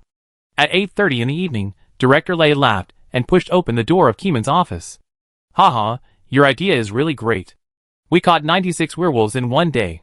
Director Lei sat down and threw 96 paper reports on Kuming's desk. These are their information. They are all real information from the review. There is no organizational background. Kuming quickly looked through these files. They were all innocent. There was no werewolf organization. Think about it. If there is an organization behind them, then the organization behind them will definitely not allow them to go to Jinli Island to inquire about the news. One comes and one goes. This is the common sense that illegal organizations have formed. There will be no organization that does not know. It is precisely because there is no one behind these werewolves to teach them to guard against the fishing traps of the Jinli Island Investigation Bureau. As soon as Kuming's video came out, they all fell into the trap. One comes and one is trapped. Has the second episode been filmed? We continue fishing tomorrow. Director Lei's face seemed to be shining, and he had never felt so comfortable. It's been filmed a long time ago, Kuming said, clicking the upload button on the computer and uploading the recorded second episode to the internet. The second episode of The Boring Life of a Werewolf Security Guard tells the story of a werewolf boy transforming in an open space after get off work and training his physical fitness. It's still boring content, push-ups, frog jumps, running circles, and hitting sandbags. At the end of the video, the wolf boy wakes up and starts a new day of work facing the rising sun. The theme is work, and the content is a bit boring, but Kuming caught the public's curiosity about the werewolf's abilities, so the high speed and high destructive power shown by the werewolf boy in the transformation attracted people's attention and made it difficult to look away. It not only meets the spiritual needs of the people, but also attracts more werewolves of the waiting party. The next day, another large group of werewolves appeared, fighting, and then the dog appeared again in a high-profile manner, slapping the man and making him unable to move. The difference in brute force between the werewolves and the dog was so great that they despaired. The wolf boy in the fishing center had already seen it. No matter how strong they were, they could not beat the dog. But the other werewolves didn't know that after they transformed, they were already extremely powerful and hard to beat, and they were confident that they could escape. It was this mentality that made Tang Yuan suppress batches of new werewolves in front of the Investigation Bureau. After a few days, the Investigation Bureau counted a number and arrested 751 werewolves. The reason for arresting them was that they illegally used superpowers to fight in the urban area. So what kind of people can use superpowers in the Whale City? Of course, only people from the Investigation Bureau can use it. Chapter 535. There are more than 700 werewolves, but there is no so-called werewolf organization behind them. At this time, the Investigation Bureau has been convinced that the werewolf tribe has not established a transnational organization. Otherwise, how could such a large werewolf group allow them to rush in and get killed like a fool? These fools were sentenced because they violated the local special law. The way to serve their sentences is to serve in the army and be dispersed to various places to listen to the investigation team's transfer. Many werewolves were dissatisfied, but the Investigation Bureau brought up the banner of special laws. This law was recently announced. There are not many examples, but it is indeed a public special law. If other countries want to rescue people, they have to ask the Koi Island Investigation Bureau whether it agrees. There is a truth called fist. The big fist is the truth. No matter how right you are, if your fist is not big enough, you have to obey the rules set by others. This truth is universal. In the past, Koi Island's fist was not big enough, and it was sanctioned by others. It had no way to say the bitterness and swallowed it by itself. Now Koi Island has been baptized by the fog of despair, and has opened up a gap with other continents. Di Ping, the new S-class strongman who has influenced the global sea area, has been listed as a key target for surveillance by various countries. Everyone knows that once Koi Island gets angry, it can control the tsunami to hit the land. If you want to shout loudly to Koi Island, you have to think about whether your own zero-level items can offset the attack. Even if you can resist, you have to consider the impact after the disaster. Since the source of the werewolf worship culture cannot be found, the Investigation Bureau decided to temporarily list it as a key surveillance project to avoid future disasters. Keeman continued to investigate for several days without any results, and also withdrew from the werewolf origin investigation team. There is no end to the search. Keeman can't find the origin of the werewolf worship document in his dream. If he insists on it, there will be nothing. There are still many things that have not been dealt with waiting for Keeman to deal with, such as the Infinite Gate that has not been further investigated for a long time. Since the incident at the Infinite Gate, Keeman did not investigate it again. Later, because he was involved in the Fog of Despair incident, he had no time to care about it, and could only close the door.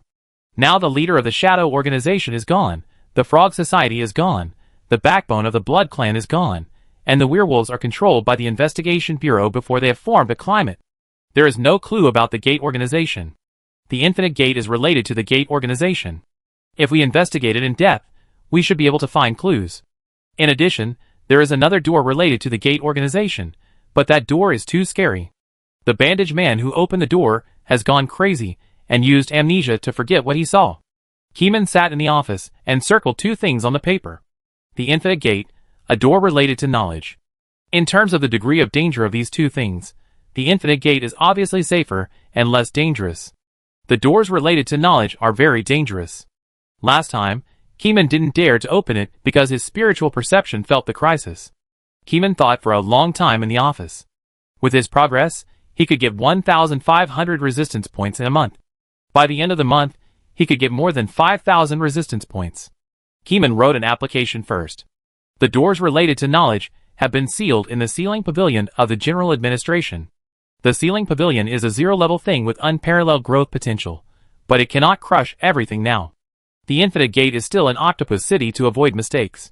He wrote a report, and the next day, the superiors approved the report on the reinvestigation of the Infinite Gate. The doors related to knowledge did not agree, but they did not give any objections. Instead, they asked Keeman to wait and consider it carefully. Keeman was not in a hurry. By the end of the month, his resistance points would be 5,000, but it still felt not high enough. Facing the door full of knowledge temptation, Keeman felt that he needed a higher resistance. In the morning, Keeman drove to Octopus City. The director of Octopus City personally welcomed Keeman and warmly invited Keeman to settle in Octopus City. Keeman smiled and ignored it without agreeing.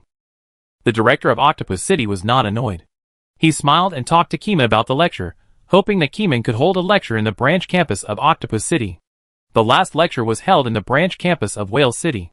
The outstanding top students from special universities across the country attended the lecture and benefited a lot afterwards. Now those people have emerged and can serve as captains in many places.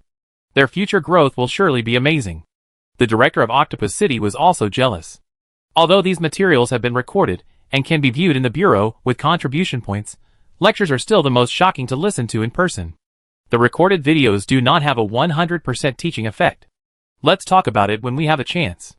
Keeman still didn't agree. It's not that easy to give a lecture. If you finish it in 2 hours, it won't have much effect. If you want to teach, you have to teach seriously. In the field of special knowledge, casual teaching will not have much effect. Keeman came to the community where the Infinite Gate was located and went straight to the first floor. The gatekeeper saluted Keeman, and Keeman returned the salute, then walked inside. The red door was sealed.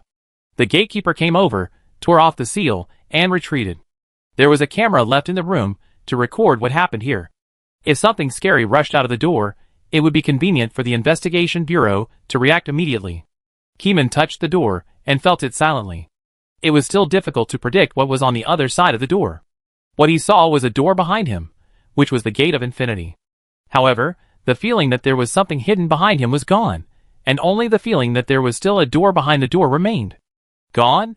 Keeman was slightly stunned. Although the subtle feeling could not be said to be an obvious change, sometimes details determine success or failure. Has the thing behind the door been withdrawn? This thought flashed through Keeman's mind, and he subconsciously felt as if he had missed an opportunity. An opportunity to discover the gate organization. While thinking, Keeman mobilized the spirituality in his body, gathered it on his right hand, and changed the characteristics of the door.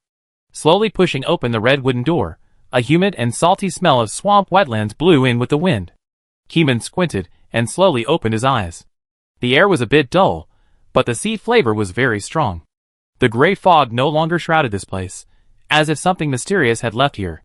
Keeman didn't understand, but for the sake of safety, he sent Tang Yuan and Shirley, 2 supersonic generals, to tour the entire island to see if there were any changes inside.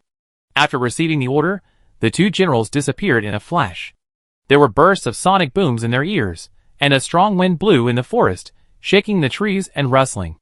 That was the shock wave generated by their breakthrough of the speed of sound, and many things were affected by the 2 of them. Keeman left Bai Shatang to guard the door, and laid down on the sofa in the living room to sleep and feel the synesthesia. In the local monitoring room of Blue Star, everyone looked at the video footage played back by the camera, and was speechless for a long time. This man is obviously very strong, but he is still so steady. Chapter 536. In the dream, Keeman became the indescribable Cthulhu, and infinite believers silently presented gifts to him. There were dangerous living creatures, quiet dead things, and some heavy mental pollutants that were tainted with the power of evil gods. After waking up in Raya, Keeman rejected the gifts of the majority of believers, and focused his mind on the world behind the gate of infinity. For Keeman, that world has great strategic significance. 1 second, 2 seconds, 100 seconds, hundreds of seconds. Keeman saw the long-lost world again. Compared with the last time, this world seemed to be missing something. What was missing? Even Keeman couldn't tell clearly. But what is certain is that he did not sense any danger. Then, Keeman took the initiative to wake up and return to reality. On the side of the door, Bai Shatang's big eyes stared outside, motionless, like a sculpture. As soon as Keeman stood up, Bai Shatang shook his feathers in fear. Keeman knew that it was not that Bai Shatang saw something incredible, but that it scared itself. Bai Shatang's imagination has always been the strongest among Keeman's pets. Even Tong Yuan's imagination is not as strong as Bai Shatang's. This guy is just scaring himself. Keeman patted Bai Shatang's head with his storage scarf, put it into the scarf, and then stepped into the threshold of the infinite gate and entered the world behind the gate. Tang Yuan and Shirley had already run back. With supersonic speed, they had already visited the entire island and did not find any ghost things. Keeman looked up at the sky. As the gray fog covering the lower part had disappeared, Keeman saw the blue sky with white clouds, pure and clean. Less oppressive feeling, Keeman thought. Walking in the swamp forest, those earthen jars that gave birth to indescribable things have disappeared. They may have been washed away by the sea or recycled. As Keeman walked, he radiated spiritual perception and could sense a lot of time. From time to time, some absurd and unrealistic thoughts flashed through his mind. But Keeman believed it and thought it was true. Later, someone came here, absolutely. Keeman didn't know whether this person was human. In the dream, Keeman also had synesthesia. But since he didn't know who came after waking up, it was definitely not the knowledge that Keeman could know at this stage. Judging from this arrangement, the world behind the gate is actually a bit dangerous. Does the gate organization really have such great power? If it has such great power, Blue Star is not the world of the gate organization? Keeman was serious and beat the drum. This drum is not a retreat drum, but a nervous drum. Keeman still has the potential to grow. If it were someone else, they would probably feel a chill down their spine and never step into this door again. Keeman stood on the beach of the island. The sea was calm and the sea level was basically flat, like a pool of dead water without life. A thought flashed through Keeman's mind. If Deep Ping turned into the sea here, he should be able to cover every corner of the sea in an instant, so as to find out the distribution of land in this world. It would take a long time for him to go out to sea alone. Not long after, Shi Lao, who was in charge of the transmission, also came in. Keeman, I asked you to wait for me, but I refused to listen and just came in. Shi Lao is an S-level member of this bureau. He is currently looking for a successor, and is very busy in Koi City. When he knew that Keeman was investigating the restart of the Infinite Gate, he came here immediately. Instead of teleporting directly, they flew here because the matter was not urgent. Keeman did not show an urgent investigation attitude on the phone and wanted to investigate slowly. Did you find anything? Shi Lao stood beside Keeman, looked around, and finally looked at the sky. There is nothing here. The gray fog above has been removed. Someone has been here. Keeman pointed to the sky. There was gray fog over the island before. How strong is he? Shi Lao asked. This is very important. If even Keeman feels it is difficult, the Investigation Bureau should pay more attention to the investigation of the Infinite Gate. Keeman was silent for a few seconds. He didn't know how strong he was, but he was afraid that the Investigation Bureau would underestimate the enemy, so he just said, very strong. The word very strong came out of Keeman's mouth, and Shi Lao immediately gave a full score attitude. Seeing that Shi Lao took it seriously, Keeman made a suggestion at the right time, asking Deep Ping to turn the sea into water and explore the land here. The horror of the sea is on Deep Ping. If he falls asleep, Keeman can still wake him up in his dream, so Keeman is not afraid of him falling asleep. This side effect is as good as not. On the Investigation Bureau side, if they want to use S-level members, they need a lot of people to discuss. However, if Shi Lao and Keeman jointly persuade Deep Ping, then it doesn't matter whether it is passed or not. They can help directly in private, and they can't stop anything. I will help you. Shi Lao agreed, and they came forward to persuade Deep Ping together. After going out, Keeman and Shi Lao went to Deep Ping together. Deep Ping listened, and agreed without thinking for a long time. Write a notice and send it up, then follow Keeman into the Gate of Infinity, and don't wait for the upper level to reply. S-level members don't have to be controlled by others, if they want to do something. The notice is just to let the upper level know what he is going to do, so as not to die in an unknown place, and find the body afterwards. Standing on the beach of the lonely island again, Deep Ping looked at the calm dead sea, and took out the sea horn. I'll be back soon, don't move here, wait for me. After saying this, Deep Ping stepped into the seawater with his legs and blew the horn. The sound of waves spread into the waves. He turned into water, and merged into the sea water along with the horn. Tens of seconds later, the sea water surged again and hit high waves. A minute later, the surface of the seawater sank, forming a large piece of text. At this time, Kumeng had put on angel wings and flew in the sky to look at the sea surface. He saw Deep Ping using the sinking of seawater and the sea level to organize text language and show the words to Kumeng. There are 3 islands in the sea. Just a few words, and then nothing. After a while, the seawater rushed onto the beach, and a person made of water slowly turned back into a human made of flesh and blood. After Deep Ping came back, the 3 quickly withdrew to reality and closed the gate of infinity. Deep Ping wiped his wet hair with a bath towel. His face was a little pale. He didn't know what he saw. His mental state was a little depressed. Kumeng slapped the rational manuscript on his face. I'm fine. Deep Ping looked at the rational manuscript for a few seconds, put the book away, and explained, there are many strange dead bones in the sea. They are not normal marine life, but like monsters. Then, I felt that there were 3 places in the sea that were not covered by the sea water, round. They should be 3 islands, and the island we are in is the far east. There is an island in the west, and there is a big island in the north. A total of 3 islands. As Deep Ping spoke, he picked up a black marker and wrote and drew on the paper.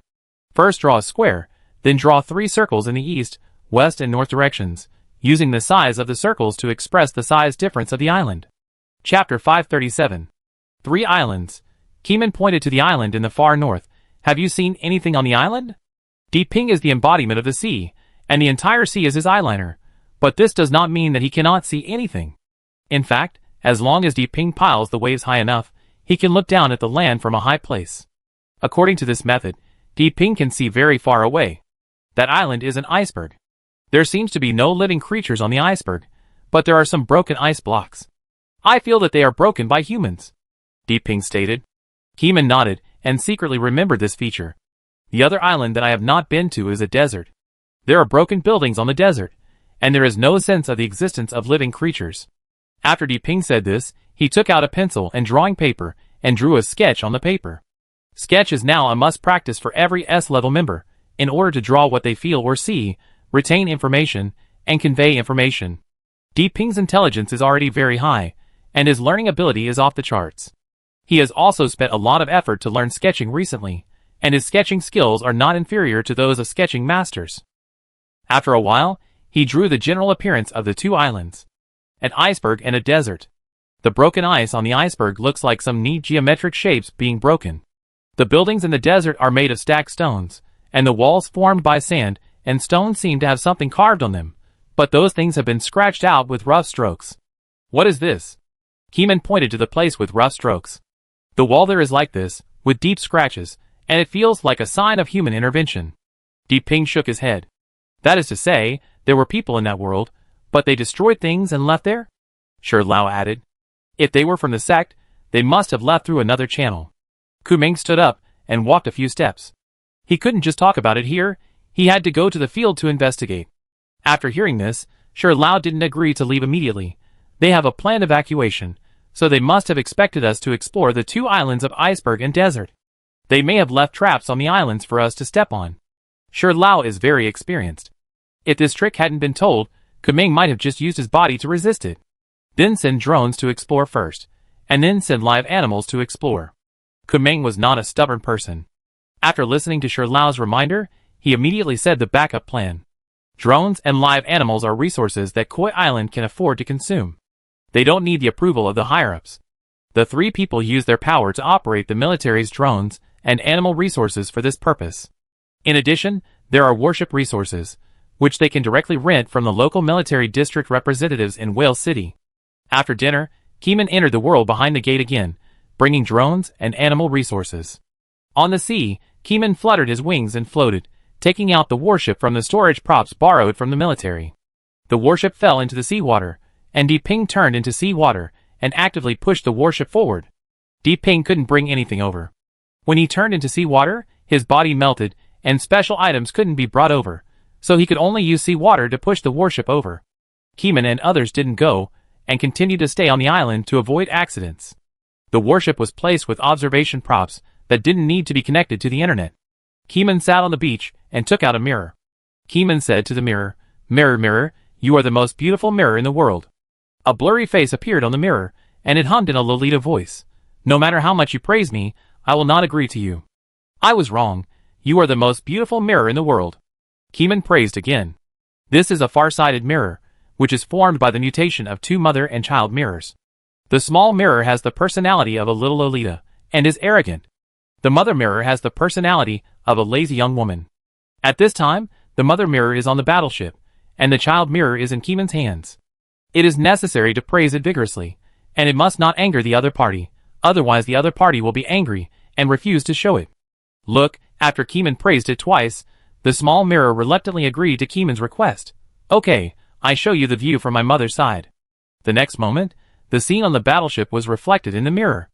On the battleship, Shirley was controlling the scene there and suppressing those animals.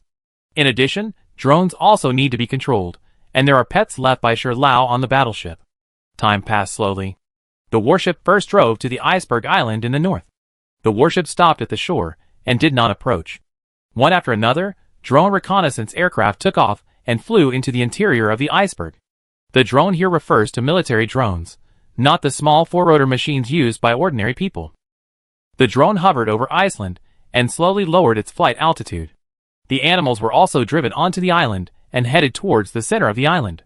Shirley stepped onto Iceland, and the ground was ice, which reflected a snow-white crystal effect with her crystal skin, which was very dazzling. Shirley held a mirror in her hand to prevent Keeman from seeing the details of the island. The mother mirror murmured, "There is nothing here, what's there to see?" After that, the mirror yawned lazily, and was not in a good mood. Shirley did not talk to her, because there was a huge broken ice block in front of her. The huge ice block was in the shape of a hexahedron, but one corner was rotten and incomplete. Further away, the ice blocks were more broken, and none of them were intact. Shirley stood on the field and could vaguely sense the human destruction, but in terms of feeling, she was not as accurate as Keeman. Several animals shivered. Even if they were hairy creatures, it was freezing here. Shirley saw that the animals were not dead, and the drone had completed the terrain reconnaissance work, so she returned immediately, and then turned to the desert island. There were human buildings on the desert island, all of which were stone architectural styles, and showed signs of destruction. In the center of the building complex, a broken ancient wall stood very high, and Shirley was standing on the wall, which was only 1/6 of the height of the wall. Some symbols were carved on the wall, densely covering the entire wall, but the scratches were like a carving knife, from left to right, and no line of symbols was spared, as if she was afraid of being known. Shirley stood under the city. Her spiritual perception showed an extremely curious tendency, wanting to know what was carved on the wall, but due to the existence of the scratches, she had no synesthesia. It was as if the information emitted by the wall itself was destroyed, and it was no longer possible to perceive what it looked like. This powerful smear was somewhat targeted. Shirley held up the mother mirror in silence, and the mother mirror began to urge Shirley to go back. It wanted to see its daughter. Then, the mother mirror took the initiative to close the mutual viewing channel, so that Keeman could not see the wall of the desert island. Keeman wanted to take a picture of the mirror, just like taking a picture of a TV, maybe it would light up after taking a picture. The sub-mirror made a little lowly voice and asked, Master, who is the most beautiful mirror in the world?" Chapter 538. Without the mirror, Keeman had no idea what was going on over there, so he could only wait. "Do you think something happened to the mother mirror?" Keeman looked at the old man beside him. Shirley looked at the sea and shouted, "Brother Ping, check out what's going on over there on the deserted island." The sea water showed words with sunken water, indicating understanding. After a while, the sea water showed words again. Shirley is on her way back, and there are no special circumstances for the time being. Shirley and Keeman both breathed a sigh of relief and waited for Shirley to return. The sub-mirror then asked, who was the most beautiful mirror in the world? Keeman was too lazy to reply, so Shirley helped reply that it was the most beautiful mirror. The mirror with the character of a little lowly laugh like a silver bell, but did not open the view over there, because the mother mirror did not open the view over there. It was another long wait. Keeman took a nap during this period, and the situation of Orange Star in his dream seemed to be more serious, with more people being infected, but even if they implemented physical isolation and disconnection operations, the effect was not great. After Keeman woke up, Shirley came back and brought back her intuitive feelings. There was a feeling of human traces, very mysterious, and both places should be investigated in person. Keeman had wanted to investigate in person for a long time. If it wasn't for the sake of safety, why would he wait until now? Keeman and Shirley immediately boarded the warship and set off to Iceland to observe the rubble there. From a distance, the iceberg stood alone on the sea, as if it was integrated with the sky, and it seemed to be something extending from the sea. Keeman looked at the iceberg from a distance, and before he got close, a strange feeling came over him. Keeman saw the old iceberg scene, which was similar to the iceberg in front of him, but the height was different. The icebergs used to be higher, and the peaks of each iceberg were much higher. The icebergs now seemed to have melted to a certain height. Did you see any hallucinations? Keeman asked Sher Lao, who was traveling with him. Sher Lao shook his head. No. Keeman turned his head to look at the sea, and the water sank and showed words. There are vague hallucinations. The hallucinations that Deep Ping saw were very faint, so faint that he didn't know what he saw, and it passed in a flash. However, Keeman could accurately sense that the icebergs in the past were very high, which was the difference in spiritual perception. It stands to reason that Deep Ping, who turned into the sea, could receive more information, and his spiritual perception would be correspondingly elevated. Keeman's spiritual perception is also growing, but it has grown higher than Deep Ping. Is there something wrong? Keeman doesn't think it is a side effect of the increase in resistance. Let's talk about the iceberg again. Keeman stepped into the land of the iceberg, and a cold breath rose from the soles of his feet, chilling his heart. But this coolness was quickly offset by Keeman's resistance, and this little bit of coolness could not affect Keeman. In front of him, the broken boulders were of different heights, ranging from 1 meter to 5 meters. They were all tetrahedrons, pentahedrons, hexahedrons, etc., which were related to geometric bodies. Keeman walked among the broken ice, and saw several icebergs that had lost their halfway points, and the top of the mountain. Looking back at the broken ice blocks made of geometric bodies, Keeman was thoughtful. Here, someone destroyed some strange building standing on the iceberg. Since they didn't want the later comers to see those things, why not just melt the ice directly, which would be more convenient and avoid leaving hidden dangers? Keeman turned his head, and approached a huge broken ice stone. The surface was extremely smooth, as if it was cut with an extremely sharp knife, clean and neat, without any protrusions. Looking at the surface of this piece of broken ice, it was so smooth that it perfectly reflected the shadows of the ground and the sky. It was as if this knife was accurate to the atomic level, and every atom was arranged on a plane. The second piece of broken ice was also like this. Keeman looked back and forth, and every broken piece of broken ice was like this. There was always one side that was incredibly smooth, and the other planes were relatively rough. After thinking about it, Keeman tapped the storage scarf and called Tang Yuan out. He gave Tang Yuan a look, and Tang Yuan understood it immediately, rotating his body to become bigger, and slapped it over, hitting the broken ice. With a loud bang, countless tons of huge force slapped on the broken ice, and there was no crack at all. Tang Yuan didn't believe it, and continued to slap it hard, but the ice stone didn't have any damage, as if it was immune to physical attacks. Sher Lao came over and also looked at the smooth-cut surface from the side, showing a surprised expression. What a smooth plane! Sher Lao touched the plane with his old fingers, and there was no trace. It was so slippery that it didn't get dirty at all. He took out a flame-related item, a fire starter, from the storage items. Rubbing the fire starter with both palms, it soon produced a bright flame. The blazing flame was a faint blue color, and the heat wave hit his face. Even the chill caused by the storage scarf was dispersed by this heat wave. What is this? 5,000 degrees high temperature, Sher Lao said solemnly. A small fire starter condensed a 5,000 degree high temperature flame. In an environment without combustion aids and high purity oxygen, it was simply unbelievable. But thinking that it was a special item, Kumeng was relieved. Sher Lao brought the flame of the fire starter close to the surface of the broken ice. It stands to reason that ice cubes will melt quickly in a high temperature environment, and there will be no delay. But this piece of ice, that does not conform to common sense, just stays here, and is indifferent to the high temperature of 5,000 degrees. Old Sher is sweating profusely, but the ice shows no sign of melting, which makes him anxious. Let me do it, you take a rest. Kumeng took the fire starter, and continued to burn. After taking the fire starter, Kumeng's heart moved, as if something was passing away, and then he realized that the price of the fire starter is vitality. Looking back at Old Sher waved his hand, and there was already an extra fruit in his hand. If I am not mistaken, it should be a fruit that increases vitality. Kumeng turned back and continued to burn the broken ice, but unfortunately he couldn't burn it. It was really weird and violated common sense. How do I put out this fire starter? Kumeng didn't want to burn it anymore, and it would be a waste of time to burn it any further. Just throw it away. It will go out by itself without vitality. Kumeng heard it, and immediately threw the fire starter. In less than 3 seconds, the fire starter fell to the ground and went out. However, before it went out, the ice on the ground melted quickly, forming a huge hole. Countless ice water was evaporated by the high temperature, and thick white smoke columns burst out. The white smoke was composed of evaporated water molecules. Shi Lao recovered the fire starter, and Kuming walked around a large piece of broken ice. Finally, he patted the ice with his storage scarf, intending to take it away. In the end, he failed and did not take it away.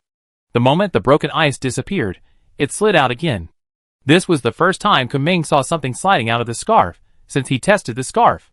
The ice appeared very strangely, sliding out from the gap in the scarf, instantly enlarged, and smashed under Kuming's feet, squeezing Kuming aside. Then the maddening sight appeared. The ice slid all the way, and slid into the distance without any obstruction. Chapter 539. Kumong called Tang Yuan, and Guzi immediately chased after him. Kumong circled around other large pieces of broken ice, chose a rough concave surface, patted it with his scarf, and put the items into the storage scarf. After waiting for half a second, the items did not fall out. Shi Lao showed an inquiring expression when he saw this. "There is a gap in the scarf, and it slipped out," Kumong said embarrassedly. Kumong's storage scarf is not 100% sealed. There are a lot of space gaps, and items will slide out from it, but this situation is rare, because only living things will run around, and static items will not slide out by themselves. Then I will also pack a few, so that you don't drop things halfway. Shi Lao understood immediately, and then helped Keeman pack a few pieces of broken ice. These pieces of broken ice are very heavy. If the storage items are calculated by weight, I am afraid that only a few can be packed. After Keeman and the others packed a few, they left Iceland. The broken ice that slipped away was later collected by Shi Lao and not let go. After boarding the warship, the sea water pushed the warship to speed up, increasing the speed of the water flow, and coupled with the thrust of the warship itself, it rode the wind and waves all the way. The desert island was drier than Keeman had imagined. When stepping on the sand, there was very little moisture in the air, as if no moisture could float in. By the way, the whole world is not round. According to Deep Ping's feeling, the land under his feet is spherical, that is, the structure of the planet. The sky has been in the daytime period, and Keeman needs to leave tools to observe the sky. At least one cycle of observation is required to know whether there is a universe or a void outside the sky. Keeman walked all the way to the location of the ruins. Countless ancient buildings made of stone walls were scattered everywhere, with broken walls and no vitality inside. The most eye-catching stone wall is in the center of the building complex. There are many strange symbols engraved on it, but the rough giant scratches have scratched them all out, making it difficult to identify the original text on it.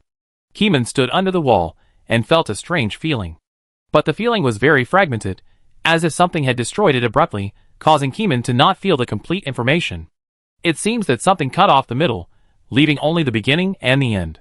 Shi Lao expressed his feelings at this time. He felt some intense emotions, but because the information of this wall was artificially eliminated, he felt nothing and could not empathize, so it could not affect him. Me too. Keeman felt it for 10 minutes, and could not do anything with this wall for the time being. Maybe it can be sensed by turning into Cthulhu, Keeman thought. But Keeman is not in a hurry. He will take a turn here first. Maybe there is a door left by them. Keeman thought about it. If the people of the gate organization want to evacuate, they must leave through the gate. It is very likely that their door is left here. There are ancient buildings everywhere here. Every stone house has been baptized by wind and sand. The air is extremely dry, which makes Keeman feel a premonition of hallucination. Visiting several sandstone houses and touching everywhere, the feeling of hallucination is getting stronger and stronger, as if something is about to break out of the ground. Every time he finds one, the feeling deepens a little. When Keeman has visited all the houses, the expanding hallucination finally erupts, and a scene from the past flashes before his eyes. A group of human-like people, wearing airtight white robes and white gauze hats, go in and out of the stone house. Some people are worshipping something on the wall, muttering to themselves. Keeman's eyes suddenly focused, strengthened his synesthesia, and focused on the stone wall. Something strange happened. The stone wall was not visible at all, as if every line of words had been scraped off by an invisible chisel. The deep scratches were incompatible with the past picture, as if the scratches came from the modern times. The words on the stone wall in the past were not scraped off, but the scratches in the future affected the past picture. What kind of power is this? Keeman admired it in his heart, and at the same time, he became more vigilant.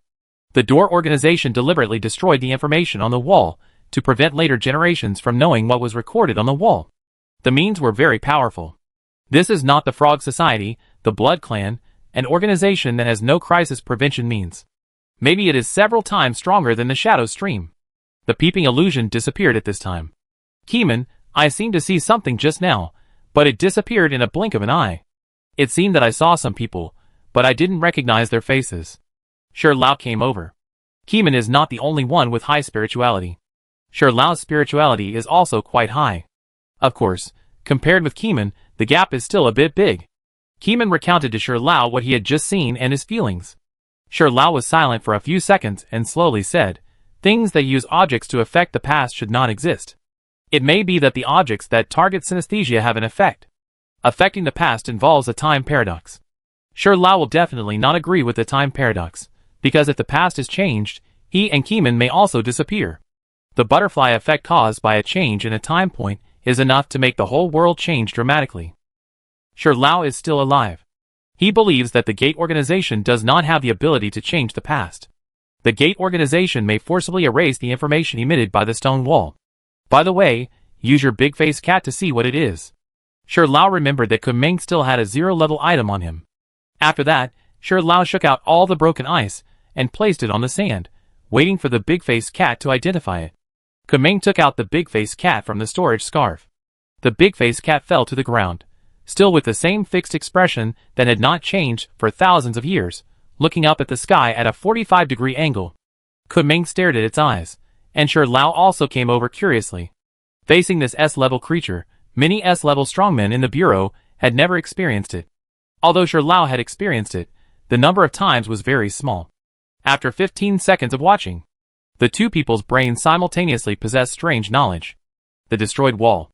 The wall records whispers from the depths of the starry sky, but the source of the information recorded on the wall has been destroyed, and outsiders can no longer sense any information through this wall. Then, there was another item. The composition of a certain ice sculpture. Derived from a sculpture, it has the belief of strengthening rationality, and now it cannot be combined.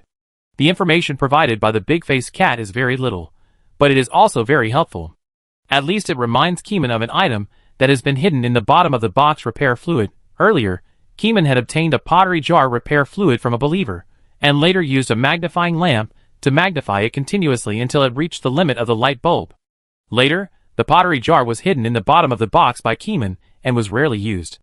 The main reason is that Keeman did not encounter any items that needed to be repaired urgently. Now that he got the word destruction from the big-faced cat, he remembered the repair fluid. "I have a way." "What is the way?" "Repair fluid," Kamong said, and took out the pottery jar from the storage scarf. Uncovering the cloth of the jar, the waves inside were shaking, and the sound was like thunder, as if it was thundering. Chapter 540. This is the feature of the repair pottery jar, which has a random effect when it is unsealed. Sure Lao recalled Kumeng's files, and remembered that Kumeng did have such a thing, which could repair damaged things. Now this pottery jar is already an enlarged version, and cannot be enlarged any further. Even if it is filled out and enlarged, it will be useless, and the liquid obtained will be diluted. Kumeng scooped out a little with a spoon, then dipped a little into the spoon with a large brush, and brushed it on the scratches on the wall a few times. Brushing only one place cannot cover the entire scratch. Kumeng just wants to see the effect, and if there is an effect, then continue to apply it. Will it work with such a small amount? Sure Lao asked. After a while, new changes appeared on the wall. The pit of the wall that was originally scratched and coated with transparent liquid suddenly had mud coming out, filling the missing corner of a symbol. "It works!" Sure Lao shouted excitedly. In Sure Lao's senses, he could clearly feel that something had been restored. "Although I don't know what has been restored, I can be sure of one thing, the repair fluid can repair the damage on the wall." Keeman put down the brush and called Tang Yuan. "Tang Yuan, I give you a task, do it well." Keeman patted Tang Yuan's head. The dog's hair was a bit prickly. Tang Yuan has some hair, not so bald, but the hair is quite prickly. Tang Yuan looked at the brush Keeman handed over, with a lot of question marks on his head, barking. Shouldn't Shirley be called for this kind of thing?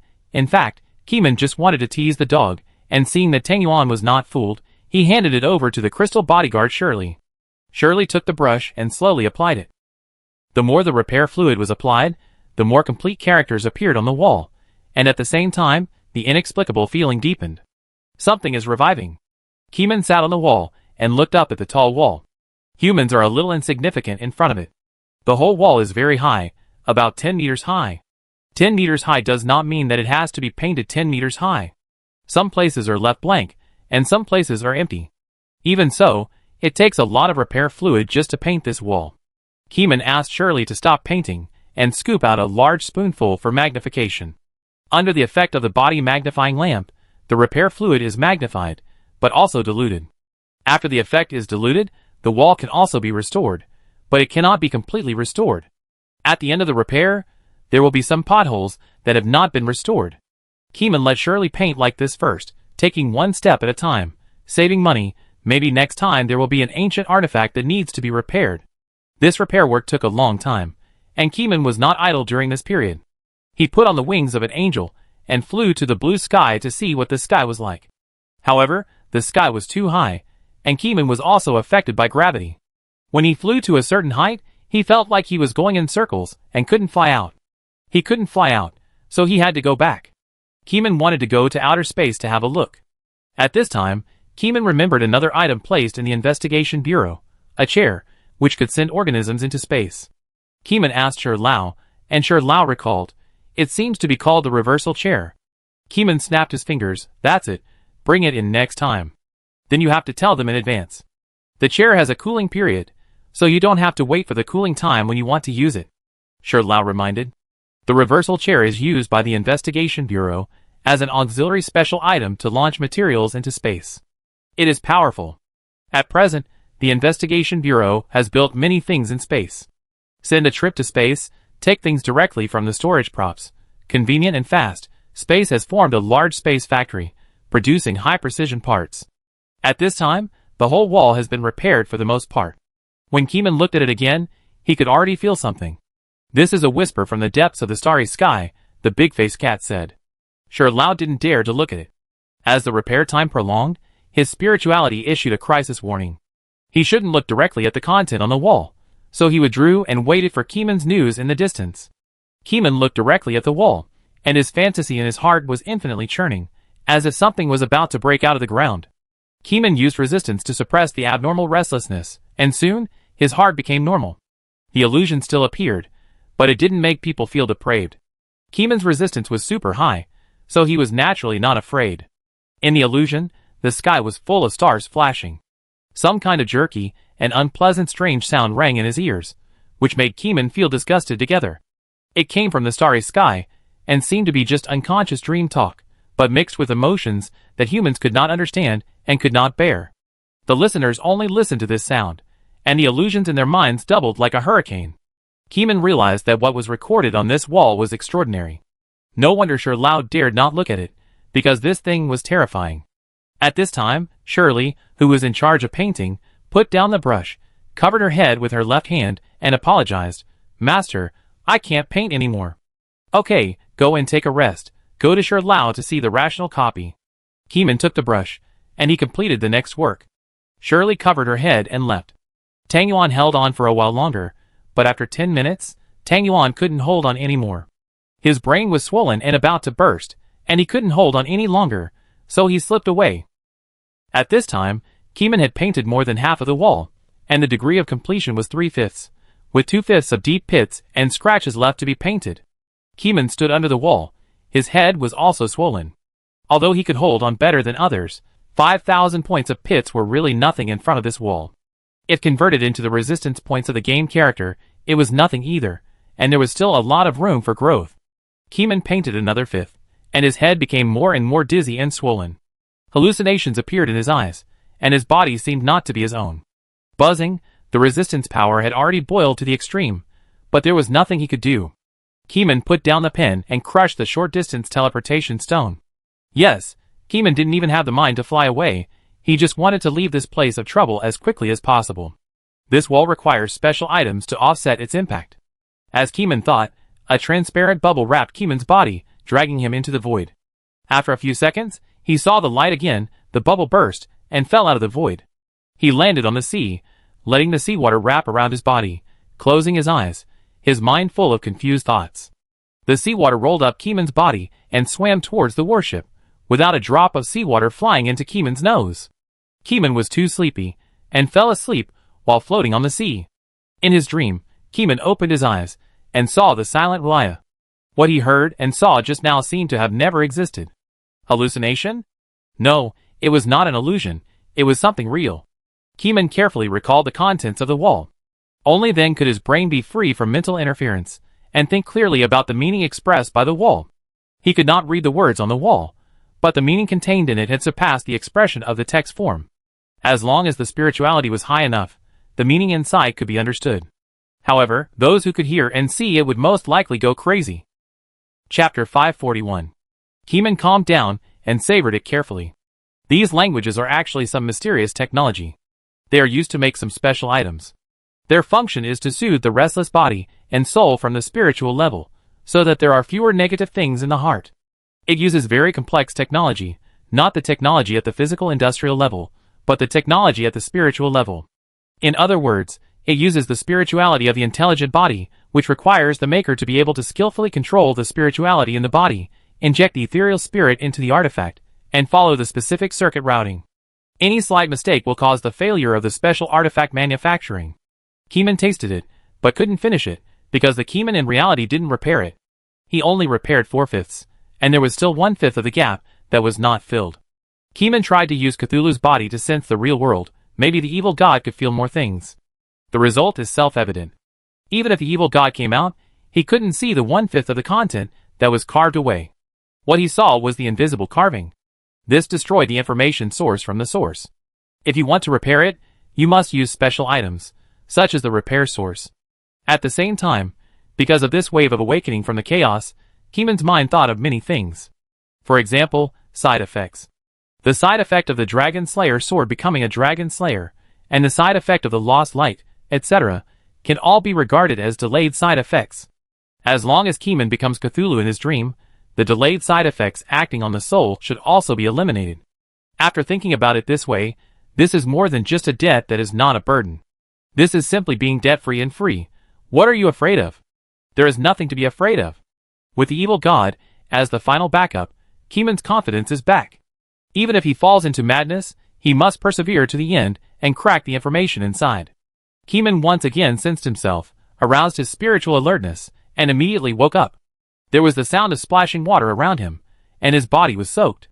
He could clearly feel that there was a stream of water pushing him forward, and at the same time, the water would not slip into his nose and choke him. This is Deep Ping helping him. Send me to the shore, Keeman shouted. The sea water seemed to understand and changed direction. But Keeman thought about it. Is it faster to lie in the sea and wait for the water to push him away, or to fly in the sky? It should be faster to fly. Keeman thought about it, then patted the storage scarf, patted out the angel wings, inserted them on his back, and the white wings grew out immediately, and there was a very bright energy ring on his head. Deep Ping also understood it well. There was no need for any language communication. A big wave rolled up and threw Keeman into the sky. Keeman flapped his wings a few more times, and the water drops were shaken off. Then the angel flew faster and faster. Flying back to a specific place, Sher Lao came over from a distance. How is it? That is a manufacturing technology for special items. I will paint it again and get all the technology, Keeman said. He has extracted these technical knowledge from the stone wall into his mind. Those negative things that make consciousness confused were eliminated by Cthulhu. So Keeman is not in vain. There is still 1/5 left to crack.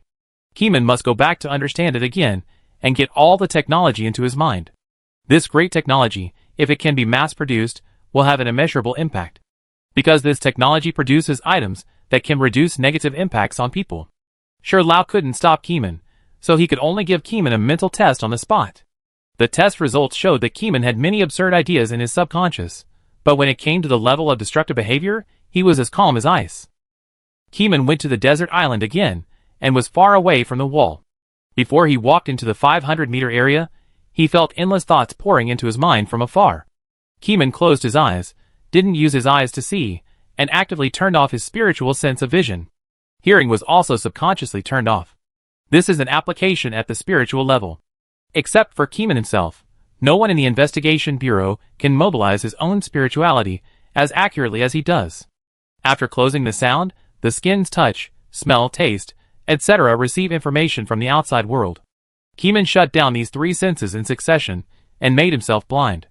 Some people may ask, if you shut down all 5 senses, what if you hit the wall? Kamong had thought of this long ago, so he used his eyes to see the straight-line distance between the wall and himself in advance, and then calculated his own step frequency and stride length, and he could calculate how many minutes and seconds it would take for him to hit the wall. Kamong counted a lot in his mind, and when he finished counting the time points, he stopped, opened his eyes immediately, and reopened his vision. The sand wall was right in front of him, only 1 meter away. The information emitted by the wall roared in like a vast ocean, and even if the eyes saw damaged scratches, they could not be immune. This needs to be analyzed from the structure of the eyes. As we all know, the eyes see light, and light is reflected by objects into the human eyes, and then processed by the brain into understandable information. In other words, all kinds of residual light and refracted light left in the world contain the whispering information that has been repaired on the wall. So Keeman was under great pressure, but he gritted his teeth, gently flapped his wings, dipped the brush in the repair fluid, and continued to paint the wall from left to right, and he was bound to paint all the scratches clean. Sometimes he thought, if this kind of work is handed over to a robot with a fixed program to paint, would it be better? Keeman thought deeply in his heart. He didn't think about it at first, but after having this idea, it continued to grow like a green bud until his mind was full of this idea. At this time, Keeman blinked his eyes and returned to Relia. I fell asleep again. Keeman recalled what he was doing before. It turned out that when he was painting, Keeman's brain was filled with strange things. After painting for a few seconds, he fell asleep. He thought he had painted for at least a few minutes, but when he recalled it clearly in his dream, he realized that he could not persist in the subsequent painting work. It was really too terrifying. How did the people of the sect read it completely? Could it be that they covered 99% with an opaque cloth, read 1% with their eyes, and then learned slowly by following the same method? Or they used a carving knife that destroyed the information source ability, recorded a paragraph of words with an object, and carved a paragraph of words. However, in this way, the person using the carving knife needs to bear the full version of the knowledge infusion pressure first. Kumeng called this experience of bursting the brain until falling asleep the pressure of knowledge infusion. When the pressure reached the top, the body could not bear it and passed out, which is also a part of the human brain protection mechanism. It was this link that made Kumeng fall into a dream and formed a self-rescue plan. Chapter 542. After Keeman woke up again, he first turned off his 5 senses to prevent his body from receiving external information. In the dream, Keeman had already calculated it. To call the robot to help paint something, he had to leave here first and then come back. Moreover, he had to ask a programmer to write a fixed pattern of painting operation mode specifically for this robot. This cannot be completed in one day. Just typing the code requires a lot of lines. Instead of spending time waiting, it is better to turn off the 5 senses and slowly paint according to the memory. After painting, open your eyes to receive information from the wall. Ordinary people certainly cannot bear to receive all the information, but Keeman doesn't care. He uses all his spirit to bear this price. In the dream, the evil god can eliminate these negative mental effects. Normal people can't learn it. This is his unique way of learning. Keeman's 5 senses are all turned off. In the absence of feeling, he only has the concept of time in his mind. However, in order to be able to touch where the pen is, he still retains a little bit of extremely low sensitivity of touch. The information on the wall is difficult to convey through the tactile route. The skin is not as sensitive to light refraction as the eyes. After getting the pen, Keeman wrote in the direction he imagined, then turned off the touch and followed the direction he imagined, from left to right, and then from right to left. It was expected that the repair liquid on the brush would not be enough, so he turned back to get the repair liquid and went back to paint. 10 minutes later, Keeman finished painting completely, and then opened his eyes and looked at the last fifth of the content. At that moment, Keeman fainted again. Although he fainted, Keeman finally sorted out the manufacturing method of the special items recorded on the wall in his dream. This manufacturing method can only manufacture specific jade items, and its function is also a fixed effect, reducing the negative impact of the heart and returning to the original state. It is not omnipotent. It can only reduce the negative impact as much as possible. For those who are completely crazy and even their brain circuits have changed, they cannot be saved. After Keeman woke up again, he closed his 5 senses and left that place. His face was full of fatigue, which was physical fatigue, but his spirit could still hold on. Keeman and his party left the deserted island, returned to the investigation bureau, and closed the door. The director of Octopus City heard that they were back and came to pick them up and held a welcoming banquet. After dinner, Keeman sorted out the material knowledge about the world behind the door with Sher Lao and Deep Ping overnight. In particular, the manufacturing knowledge that Keeman mastered can be called a national treasure and S-level confidentiality standard knowledge. After knowing that it was S-level knowledge, the director of Octopus City did not dare to read it. It is better to wait for the approval of the superiors before reading it. This S-level confidential information was not delivered through the internet, but was delivered to the general administration by Breathing Toad Express. Midnight. It was late at night, dark and windy. The lights in the buildings in the special area were always off. After all, no one lived there. Only a few rooms were lit, and those were the houses where the investigators lived. On the balcony, the ground suddenly melted, and a big black toad jumped out. Keeman, where is the express delivery? Here. Keeman had already printed the materials, and put all the cameras with video recording capabilities in a safe. The safe is a special item of the Octopus City Investigation Bureau, with a lock function, and non-specific certified people cannot open the safe. Can it be swallowed? Keeman lifted the safe, which was half the height, heavy, and textured. My stomach can swallow a river, don't worry, the toad said impatiently. After swallowing the safe, the toad immediately drilled into the floor and disappeared, and the cold air in the air disappeared. Keeman waited for a while, and received a call from the director of the general administration to greet him. Hearing that the other party had received the safe, he felt relieved. This technology is very important, but the reading requirements are very high. I have split it for you. Read the video recorded by each camera carefully.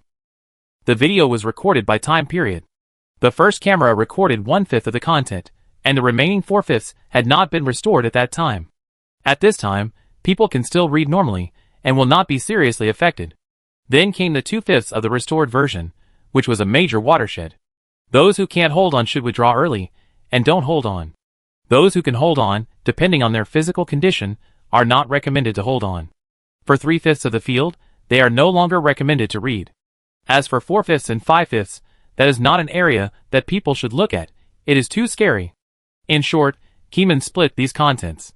In addition to the video, Keeman also made a production method on paper. However, the method on paper is only a superficial idea after all, not the real core technology. The core technology needs to be taught by Keeman, which is knowledge that is difficult to carry on paper. Even if Keeman uses a special pen and special paper printed by a special printer, the effect is not as good as real teaching. The knowledge on paper can be regarded as a weakened version of teaching. The real core knowledge cannot be reflected, but it can serve as a necessary product in the transition period. At that time, learning this technology will involve spiritual collisions, and those who cannot accept it may also have a very swollen head. In the general administration, the general director and the various S-level members frowned deeply. On the screen, the strange words in the earth wall were playing. Although they could not understand a single word of the words on the wall, for some reason, just looking at that font, all kinds of random thoughts popped up in their minds. They have no rules, but they contain some great knowledge. It takes time to slowly chew them, discard those useless knowledge, and discover the only useful knowledge in them. Keeman himself used the identity of Cthulhu to directly skip the process of removing the dross and fast forward to taking the essence, which is an advantage that others do not have. It's a headache watching this video. To be honest, compared with the dark cooking video, this level of interference is still okay, not too headache. An S-level member smiled. After being tortured by Keeman's dark cooking videos, many people have developed strong mental strength. No matter what dizzying things they see, they can maintain their inner rationality and calmly analyze which of the knowledge forced into them is useless. In the past, they could not be so calm. Then, the video on the wall cut to 2/5 of the repaired screen. At this time, everyone's face changed. Not long after, the screen on the wall was turned off, and everyone looked at the paper report written by Keeman. There were a lot of words on it, all in the common language of Koi Island. It was not a headache to read it. After all, there was no need to translate it in the brain, and one step was saved. This thing requires pure jade, as well as highly spiritual personnel who understand the core technology and are proficient in spiritual control. It seems that our country has no talents in this area except Keeman. This is a big project, and it will take at least a year to cultivate. The Director General nodded. Chapter 543. When manufacturing, it is also necessary to match it with a specific spell, and mobilize the spirituality in the body to gather in the throat. The Director General flipped through the pages and felt a headache. This technology requires spirituality everywhere, and human spirituality is originally an ethereal thing, similar to the sixth sense. It is very difficult to imagine operating it freely like Keeman. No wonder it takes a year to cultivate. This is the time point estimated by Keyman in the report. The specific time depends on the situation. Different people have different learning speeds. In the process of teaching, you can slowly innovate and accelerate the guidance in a targeted manner. It is very important to master this technology, which can make the strength of Koi Island reach a higher level and widen the gap with other countries. In an era when people generally have no way to deal with evil organizations, such item manufacturing technology is undoubtedly of national value.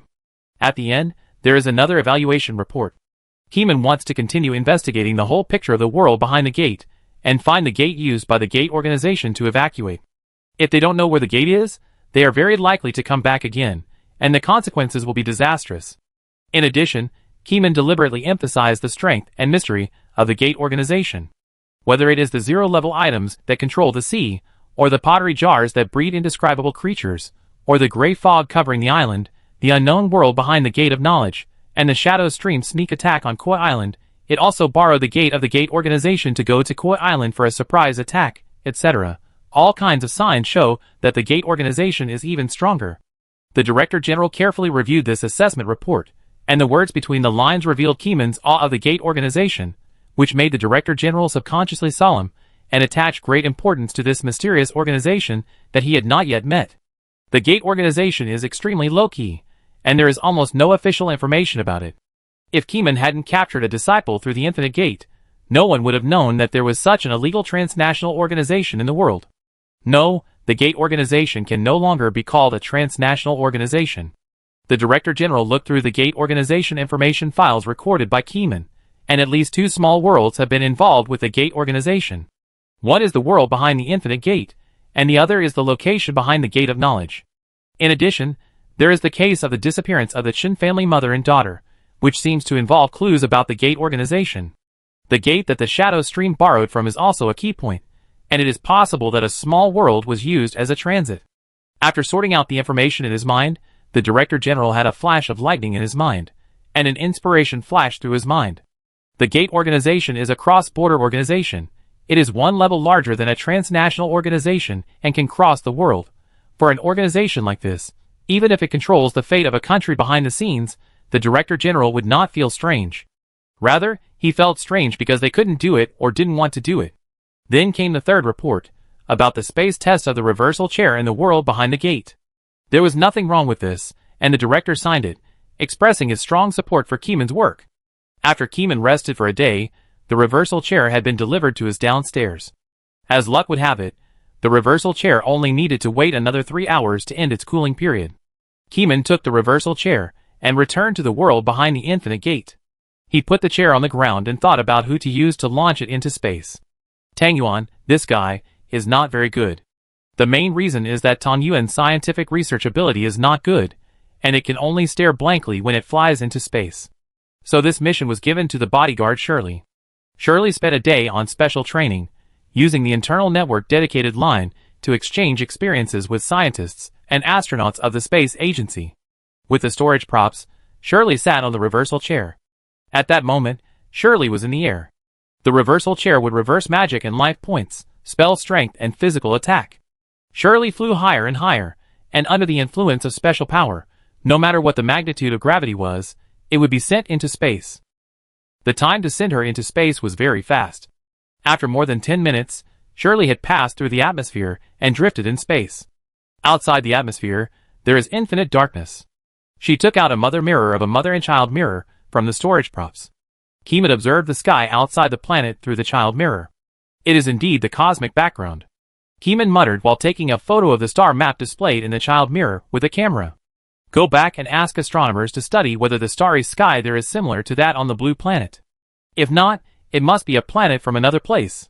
Since Shirley can look directly at the sun during the day, she turned the mirror to the other side to avoid being blinded. The planet under her feet is not big. After a period of time, Shirley was turned to the side, where the sun could not shine, and continued to observe the starry sky. There is no satellite like the moon here, it is empty. The nearest planet is also very far away. Shirley, who did not gain anything, observed in the air for a while, left a group of satellites that were scrapped and refurbished, left the satellites for a distance, crushed the time and space stone, and returned to the ground. The satellites in the sky will continue to observe this unknown outer space on behalf of Shirley. Even if there is no gain, it can add new possibilities for the space business of the blue planet. Keeman returned with the data, and the other investigators searched for possible doors on the 3 islands. Deep Ping had already searched the sea with seawater, and there was no so-called door, so people could only set their sights on land. After Keeman returned to reality, he began his substitute teaching journey during the day. Regarding spiritual control, Keeman had to lead the first batch of students who were proficient in control, and then these students would become teachers and teach the following students to learn this technique. It just so happened that the students in the special university were all freshmen now. After Keeman led these students out of the school, the students could teach their juniors and juniors. Every day that passed, Keeman would review the search journey in the world behind the door. Except for the building complex area on the deserted island, the ground forces did not find any suspicious doors. The desert island building complex was set as a restricted area because of the existence of the wall, and investigators were not allowed to enter the land for investigation. People tried to use robots to explore in, but the problem came. Even if the video was recorded, as long as they watched the video, the strange murmur would still rush into their minds. The statues on the ice may be the key. Didn't the big-faced cat say that those ice statues are about rational beliefs? Luo Yuan wanted Keeman to repair those ice sculptures. It can't be repaired. Keeman shook his head. I tried. Why can't it be repaired? Your repair fluid can even repair walls. Luo Yuan was surprised. Indeed, it can even repair walls, but this time it's different. The damaged surfaces of these ice sculptures are basically smooth. They are so smooth that even if the liquid is on them, it will slide off intact. Keeman shook his head. He knew that Luo Yuan didn't believe such a magical thing, so he immediately took Luo Yuan to the underground test room of the Whale City Investigation Bureau, where there were a large number of polyhedral broken ice blocks. Chapter 544. These pieces of ice are in the shape of polyhedrons, with at least one smooth and neat cut surface. Some pieces of ice even have several cut surfaces, or even all of them are smooth. Through software simulation assembly, Keeman has already obtained a complete model of the ice sculpture. Because the software simulated what the prototype looked like, Keeman found that all the smooth cut surfaces were damaged points and needed to be repaired. But the staff sucked a drop of repair liquid with a straw, accurate to 1 gram. People put the smooth surfaces of 2 pieces of ice together, and then dripped the repair liquid on the damaged surface. Then, Luo Yuan saw the drop of repair liquid slide down from the smooth plane, leaving a drop, as if there was no loss. On the floor, there was a flat steel platform, which had not been damaged, so the repair liquid would not be lost when it fell on it, but would only slightly repair the invisible flaws. Because the steel platform had been repaired before, the repair liquid was weighed this time, and it was still 1 gram, and the weight was accurate to multiple decimal points. Believe it, Keeman said. Is this thing absolutely smooth in the physical sense? Luo Yuan had an idea. Luo Yuan was a high-level spiritual person. After seeing this scene, he felt the truth. It was the effect of zero friction that made the repair liquid slide completely. But even if there is zero friction, at the microscopic level, the liquid should be able to touch an atom in the broken ice and start the repair work. In reality, the liquid slid away directly, which was very strange. Or, put these broken ice in a large tank, fill it with repair liquid, and let them soak in the repair liquid. I don't believe that it can't be repaired this way. Luo Yuan proposed a new idea. The staff looked at each other after hearing this and felt that the solution was good. But the repair fluid is running out. According to our calculations, even if we use a magnifying lamp to dilute the repair fluid, the repair effect may not be very good. The diluted repair fluid can be used to repair small things, but once the repair involves items with huge mysterious power, the demand will increase sharply. Keeman only gave 500 grams of liquid because he felt that it was not worth repairing the ice sculpture. This thing is a statue of some kind of faith, and Koi Island has not yet fallen to the point of needing to believe in gods. Whenever it comes to faith, Keeman thinks that we must be cautious, which involves the safety of the people of the whole country. Just like the Cthulhu faith behind Keeman, Keeman himself obviously has the ability to spread faith, but he has no intention of spreading Cthulhu faith to his own people. Because he does not want the evil god's faith to pollute the people. Similarly, spreading it to other continents is also an unwise choice, because people have regional mobility. What if people from other continents spread Cthulhu faith into the country? Therefore, it is not suitable to spread faith in any place on Blue Star. Keeman cares about Koi, and has no special idea of protecting countries other than Koi continent.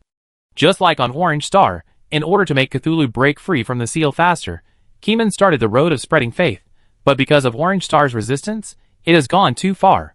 Fortunately, the Cthulhu group has fled Orange Star. Back to the topic, Keeman doesn't know whether the source of faith behind this statue is harmful. Thinking about the worst, maybe it has some ulterior motives. Captain C, there is news. Suddenly, a female investigator rushed in a hurry. What's wrong? In the world behind the gate, the satellite captured the image of the starry sky and sent it back to the investigation bureau. Today, a scientist analyzed an abnormal point. A light source is rapidly moving away from our planet. Oh no, it is moving away from the planet behind the gate. The girl spoke a little strangely and accidentally flicked her tongue. Keeman asked her to be careful. After listening, an idea flashed in his mind. Luo Yuan also had an idea flash. It's someone from the gate organization. Keeman's expression was happy and worried, and his heart was conflicted. He was happy that everyone finally found out where the gate organization was going, but he was worried that the gate organization would suddenly return from the starry sky. Let's go and take a look at the investigation report.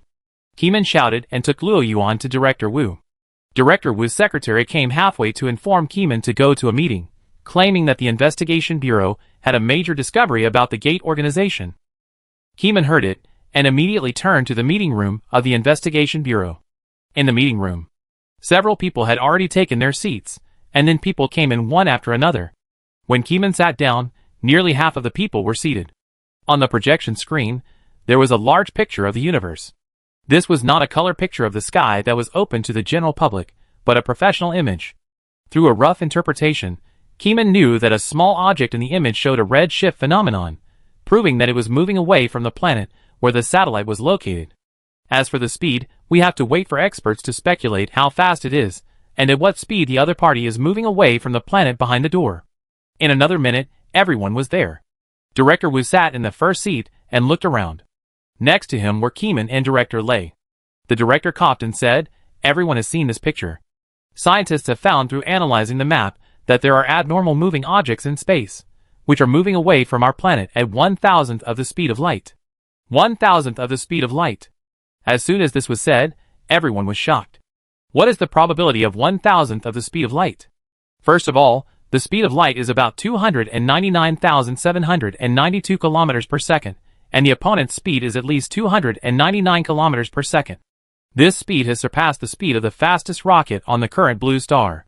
There is no need to think too much.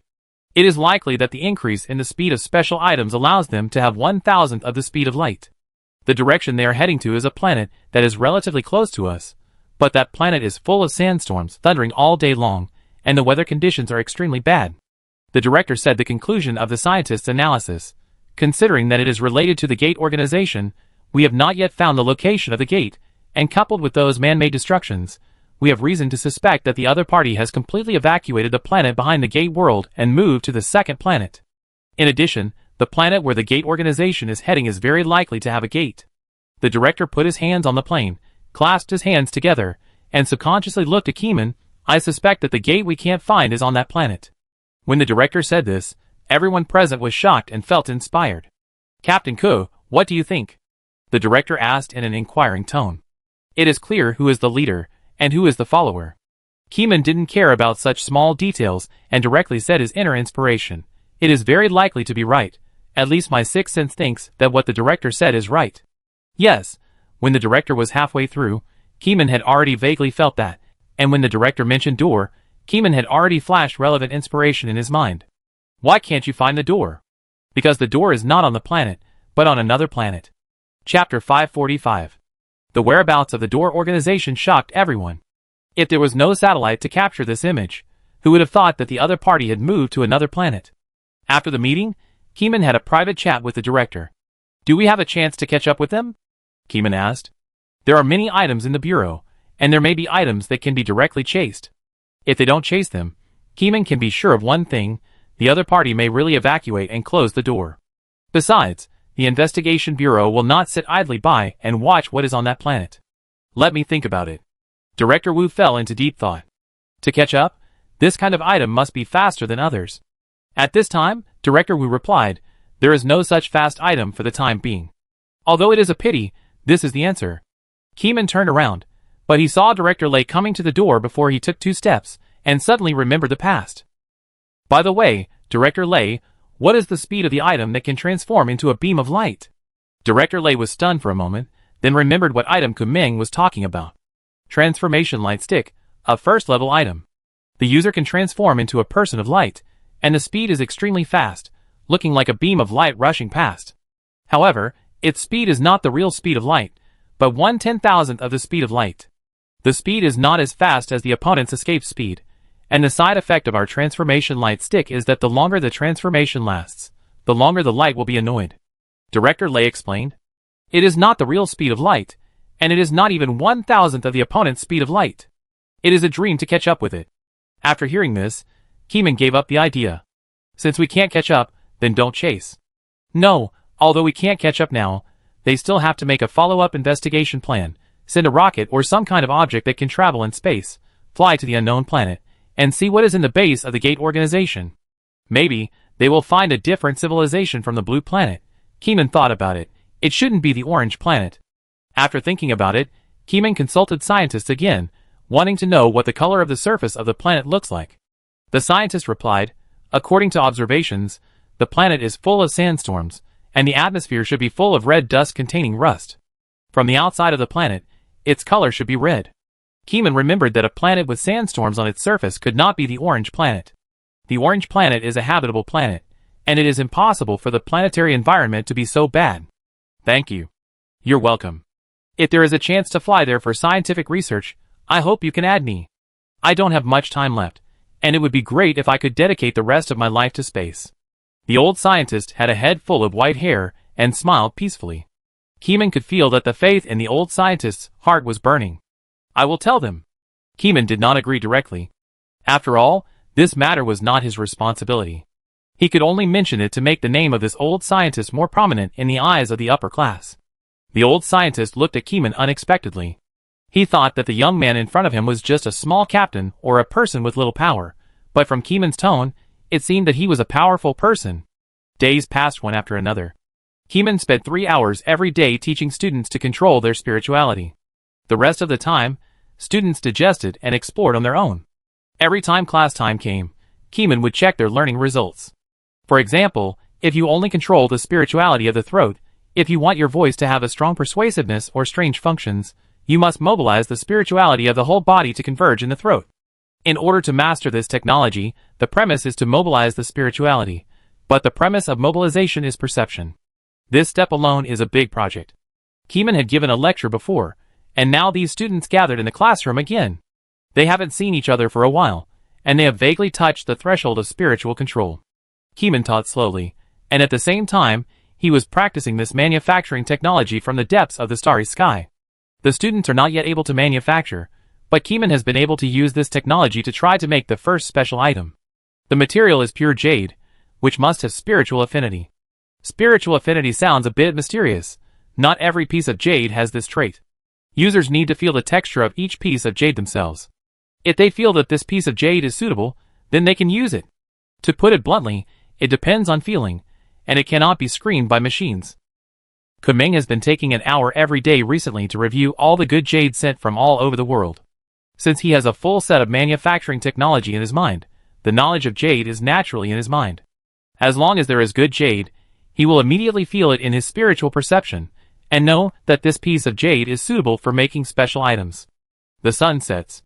Kumeng sat on the balcony, cross-legged on the ground, holding a piece of jade in his hand, and began his manufacturing journey. He mobilized the spirituality in his body with all his heart and soul, and gathered it in his throat. He opened his mouth slightly, and a strange spell sounded from his throat. The spell sounded like a strange ballad, and the sound was strange. No one could understand it, and they felt dizzy. The jade was immersed in the sound of Keeman's spell and ballad, and slowly glowed with a shallow spiritual light. The slightly white glow reflected Keeman's face, as if it was attached with a layer of holy light. A slight feeling of disgust rose in Keeman's heart, but this feeling quickly passed. He stretched out his fingers and began to inject spirituality, carving the lines inside the jade in the air. Every time he held it for 10 minutes, Keeman felt a sense of emptiness in his body. This feeling is similar to weakness or kidney deficiency, which will make people depressed, lack strength, and not want to think. Even if Keeman has resistance in his body, the loss of spirituality is real. Keeman is carving stones with his spirituality. 5 minutes later, Keeman finished carving and put away his hands. The first carving did not fail. Keeman's hands were very steady, which was due to his strong spirituality.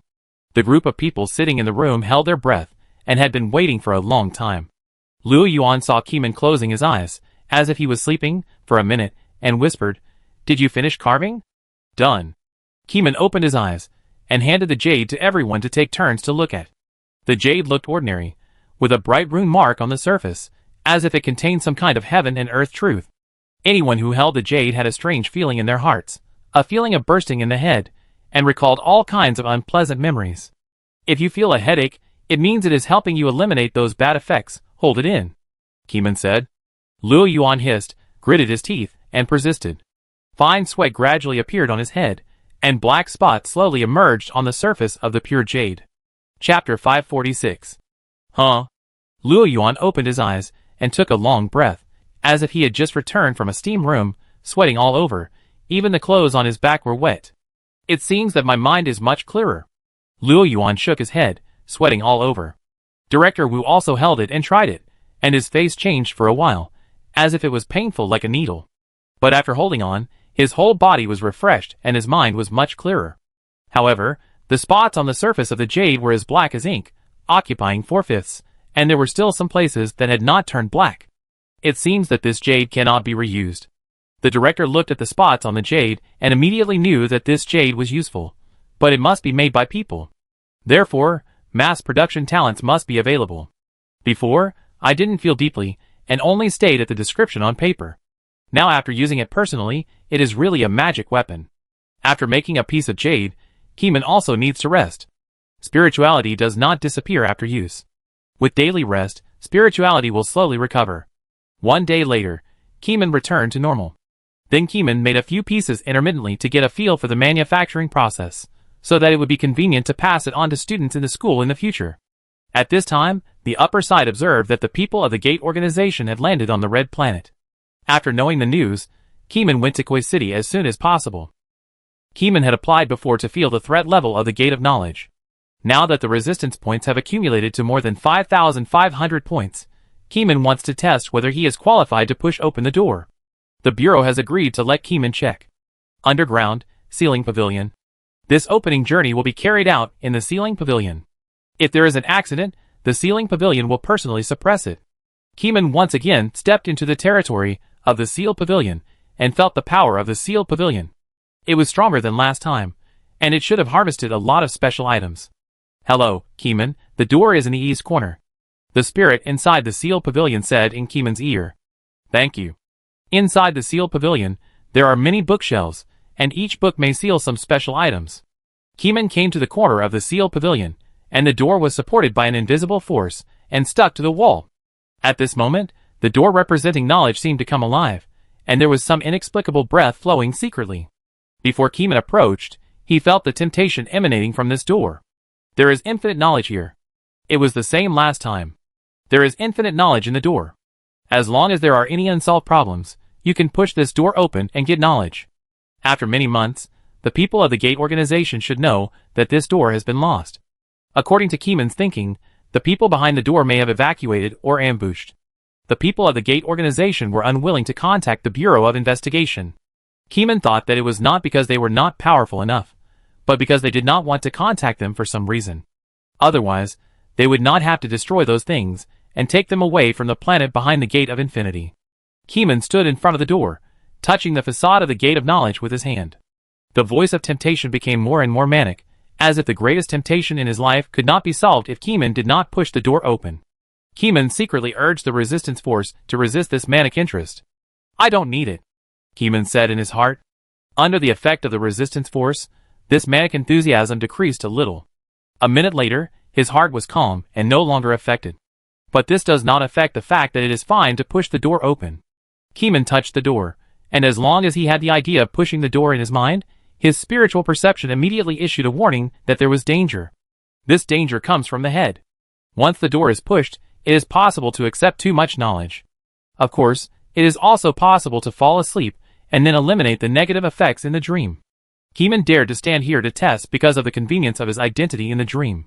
Otherwise, if it were another person, how could he dare to take such a risk? Are you sure you want to push it open? I feel that there is infinite knowledge behind the door, but infinity also means danger, at least it is poisonous to humans. Fonging Pavilion said. The spirit of the Fonging Pavilion is not a human being, and the information acceptance capacity is different, which is much greater than that of humans. Keeman thought about it and warned, if I faint, please drag me out. Since this is your decision, then I believe you. Fonging Pavilion said. At this time, Keeman took out 10 pieces of jade made by himself from Chideo's scarf. This thing can eliminate negative influences. I don't know if it is useful for the influence of excessive knowledge. I will wear it on my body first. Keeman took a deep breath and slightly increased the strength of his hands. The sense of crisis in his mind suddenly rose, to a great extent, and there were many crises. Pushing the door open, he will definitely be illuminated by the light of knowledge. Keeman thought about it, and took out a piece of opaque black cloth from the storage scarf, covered his eyes, and turned off his vision. Then, Keeman put the open camera under his feet. As long as the door was opened, the camera would definitely be able to capture the scene inside. Keeman repeatedly confirmed that the danger after pushing the door did not come from humans, but from excessive knowledge. He pushed the door thoroughly, and a creaking sound slowly sounded. The door was pushed open, as if a new world was opened. Keeman couldn't see what was on the other side of the door, but he heard magical whispers. At that moment, the whispers reminded Keeman of many things. They were all kinds of strange, involving the laws of the universe, short-term thinking about life, and the complicated problems in society, as well as thinking about human desires. After countless knowledge exploded into his mind, Keeman knew that this door was not so easy to open, and it must be pushed with specific items. Keeman closed the door again with his last consciousness, and then fell to the ground, his head roaring. Because his head was too swollen, and he didn't fall asleep immediately, Keeman simply hit the back of his head with a brick, forcing physical dizziness. After falling asleep, Keeman woke up again in the sea. At this time, he had become calm, and no longer had such a messy thought rhythm. After calming down, Keeman sorted out the knowledge he had just obtained, and finally saw the world behind the door of knowledge. It was a pitch-black universe, with a few stars in the darkness, followed by the stairs in the center, going up layer by layer. Keeman didn't see it with his eyes, but as mentioned before, light is also a source of information. The light hits Keeman's skin, and the skin receives the synesthesia information. So Keeman used synesthesia to outline the details of the stairs. There are several doors standing on the left and right sides of the stairs. The higher the stairs go, the fewer doors there are. Is this the transfer station of the gate organization? Keeman hesitated. Seeing so many doors, Keeman first thought of using these doors to travel to various places. The stairs are just the link connecting the doors of various small worlds. Chapter 547. Kamong tried to use the powerful power of Cthulhu to sense the world behind the door, which is temporarily called the Door of Knowledge. The reason why he couldn't sense the world behind the door before was mainly because he had never opened the door. He could only sense its appearance, and didn't see the contents inside. After a while, Keeman vaguely saw something. After having the feeling, Keeman was slightly happy. The reason why Keeman chose to open the door in his physical body was naturally to use Cthulhu's synesthesia to obtain more information. As long as he took a look at the things inside the door, he could follow the clues and break into the inside in his dream, to see what it looked like. As the objects in his mind gradually became clear, a staircase based on the universe and the starry sky appeared. The end of the staircase led to the end of the distance, and the distance was the endless starry sky. Several doors stood beside the stairs, and there were more doors farther away. These doors were tightly closed and not opened. Keeman blinked his eyes. For the first time, he discovered the truth of the world behind the door. This time, he must see it to his heart's content. The world behind the door was indeed as he had experienced before. It seemed to contain infinite knowledge. Just by the distance of time and space, Keeman could feel the infinite knowledge and information running around in this wonderful universe. But Keeman suddenly realized that all this knowledge was just appearance, as if it was some incomprehensible knowledge. This is a sea of information, with so much information that it gives people the illusion that there is infinite knowledge here. Normal people hear or see this knowledge, and subconsciously think that there will be the knowledge they want here. This is an illusion. Keeman analyzed, as if talking to himself, there may be the knowledge I want here, but I will be filled with information I don't need. When Keeman thought of this, he suddenly felt his scalp tingling. Because after some analysis, he found that this knowledge had really been stuffed into his soul. Although they were useless and there were so many of them that it was a headache, this pain was meaningless in front of Cthulhu. At the same time, this knowledge did not contain any negative effects. The things that had a negative impact on the soul had been eliminated, and what remained was a lot of useless knowledge that was of no benefit to Keeman, and was extremely large in number. If he returned to reality in this state, Keeman might still have a splitting headache. Fortunately, this problem could be solved with the body of Cthulhu. After all, Keeman had entered dreams many times, and from time to time, he would study Cthulhu's skills, especially the skills of self-protection, and he had conducted a long-term study. For example, at this moment, Keeman realized that his head had been filled with a lot of knowledge after opening the door. After returning, he would not die, nor would he fall into madness, but would only be occupied by a head full of useless knowledge. There was too much knowledge, and as long as he glanced at something casually, he might think of that knowledge. This is a headache, but it is not unsolvable. The solution is to temporarily seal the memory of this knowledge. Or force your consciousness to put this useless and huge knowledge in the bottom of the box, subconsciously ignore it, and don't care about it. Keeman used Cthulhu's will to mentally suggest to his consciousness to ignore the knowledge learned when opening the door. As for the things seen in the dream, in order to ensure safety, they are also fated. Dilute them all, and put them in the bottom of the box. Whenever there is a possibility of thinking of these useless garbage knowledge, hint to the mind that they do not exist. As long as they don't exist, Keeman won't think about them, thus forgetting them. This is the power of suggestion, and it is also an illusion skill in Cthulhu's skill column, and it is also a basic skill.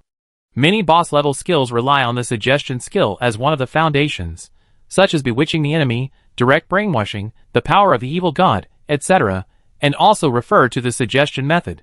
Keeman suggested to himself that these useless knowledge do not exist, and if you don't think about it, you don't have to think about it. Of course, Keeman's suggestion is added with rules. When you become Cthulhu, you will remember this suggestion again, so as to avoid falling into the embarrassing situation of ignorance in a certain field of knowledge. After completing the mental suggestion operation, Keeman felt much better. Then it was synesthesia and awakening. The next second, the spirituality in Keeman's heart issued a warning, and Keeman instantly woke up and exhaled.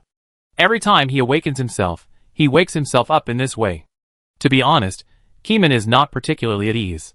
If the warning from spiritual perception really happens one day, it is also possible. However, if he does not use this method to force awakening, Keeman will be in a coma for a long time, which will make the people in the investigation bureau overly worried. Keeman is awake. He is awake, awake. It's good that he is okay. A group of people surrounded Keeman, and there were faces of the director, the faces of Sher Lao, and the angry man, and the faces of other S-level bosses. Everyone breathed a sigh of relief, as if they were worried about Keeman. Keeman looked around. This is the intensive care unit, the medical room in the investigation bureau. It is fully equipped with medical equipment, better than the hospital. The doctor in a white coat stretched out 3 fingers in front of Keeman and asked, "What number is this?" 3. Keeman looked at the doctor in confusion, but answered truthfully. Do you need to think about such a simple question? No need to think, but some patients with amnesia or those who have experienced strong shocks may have their brains damaged, resulting in errors in thinking and cognitive abilities, so doctors will ask questions. Then, the doctor asked a few more questions that anyone could answer, but the problem child would answer incorrectly. Keeman answered fluently, all with normal answers. The doctor nodded. Mr. Ku is fine, I will leave first. After waking up, Keeman did not choose to rest. Although many people advised him to rest for a while, Keeman thought he was in good health and did not need to rest. The people in the investigation bureau did not believe it and tested his mental state. If he was not rational enough, it was necessary for the superiors to order Keeman to rest. Keeman accepted the mental state test of the investigation bureau. When the results came out, everyone was shocked. Keeman is fine, and his subconscious ideology has become more diverse. He occasionally draws something that no one can understand, proving that Keeman knows more knowledge, which often has crazy attributes. However, in terms of rationality tests, Keeman's rationality has not decreased, but has increased slightly, becoming a little more rational than before he fell into a coma. If we use scores to score, Keeman's rationality used to be 99 points, and now it can be 99.1 points, an extra 0.1 point. You should know that the higher the score, the harder it is to score. Keeman's rationality value has always been beyond human imagination. Chapter 548. In all kinds of tasks, Keeman showed far more rationality than ordinary people, and he did not lose even when facing the last leader of the Shadow Stream. So after this wave of tests, the chief was silent, Sher Lao looked up, and the angry man laughed, saying that everyone was worrying about nothing. They didn't need to worry about Keeman's strength. By the way, what did you see behind the door? Behind the door is a lot of useless and mixed knowledge, which will fill a person's brain. If the brain cannot process all this knowledge at the same time, the brain will short-circuit like the bandage man and forget the memory. Keeman said. The chief thought for a while and understood. It seems that this door cannot be opened easily. By the way, is there no one guarding it? No one was seen. In addition, I saw a staircase leading to the starry sky. There are doors on both sides of the staircase. I suspect it can connect to various places. As Keeman spoke, he took out his mobile phone to check the files of special items. Connecting everywhere? Are you sure? My intuition tells me, believe it or not. Keeman stared at the screen, looking for the items left by the disciples. What are you looking for? Shirlao noticed that Keeman's mind was on the mobile phone screen. Looking for the special items left by the disciples. I remember there is an item that can allow people to enter the door of knowledge. Who of you remember the name of that item? Keeman rolled the screen's wheel with his fingers. I remember it's called the Black Robe of the Seeker. The Director General said, and then said the number of the prop. After getting the name, Keeman immediately entered the number of the item, and the confidential file of the item popped up on the mobile phone. The Black Robe for learners has a heart of learning. When wearing it, it increases the desire for knowledge, and when taking it off, it makes people lazy to learn. The Bureau has conducted up to 20,000 tests on this item, including human tests, animal tests, and robot tests. The test shows that this item will only work on people who have the intention to learn in their hearts. If the inner world does not want to learn, it will not work. In addition, there are no side effects, and it will return to normal after a period of time. Currently classified as a level 6 item, its practicality is not high, but because it involves disciples, this item is specially kept confidential. People without identity cannot access the archives of this level 6 item. Although the Investigation Bureau has given this item a low level, in fact, this black robe is really not very practical. Looking at all the items in the level 6 items, there are items that are more practical than the black robe for learners everywhere. Keeman can only say that different functions have different needs. If you want to travel through the Gate of Knowledge, the role of this item is no less than that of a level 0 item. If it is not used to shuttle through the Gate of Knowledge, the value of this item is no different from that of a regular level 6 item. You want to open those doors. After knowing what item Keeman wanted to find, the General Director immediately realized Keeman's idea. It is better to take the initiative than to be passive. Keeman reviewed the test content of the item one by one. The disciple said before that if we open the door, they will definitely find us. We have been discovered by them a long time ago. There is no need to close the door and wait for them to respond. Keeman said calmly, we opened the door a long time ago and have not moved the door since then. Since the door organization has not contacted us and has made an evacuation move, there must be a reason. We need to investigate further and attack. The mystery is right in front of us. If we don't investigate, we will only fall into suspicion for a longer time. Keeman doesn't quite understand the essence of the chain of suspicion. What if there are too many guesses and everyone makes too many assumptions and makes mistakes? In order to solve the mystery, Keeman decided to attack personally. With the evil god Cthulhu as a spiritual guarantee, Keeman can continue to investigate as long as he can survive without the death of his soul. Keeman suspected that even if his body was damaged, he still had the possibility of survival. After all, many dreams showed that Keeman was a soul, which had nothing to do with the body. As long as the soul was not dead, Keeman had a chance to make a comeback. In reality, many people died after their physical bodies died, but there were exceptions. Some people died physically, but they became ghosts because of various obsessions that they could not get rid of. In these cases of becoming lonely ghosts, the possibility of special mutations cannot be ruled out, but at least there is a direction to save lives. Are there any life-saving items to protect the soul? Keeman asked. Yes. The Director General saw that Keeman had made up his mind, and it was difficult to persuade him, so he had to agree first. What item? Soul Mother and Child Flower. The Director replied. Keeman asked for the ID number, and the Director answered truthfully.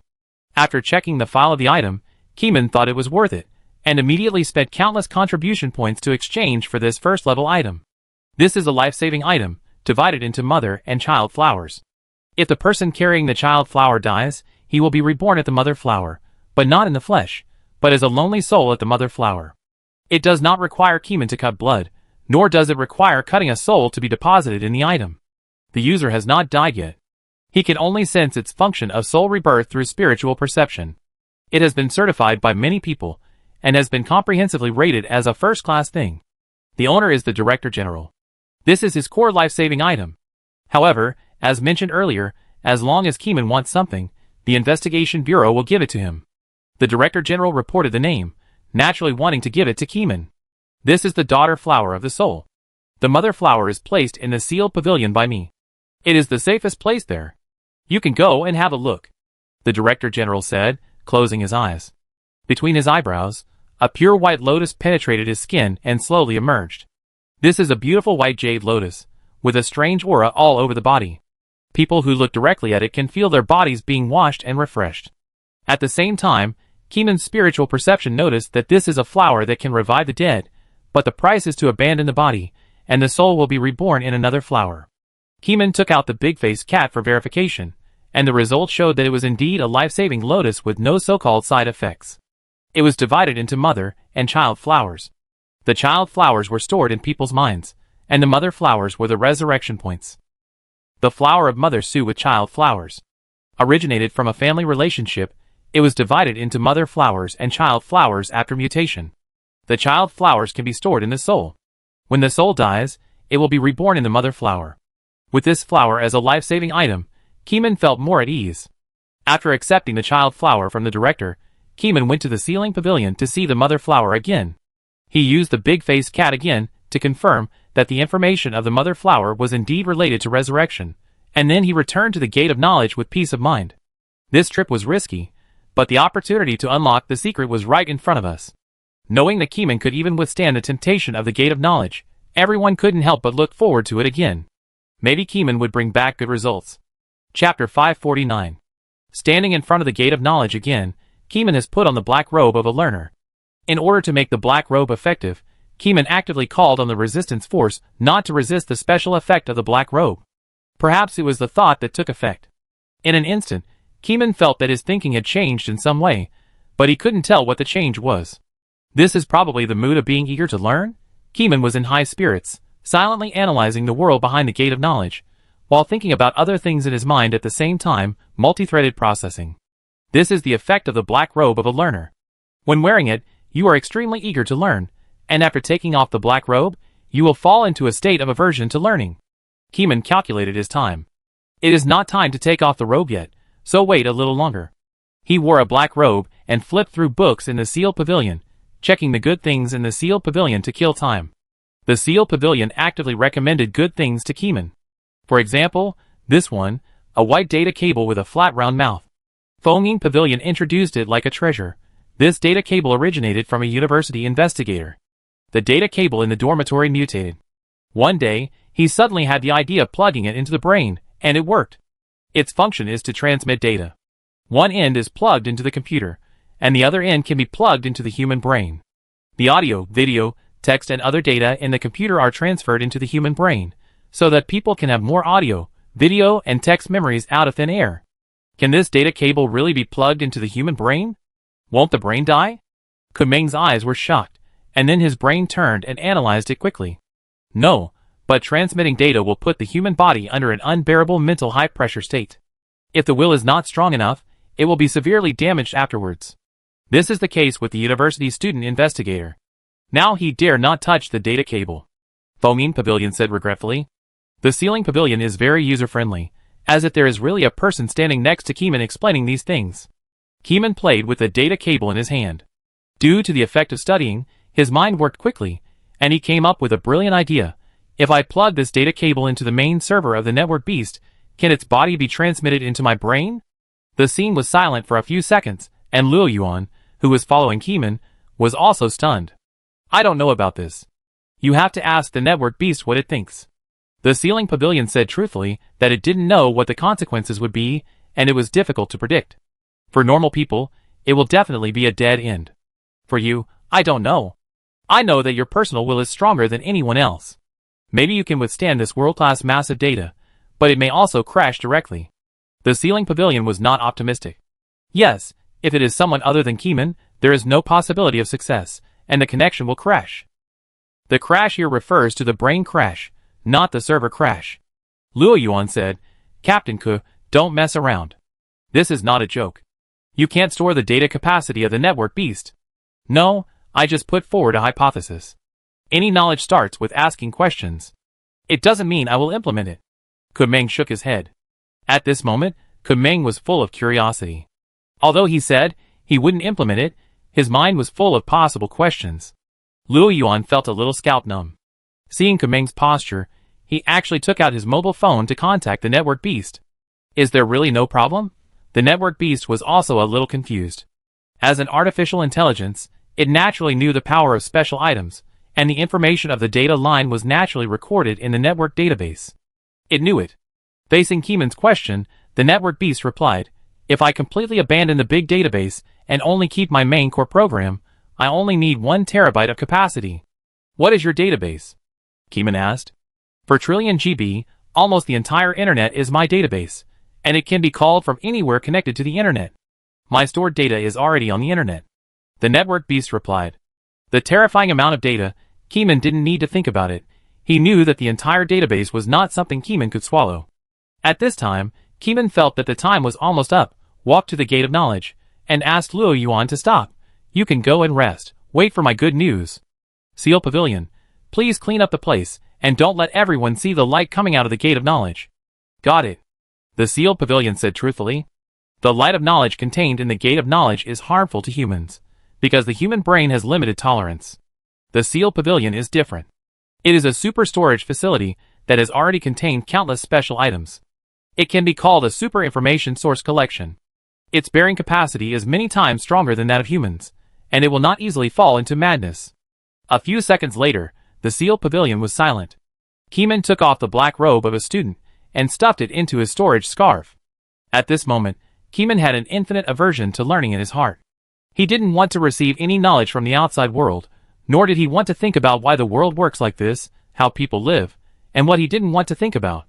Fortunately, he was not too lazy to walk, and he also knew that he wanted to see what was on the other side of the door. At present, Keeman only had a light thinking mode, that is, a way of thinking that did not require any deep meaning in the second step. Keeman arranged a series of schedules, and first took out a diary full of the atmosphere of the world-destroying magic book.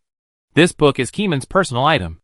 At this time, he did not open the diary, but directly pushed open the door of knowledge to welcome the starlight behind the door. A ray of light shone into Keeman's eyes, not bright, or even bright. Keeman saw the light emitted by the stairs themselves, and did not want to think about the problem of light. His brain seemed to be in chaos. The first step on the stairs was hard, and there was something on the ground, which was very solid. Keeman did not think about whether he would fall down or whether he would be short of oxygen. Regarding the issue of shortness of oxygen, Keeman had already blessed himself with the item of oxygen-free calling in advance. After stepping on the stairs for more than 10 steps, he was a little far away from the door of knowledge behind him. At this time, Keeman opened the notebook in his hand. There was no other reason, it was purely a spiritual suggestion, and he felt that it was time, and the notebook was on page 301. Keeman said this to himself. He was too lazy to think, so he opened the diary in front of the 19th staircase, turned to page 301, and saw the plan written on it. The following is the text of page 301. Attention, this is the diary I wrote for myself in advance. Now you should be in a state of aversion to thinking, and under my hypnotic suggestion in advance, open the diary at a specific time to see this page of words. Now, do as I say and stand in front of the first staircase door. If you feel a warning from spiritual perception when touching the door, please do not open the door. Attention, do not open the door, stop pushing the door. Chapter 550. Keeman looked at this diary full of horror, as if it contained extremely profound and extremely terrifying secrets. But when he opened it, there were only 2 words in his mind, that's it. To be honest, he had already prepared himself for fear, but after opening the book, he saw only this content, which made him a little disappointed. However, he was too lazy to think about why he did this, and subconsciously thought that it would be best to listen to what was written in the diary, otherwise he would bear the consequences. With this thought in mind, Keeman walked to the first door closest to him on the stairs. This door has a dark blue metal edge, and the main color of the body is silver. The door gap is closed very tightly, and you can't see whether there is light behind the door gap. Keeman listened to the content in the diary, put his hand on the silver door gap, subconsciously had the idea of pushing, and gently applied force. During this period, there was no reaction from spiritual perception. Keeman looked down at the diary again. It had detailed steps written on it. If the spiritual perception did not give a warning, then he would increase his strength slightly, but not too much. Keeman acted according to the words and increased his strength slightly. During this period, some strange ideas would pop up in his mind from time to time. He didn't want to pay attention to this sudden knowledge. He didn't want to know or pay attention to anything he was asked to learn. Now Keeman only believed what was written in the diary, and the plan arranged in the diary was very detailed, down to every step. He didn't need to think too much, just follow what was written on it, and execute it mindlessly. As for the knowledge that came out of nowhere, Keeman had no idea at all. 1 second, 2 seconds, 3 seconds, dozens of seconds passed. Keeman found embarrassed that he couldn't push the door in front of him. Yes, he couldn't push it. For this situation, the diary also provides a very specific backup plan. Backup plan 1, take out the giant gloves from the storage scarf.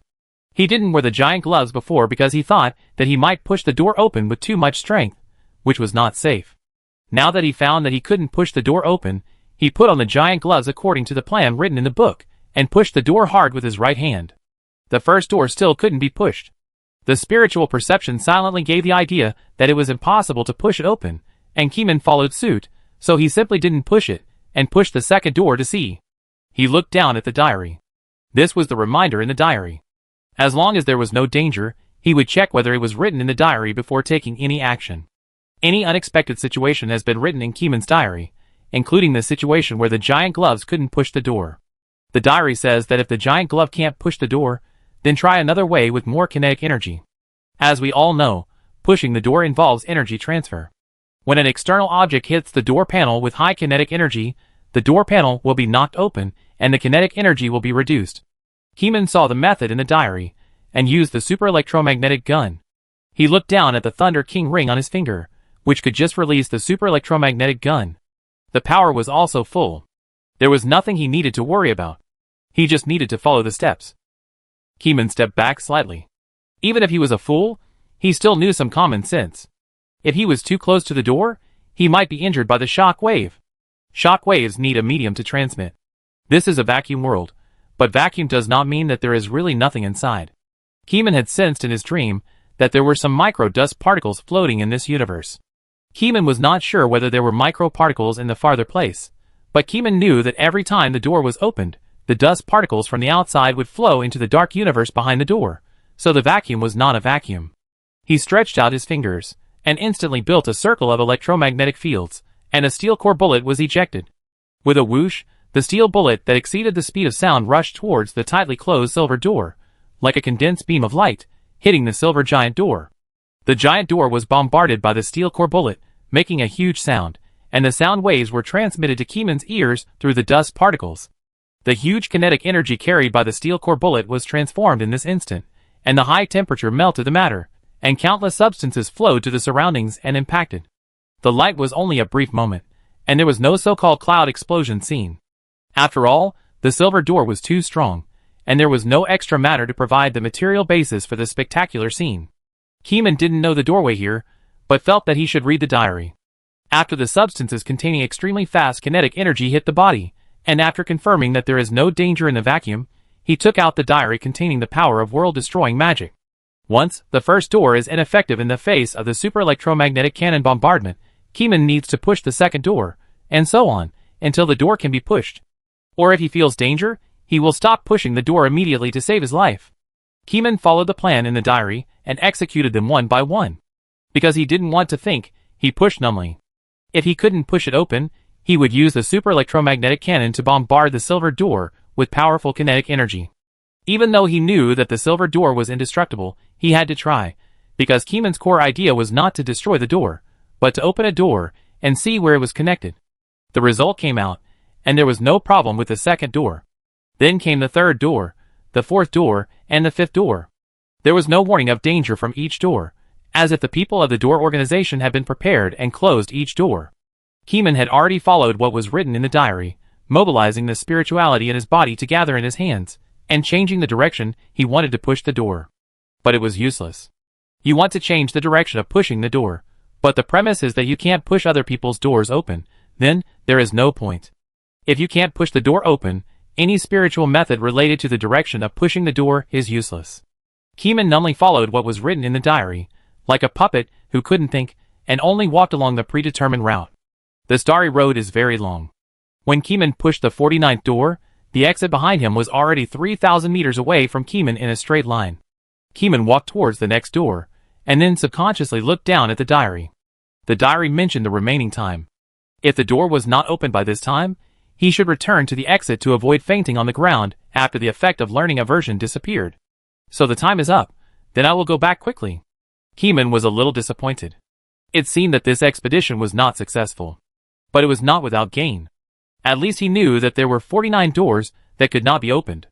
According to the diary, Keeman wrote down the key points of the return journey and then put the diary back. Point 1. Sprint back to the investigation bureau as quickly as possible. Second, believe in the danger warning issued by spiritual perception and avoid danger immediately. Keeman remembered these points, put away the diary, and rushed down the stairs wearing hunter leather boots. At this time, the first door near the exit quietly opened a crack. Chapter 551. Kamong's spirituality was suppressed by the side effects of the black robe of the learner, and it was not as high as in normal times. However, even if it was suppressed, Keeman's spirituality still had a crisis premonition far beyond that of ordinary people. When Keeman passed through 40 doors, he subconsciously sensed a faint sense of crisis, and the crisis came from the first few doors. Among these doors, one of them is likely to open suddenly, and an unknown creature will come out. Keeman didn't want to think seriously, but it didn't mean that he had stopped thinking. There is a natural difference between laziness and stopping. Humans are creatures that seek benefits and avoid harm. Keeman didn't know how to maximize his own benefits. At this moment, he had only one thought in his mind: believe in intuition. Believe in your intuition, it can help you make a decision. At this moment, Keeman's speed did not slow down, but accelerated, and the Thunder King ring on his finger emitted lightning. Countless electric arcs flowed through Keeman's body, stimulating the activity of every cell. Keeman's nervous system sensed the crisis, and subconsciously moved with the best plan. Every cell cooperated in the best coordination direction. Every muscle fiber reduced useless losses to the minimum, and used as much energy as possible on running. Keeman's movement speed instantly broke through the speed of sound, but there was too little matter in space, so there was no particularly spectacular sonic boom cloud. Walking in space is already in a state of weightlessness, but the recoil force from Keeman's feet was too strong and too fast, and he rushed towards the target like flying. In 1 second, Keeman was about to cross the 10 doors and hit his own sealed pavilion. The door closest to the exit suddenly opened, and a strange creature rushed out. Its upper body looks like a sturdy man with a full beard. He wears a feather raincoat like a fisherman, a bamboo hat on his head, and a fishing net in his hand. The first step he took out of the door was to look at Keeman's position, and then he threw the net in Keeman's direction. However, his movements were too slow. Another important point is that his lower body is a horse's body with 4 horse legs. He stands on the ground with a black horsetail swaying gently. This is a horseman, and it is also the first time that Keeman has seen a horse creature in reality. He has never seen a horseman in reality before. The speed at which he rushed out of the door to throw the net did not exceed the speed of sound, and Keeman had the advantage in speed. Secondly, the horse hunter's leather boots sensed the appearance of the horse creature, and the horse creature was right in front of Keeman. Judging that Keeman was chasing the horse creature, it immediately burst out with a 100% speed increasing effect. At this moment, Keeman's speed inexplicably doubled, instantly breaking through twice the speed of sound. The centaur's fishing net was a little slow to open. Before it was fully opened, Keeman passed by the centaur and rushed directly into the exit. Keeman panted, his brain was in a mess, and he had no idea what he had just done. He returned to the ceiling pavilion safely. 2 seconds later, he realized that he had met a centaur creature. Looking back at the gate of knowledge, the centaur lowered the brim of his hat with his hand, lowered his head, and did not chase him. He held a fishing net in his hand, and the starry sky was shining behind him. Keeman shouted inside, "Who are you?" The centaur did not answer, but stood there steadily. Next to him was the open door, and light was shining inside. Keeman could vaguely see green vegetation, and subconsciously felt the dense forest scene in his heart. Unfortunately, the images he felt were not many, just a flash. After all, his spirituality was suppressed by the side effects. At this time, the ceiling pavilion murmured in his ear, "I have something to catch him." As he said that, a book floated out from behind Keeman, and the pages rolled wildly to the middle page and paused. Ripples appeared on the paper, and a black chain flew out of the page and rushed straight to the enemy on the starry sky stairs. The centaur pressed the bamboo hat, kicked the 4 legs, and the feather raincoat shook. He rushed into the door like the wind, and then the door was closed. The chain of the ceiling pavilion rushed in vain and caught nothing. The chain turned in the air and rushed to the closed staircase door, trying to put the door into the ceiling pavilion. The idea of the ceiling pavilion was very good, but unfortunately it did not succeed. The chain was locked on the door and could not be dragged. Once dragged, the entire staircase burst into a certain color, causing the chain to encounter infinite resistance. This is not to contain a door, but to contain all the doors on the entire staircase. To contain so many things, first of all, the chain of this containment type must be high grade enough, but its grade is not higher than this staircase, so the containment failed. After the containment failed, the ceiling pavilion took back the chain and then asked Keeman whether to close the door. Keeman did not have any deep thoughts for the time being and shook his head. I don't know. The ceiling pavilion thought about it, and Keeman did not like to think at this time, so it directly asked the Director General. After a moment, the ceiling pavilion said, the director said not to close the door for the time being to prevent them from blocking the door. Captain Ke, the Director General is waiting for you outside. Oh, okay. Keeman patted his head and left. His mind was still a little confused. The battle just now was a little thrilling for him, because when the centaur opened the net, Keeman felt the crisis. That fishing net can definitely catch people. After catching someone, personal freedom is gone, and Keeman will definitely be led into an unknown world. Fortunately, Keeman ran back to the ceiling pavilion with a strong intuition, otherwise he would have been trapped there. After Keeman left the ceiling pavilion, Luo Yuan was waiting behind the door and handed Keeman a cup of refreshing tea, which can increase spirituality and accelerate thinking ability. Keeman drank a cup of refreshing tea and immediately felt much more comfortable, as if all his limbs and 8 meridians were opened. Keeman knew that this feeling was false, and then he thought about it, and let the resistance power sweep away the side effects of aversion to learning in his body. In an instant, Keeman's temperament returned to calm, and his calm face seemed to be cast in steel. Nothing could shake his heart. As for the knowledge learned in the Gate of Knowledge, it was like knowledge that went in one ear and out the other. It did not stay in Keeman's mind for long. It was either forgotten or put into the bottom of the box. It did not leave a deep impression in his mind, so it had little impact. Luo Yuan also felt the changes in Keeman through his spiritual perception, and could not help but look at Keeman more.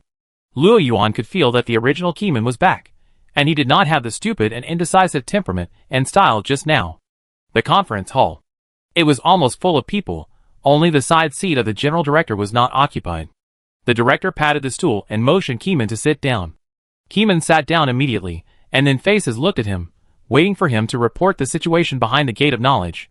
During this exploration, I tried a total of 49 doors, but none of them opened. However, when I was returning, a door suddenly opened and a centaur ran out. He tried to capture me, but I didn't let him succeed. He looked like this. As he spoke, Keeman used a pencil to sketch on a piece of white paper. Chapter 552. The centaur is 2 meters tall, and the idiom tall and strong can just describe his physical characteristics. The centaur described by Kumeng is wearing a feather raincoat and a bamboo hat, holding a fishing net in his hand, which has a strong ancient style and a brave style. Everyone noticed the 4 legs and horse body of the centaur, and was amazed. There are indeed non-humans in the sect. Didn't the disciple say last time that humans have their limits? Look, here comes a combination of half-human and half-beast. Did the disciple say that? I remember it was the leader of the Shadow Stream who said that. The senior staff present have read the top-secret files, and know about the Shadow Stream leader and the disciple. Everyone, this is not the focus of today. The director coughed and knocked on the table.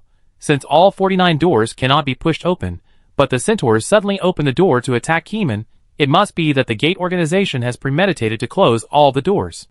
It is meaningless for us to push the door again. The director said the latter, and he looked at Keeman, hoping that Keeman would not take the risk to push the door again. After all, those doors do not act according to your gestures. Some doors require various conditions to open, such as the door of the ceiling pavilion, which needs to be embedded in the wall to open. Similarly, as long as the ceiling pavilion wills to dig the door out of the wall, the door cannot be pushed open, and this is also an important reason why Keeman cannot push the staircase door. The gate organization is in charge of the methods of opening those doors. As long as they block the door, Keeman will not be able to open those doors. Then Keeman talked about his experience after entering the door. The starry sky over there is filled with countless knowledge, which is very bad and extremely dangerous, but there is a way to solve it. The black robe of the scholar is the solution. After I came back from the door, I didn't feel my head was too swollen. If you are interested, you can experience it a little, but don't go too far. Just experience the atmosphere at the door, which can train your spirituality. It can train your spirituality. The flaming man was surprised. But from another perspective, the higher the spirituality, the more unknown things you will come into contact with, and the flaming man became worried again. The premise of improving spirituality is to exercise rationality first. People sitting here will understand this truth. As long as this door is open, I think the people over there will not dare to open the door. At least they will not dare to open the door nearby. Once they dare to open the door nearby, let the ceiling pavilion take out the containment chain and contain them. Kuming said. Good idea. After the meeting, the building was empty. Kuming talked with the director for a while. The director mentioned that Kuming should go back to class and didn't want Kuming to take risks. But Kuming thought that the class could be suspended for 2 or 3 days, and it would not be a problem. So he returned to the ceiling pavilion alone. The sealed pavilion used a black curtain to block the light reflected from the gate of knowledge. Keeman stood outside the black curtain, not going in, quietly thinking about the centaur's thoughts. After recalling it hundreds of times in his mind and thinking that he was familiar enough, he leaned against the wall of the bookcase. First set Tang Yuan to guard beside him, and then said to the air, I take a break. Okay. The voice of the sealed pavilion responded in the air. Keeman closed his eyes, and leaned against the bookcase to hypnotize himself. Tang Yuan squatted beside him, looking at everything around him with his big black eyes, and every book seemed to have a strange breath. In the dream, Keeman has become Cthulhu, constantly recalling the appearance of the centaur. However, his synesthesia encountered obstacles, and it was difficult to recall the face of the centaur. He could only deepen his impression through the centaur's appearance, and the breath of the silver gate. At this time, Keeman remembered why the centaur was dressed so strangely, and lowered his head to not let Keeman see it. Is this an accident? No, it is not an accident. This is intentional. The centaur deliberately did not let Keeman see what his face looks like. If a normal person uses the portrait to synesthetize the centaur, it is very likely to fail. After all, the face is not seen clearly. Secondly, the clothes on the centaur have the function of covering spiritual perception. Keeman did not associate it with it before. It was not until Keeman became the evil god that he knew that the raincoat was a special item, all relying on the power of the evil god. According to normal development, the centaur will not be successfully synesthetized by Keeman in reality, even with the help of powerful divination items. However, the centaur did not expect that Keeman was using the power of the evil god to perform synesthesia. The difference in status caused a completely different difficulty of synesthesia. 10 minutes later, Keeman had a vague feeling in his mind that it was the centaur. Although the spirituality of the centaur was blocked by special items, Keeman used the causal connection between himself and him. Even if the other party blocked the spirituality, as long as the cause and effect were not cut off, the synesthesia channel could be established. Keeman saw the centaur wearing a straw raincoat, standing on the shore with his head down to fish. A large net was spread out, and the fish entered the net with a clatter. The centaur grabbed the net rope and pulled it in with force, catching more than a dozen fish in one breath. The black fish trembled in the net bag, and the desire to survive was extremely strong. The centaur seemed not to notice Keeman's gaze. It seemed that his spiritual perception was not as high as that of the shadow leader. The centaur sat on the beach, drilling wood to make fire, piercing a dozen fish with a long wooden stick, and then opened his mouth and spurted out a lot of flames. While roasting, the bright firelight illuminated the face with distinct features. Keeman remembered his face. When he woke up, he would definitely use the network beast of the Investigation Bureau to continue the investigation. Once his real identity information was found, he would definitely trace it back to its source. The centaur was unaware, and was roasting with his mouth for his own amusement. Behind him was a tall silver door lying on the beach, tightly closed. There was an ancient wall in the distance, and it seemed that this silver door could be installed on that upright ancient wall. Keeman looked around. The beach, the river, the dense forest, the blue sky, and the air was full of gases suitable for human survival. After the centaur finished eating the fish, he opened his mouth and threw the fishing net into his mouth. The fishing net automatically shrank into his stomach. No, it didn't go into his stomach. Keeman carefully felt that it was stored in a tooth. His teeth were storage items. He whistled on the spot, and countless crows took off in the forest. The crow's clamor was like a bursting magic sound, which could tear the eardrums of ordinary people, and also make ordinary people have endless terrible fantasies. One of the black night crows landed on his shoulder. The centaur mumbled more than a dozen words in a language that Keeman had never heard of, but the language was accompanied by the centaur's emotions. Keeman roughly knew what the other party said, by analyzing the emotional changes. The target containment failed. Chapter 553. Kamong listened very carefully. When this guy talked about the target of containment, the meaning of targeting was very obvious, as if the other party could guess that Keeman would definitely open the door of knowledge. After the centaur finished speaking, the crow took off and flew away. The centaur sat next to the door, looking up at the sky, squinting his eyes. After a while, he seemed to fall asleep. Keeman wanted to withdraw, but when he saw the centaur sleeping, he tried to use the skill of invading the dream. The next moment, Keeman successfully invaded the centaur's dream. The centaur's dream was a chaotic battlefield, with countless people and horses fighting on the battlefield. On one side were people, and on the other side were war horses, and the two collided, with a thunderous sound. After Keeman invaded the dream, a strong atmosphere of evil gods immediately descended on the dream, far beyond the imagination of ordinary people.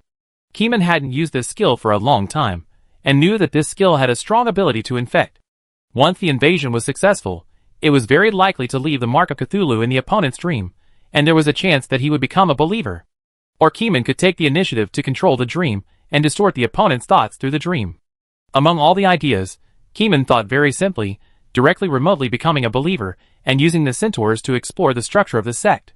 In addition, he also gave a psychological hint that he was not allowed to descend to any place on the blue planet at will, nor was he allowed to spread ideas without consent. In the centaur's dream, after the will of Cthulhu descended, the battlefield was defeated, and all the human lineups and horse creatures fell to the ground, trembling.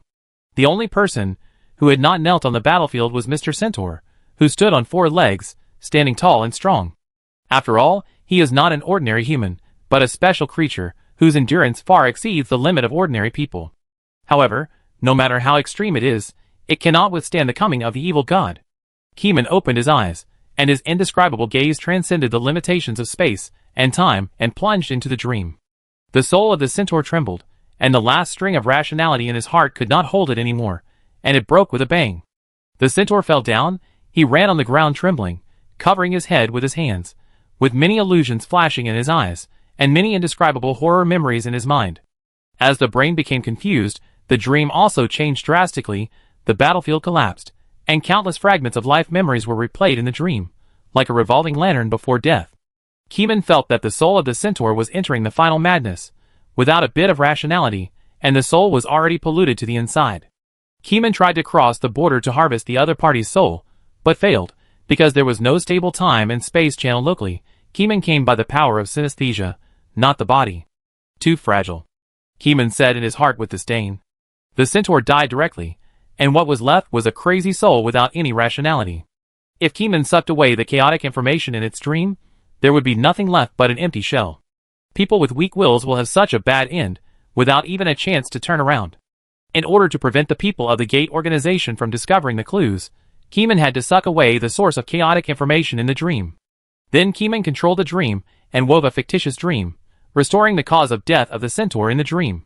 If someone uses dream synesthesia to investigate the cause of death of the centaur in the future, they will see a false cause of death.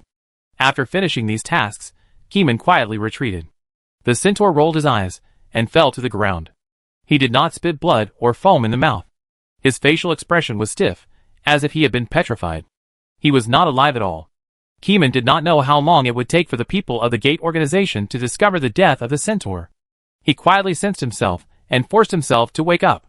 After waking up, Keeman looked at the black curtain in the sealed pavilion, thought about it, and did not go in. There would be no way to enter the Gate of Knowledge here for the time being. He put on the black robe of a learner again to prepare for the next stage of exploration. Keeman returned to his residence, locked himself in the bedroom, and deduced the process on the paper manuscript. The person that the Gate organization wanted to take in was most likely him. Keeman wanted to know how the Gate organization judged, and deliberately set up this game to wait for Keeman to join. Fortunately, the people they set out were centaurs, and Keeman's horse hunter leather boots helped Keeman pass through. Otherwise, if the net opened faster, even if it was not fully opened, he might be caught in the net. In the state of a black robe for learners, Keeman was extremely eager to learn. First of all, if you want to capture Keeman, there must be a reason to drive them to do so. You can't just take Keeman as a target, because he always posts videos of special items. You must know that among all the accounts on the internet, not only Keeman does special items, but there are hundreds of people who do this kind of subject matter. The difference between Keeman and those outposts is that most of Keeman's special items come from his own sacrifices. Could it be that some sacrifices have aroused their vigilance?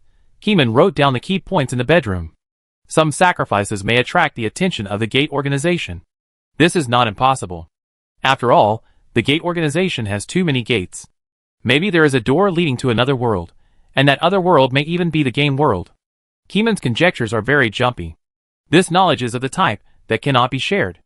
After all, it involves the identity of Cthulhu in the dream, which can only be known by oneself. Keeman opened the diary full of the breath of world-destroying magic and recorded this point. Regarding this diary, Keeman believes that there are more and more things recorded in the diary, and there are more and more secrets that cannot be told. It cannot be shown to others for the time being. In order to keep it confidential, Keeman has already made special settings for this diary. For example, adding viewer restrictions, only Keeman himself can view it, and others will see a hazy diary. This setting comes from a special item, and that special item comes from the Investigation Bureau. It is an item that Keeman carefully selected and exchanged some time ago. This diary is no longer readable by normal people. Woof! Tang Yuan barked on the side. Although Tang Yuan could not see the contents of the diary, it saw all the draft paper that Keeman wrote on the table. Keeman slapped Tang Yuan aside, took out the big-faced cat, and dealt with the waste paper. He wrapped the dried fish slices in paper and said seriously, "This is a new dish, fish wrapped in paper, you come and try it." The dried fish wrapped in paper manuscript was put into the mouth of the big-faced cat, the fish disappeared, and the paper remained. Kameng took out the paper. Since the big-faced cat could not eat the paper wrapped in the fish, he could only settle for the next best thing and burn it with fire. In Kameng's mind, what the big-faced cat ate was equivalent to no more clues, and it had the power to unilaterally block tracking. Then, Kameng sat in front of the table and continued to think about the second possibility. The sacrifice theory was too ridiculous. Kameng felt that there were other reasons driving the sect to take him in. Chapter 554. Ignoring the reason for the sacrifice, assuming that they do not know the source of Keeman's various special items, then the reason for taking him in is worth pondering. Keeman first sorted out the obvious hatred and relationship with him. The Dead Frog Society, the Blood Clan, the Shadow Stream, and even the Autobots were involved. Among them, the Shadow Stream once used the Gate organization's way to sneak attack Koi Island, which is also one of the main driving reasons for Koi Island to target the Gate organization. If there is no such incident, it will definitely take a long time to prepare against a powerful cross-border organization, and will not easily take rash risks. Although Keeman's attitude in fighting against the Gate organization is even more radical and strong, the most important thing is that the Borrowing the Way incident left a very bad impression on Koi Island. With the Shadow Stream starting this, other evil illegal organizations can also follow the Shadow Stream and use the Gate organization's way to sneak attack Koi Island. So Koi Island must investigate the foundation of the Gate organization. If you can beat it, then fight it. If you can't beat them, take it easy first, and let's develop peacefully. When we can beat you to death with one stick, we will beat you to death. So Keeman circled the word Shadow Stream and drew a line to the Gate organization. Keeman secretly guessed that the Shadow Stream people might have told the Gate organization that Keeman was the key figure to defeat the big boss, and the Gate organization paid special attention to him, and even laid a plan to contain Keeman. According to the manual intelligence, the Gate organization knew that a disciple was captured and the door of knowledge was opened. The opening of the door directly identified which disciple was captured, and the black robe of the learner on the disciple was also a known condition. If the elders of the Shadow Stream fled to the Gate organization to avoid the limelight and helped to simulate Keeman's personality, it is not difficult to conclude that the person who pushed the door and entered the stairs would be Keeman himself. To sum up, a disciple centaur came to capture Keeman and became the executor of the containment plan. But the people of the Gate organization could not imagine that Keeman had horse hunter leather boots. The lack of intelligence allowed Keeman to escape. The Shadow Stream people. Keeman murmured. I have a feeling that the Shadow Stream people should be behind the scenes to encourage the people of the Gate organization to set up the containment plan. The Shadow Stream people are not all dead. This is a well-known news in the Koi Island Investigation Bureau. Knowing is one thing, and capturing is another. The Shadow Stream people are born with the ability to change their bodies. As long as they do not commit crimes on their own initiative, they are basically impossible to catch. Somewhere unknown, large patches of sunlight fell into the forest, and the trees swayed. A pure black crow flapped its wings and glided across the shimmering water. It seemed to be observing everything in its eyes, and everything in the forest was reflected in its colored pupils. Suddenly, it captured the image of a castle, and then flapped its wings and flew towards the castle. On the wall of the castle, a four-legged centaur, wearing a straw raincoat, saw the crow flying over, raised his right arm, and put his other hand in front of his mouth to whistle. A long whistle echoed in the forest, with a strange rhythm, containing some information that human ears could not hear clearly. The crow fluttered and landed on the centaur's arm, opened its mouth, and spoke the centaur language, repeating what the previous executor said like a repeater. Even the voice was consistent, and it was completely unrecognizable as a crow. It sounded like a black parrot stained with black. Failed to contain the target? How did it fail? The centaur gate guard looked solemn, and listened carefully to the crow's explanation. The information was asymmetric, and the other party was faster than expected, missing the best time to contain them. The guards didn't know what to think after hearing the news. Wait for the news here. The centaur in a straw raincoat had a gloomy face, asked the crow to stay where it was, and went straight into the castle. The crow stopped at the gate, and pecked at the sand in its feathers. In the distance, there was an endless forest, and the humid air seemed to have some kind of suffocating smell. Several hours passed. The centaur guards walked out of the castle. The centaur whispered in the crow's ear, and the crow nodded, then flapped its wings and flew to the door. However, when the crow crossed the vast forest and river to the destination, it found a centaur corpse that was still open-eyed, as if it had seen some terrible monster. The centaur corpse's eyes were wide open, its mouth was wide open, and its face was full of shock. The crow was also shocked when it saw such a horrible corpse, and it cried loudly. It looked around, suspecting that there were other creatures in the forest who assassinated the centaurs. But then it thought that the centaurs had been rooted here for a long time, and were familiar with every plant and tree here. How could there be a creature that could assassinate the centaurs here? The crow trembled and brought what it saw back to the castle in the forest. The gate guards on the castle wall saw the crow return again, and were puzzled. This time point was obviously not the time when the crow should fly back. After all, the plan needed to be implemented there. It would be the crow's turn to come back and report the situation when Keeman attacked next time. Now that the crow has reappeared over the castle, there are only two possibilities, that is, Keeman has been captured, or there is an accident there. The crow cried loudly, with a horrified face as if it had seen something incredible and indescribable, and there was a bit of incomprehensible trembling in its voice. It couldn't say what it felt like. The more it thought about it, the more terrible it felt, and the colder it felt in its heart, as if something terrible was attached to it, following it like a shadow. The gate guard listened to the crow's crazy words, and suspected that the crow had gone crazy. But no matter how crazy it was, the abnormality of the crow was not false, and what should be reported must be reported. Then, the centaur guard entered the castle again.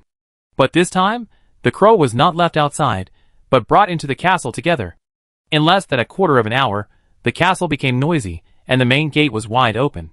More than 200 centaurs ran out of the forest castle with shocked and angry faces. No one dared to believe that someone had died there. But they were not unprepared. Each centaur wore a raincoat to shield their spirits, and held various weapons in their hands. They marched in a mighty and fierce manner. They rushed all the way to the location of the Silver Gate. The four-legged centaur body was lying on the beach, his mouth wide open, his pupils already dilated, and his stiff facial expression seemed to tell that he had experienced something very horrible before his death. The spirituality of the people was not low. When they saw this dead face, they immediately felt something terrible. They didn't know how to describe this kind of thing, as if the death was very sudden and difficult to investigate. The murderer must pay with blood. A thunderous voice exploded in the crowd. The strong centaur leader walked out of the crowd slowly, squatted slightly on his four legs, and looked closely at the face of the dead, trying to sense who the real murderer was from the dead face. Chapter 555. Bo-E, I won't let your death be in vain. The centaur leader Boma said angrily. The deceased was the leader's own son and the next heir. If nothing unexpected happens, the centaur Bo-E will be the most outstanding young man in the centaur tribe, inheriting the throne in the future and carrying forward the glory of the centaur tribe. However, all this has become a bubble, and the old man sent the young man away. The leader had tears in his eyes, and was angry, but his rationality was not broken. When he saw his son's death for the first time, he felt an indescribable horror foreknowledge, which was a warning that could not be easily piqued. However, he would not succumb to this feeling. For unknown horror warnings, ordinary people would only avoid them, but he was a member of the sect organization and knew a lot of secrets. He could enhance his mental resistance through special items. At this time, he would not die if he felt the synesthesia again. The SEC organization connects multiple small worlds and multiple mysterious regions, and has collected special items of all sizes. The leader's own small inventory naturally has corresponding mental resistance items. Anyway, he is not afraid. Let me see who killed you. The leader muttered to himself, took out a string of bone chains from his storage items, and put them on his neck, and then took out 2 bracelets, wearing 1 pair on each hand. Then he took out a strange fruit, which looked like a human, but the main body was a strange face. This is a pure human face, but it is an unknown race. The leader Bo-Ma only ate a small piece of ginseng, which is equivalent to eating 1/5. While eating the ginseng's tightly closed eyes also opened, and screamed. Every sound was heard. The people behind covered their ears, but they couldn't stop the devil's voice from piercing their ears. Back off, the leader said calmly. Yes. Everyone backed off and stayed far away. At this time, the leader looked at his son's dead face, pressed a finger on the forehead of the corpse, closed his eyes, silently magnified his senses, and absorbed the breath emanating from the dead body. 1 second, 2 seconds, 3 seconds, 4 seconds passed. The longer the synesthesia lasted, the more fine beads of sweat gradually appeared on his forehead. After a few minutes, he opened his eyes and his body was covered with sweat. Can't find it? He frowned deeply. No, it's not that I can't find it. I can synesthetize the scene of death at that time, such as using dreams to restore the cause of death at that time. His right hand pressed on the forehead of the corpse, and his own spirituality subconsciously guided the inspiration of dream synesthesia. However, the leader was not the best person for dream synesthesia. He only had a superficial understanding of this technology, so he had to ask another expert. Chief Bo-Ma turned back to the territory and reported the situation to his people. We need a good dream synesthesia expert. He paused and said, De Zhang, please. The centaur named De Zhang stepped out, wearing an old straw raincoat, bowed slightly, and said respectfully, Yes, Chief. De Zhang came to the body with a series of dream synesthesia tools. He took a closer look and immediately felt the nightmare feeling emanating from the dead body. He must have experienced a horrible nightmare and then died suddenly. De Zhang analyzed it in his mind and told the chief what he thought in his mind. Well, can we know the specific cause of death, or watch the dream through dream synesthesia and trace the murderer? The chief said anxiously.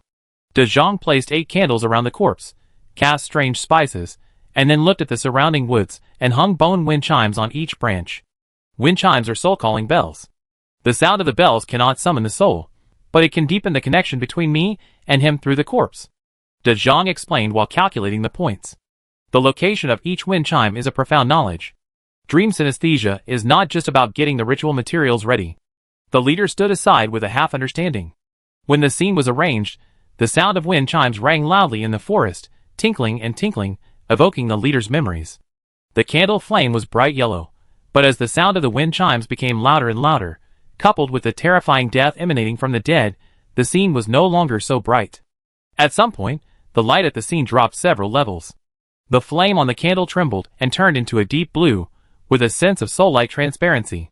On the field, the centaur De Zhang's head was like an old man fishing, his head slightly lowered, his eyelids closed, as if he was asleep. The leader stood at the outermost edge of the ceremony, and did not step into the wind chime. No one dared to make a sound. Dream synesthesia requires a strict environment. Everyone stood far away, and could not see the face inside clearly. After waiting for a quarter of an hour, De Zhang walked out of the woods, his face haggard. How is it? The centaur leader said anxiously. It's the power of the curse. Someone cast a vicious curse on Bo-E. He accidentally triggered the curse, and fell into an endless cycle of nightmares. The person who cast the curse is very powerful. This is the most terrifying dream I have ever seen, but the traces he left are too deep. I can synesthetize the murderer's face. De Zhang said after taking a breath. Who is the murderer? The leader asked anxiously. Not yet, I don't have enough mental strength now, I need to rest. De Zhang shook his head. Just to perform dream synesthesia on the dead body took up a lot of his brain cells. Besides, the dead body was not the freshest corpse, it had been dead for at least a few hours. In this case, the freshness would decrease a little bit with every passing minute, and the difficulty of synesthesia would also increase a little bit accordingly. A little bit is not much, but a little bit adds up to a lot, and it will be extremely difficult to perform synesthesia after 2 or 3 days. De Zhang knew that if he performed synesthesia after resting, he would miss the best synesthesia window period, but his mental strength was really not enough. Even if the nightmare dream-like reincarnation was not directed at him, it made him, the peeping dreamer, feel mentally exhausted, and he was almost fooled by the dream and couldn't get out. "Didn't you use the mental resistance item I gave you before?" the leader said unexpectedly. He knew that dream synesthesia was dangerous, and if he encountered some dangerous dreams, he might fall into it. The leader gave him some items to strengthen his mental resistance, all because he looked so haggard, and he had never seen him so tired. "I have some mental supplements here. You could eat some to replenish your body." "Thank you. I take a nap. Wake me up in 4 hours." Dejan was not polite. Seeing the color of the fruit, he intuitively thought it was a great tonic. However, no matter how much you replenish, you have to sleep yourself to let your soul rest normally. Otherwise, if you keep working hard, you will only lose your foundation, which is not worth the loss. On the other side, Keeman once again took off the black robe of a learner and embarked on a journey of exploration. Keeman was quite curious about the world behind the door. Last time, the door organization set up a trap to contain Keeman. This time Keeman fought a blitzkrieg and explored another wave of roads before they reacted. This time it is estimated that it will fail again, but people always have to try. What if someone relaxes? Chapter 556. Kamong, who had fallen into a temporary state of stupidity, took a scientific oil lamp and stepped onto the stairs in the starry sky. This staircase led to an unknown distance. Keeman held the oil lamp and checked one by one, while shining the light on the door. In Keeman's spiritual perception, this door seemed to become ordinary. The effect of the kerosene lamp was very strong. Keeman knocked on the door and heard a hollow echo. Since the door was shielded by the kerosene lamp, then could it be damaged? Kamong first left a distance, then raised his right hand, and the lightning leaped. The steel core bullet changed speed in the center of the magnetic field, instantly breaking through several times the speed of sound, like a beam of light hitting the ordinary silver door. Boom! The silver door was bombarded by bullets, but there was no scar at all. During the bombardment, Keeman could feel the vibration of the entire staircase. In other words, to destroy this door is equivalent to challenging the entire staircase. Keeman looked at the end of the stairs. It was pitch black and had turned into a singularity. He couldn't see what was at the end, nor how many doors stood on the road. Keeman continued to move forward, and couldn't remember how many doors he had walked through. Every time he walked to a new door, he would cover half of the kerosene lamp with a black curtain so that its light could not reach the door. But no door could be opened, as if the people in the door organization had calculated and would not give the investigation bureau a chance. And Keeman didn't intend to give them a chance. According to the plan written in the notebook, he took out a large yield bomb from the storage props. The shell of the bomb package was mixed with a lot of special metal fragments, which had a special wounding effect. If a large amount of kinetic energy was provided to the fragments during the explosion, they could destroy most abnormal creatures. Normal creatures would be killed instantly if they had no protection. Then came the surface seal. Keeman blatantly took out a roll of seal strips, which had hundreds of strips. Tear it off, stick the strip in his hand on the door, and then stick another seal strip at a 90-degree angle. A capital cross was pasted in this way, and Keeman's spirit also felt the power of the seal. Then Keeman put down the highly toxic trap on the spot. The trap had been modulated and had intelligent recognition. Finally, Keeman put down the drone reconnaissance aircraft, pulled a network cable, and retreated. Keeman began to return, and he did the same thing every time he retreated a step, laying a large number of traps and monitoring equipment on the steps he walked through. They didn't want to open the door, nor did they come out to reason with Keeman, so Keeman could only do as they wished and not reason. All the way to the stairs at the exit, nothing happened. Looking up at the depths of the starry sky, all the space gates within sight were sealed with cross-shaped seals by Keeman. A long network cable connected all the machines, and there were countless bombs and poisonous traps on the road. If you don't know the details in advance, it's easy to fall into the trap. Keeman returned to the sealing pavilion, and pulled out the network cable and power cord, and plugged them into the circuit socket in the sealing pavilion. The sealing pavilion was amazed. In this way, they dare not be arrogant. After leaving the sealing pavilion, the general director had been waiting for a long time. When he saw Keeman coming out, he immediately laughed. The director had already learned the result from the sealing pavilion. Keeman sealed no less than 300 doors by himself. The distance Keeman walked all the way was at least 40 kilometers round trip. We sealed the road of the door organization, but it's not over yet. The war has just begun. We need to seal all the doors. Next, I suggest sending drones to occupy positions continuously, establish monitoring positions, and continue to seal.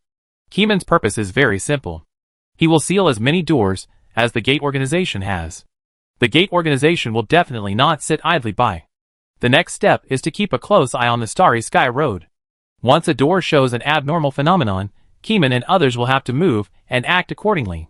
Fighting with the gate organization to this extent is already incompatible with each other, and neither side can tolerate it. The Investigation Bureau fully supports Keyman's work. Since the gate organization planned to take Keyman in, it has already touched the reverse scale of the Investigation Bureau, and all the senior staff of the Investigation Bureau are full of anger. In the ceiling pavilion of the Investigation Bureau, the power supply and network cables are connected, and all the data are tried to be contacted by the network beast. When the network beast does not crash after contact, it continues to process on behalf of humans and recreates the picture through the picture transferred from the screen. The recreated picture loses the ability to instill knowledge that drives people crazy and can be read by humans. At this time, all the staff of the Investigation Bureau saw the true face of the Starry Sky Road. The stars twinkled faintly, a staircase led to the depths of the universe, and the silver doors were sealed. The seals in the Bureau were running low, and new seals were needed. But it didn't matter. The resources in the General Bureau gathered the best things in the country, and the least lacking thing was resources. In less than a few minutes, someone found a seal to replace the seal. At the same time, when the drone was connected to the seal pavilion, it was also the time when the power was just turned on, and a large amount of redundant garbage was generated in the hardware, which seriously affected the work. But fortunately the network beast was powerful and quickly processed these redundant garbage texts, and the machine was not paralyzed. Then, the drone took the seal, and once again set foot on the stairway. It took this Starry Sky Road on behalf of humans, generating a large amount of redundant garbage every second. Keyman has gone to rest, and the resting place is still the ceiling pavilion. Keyman even thought that he could use online classes to postpone the class for a few days. The general director wanted to persuade Keyman to move the teaching location to Quay City, so that he would not have to run back and forth, and he could maximize the use of the General Bureau's resource library. However, Keyman did not agree immediately, but said that he needed to think about it. Whale City is his hometown, and he does not want to work far away for the time being. Besides, he has some problems himself, so it is better to sleep in another place, so as not to cause major problems after some sacrifices cross the border and affect Quay City. Keyman still remembers the earthquake that involved the entire continent clearly, and will never forget the crisis caused by volcanic rocks. While Keyman was sleeping, drones attacked the city. The speed of the drone was faster than Keyman, breaking through from 300 doors to 400 doors. The gate organization still did not make any move to stop it, which made the Investigation Bureau sweat. Will they just sit there and do nothing? Everyone sitting on the field did not believe that the gate organization would just sit there and do nothing. You have to know that there are hundreds of doors here, which is equivalent to the passages of hundreds of small worlds being sealed. If it was the Investigation Bureau, it would definitely not tolerate it, and would definitely send out the strongest forces to suppress it on the spot. The man with fire was already on standby in the ceiling pavilion, wearing a black robe for students. Once something happened, he would take off the black robe and burn the enemy to ashes at the fastest speed and with the strongest destructive power. Chapter 557. Centaur's Small World. Chief, I will start tracing the source in a moment. I have something to tell you. The Centaur de Jong walked in front of the chief, took off his raincoat, and revealed his immature face. De Jong, a young man with potential in the Centaurs, was no less potential than the son of the chief, but because of his non-competitive mentality, he took the initiative to withdraw from the competition for the position of chief, and thus lived well. However, he was destined to be unable to wake up safely today, because he had already felt it once before, and it was a very dangerous dream, an extremely vicious curse. If he wanted to trace the source of the curse, he would personally bear the power of the curse, and then feel it in the dream in reverse.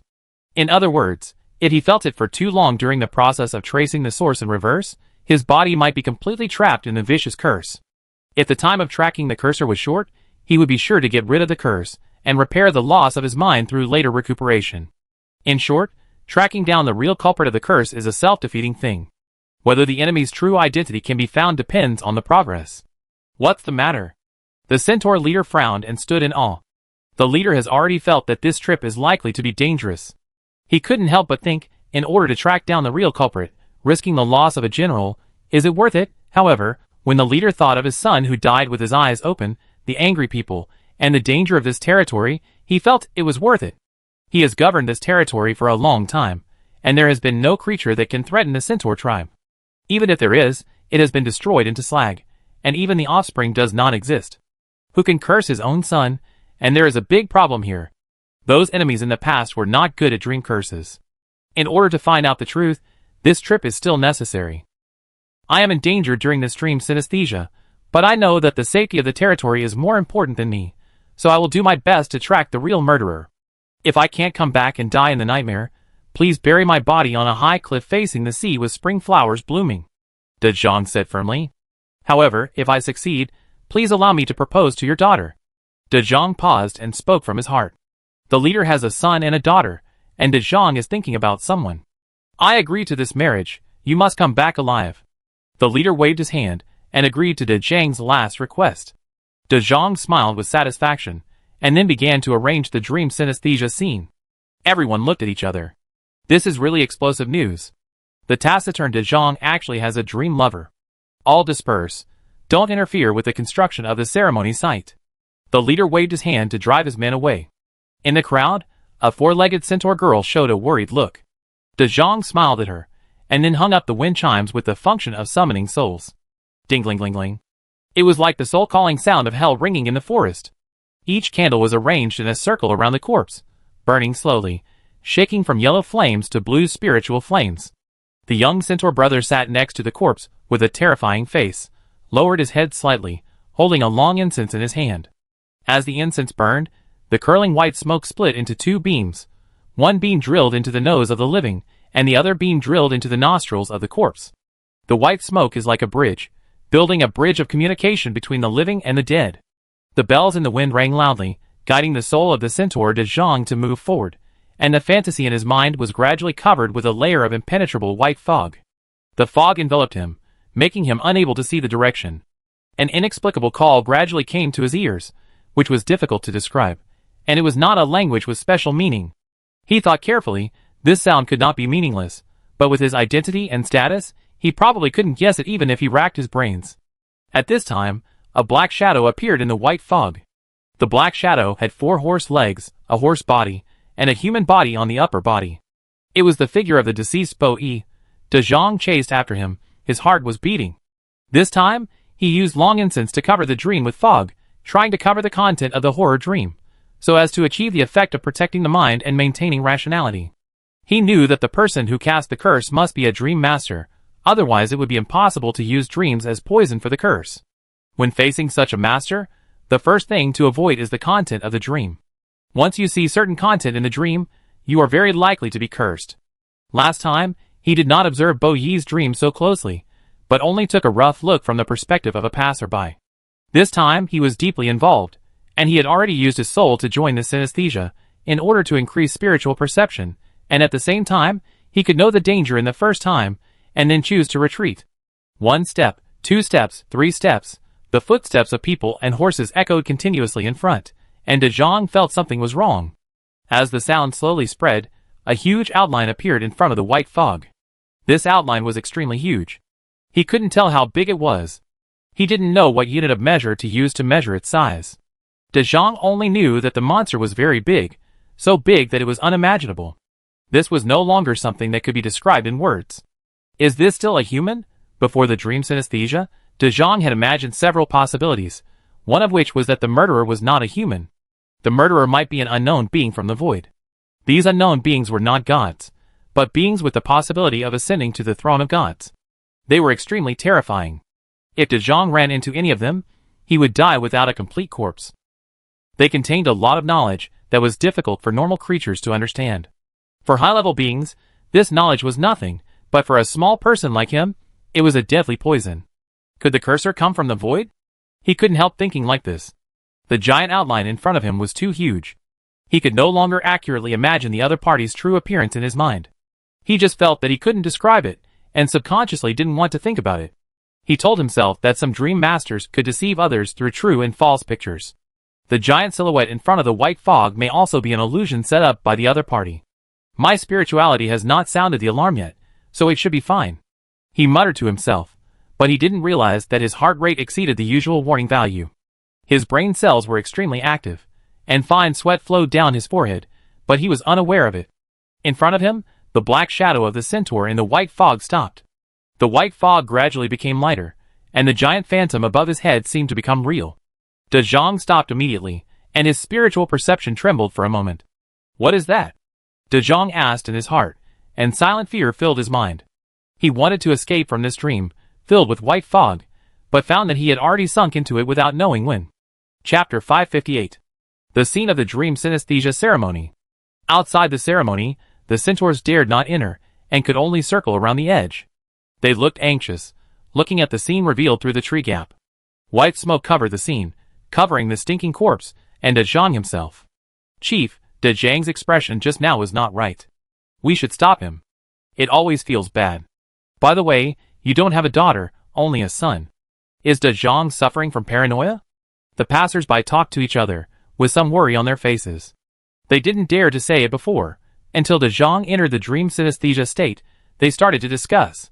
By this time, the smoke had covered the entire ceremony site, and De Zhang's face could no longer be seen. I'm afraid so. The chief had a gloomy face, and his expression was not very good. When the chief heard that the other party wanted to propose to his daughter, his heart skipped a beat, and felt something was wrong. Where did he get his daughter? He only has a son. The leader kept persuading De Zhang to stop his actions and calm down. But De Zhang used another theory to convince him. Facing the real murderer who might be hiding in the forest, if he didn't find the real murderer, this forest would not be suitable for the survival of the centaurs, so he had to take this risk. For the safety of the whole tribe, the leader could only agree to De Zhang and watch him start the second round of dream synesthesia ceremony.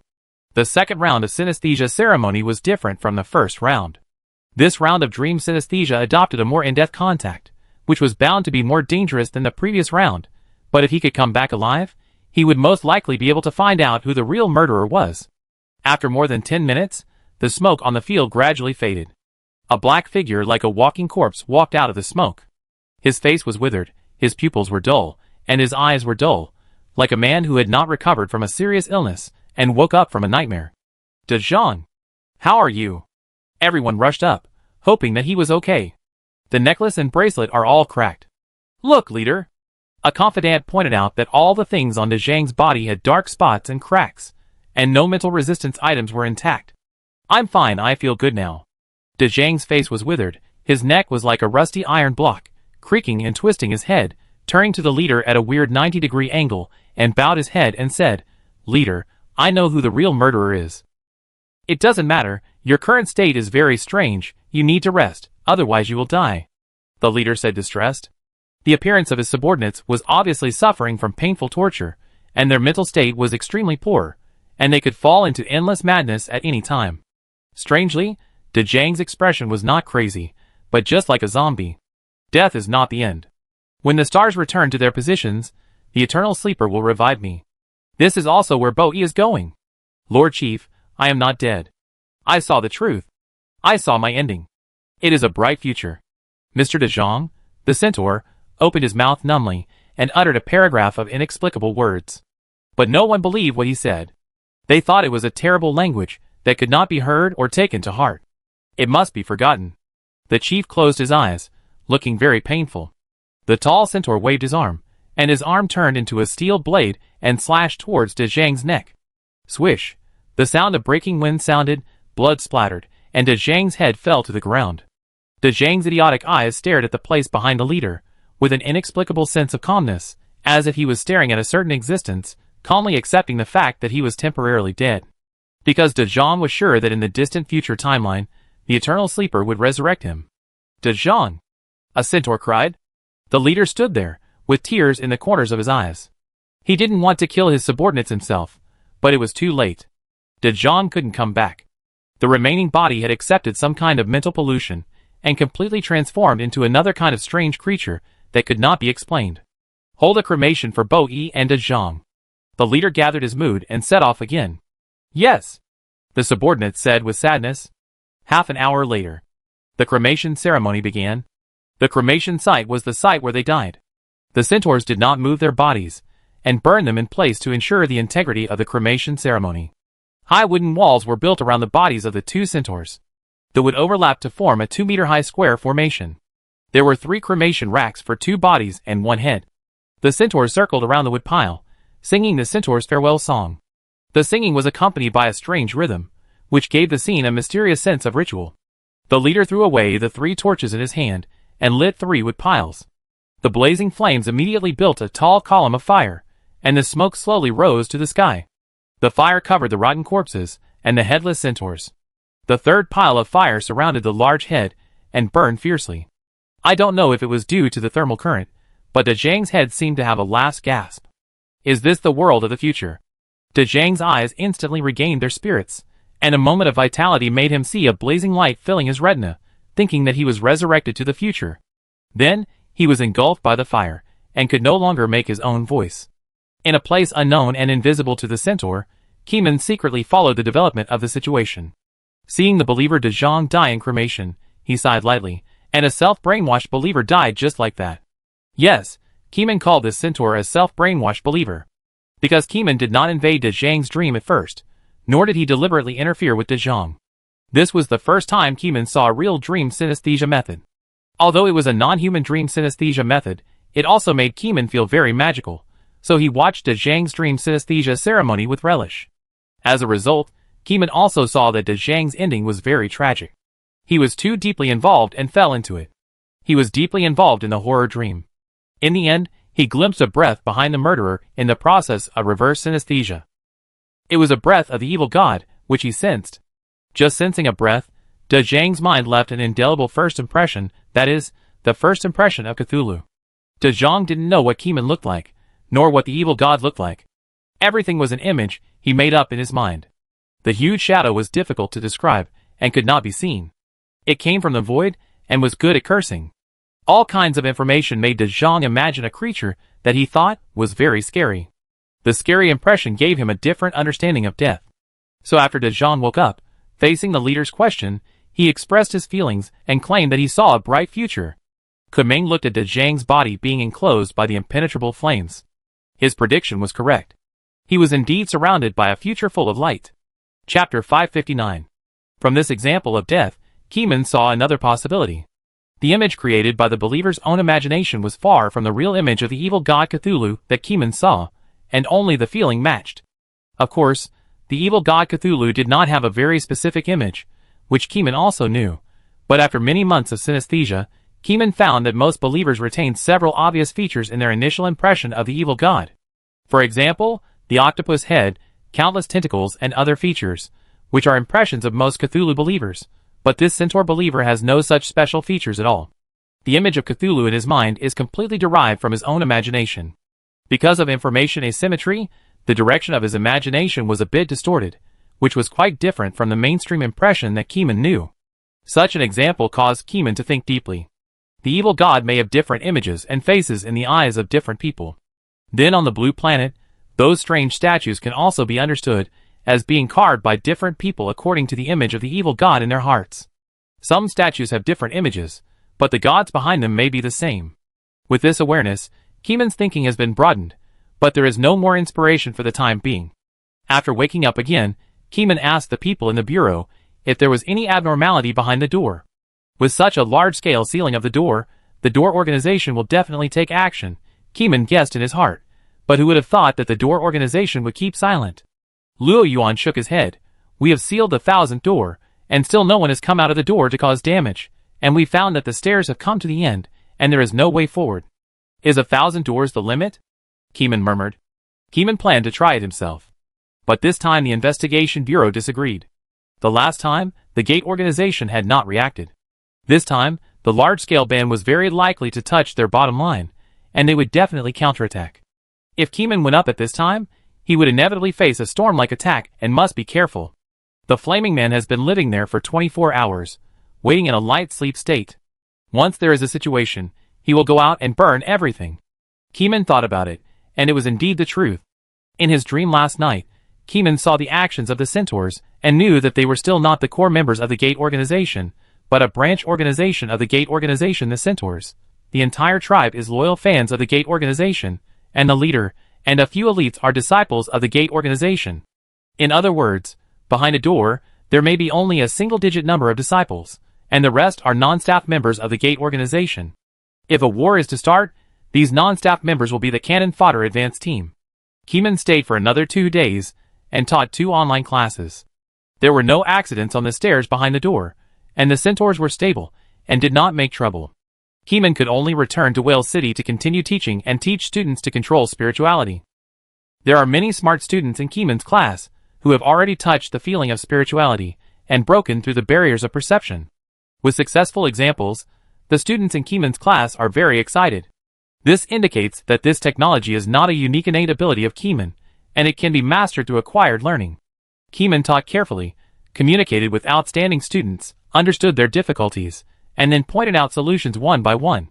Then he shared these successful experiences with students who had not yet succeeded.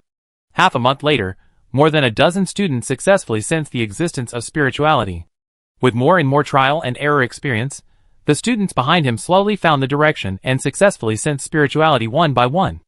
In a month, they made great progress. Even Director Wu and others sensed their own spirituality by auditing the course. The S-level bosses from the general administration could not sit still, and came to Kumeng's class in batches. If there were any questions or problems, they would ask Kumeng, like a humble student. Kumeng did not treat them specially because they were S-level personnel.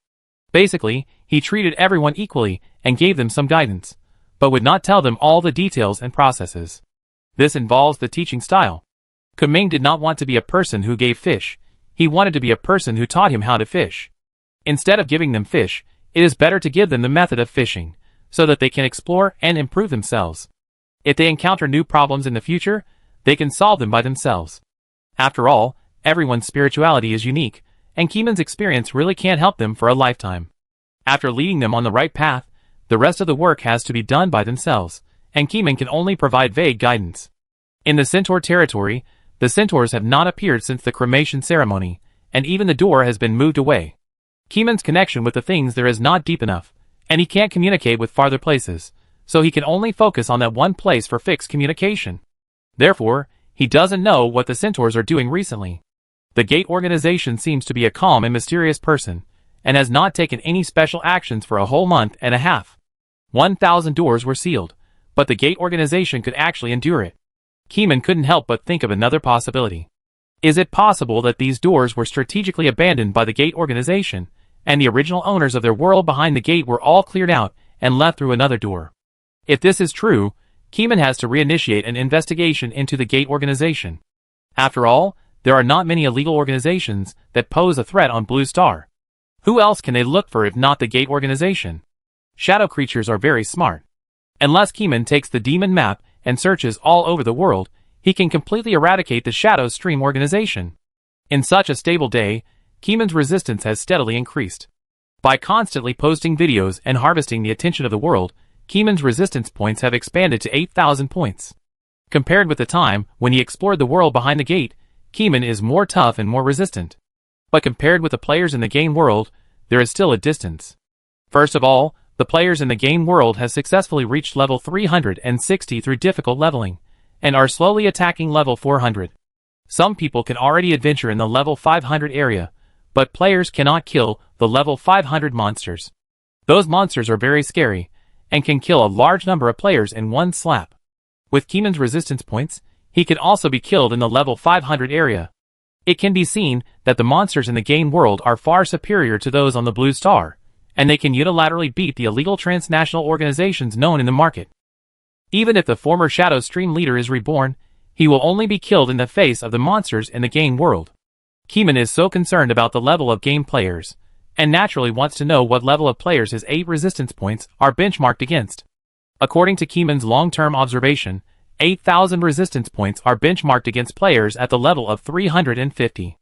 Note that Keeman is on the full resistance route here, and normal players do not take the full resistance route, so Keeman is actually more durable than players at level 350. As for how many resistance points a full level player has, Keeman estimated that it may be tens of thousands, or even hundreds of thousands of resistance points. With such low resistance, it is definitely not enough to face a full level boss.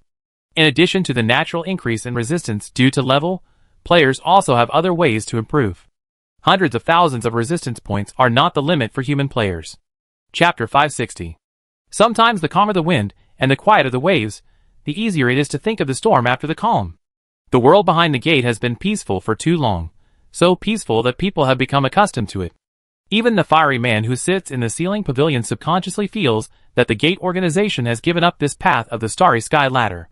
It will not help if the situation continues like this. Kamong himself sits in Whale City and keeps an eye on the movements in Koi City. The long period of no news made Keeman unable to help but have an illusion that the Gate organization has given up the Silver Gate. During the class, the students brought a newspaper. Keeman sat on the podium and flipped through the newspaper casually. At this time, the students were on the right track. Everyone closed their eyes and did something similar to meditation. This meditation method was remembered by Keeman, and then it was refined through the experience of more than a dozen top students. It was then promoted to the whole class of students, and everyone practiced together. Perceiving spirituality is a big project. It is not enough to just be able to perceive the existence of spirituality. It also requires continuous human efforts to consolidate the results, lest that feeling disappears. At the same time, this kind of meditation method can slowly improve spiritual perception. After the Director General knew about it, after several days of research and testing, he immediately promoted it to the entire investigation bureau, and all formal investigators must study this meditation method. During the meditation class, Keeman had nothing to do, so he naturally read the newspaper more seriously.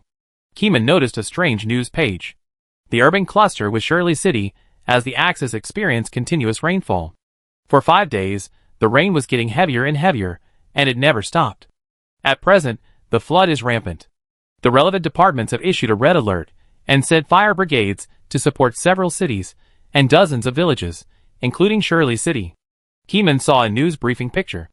The yellow flood flooded the shops on the first floor of Shirley City. A car was pushed forward by the flood and crashed into a shop. Someone on the second floor shouted for help. From the perspective, this is a helicopter photo. The report of the photo also stated that the family had been rescued, but many people were still trapped in Shirley City. More fire brigades were needed to rescue them, and even the investigation bureau was needed to save Shirley City from its plight. This kind of news about natural disasters and man-made disasters appears every month, and Keeman doesn't care much about it. There will always be someone to do these things. He is far away from Shirley City and can't take care of it. Let his colleagues over there go to save people. Keeman took out his mobile phone and casually swiped a few videos, and then swiped the news about the flood flooding Shirley City. Just now, he was reading a text newspaper, and now he saw the video, and Keeman clicked in to watch a few flood news videos. This flood is quite big, Keeman murmured. Fortunately, the official video account of the Investigation Bureau issued a statement that it has mobilized investigators from the area near the Stone City to support the flood-stricken area. It is believed that it will not take too long to clean up the area. Keeman handed in a lot of sacrifices. If I remember correctly, there was an item that could control a large area of water, but the price was a blood sacrifice. It sounds very creepy, but fortunately Keeman learned from Big Face that the object of blood sacrifice does not necessarily have to be a human. Any intelligent creature can be the object of blood sacrifice, and then the unlucky animals became sacrifices. However, this item is harmful to the harmony of nature. If it were not for such a major accident, Keeman estimated that the Investigation Bureau would not want to use the special item for controlling waters. The next day, after dealing with the news sacrifices around him, Kameng once again saw the news content of Shirley City. The Investigation Bureau took action. The flood in Shirley City has subsided. With unity, man can conquer nature. The news on this page recorded several stages of the flood receding, as well as the pictures of people showing relieved expressions after the disaster. The entire article did not mention the sacrifices to activate the special items, and concealed the details.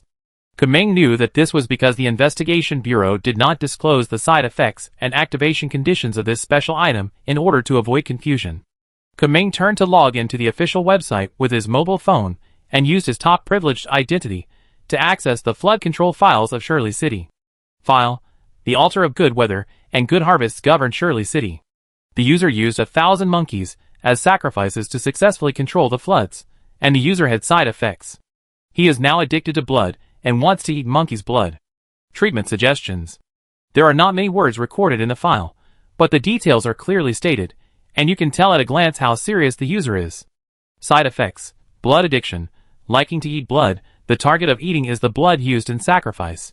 If it is replaced with another kind of blood, the side effect is liking another kind of blood.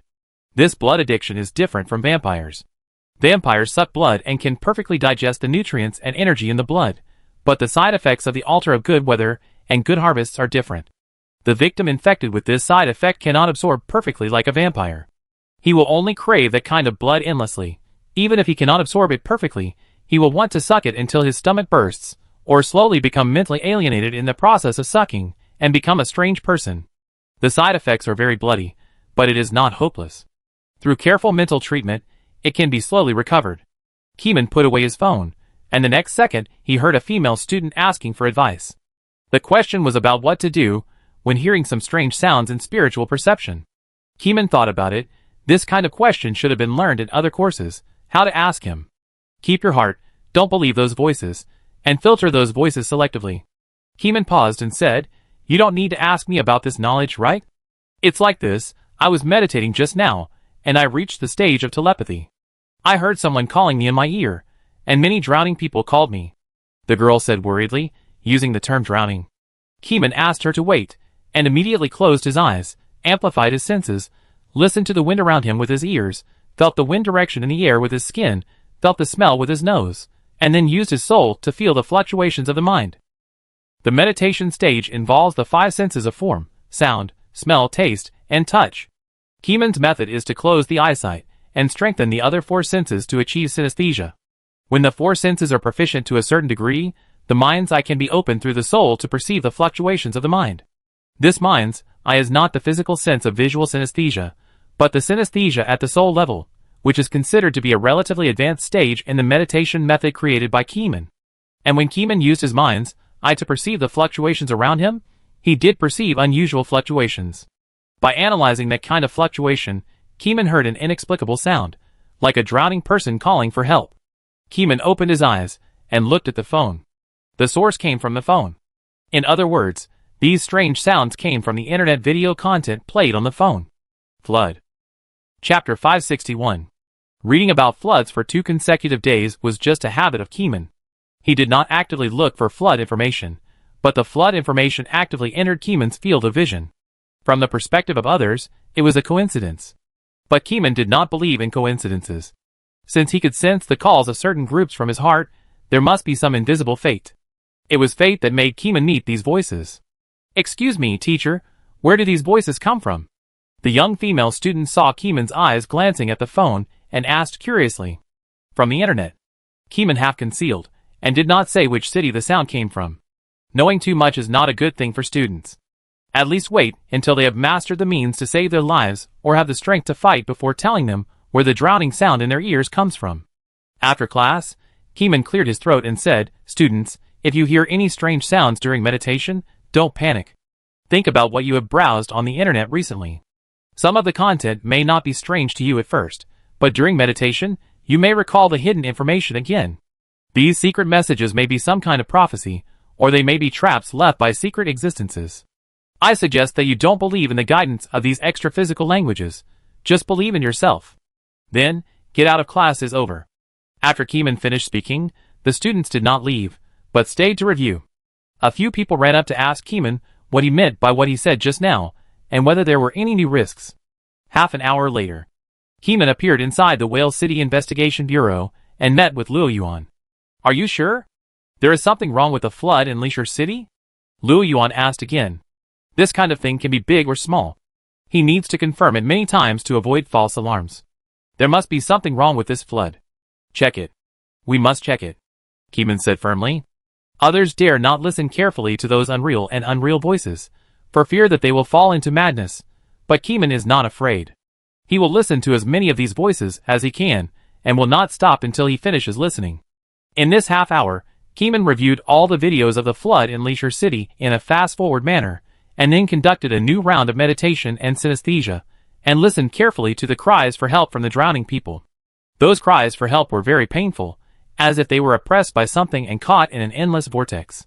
They were unable to struggle, helpless and angry, and thus issued a heart-wrenching cry for help, hoping that someone would pay attention to their cries for help. Keeman wanted to know who was calling for help, but unfortunately, these people did not give their names or any location information. Keeman did not know which family had called for help, so he could only choose to have the Investigation Bureau mobilize some resources to investigate the source's coordinates.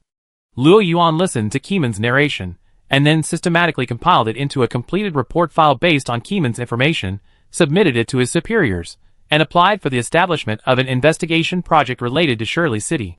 Keeman himself did not plan to go to Shirley City for investigation, because this matter was not big enough to scare him. He had the task of teaching people every day, and secondly, he had to seize the time to exercise himself. Keeman had experienced the struggle with occultists and deeply understood that the human body was very fragile and must be strengthened. Keeman's body has not been trained to the limit of human beings. On the surface, Keeman's resistance is already unstoppable. Not many people on Blue Star can break his defense. But he knows that his offensiveness is not strong enough, and he relies heavily on external objects, such as the super electromagnetic gun and some weird props. No matter how he trains his body, Keeman believes that he can't punch out kinetic energy that exceeds the electromagnetic gun. At present, the super electromagnetic gun is still Keeman's mainstream offensive method, and then he closes the door and releases the dog and bodyguards. The current training is for speed training. Strong speed comes from a strong body. How can you maintain a high burst speed without a strong body? Keeman visited many ancient martial artists and modern human movement scientists, combining ancient and modern times to learn how to use strength and how to improve the body's movement coordination ability. After a training, Keeman's speed is faster than 2 months ago. Wearing the hunter leather boots, and then using the Thunder King ring to stimulate the body cells, it can accelerate to 1 times the speed of sound in 2 seconds, and then slowly increase to 2 times the speed of sound, and reach the speed limit of short-term burst at 2.5 times the speed of sound. If you want to increase your speed, you need a horse creature to block the way. 1 day later. After doing a weight-bearing exercise, Keeman's hot sweat slid down his mermaid muscles, and thick white mist emerged in the gradually cold winter. Director Lay personally visited Keeman and said straight to the point, "There is a new situation in Shirley City. The coal mine area collapsed and many workers were infected with strange diseases. Our investigators are treating the injured workers." "What strange disease?" Keeman asked in confusion. He had not seen such a report on the news. It must be the first-hand news from the inside. "This happened just 15 minutes ago. I just found out about it, and came to you right away." Director Lay explained that it was yesterday that Keeman proposed a proposal to investigate the flood in Shirley City. The Bureau began to pay attention to the flood in Shirley City. After this happened today, someone immediately thought of the proposal that Keeman had submitted yesterday. This shows that Keeman may have grasped some clues, or that Keeman has a deep connection with the source of the crisis and predicted that the crisis would occur in Shirley City before other investigators. Keeman threw away the towel, took the tablet computer handed over by Director Lay, swiped the screen with his finger, and quickly read dozens of high-definition lens photos. In the lens, the skin of these mining workers was partially black, as if the blood vessels were blackened. There was a lens that took a close-up shot of the workers' fingers. The workers' fingernails were completely black, and metallic crystals grew in the gaps between the nails. "What is this?" Keeman pointed to the black crystals on the workers' fingernails, subconsciously thinking that this was a bad omen. "This is a new disease. I just got the news, and don't know what it is called." Director Lay shook his head. "Ask the on-site personnel what kind of disease it is. Their first impression is very important." Kumeng asked. Looking at the content through pictures is far less real than on-site investigation. Kumeng needs on-site intuitive judgment as a reference. Wait. Director Lay was contacting. Kumeng put on his shirt and swiped the screen again to see other patient photos. Every worker who was infected had black patches on the skin, and small black crystals must have grown in the gaps between the nails. The small black crystals were not large. The reporter used professional tools to measure that the largest black crystal was only 2 millimeters in diameter, and the smallest was 1 micron. Chapter 562. Keeman looked at the black crystals in the video for a long time, and a hallucination flashed before his eyes. The appearance of the mine flashed, and the source came from the mineral. The hallucination ended, and Keeman looked for a while, but did not get any new synesthesia, and the synesthesia ended here. Keeman looked at the place where the incident occurred. It was a collapse in the mining area. Without Keeman's reminder, people in China would definitely think that there was something wrong with the mine. Director Lay paced left and right.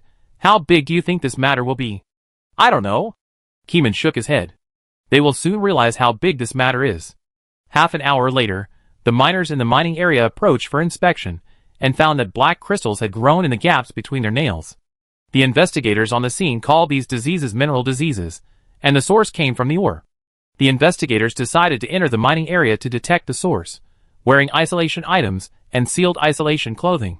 Keeman was far away in Whale City, and could not help them, so he could only post a cheering message for Stone City on the internet. When the fans saw this, they also followed suit, and wished the flood victims in Shirley City happiness and well-being. The matter of mineral disease has not been widely spread on the internet. The Investigation Bureau has blocked the speech. Now the disease is only concentrated in the mining area of Shirley City. Kumeng closely follows the progress of the new disease in Shirley City. Even when he is in class, he is checking his phone to keep up with the latest news. The students were meditating in the audience. Suddenly, many people frowned, woke up quickly in a few seconds, and made strange noises. Kumeng put down his phone. What's wrong? Teacher, I heard someone shouting for help.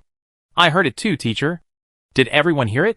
When many people said they heard the cry for help, they quickly connected the connection. Kumeng closed his eyes and immersed himself in the meditation method he created, using telepathic vibrations. After a long time, he heard a cry for help, which was very clear. It was not the cry of a drowning person, but a cry for help from someone whose nails hurt so much that he hoped someone could help him get rid of his mineral disease. Kumeng opened his eyes, thought about it, and decided to keep it a secret. The higher-ups had not yet announced information about mineral disease. Don't believe these sounds. During the practice, you must eliminate external interference. Even if it is a real cry for help, don't believe it easily. Someone with ulterior motives may use the real sound to set a trap, deliberately lure you to save people, and wait for you to fall into the trap. So that's it. The teacher really understands. It's amazing.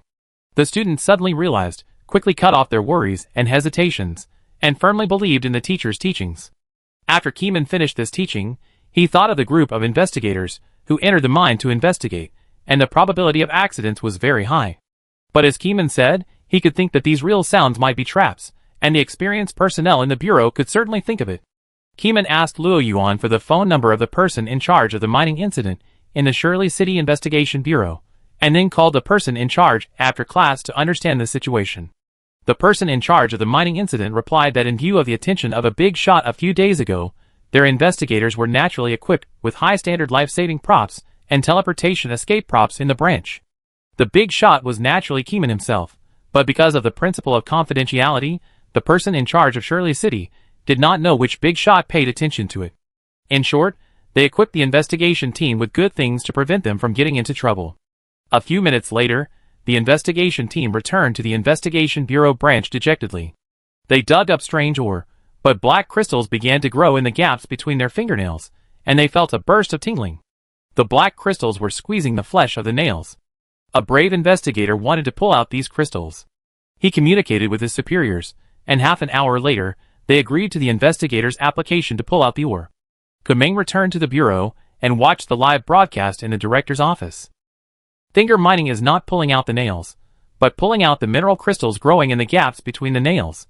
The word pulling is not accurate enough, so the Investigation Bureau prepared a laser cutting tool to cut off the outermost crystal block to see if it hurts. The outermost crystal block is grown outside the nail, 2 millimeters higher than the top of the nail curve. A small amount of bullet comments slid across the live broadcast room, and people held their breath, watching the people in the live broadcast room sitting on the platform of the laboratory, stretching their fingers, and the lens of the laser cutting tool was calibrating the position of the horizontal cutting line. The first round of laser cutting test is about to begin. A voiceover came from the screen, and a 10-minute countdown popped up in the lower right corner. Kumeng felt that the countdown was a bit long and should be faster. Calibration did not take long. However, considering that the other party's psychological state needed to be balanced, he expressed his understanding. 10 minutes later, the laser cutting started on time, and a beam of light cut through. The black crystal block that was higher than the nail surface was swept by the laser, and a bright white luster appeared. The black crystal block evaporated instantly and melted into high-temperature liquid. These extremely high-temperature liquids melted the crystal blocks downwards, but another special item had been waiting for a long time. The user immediately urged the item to absorb the high-temperature molten droplets through the air to prevent the liquid from burning the investigator's fingers. How is it? Does it hurt? At this time, there was finally a voice in the live broadcast room. It was the voice of the director of Shirley City. It hurts a lot. The investigator on the screen frowned. I feel like my fingers are crushed into slag by a several-ton object. This was the investigator's first instinct and personal experience. Everyone watched the live broadcast and couldn't help but take a breath. It was so painful. If it were me, would they be able to stand it? It hurts to think about it. They are wearing isolation suits. How did they get infected? Doesn't this disease need to be transmitted through the air? Considering the possibility of meme transmission, there are not many people in the live broadcast room, and only some people who are specially allowed can watch it. The whole process of entering the mining area is recorded. I want to see it, Keeman asked. Soon, Keeman's mobile phone had several GB of video files. Keeman opened the video file and slowly checked it. The mining area was dark. After all, the mine cave collapsed. The investigators used the luminous props in their hands to light the way ahead, and the video immediately became bright. All they saw were rocks, which blocked the mine. The investigators summoned a pet that broke through the ground to drill a hole, while other investigators used storage items to collect the large rocks and quickly push the mine flat. They went down the mine very quickly. In less than 10 minutes, they walked deep into the mine and saw several black crystals on the wall. They exuded an ominous aura, which frightened the investigator who was shooting the video. They recorded everything, left coordinates, and returned to the original place. What happened next was what Keeman knew. Did the source come from the crystal mine? Keeman looked back at the picture of the crystal mine and felt something was wrong. The real source didn't seem to be here. Where did those life-saving voices come from? Keeman closed his eyes and entered a meditative state again. Chapter 563. During meditation, Keeman heard a cry for help again. Where is the cry for help? Kamong frowned, intuitively thinking that the thing captured in the video was very close to the cry for help. After ending the meditation state, the second round of laser treatment in the live broadcast room began. Higher and more precise fixed-point cutting and faster adsorption operation made the number of black crystals in the investigator's fingernails decrease rapidly. 1 minute later, it was difficult to see the black objects in the gaps between the nails, and only with a magnifying glass could the tiny black crystals remain. These residues are difficult to remove, and the Investigation Bureau staff are currently trying to find ways to further treat them. Kamong's focus on mineral disease has shifted from the things in the nails to the mysterious cry for help. The cry for help from the drowning disappeared after the flood receded. Where did the newly added cry for help come from? Keeman gave instructions. Focus on searching for people who are seeking help in the mine cave, and be careful of traps. The investigators, who have already suffered from mineral disease, took on the task. They have nothing to be afraid of. Anyway, there are minerals in their nails. It would be better to conduct another in-depth investigation and search the inside thoroughly to complete the task assigned by the superior. However, the investigators searched for an hour at the fastest speed, opened up all the channels, and used special instruments for life perception and modern machines to scout. There was no life in the mine area.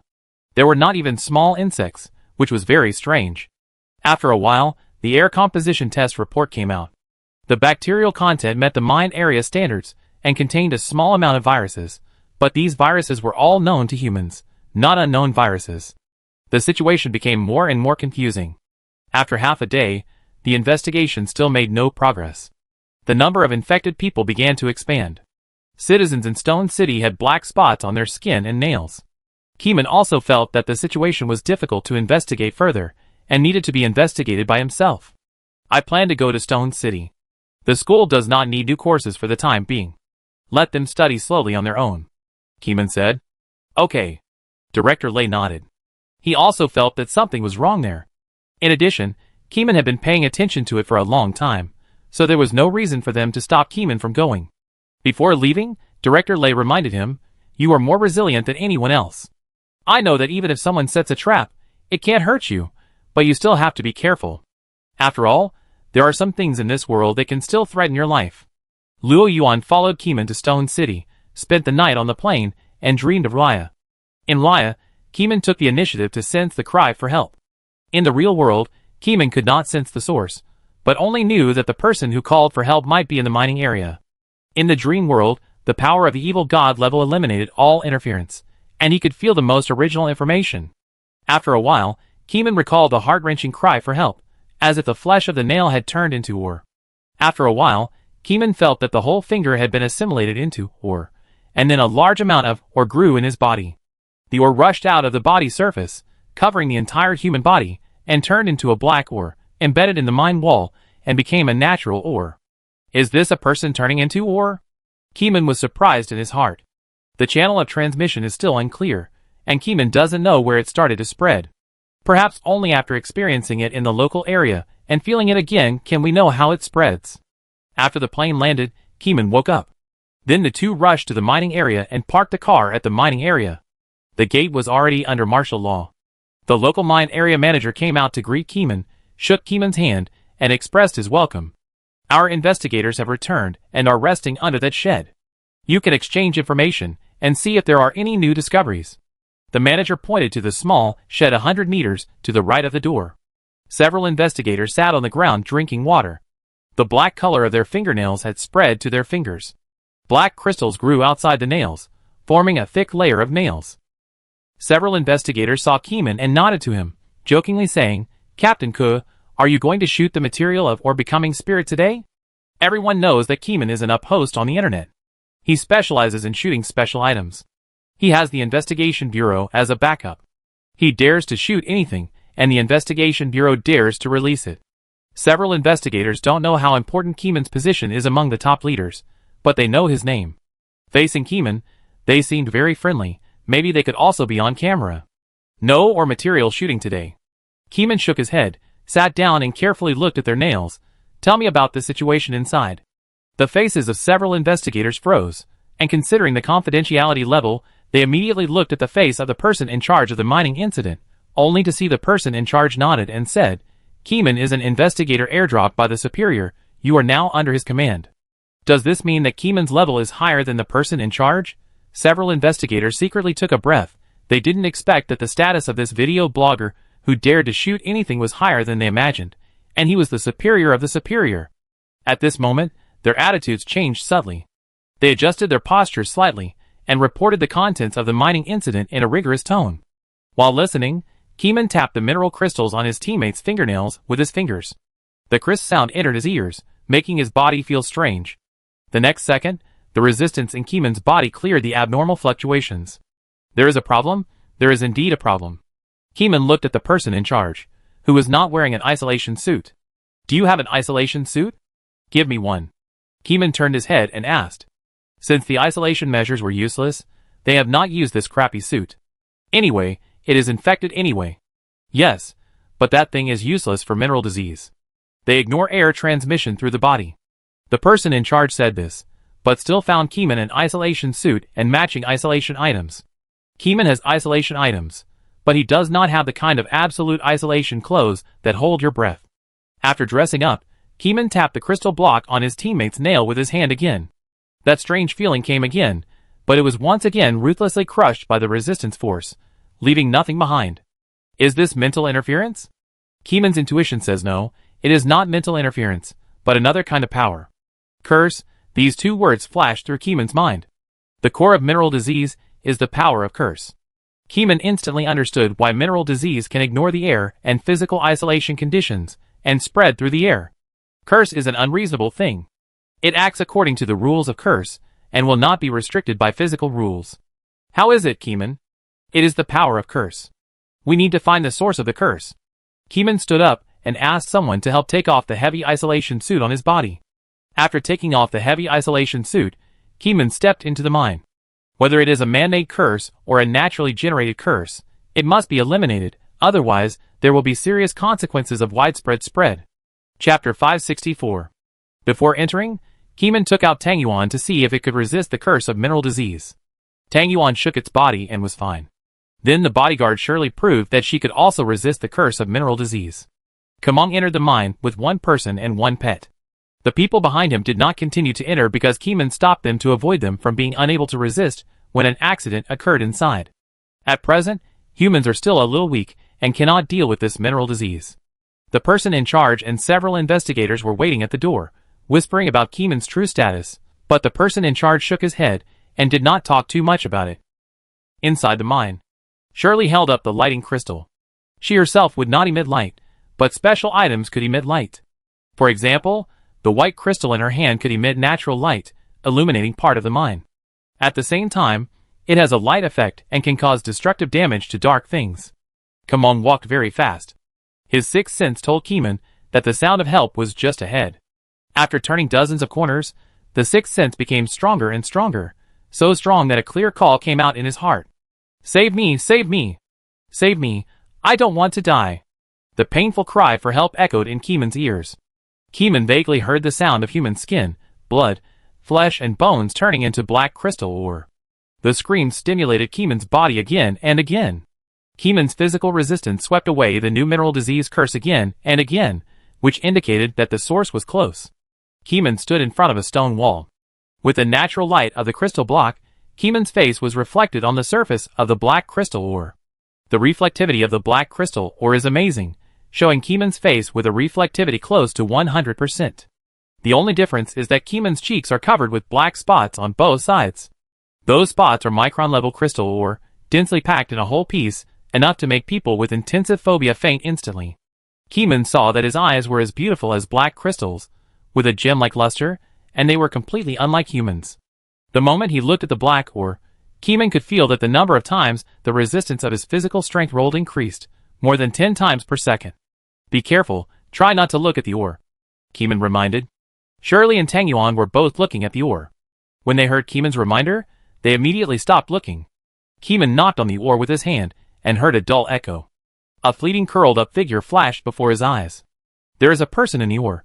No, it is the person who turned into, or, what I saw in the dream became reality, and Keeman felt a little heavy, which indicated that every black crystal ore was transformed from a living human. They may still have the dream of life, but facing the mysterious power, they have no ability to resist, and can only be ruthlessly eroded by the ore disease. Keeman checked more than a dozen ores in succession, and frowned deeply. This is not the source either. Where is the source? Master, is there a person in the ore? Shirley also felt the outline of the person at this time, and thought that the person turned into ore. Yes, they are all victims. Keeman nodded. The two people and the dog were not afraid of ore disease.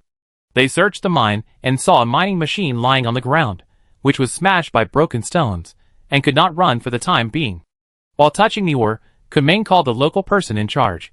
Please check the list of missing miners, the sooner the better. Captain Ke, I have a record of this. There are 32 missing persons in total, and their names are. Kumeng listened to these names, and had a feeling that there should be clues to the source of the mineral disease in the home of a certain victim. Afterwards, Kumeng left the mine, got a more detailed report on missing persons, and arranged the investigation tasks. Each person is responsible for a few people, go to their homes to check, and feel through. Maybe there are clues to the source of the mineral disease. Isn't the source in the mine?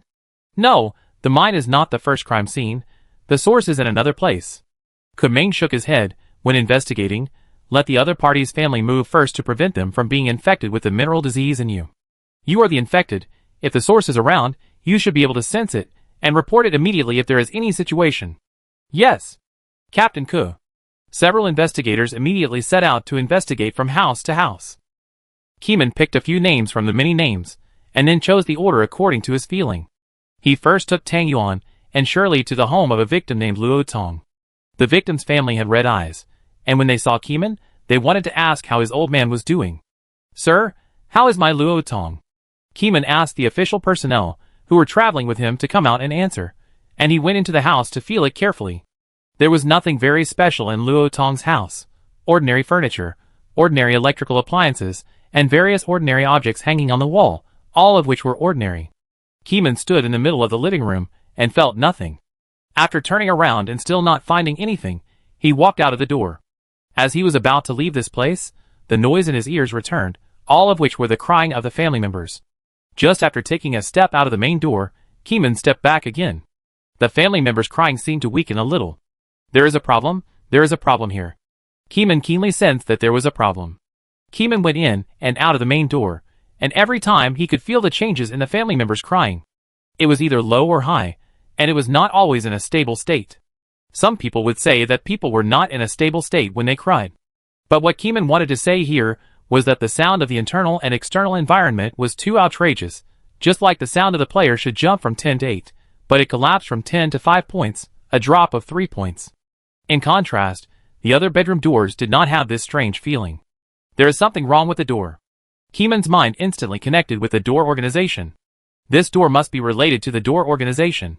Since it is related to the door organization, has the source of the mineral disease also been taken away by them?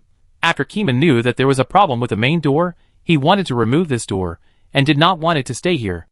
I'm sorry, can we take this door away? It may be related to the disappearance of your family. Our investigation bureau needs to further analyze and investigate it. Keeman apologized to the victim's family. The victim's family was a family of 2 women. Both mother and daughter were mature and beautiful, but their eyes were red from crying. They were completely immersed in the grief of losing their husband and father, and did not want to talk to Keeman.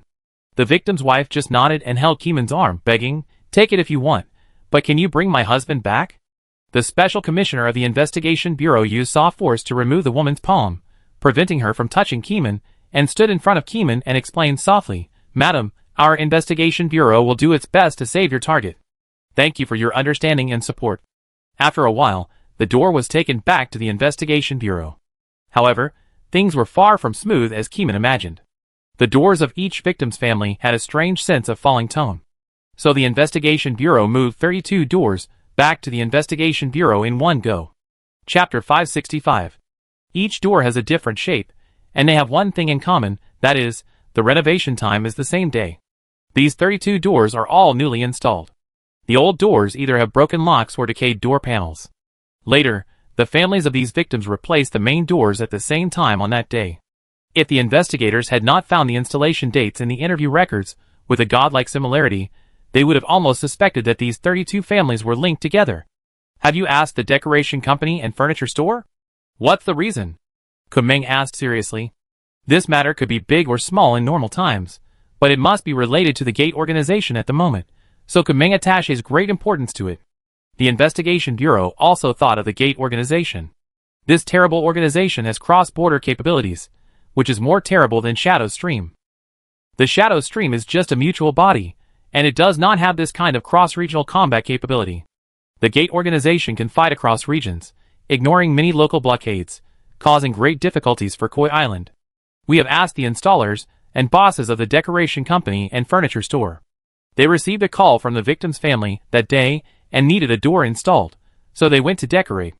Team Ku, several family members came to the store to choose the door in person, and then had someone come to install it. Here is the store's surveillance video. An investigator hurriedly brought the original video. Kumeng immediately ordered someone to arrange to play the surveillance video on the screen. Zila Zila. The video was playing on the screen, and a lot of white noise came out of the speakers and got into everyone's ears. Although this white noise did not cause actual harm to the investigators, the director immediately dismissed a large number of investigators for the sake of stability. Leave, don't watch or listen. Soon, only a few important people were left in the room, namely Keeman, the branch director, the person in charge, and 3 analysts in important positions. The white noise continued to echo, and Luo Tong's family members appeared on the screen, choosing the door they liked. The store owner looked at the person and recommended several doors that were suitable for the other party's family needs. Keeman didn't want to watch it slowly, and when he saw the progress bar was 20 minutes, he immediately shouted, "Please fast forward, maximum multiple." The investigators had strong synesthesia and could sense the abnormality in a certain frame even with fast forward, so several viewers had no objection and acquiesced to Keeman's proposal to fast forward. Zila Zila. In the 32 times fast forward, the white noise was pulled to the extreme, like a sharp knife, drilling into the ears of each investigator. The bargaining sound ended after 20 minutes, and the people left the store. The installation master also closed the door and drove away. There was no strange feeling throughout the whole process. Then, there were the surveillance videos of various streets, which captured the car transporting the door. After the flash fast forward, several people finished watching the video and breathed a sigh of relief. The branch chief rubbed his eyebrows, and the white noise was like a tortured magic sound, cutting his heart again and again. If he hadn't experienced the torture of the dark cooking video, he might not have been able to hold on. This also indirectly shows that the problem was captured in the video, but except for Kumeng, no one knows where the problem lies. Captain Ke, each victim's door was purchased from a different store. Maybe there is a problem with the source of the wood. The people in the door organization may control the material suppliers of various door materials. Seeing that Kumeng hadn't made any sound, the branch chief took the initiative to express his opinion. The supplier can also be checked. You guys check first. I take a nap and use my dream synesthesia to see if I can find the problem. After saying that, Kumeng took out a sofa and Tang Yuan from his storage scarf and lay on it to sleep, with Tang Yuan guarding him. The few people looked at each other and then started to do their own things, investigating the wood supplier. These days, not everyone uses pure metal doors. The 32 doors found by the investigation bureau were all made of wood, so they also searched for wood suppliers. Of course, the manufacturers of the door panels must also be checked. They cannot let go of any problematic doors. There may be doors left by the gate organization in the warehouse. However, Luo Yuan was not optimistic about this investigation. The gate organization was an illegal organization with meticulous logic, and it also did a good job of keeping secrets. Even the investigation bureau could think of such a problem, so they couldn't fail to think of it. The sect has been silent for 2 months, and finally couldn't hold back and took action. But this incident is more terrible than the global epidemic that happened at the beginning of the year. Do they no longer need to live on the blue planet? The branch director sat on the chair, looking distressed. The global epidemic has ended recently. The Medical Research Department of the Investigation Bureau uses special items to make targeted drugs, which can kill the virus accurately by oral administration. But the mineral disease that has occurred in recent days is more terrible than the virus that was prevalent at the beginning of the year. The mineral disease curse ignores air and physical isolation. If it spreads on a large scale, the consequences will be disastrous. The General Administration is sending relevant experts and S-level members to help. The plane is on the way, and will soon land. Luo Yuan nodded. This matter is indeed terrible. The big move of the Gate organization is to release the virus, and the Shadow organization is to summon the Fog of Despair. Both are at the level of destroying planetary civilization. It can be seen that once the supernatural power organization loses its humanity, it is only a matter of minutes to exterminate mankind. What the Koi Island Investigation Bureau has to do is to prevent this from happening. Luo Yuan flipped through the news. The news has not been released on the market yet. The Investigation Bureau is trying to stabilize public opinion. How is the condition? Luo Yuan muttered to himself and checked the internal group message. Since the news outside did not announce the news of mineral disease, it must be that the situation is not serious enough for the whole city to know. The internal group message of the Investigation Bureau is as follows. Now the number of patients outside the mining area has increased to 301. Strictly control public opinion and find the source as soon as possible. Have you checked the manufacturer's warehouses? The first warehouse has been checked, and there are no strange doors. Director, I received another alarm from the hospital.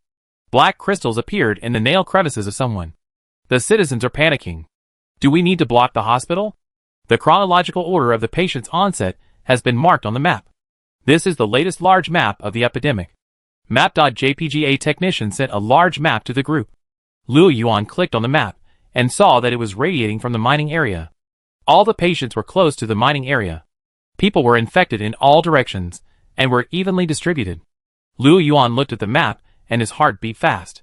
If the situation is not controlled, the red dots on this map will spread outward in circles. But how can they control the mineral disease? This thing completely breaks the rules of physics and can only be targeted with extraordinary power. Luo Yuan couldn't find a way and looked at the sleeping Keeman involuntarily. He was the only savior.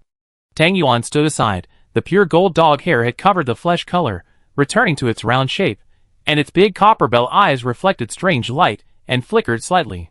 Chapter 566. In the dream world, Keeman used the power of the evil god to spy on the abnormalities of those doors. At a glance, Keeman saw that each door had a strange sense of distortion. There was not only the distortion of time and space, but also the traces left by someone, which was a connection that others could not break. Keeman captured these connections, and then looked further, and had long-term synesthesia.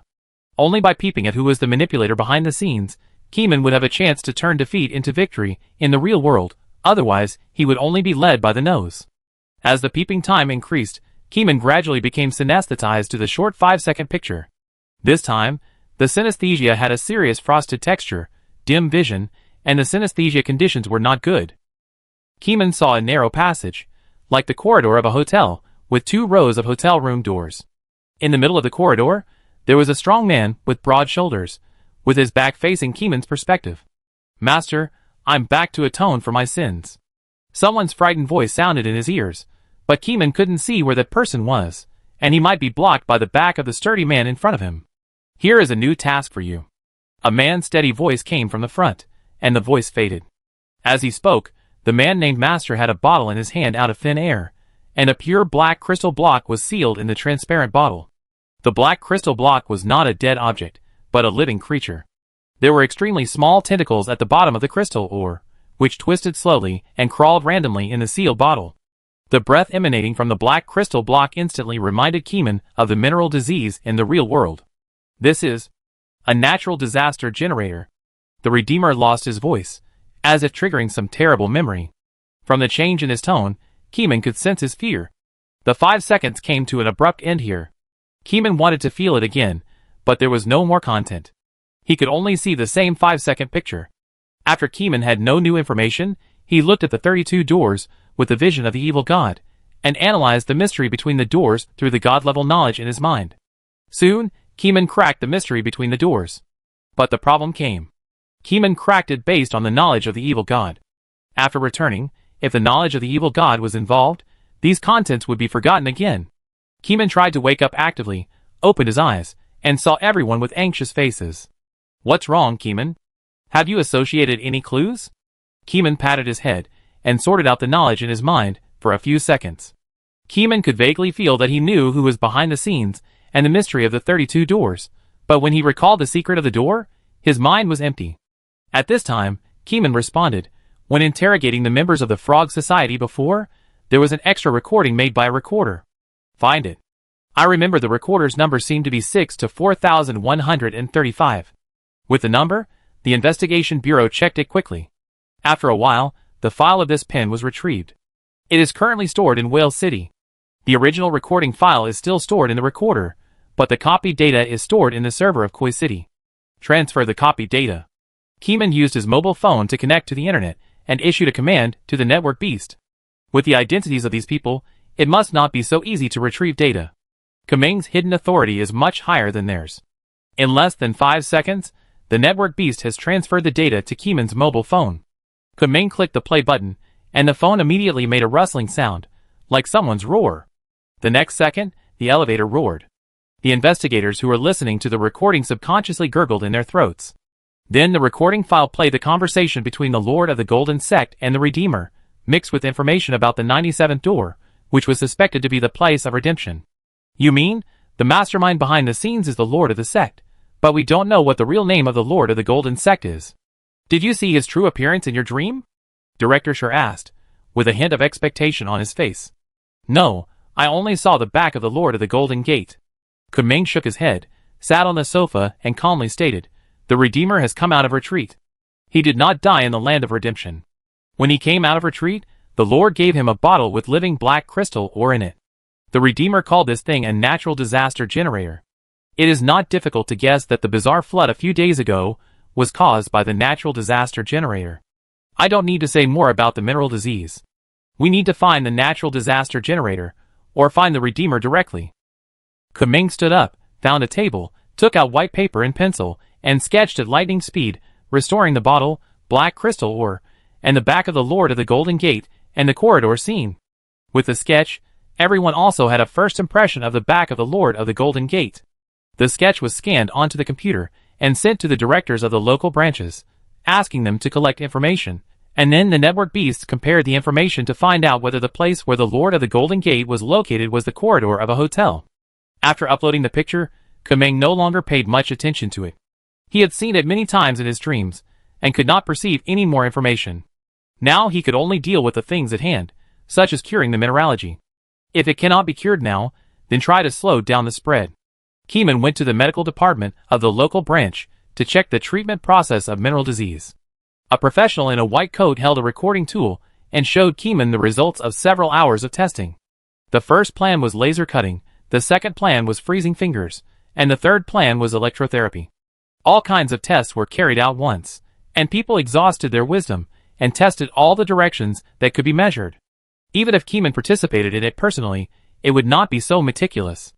This is the power of the team. Which method is the most effective?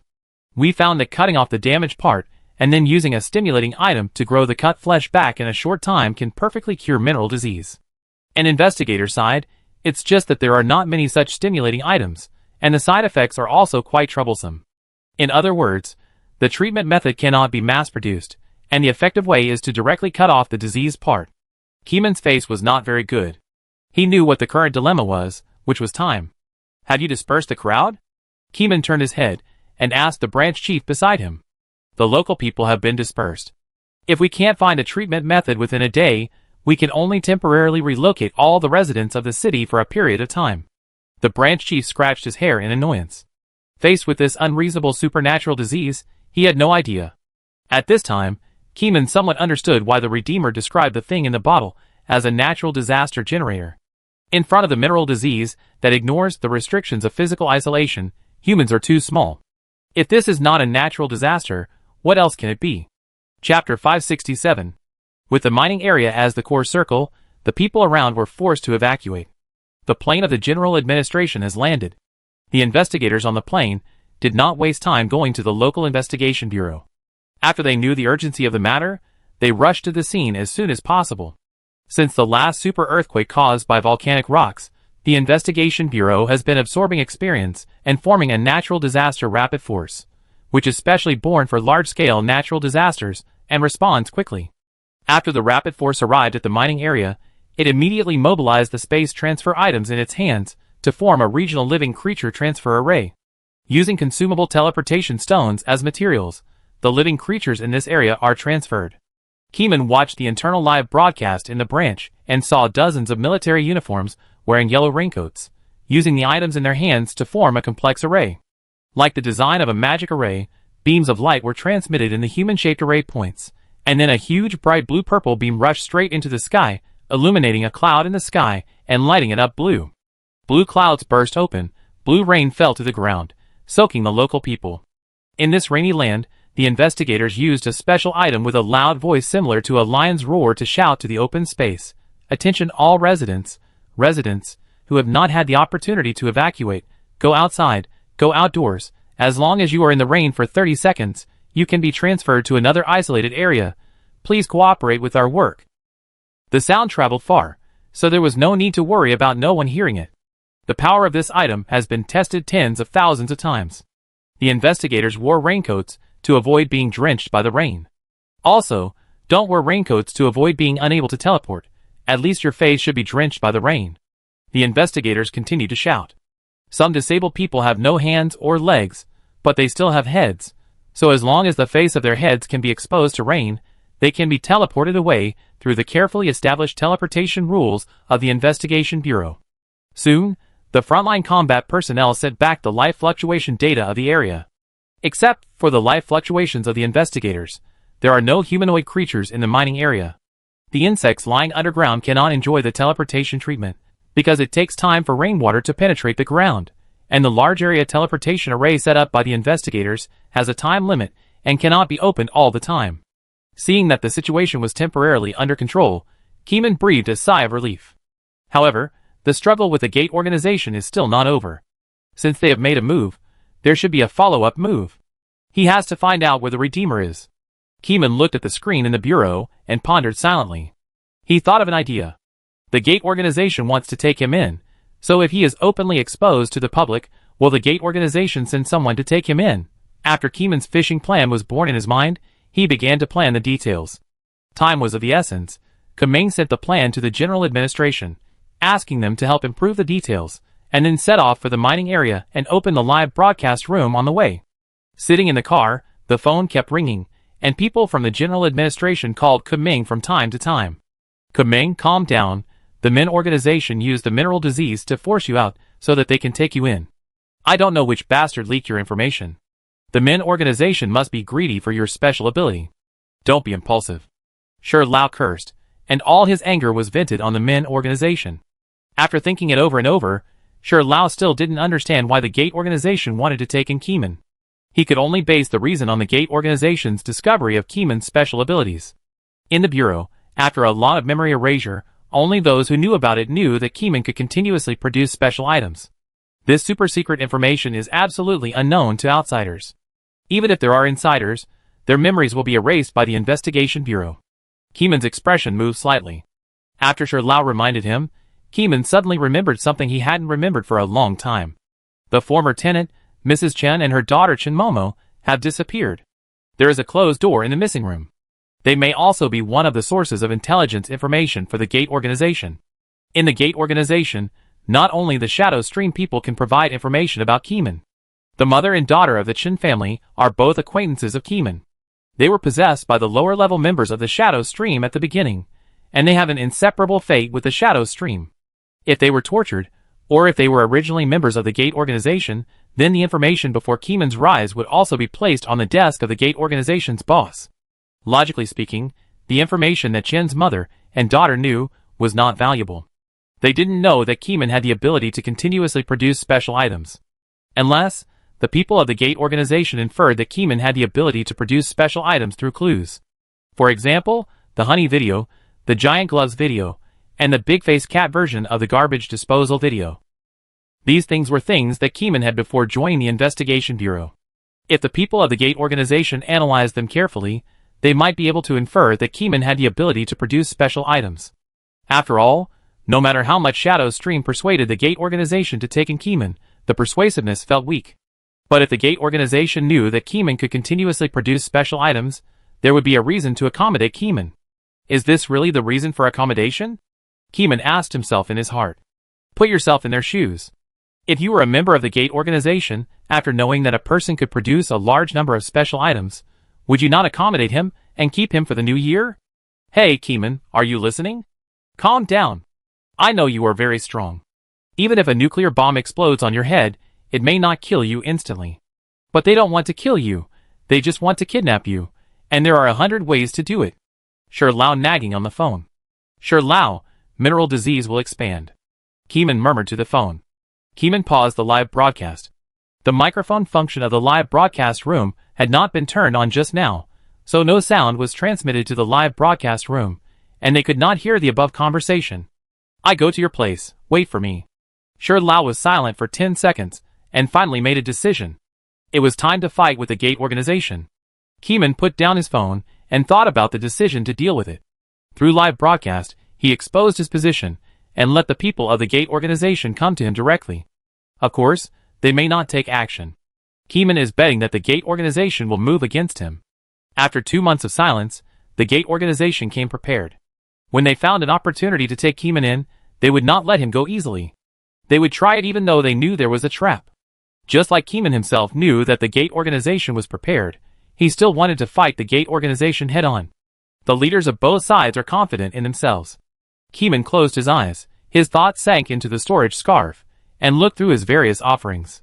In a few months, Keeman received 9,601 strange offerings from believers, at least 60% of which were useless to him, and were given to the investigation bureau. There are a lot of good things left in the storage scarf, and there are even props comparable to S-level items. Chapter 568. Kamong first sorted out the items he might need. Elf Magic Ball. It is engraved with ancient and sophisticated elven magic. If you are hit by this ball, you can collect it in the ball. Note that the storage capacity of this ball is limited, so use it with caution. The Elf Magic Ball is the treasure obtained by a certain inner ghost believer in Orange Star. Later, the ball was picked up by a local monster, who used the ball to contain a monster and acted arrogantly in that area. The inner ghost believer spread the news to the Cthulhu believers through the United Dream World. The large army immediately sent people to that area, snatched the elf magic ball from the ape monster, and sacrificed it to the great evil god. It went through many twists and turns before it came into Keeman's hands, so Keeman was impressed by it. He tested it several times in private, and the storage capacity is extremely strong. As strong as Tangyuan, it can't stand in front of it, and is instantly collected in the ball, and its resistance seems fake. Although the big-faced cat did not point out the limit of what it could contain, Keeman's intuition believed that the elf magic engraved inside this ball could support it to contain most things on the blue planet, including the previous shadow leader. This item can be regarded as one of Keeman's trump cards. The second item at the bottom of the box was also sacrificed by a believer, and the sacrifice time was recently. Fake Time Pocket Watch. Press the pocket watch to pause the time in the area of 100 meters, and pause for up to 3 seconds. The user is not affected by the pause. Some powerful existence can break free from the influence of time stop. Side effect. Every second of pause is equivalent to a year of life loss, and this effect ignores resistance. Attention, bothons are not within the time stop range. This item is Keeman's strongest killer. Pause time. Any item that involves time is a top-level special item. The item in Keeman's hand is enough to be classified as a 0-level thing. During the pause time, Keeman can kill the enemy or contain the enemy with the elf magic ball. Both options are very beneficial to Keeman. In addition to these two items, Keeman also obtained large and small amplification items from believers. Some increase movement speed, and some increase thinking speed. Of course, there is nothing in these items that increases IQ, which is a more mysterious thing. The brain-related supplies in Keeman's hand either increase the brain's thinking speed, or strengthen the brain's ability to regenerate at super speed, or increase the five senses. In other words, even if Keeman's brain is blown up, as long as it is not burned out, it can make the brain regenerate at super speed. With the support of this pile of believers' items, Keeman will find it difficult to die. A few hours later, Shi Lao personally came to Shirley City, and came to Kuming. Shi Lao was dusty, his hair was white as snow, and his skin was not as energetic as it was a few months ago. Looking at Shi Lao's skin, Kuming realized that he might not have much time left. "Don't go this time, let me go, I can't die," Kuming said. Shi Lao was right before. Even if the nuclear bomb exploded on his head, he would not die, and he could escape in an extreme environment. As long as he used items such as teleportation stones to escape the nuclear bomb explosion area, even if his brain was damaged, he could regenerate and reorganize the brain at super speed. There were countless life fluids to replenish the damaged body, so this was not a problem. Seeing that Keeman had not given up, Shi Lao took out a sealed box from his arms and said, "I have a level 0 item that the bandage man once kept. If you can't protect your own safety, you could open his level 0 item and let the world forget your existence. But be careful, opening this box will lead to terrible consequences. This is a warning recorded in the General Administration. I don't know what consequences it will lead to." The bandage man wanted to write down the details of the consequences, but we can't see his words. The bandage man wanted to dictate, but we couldn't hear what he wanted to say. We call this box Pandora's box. Opening it will have unknown consequences. We don't know what the consequences are, but we can probably accept it. After all, we are still alive and well in Koi Island. The consequence we can clearly know is that people who know what is in the magic box will have their sense of existence erased. You have to be careful. After that, Shi Lao gave Keeman hundreds of teleportation stones, including directional teleportation stones, non-directional random teleportation stones, and linear teleportation stones. The longest distance stone is directional transmission. Shi Lao gave 2 stones that can be directly transmitted to the moon. If you encounter a creature that you can't face, you can be transmitted to the moon. Kuming didn't refuse and accepted these things. "Shi Lao, don't go. It's none of your business whether I go or not." Shi Lao waved his hand, saying it didn't matter, but he kept following Kuming. Kuming couldn't do anything about him, so he could only plan the details of fishing with him. The SEC organization wanted to catch Kuming, but Kuming used them in turn, setting traps and waiting for them to take the bait. All nearby investigators were transferred over to set up a barrier formation, so that people could only enter but not leave. "Old Sure, I think we should make this thing called mineral disease public. If the organization makes a fuss about it and posts some evidence online, netizens will see it and accuse us of deliberately blocking the real information," Kuming discussed, and at the same time, he was looking for a reasonable reason to fish in the live broadcast room. "That makes sense." Old Sure pondered for a few seconds.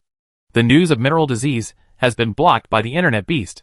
People who are not infected do not know that there is an infectious disease in Shirley City that exceeds the limit of physical isolation, so the internet is peaceful and there is no panic.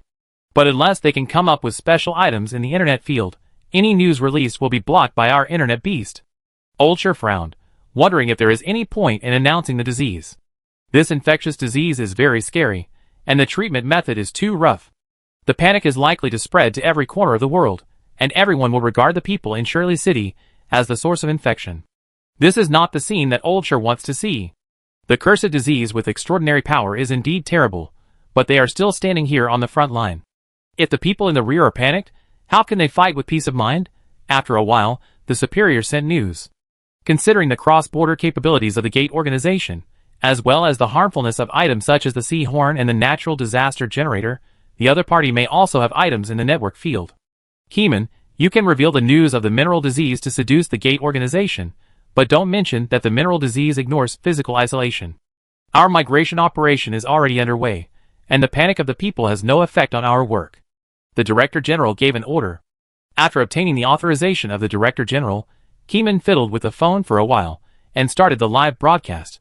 It was already 7:30 in the evening, the night was dark and windy, and the weather was cold. The moon was covered by black clouds, and the black sand was rolled by the wind, as if it was dead silent. There were no other living people here except the investigators.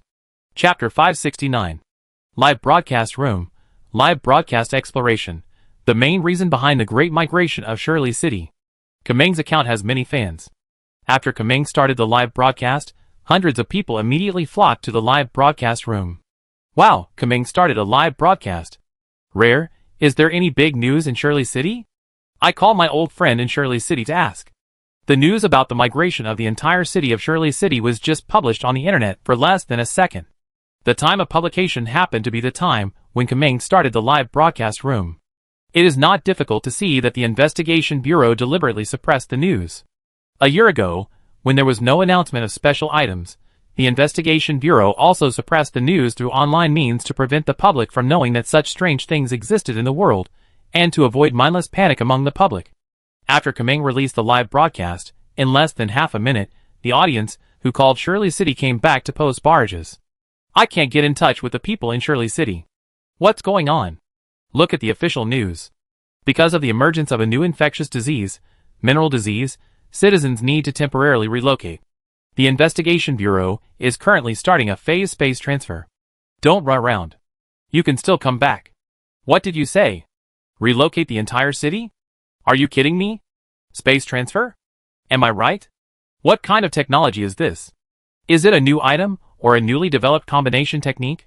Combination techniques, that is, when various special items are combined and used at the same time, it is possible to play the advantage of 1 plus 1 plus 1 plus 1 plus 1 greater than 5. The number 1 here can have multiple ones. After netizens learned about the official news, the popularity of the live broadcast room dropped by half, and the other half went to watch the news. Half of the people were left, either watching the live broadcast on the computer or checking the news on their mobile phones. In a dark room somewhere, the computer screen emitted white light, shining on a pale-faced man. His eyes were red, and the bloodshot was like a tentacle connecting to the black eyeball in the middle. He was browsing the official news page, waiting for Koi Island to express its position. If the other party did not express its position, he would publish the content of mineral disease on behalf of the Koi Island Investigation Bureau. But the price was to use a network USB flash drive, which could publish a global news. The news was published unconditionally in the channels of every network newspaper in the world.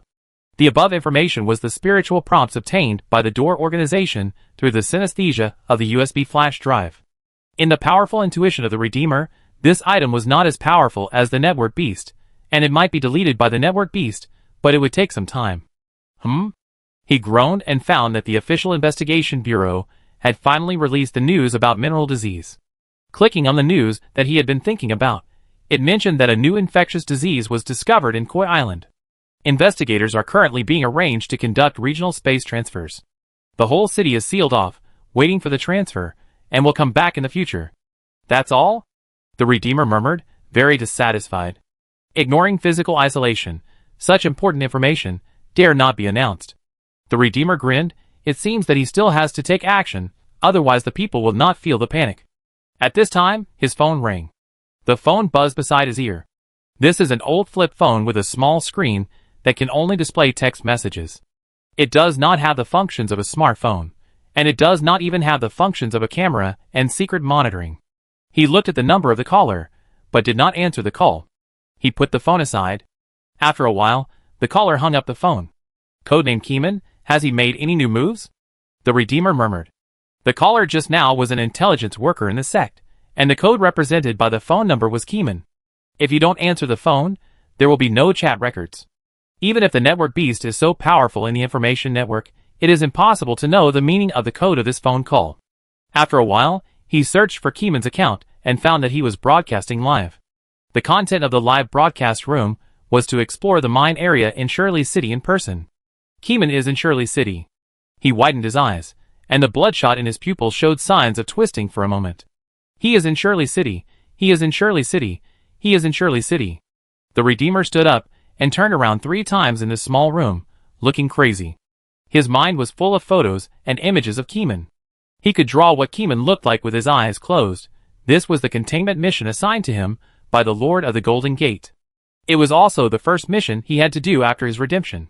He had to do it well. Be careful, be extra careful. Keeman was not a third-rate guy.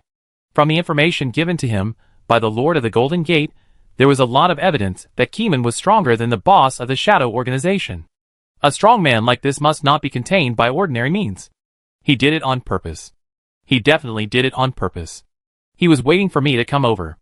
The Redeemer thought for half a minute, clenched his fist, and slapped the table, repeating Keeman's name over and over again. The two had no hatred or resentment, but this was one of the Lord's missions. Keeman must be contained. But now is not a very good time to contain him. The ore area of Shirley City is the coordinate determined by the natural disaster generator. Keeman dares to start a live broadcast there, and he must be sure to deal with him. Now he should perform another task, open the blockade of the Starry Sky stairs. A knowledge gate of the gate organization was contained by the Investigation Bureau. It is the starting point of the ladder. The gate must be taken back. He created the mineral disease to attract the firepower of the Investigation Bureau, so that the high-end combat forces of the Investigation Bureau rushed to the remote city and had no time to take care of the things in the ceiling pavilion. However, the ceiling pavilion is not a vegetarian, it is very powerful, and he himself cannot fight the ceiling pavilion alone. Fortunately, he is not fighting alone. The gate organization sent 20 disciples to be his subordinates. He will use these combat forces to open the gap in the Koisho General Administration and recapture the knowledge gate belonging to the gate organization. Then, he made a phone call to a certain phone number. Beep, waited for 10 seconds and no one answered the phone. He hung up the phone. Blue Star network monitoring is too terrible. If it is not confidentiality measures, the door of the door organization would have been trampled long ago. The Redeemer knows this very well, so he is very careful when contacting teammates. After a while, his other mobile phone received another call. After canceling the call again, he turned off the computer, put on a mask and hood, and walked out of the street. Outside the street, it was the sky of Koi City. In the distance is the Koi Gate of the Koi City General Administration, which symbolizes that the lucky koi fish can bring good luck to people. However, for the uninvited guests of the door organization, this kind of luck is better off not having it. I don't believe in luck. Happiness is something you fight for yourself. The Redeemer looked at the Koi Gate from a distance, coldly took out 2 beauty contact lenses, pressed them on his eyes, and covered the pupils of the living bloodshot. Chapter 570. All online self-media organizations and authoritative news organizations published The Secret of Mineral Disease at 7:35. Mineral disease news covers a wide range, and almost every country and every self-media account has published related news. These news manuscripts are unified, but the text types are not unified. The publishing accounts all use the common text of their own countries. Insider broke the news. Mineral disease ignores physical isolation restrictions. Except for the different languages of the titles, the content is roughly the same, and all regard ignoring physical isolation as a key propaganda breakthrough. Such articles were launched on the entire network and immediately triggered global public opinion. At this moment, nearly 60% of netizens who were online had scanned this article. The remaining 40% were either playing games or watching videos, and did not browse self-media articles, so they did not know that something had happened in Koi Island. After the big move of the sect organization was released, the whole network was shocked, and public opinion on the 5 continents exploded collectively, and the number of comments in the comment area increased at a visible speed. The network beasts secretly controlled the network of Blue Star, and keenly discovered that abnormal data appeared in all servers on all continents. It would take some time to clean up these abnormal data, and it could not delete all reports of mineral disease instantly. The network beasts first deleted the articles of well-known official self-media accounts, and then deleted the articles one by one according to the direction of network traffic. This was the calm thinking made by the network beast in a short period of time. Public opinion must be controlled, otherwise it will affect the overall transfer work of the Investigation Bureau. Stone Salamander City. Keeman opened a live broadcast room and slowly explained the discovery of mineral disease and the specific details of the disease to the audience, asking everyone not to panic. This disease can be cured.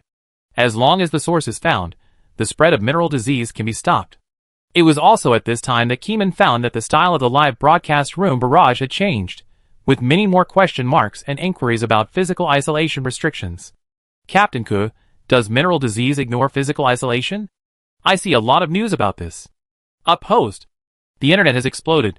The whole network is talking about this. You should take a look. Protect the anchor, protect the anchor. In the barrage, some brainless black fans began to blast Keeman for deliberately concealing the facts. Keeman looked at these barrages, and immediately knew that it was the counterattack of the sect organization. Let me see what reports have come out. Keeman said to the camera, and then looked at Shirley, who was holding the camera behind, and asked her to find news. This kind of news can be found on the internet, but the internet beasts are banned very quickly, and often the banned content is clicked in. This made Keeman frown subconsciously. The internet beast's span was a bit too fast. However, from the perspective of the Investigation Bureau, it is necessary to keep calm. The whole city is too critical. What if someone disobeys and runs around? What if someone doesn't move away? They will also suffer in the city. Sometimes, the brain circuits of some people in reality are more bizarre than the characters in novels. After a while, Keeman saw a line of text from the internet beast on Shirley's phone. There are abnormal data on the servers of the 5 continents, and the number of people who know about it exceeds 50 million. Keeman's face sank again, and he continued to introduce mineral disease, but slowed down. The Investigation Bureau soon realized how big the Door organization's hand was, and their articles were published almost all over the internet. This can only be done by supernatural power.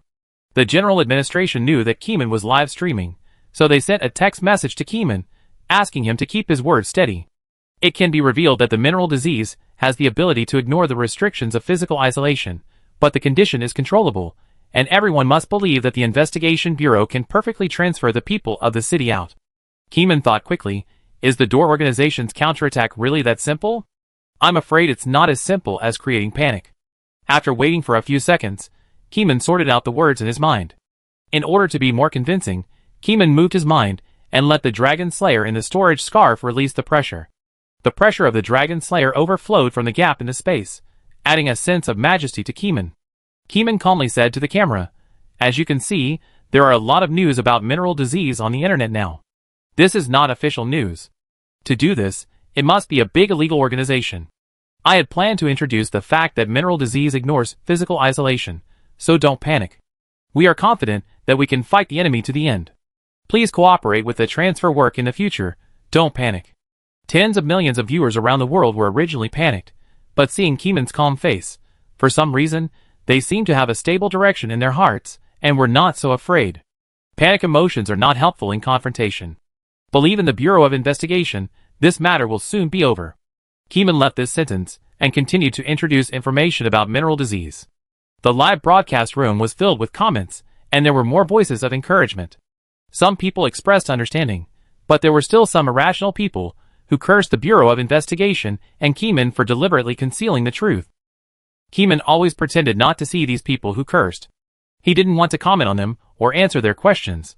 The more he replied to them, the more excited they were. People in reality are all kinds of strange, and Keeman didn't expect everyone to understand the difficulties of the Bureau of Investigation in controlling comments. If everyone falls into a state of panic and pessimism, it will be the same as when the fog of despair enveloped the world. This will only make the SEC organization happier, and will not help to break the deadlock. Keeman compared this incident with the fog of despair, and the curses in the comments were reduced by 20% to 30%. At this point, Keeman felt that it was about the same. At this time, the phone rang again. Shirley helped answer the phone. 2 seconds later, she looked at Keeman and handed the phone to Keeman. Hello? Keeman walked out of the live broadcast camera and whispered. The headquarters has been invaded. Hurry back to support. The telephone specialist on the other end of the phone said anxiously. Keeman looked at Shirley behind him, who had already taken out a fixed-point coordinate stone. They are making a feint to the east and attacking the west. Let's go. Keeman is here in the mining area, but the Gate organization attacked the headquarters at this time, definitely to reclaim the Gate of Knowledge. Shirley and Keeman both thought of that door, and immediately started to teleport. Friends, the live broadcast ends here. Keeman hastily cut off the signal of the live broadcast room, put away the bodyguard Shirley, and then traveled through time and space with Shirley. The space cracked, and the transparent bubble wrapped the two people and traveled into the void at the same time. There was silence in the void, and there was nothing. However, as soon as he entered the void, Keeman vaguely felt the threat coming. A voice from somewhere drilled into Keeman's mind, as if telling some lofty ideals, inviting Keeman to join them and embrace knowledge.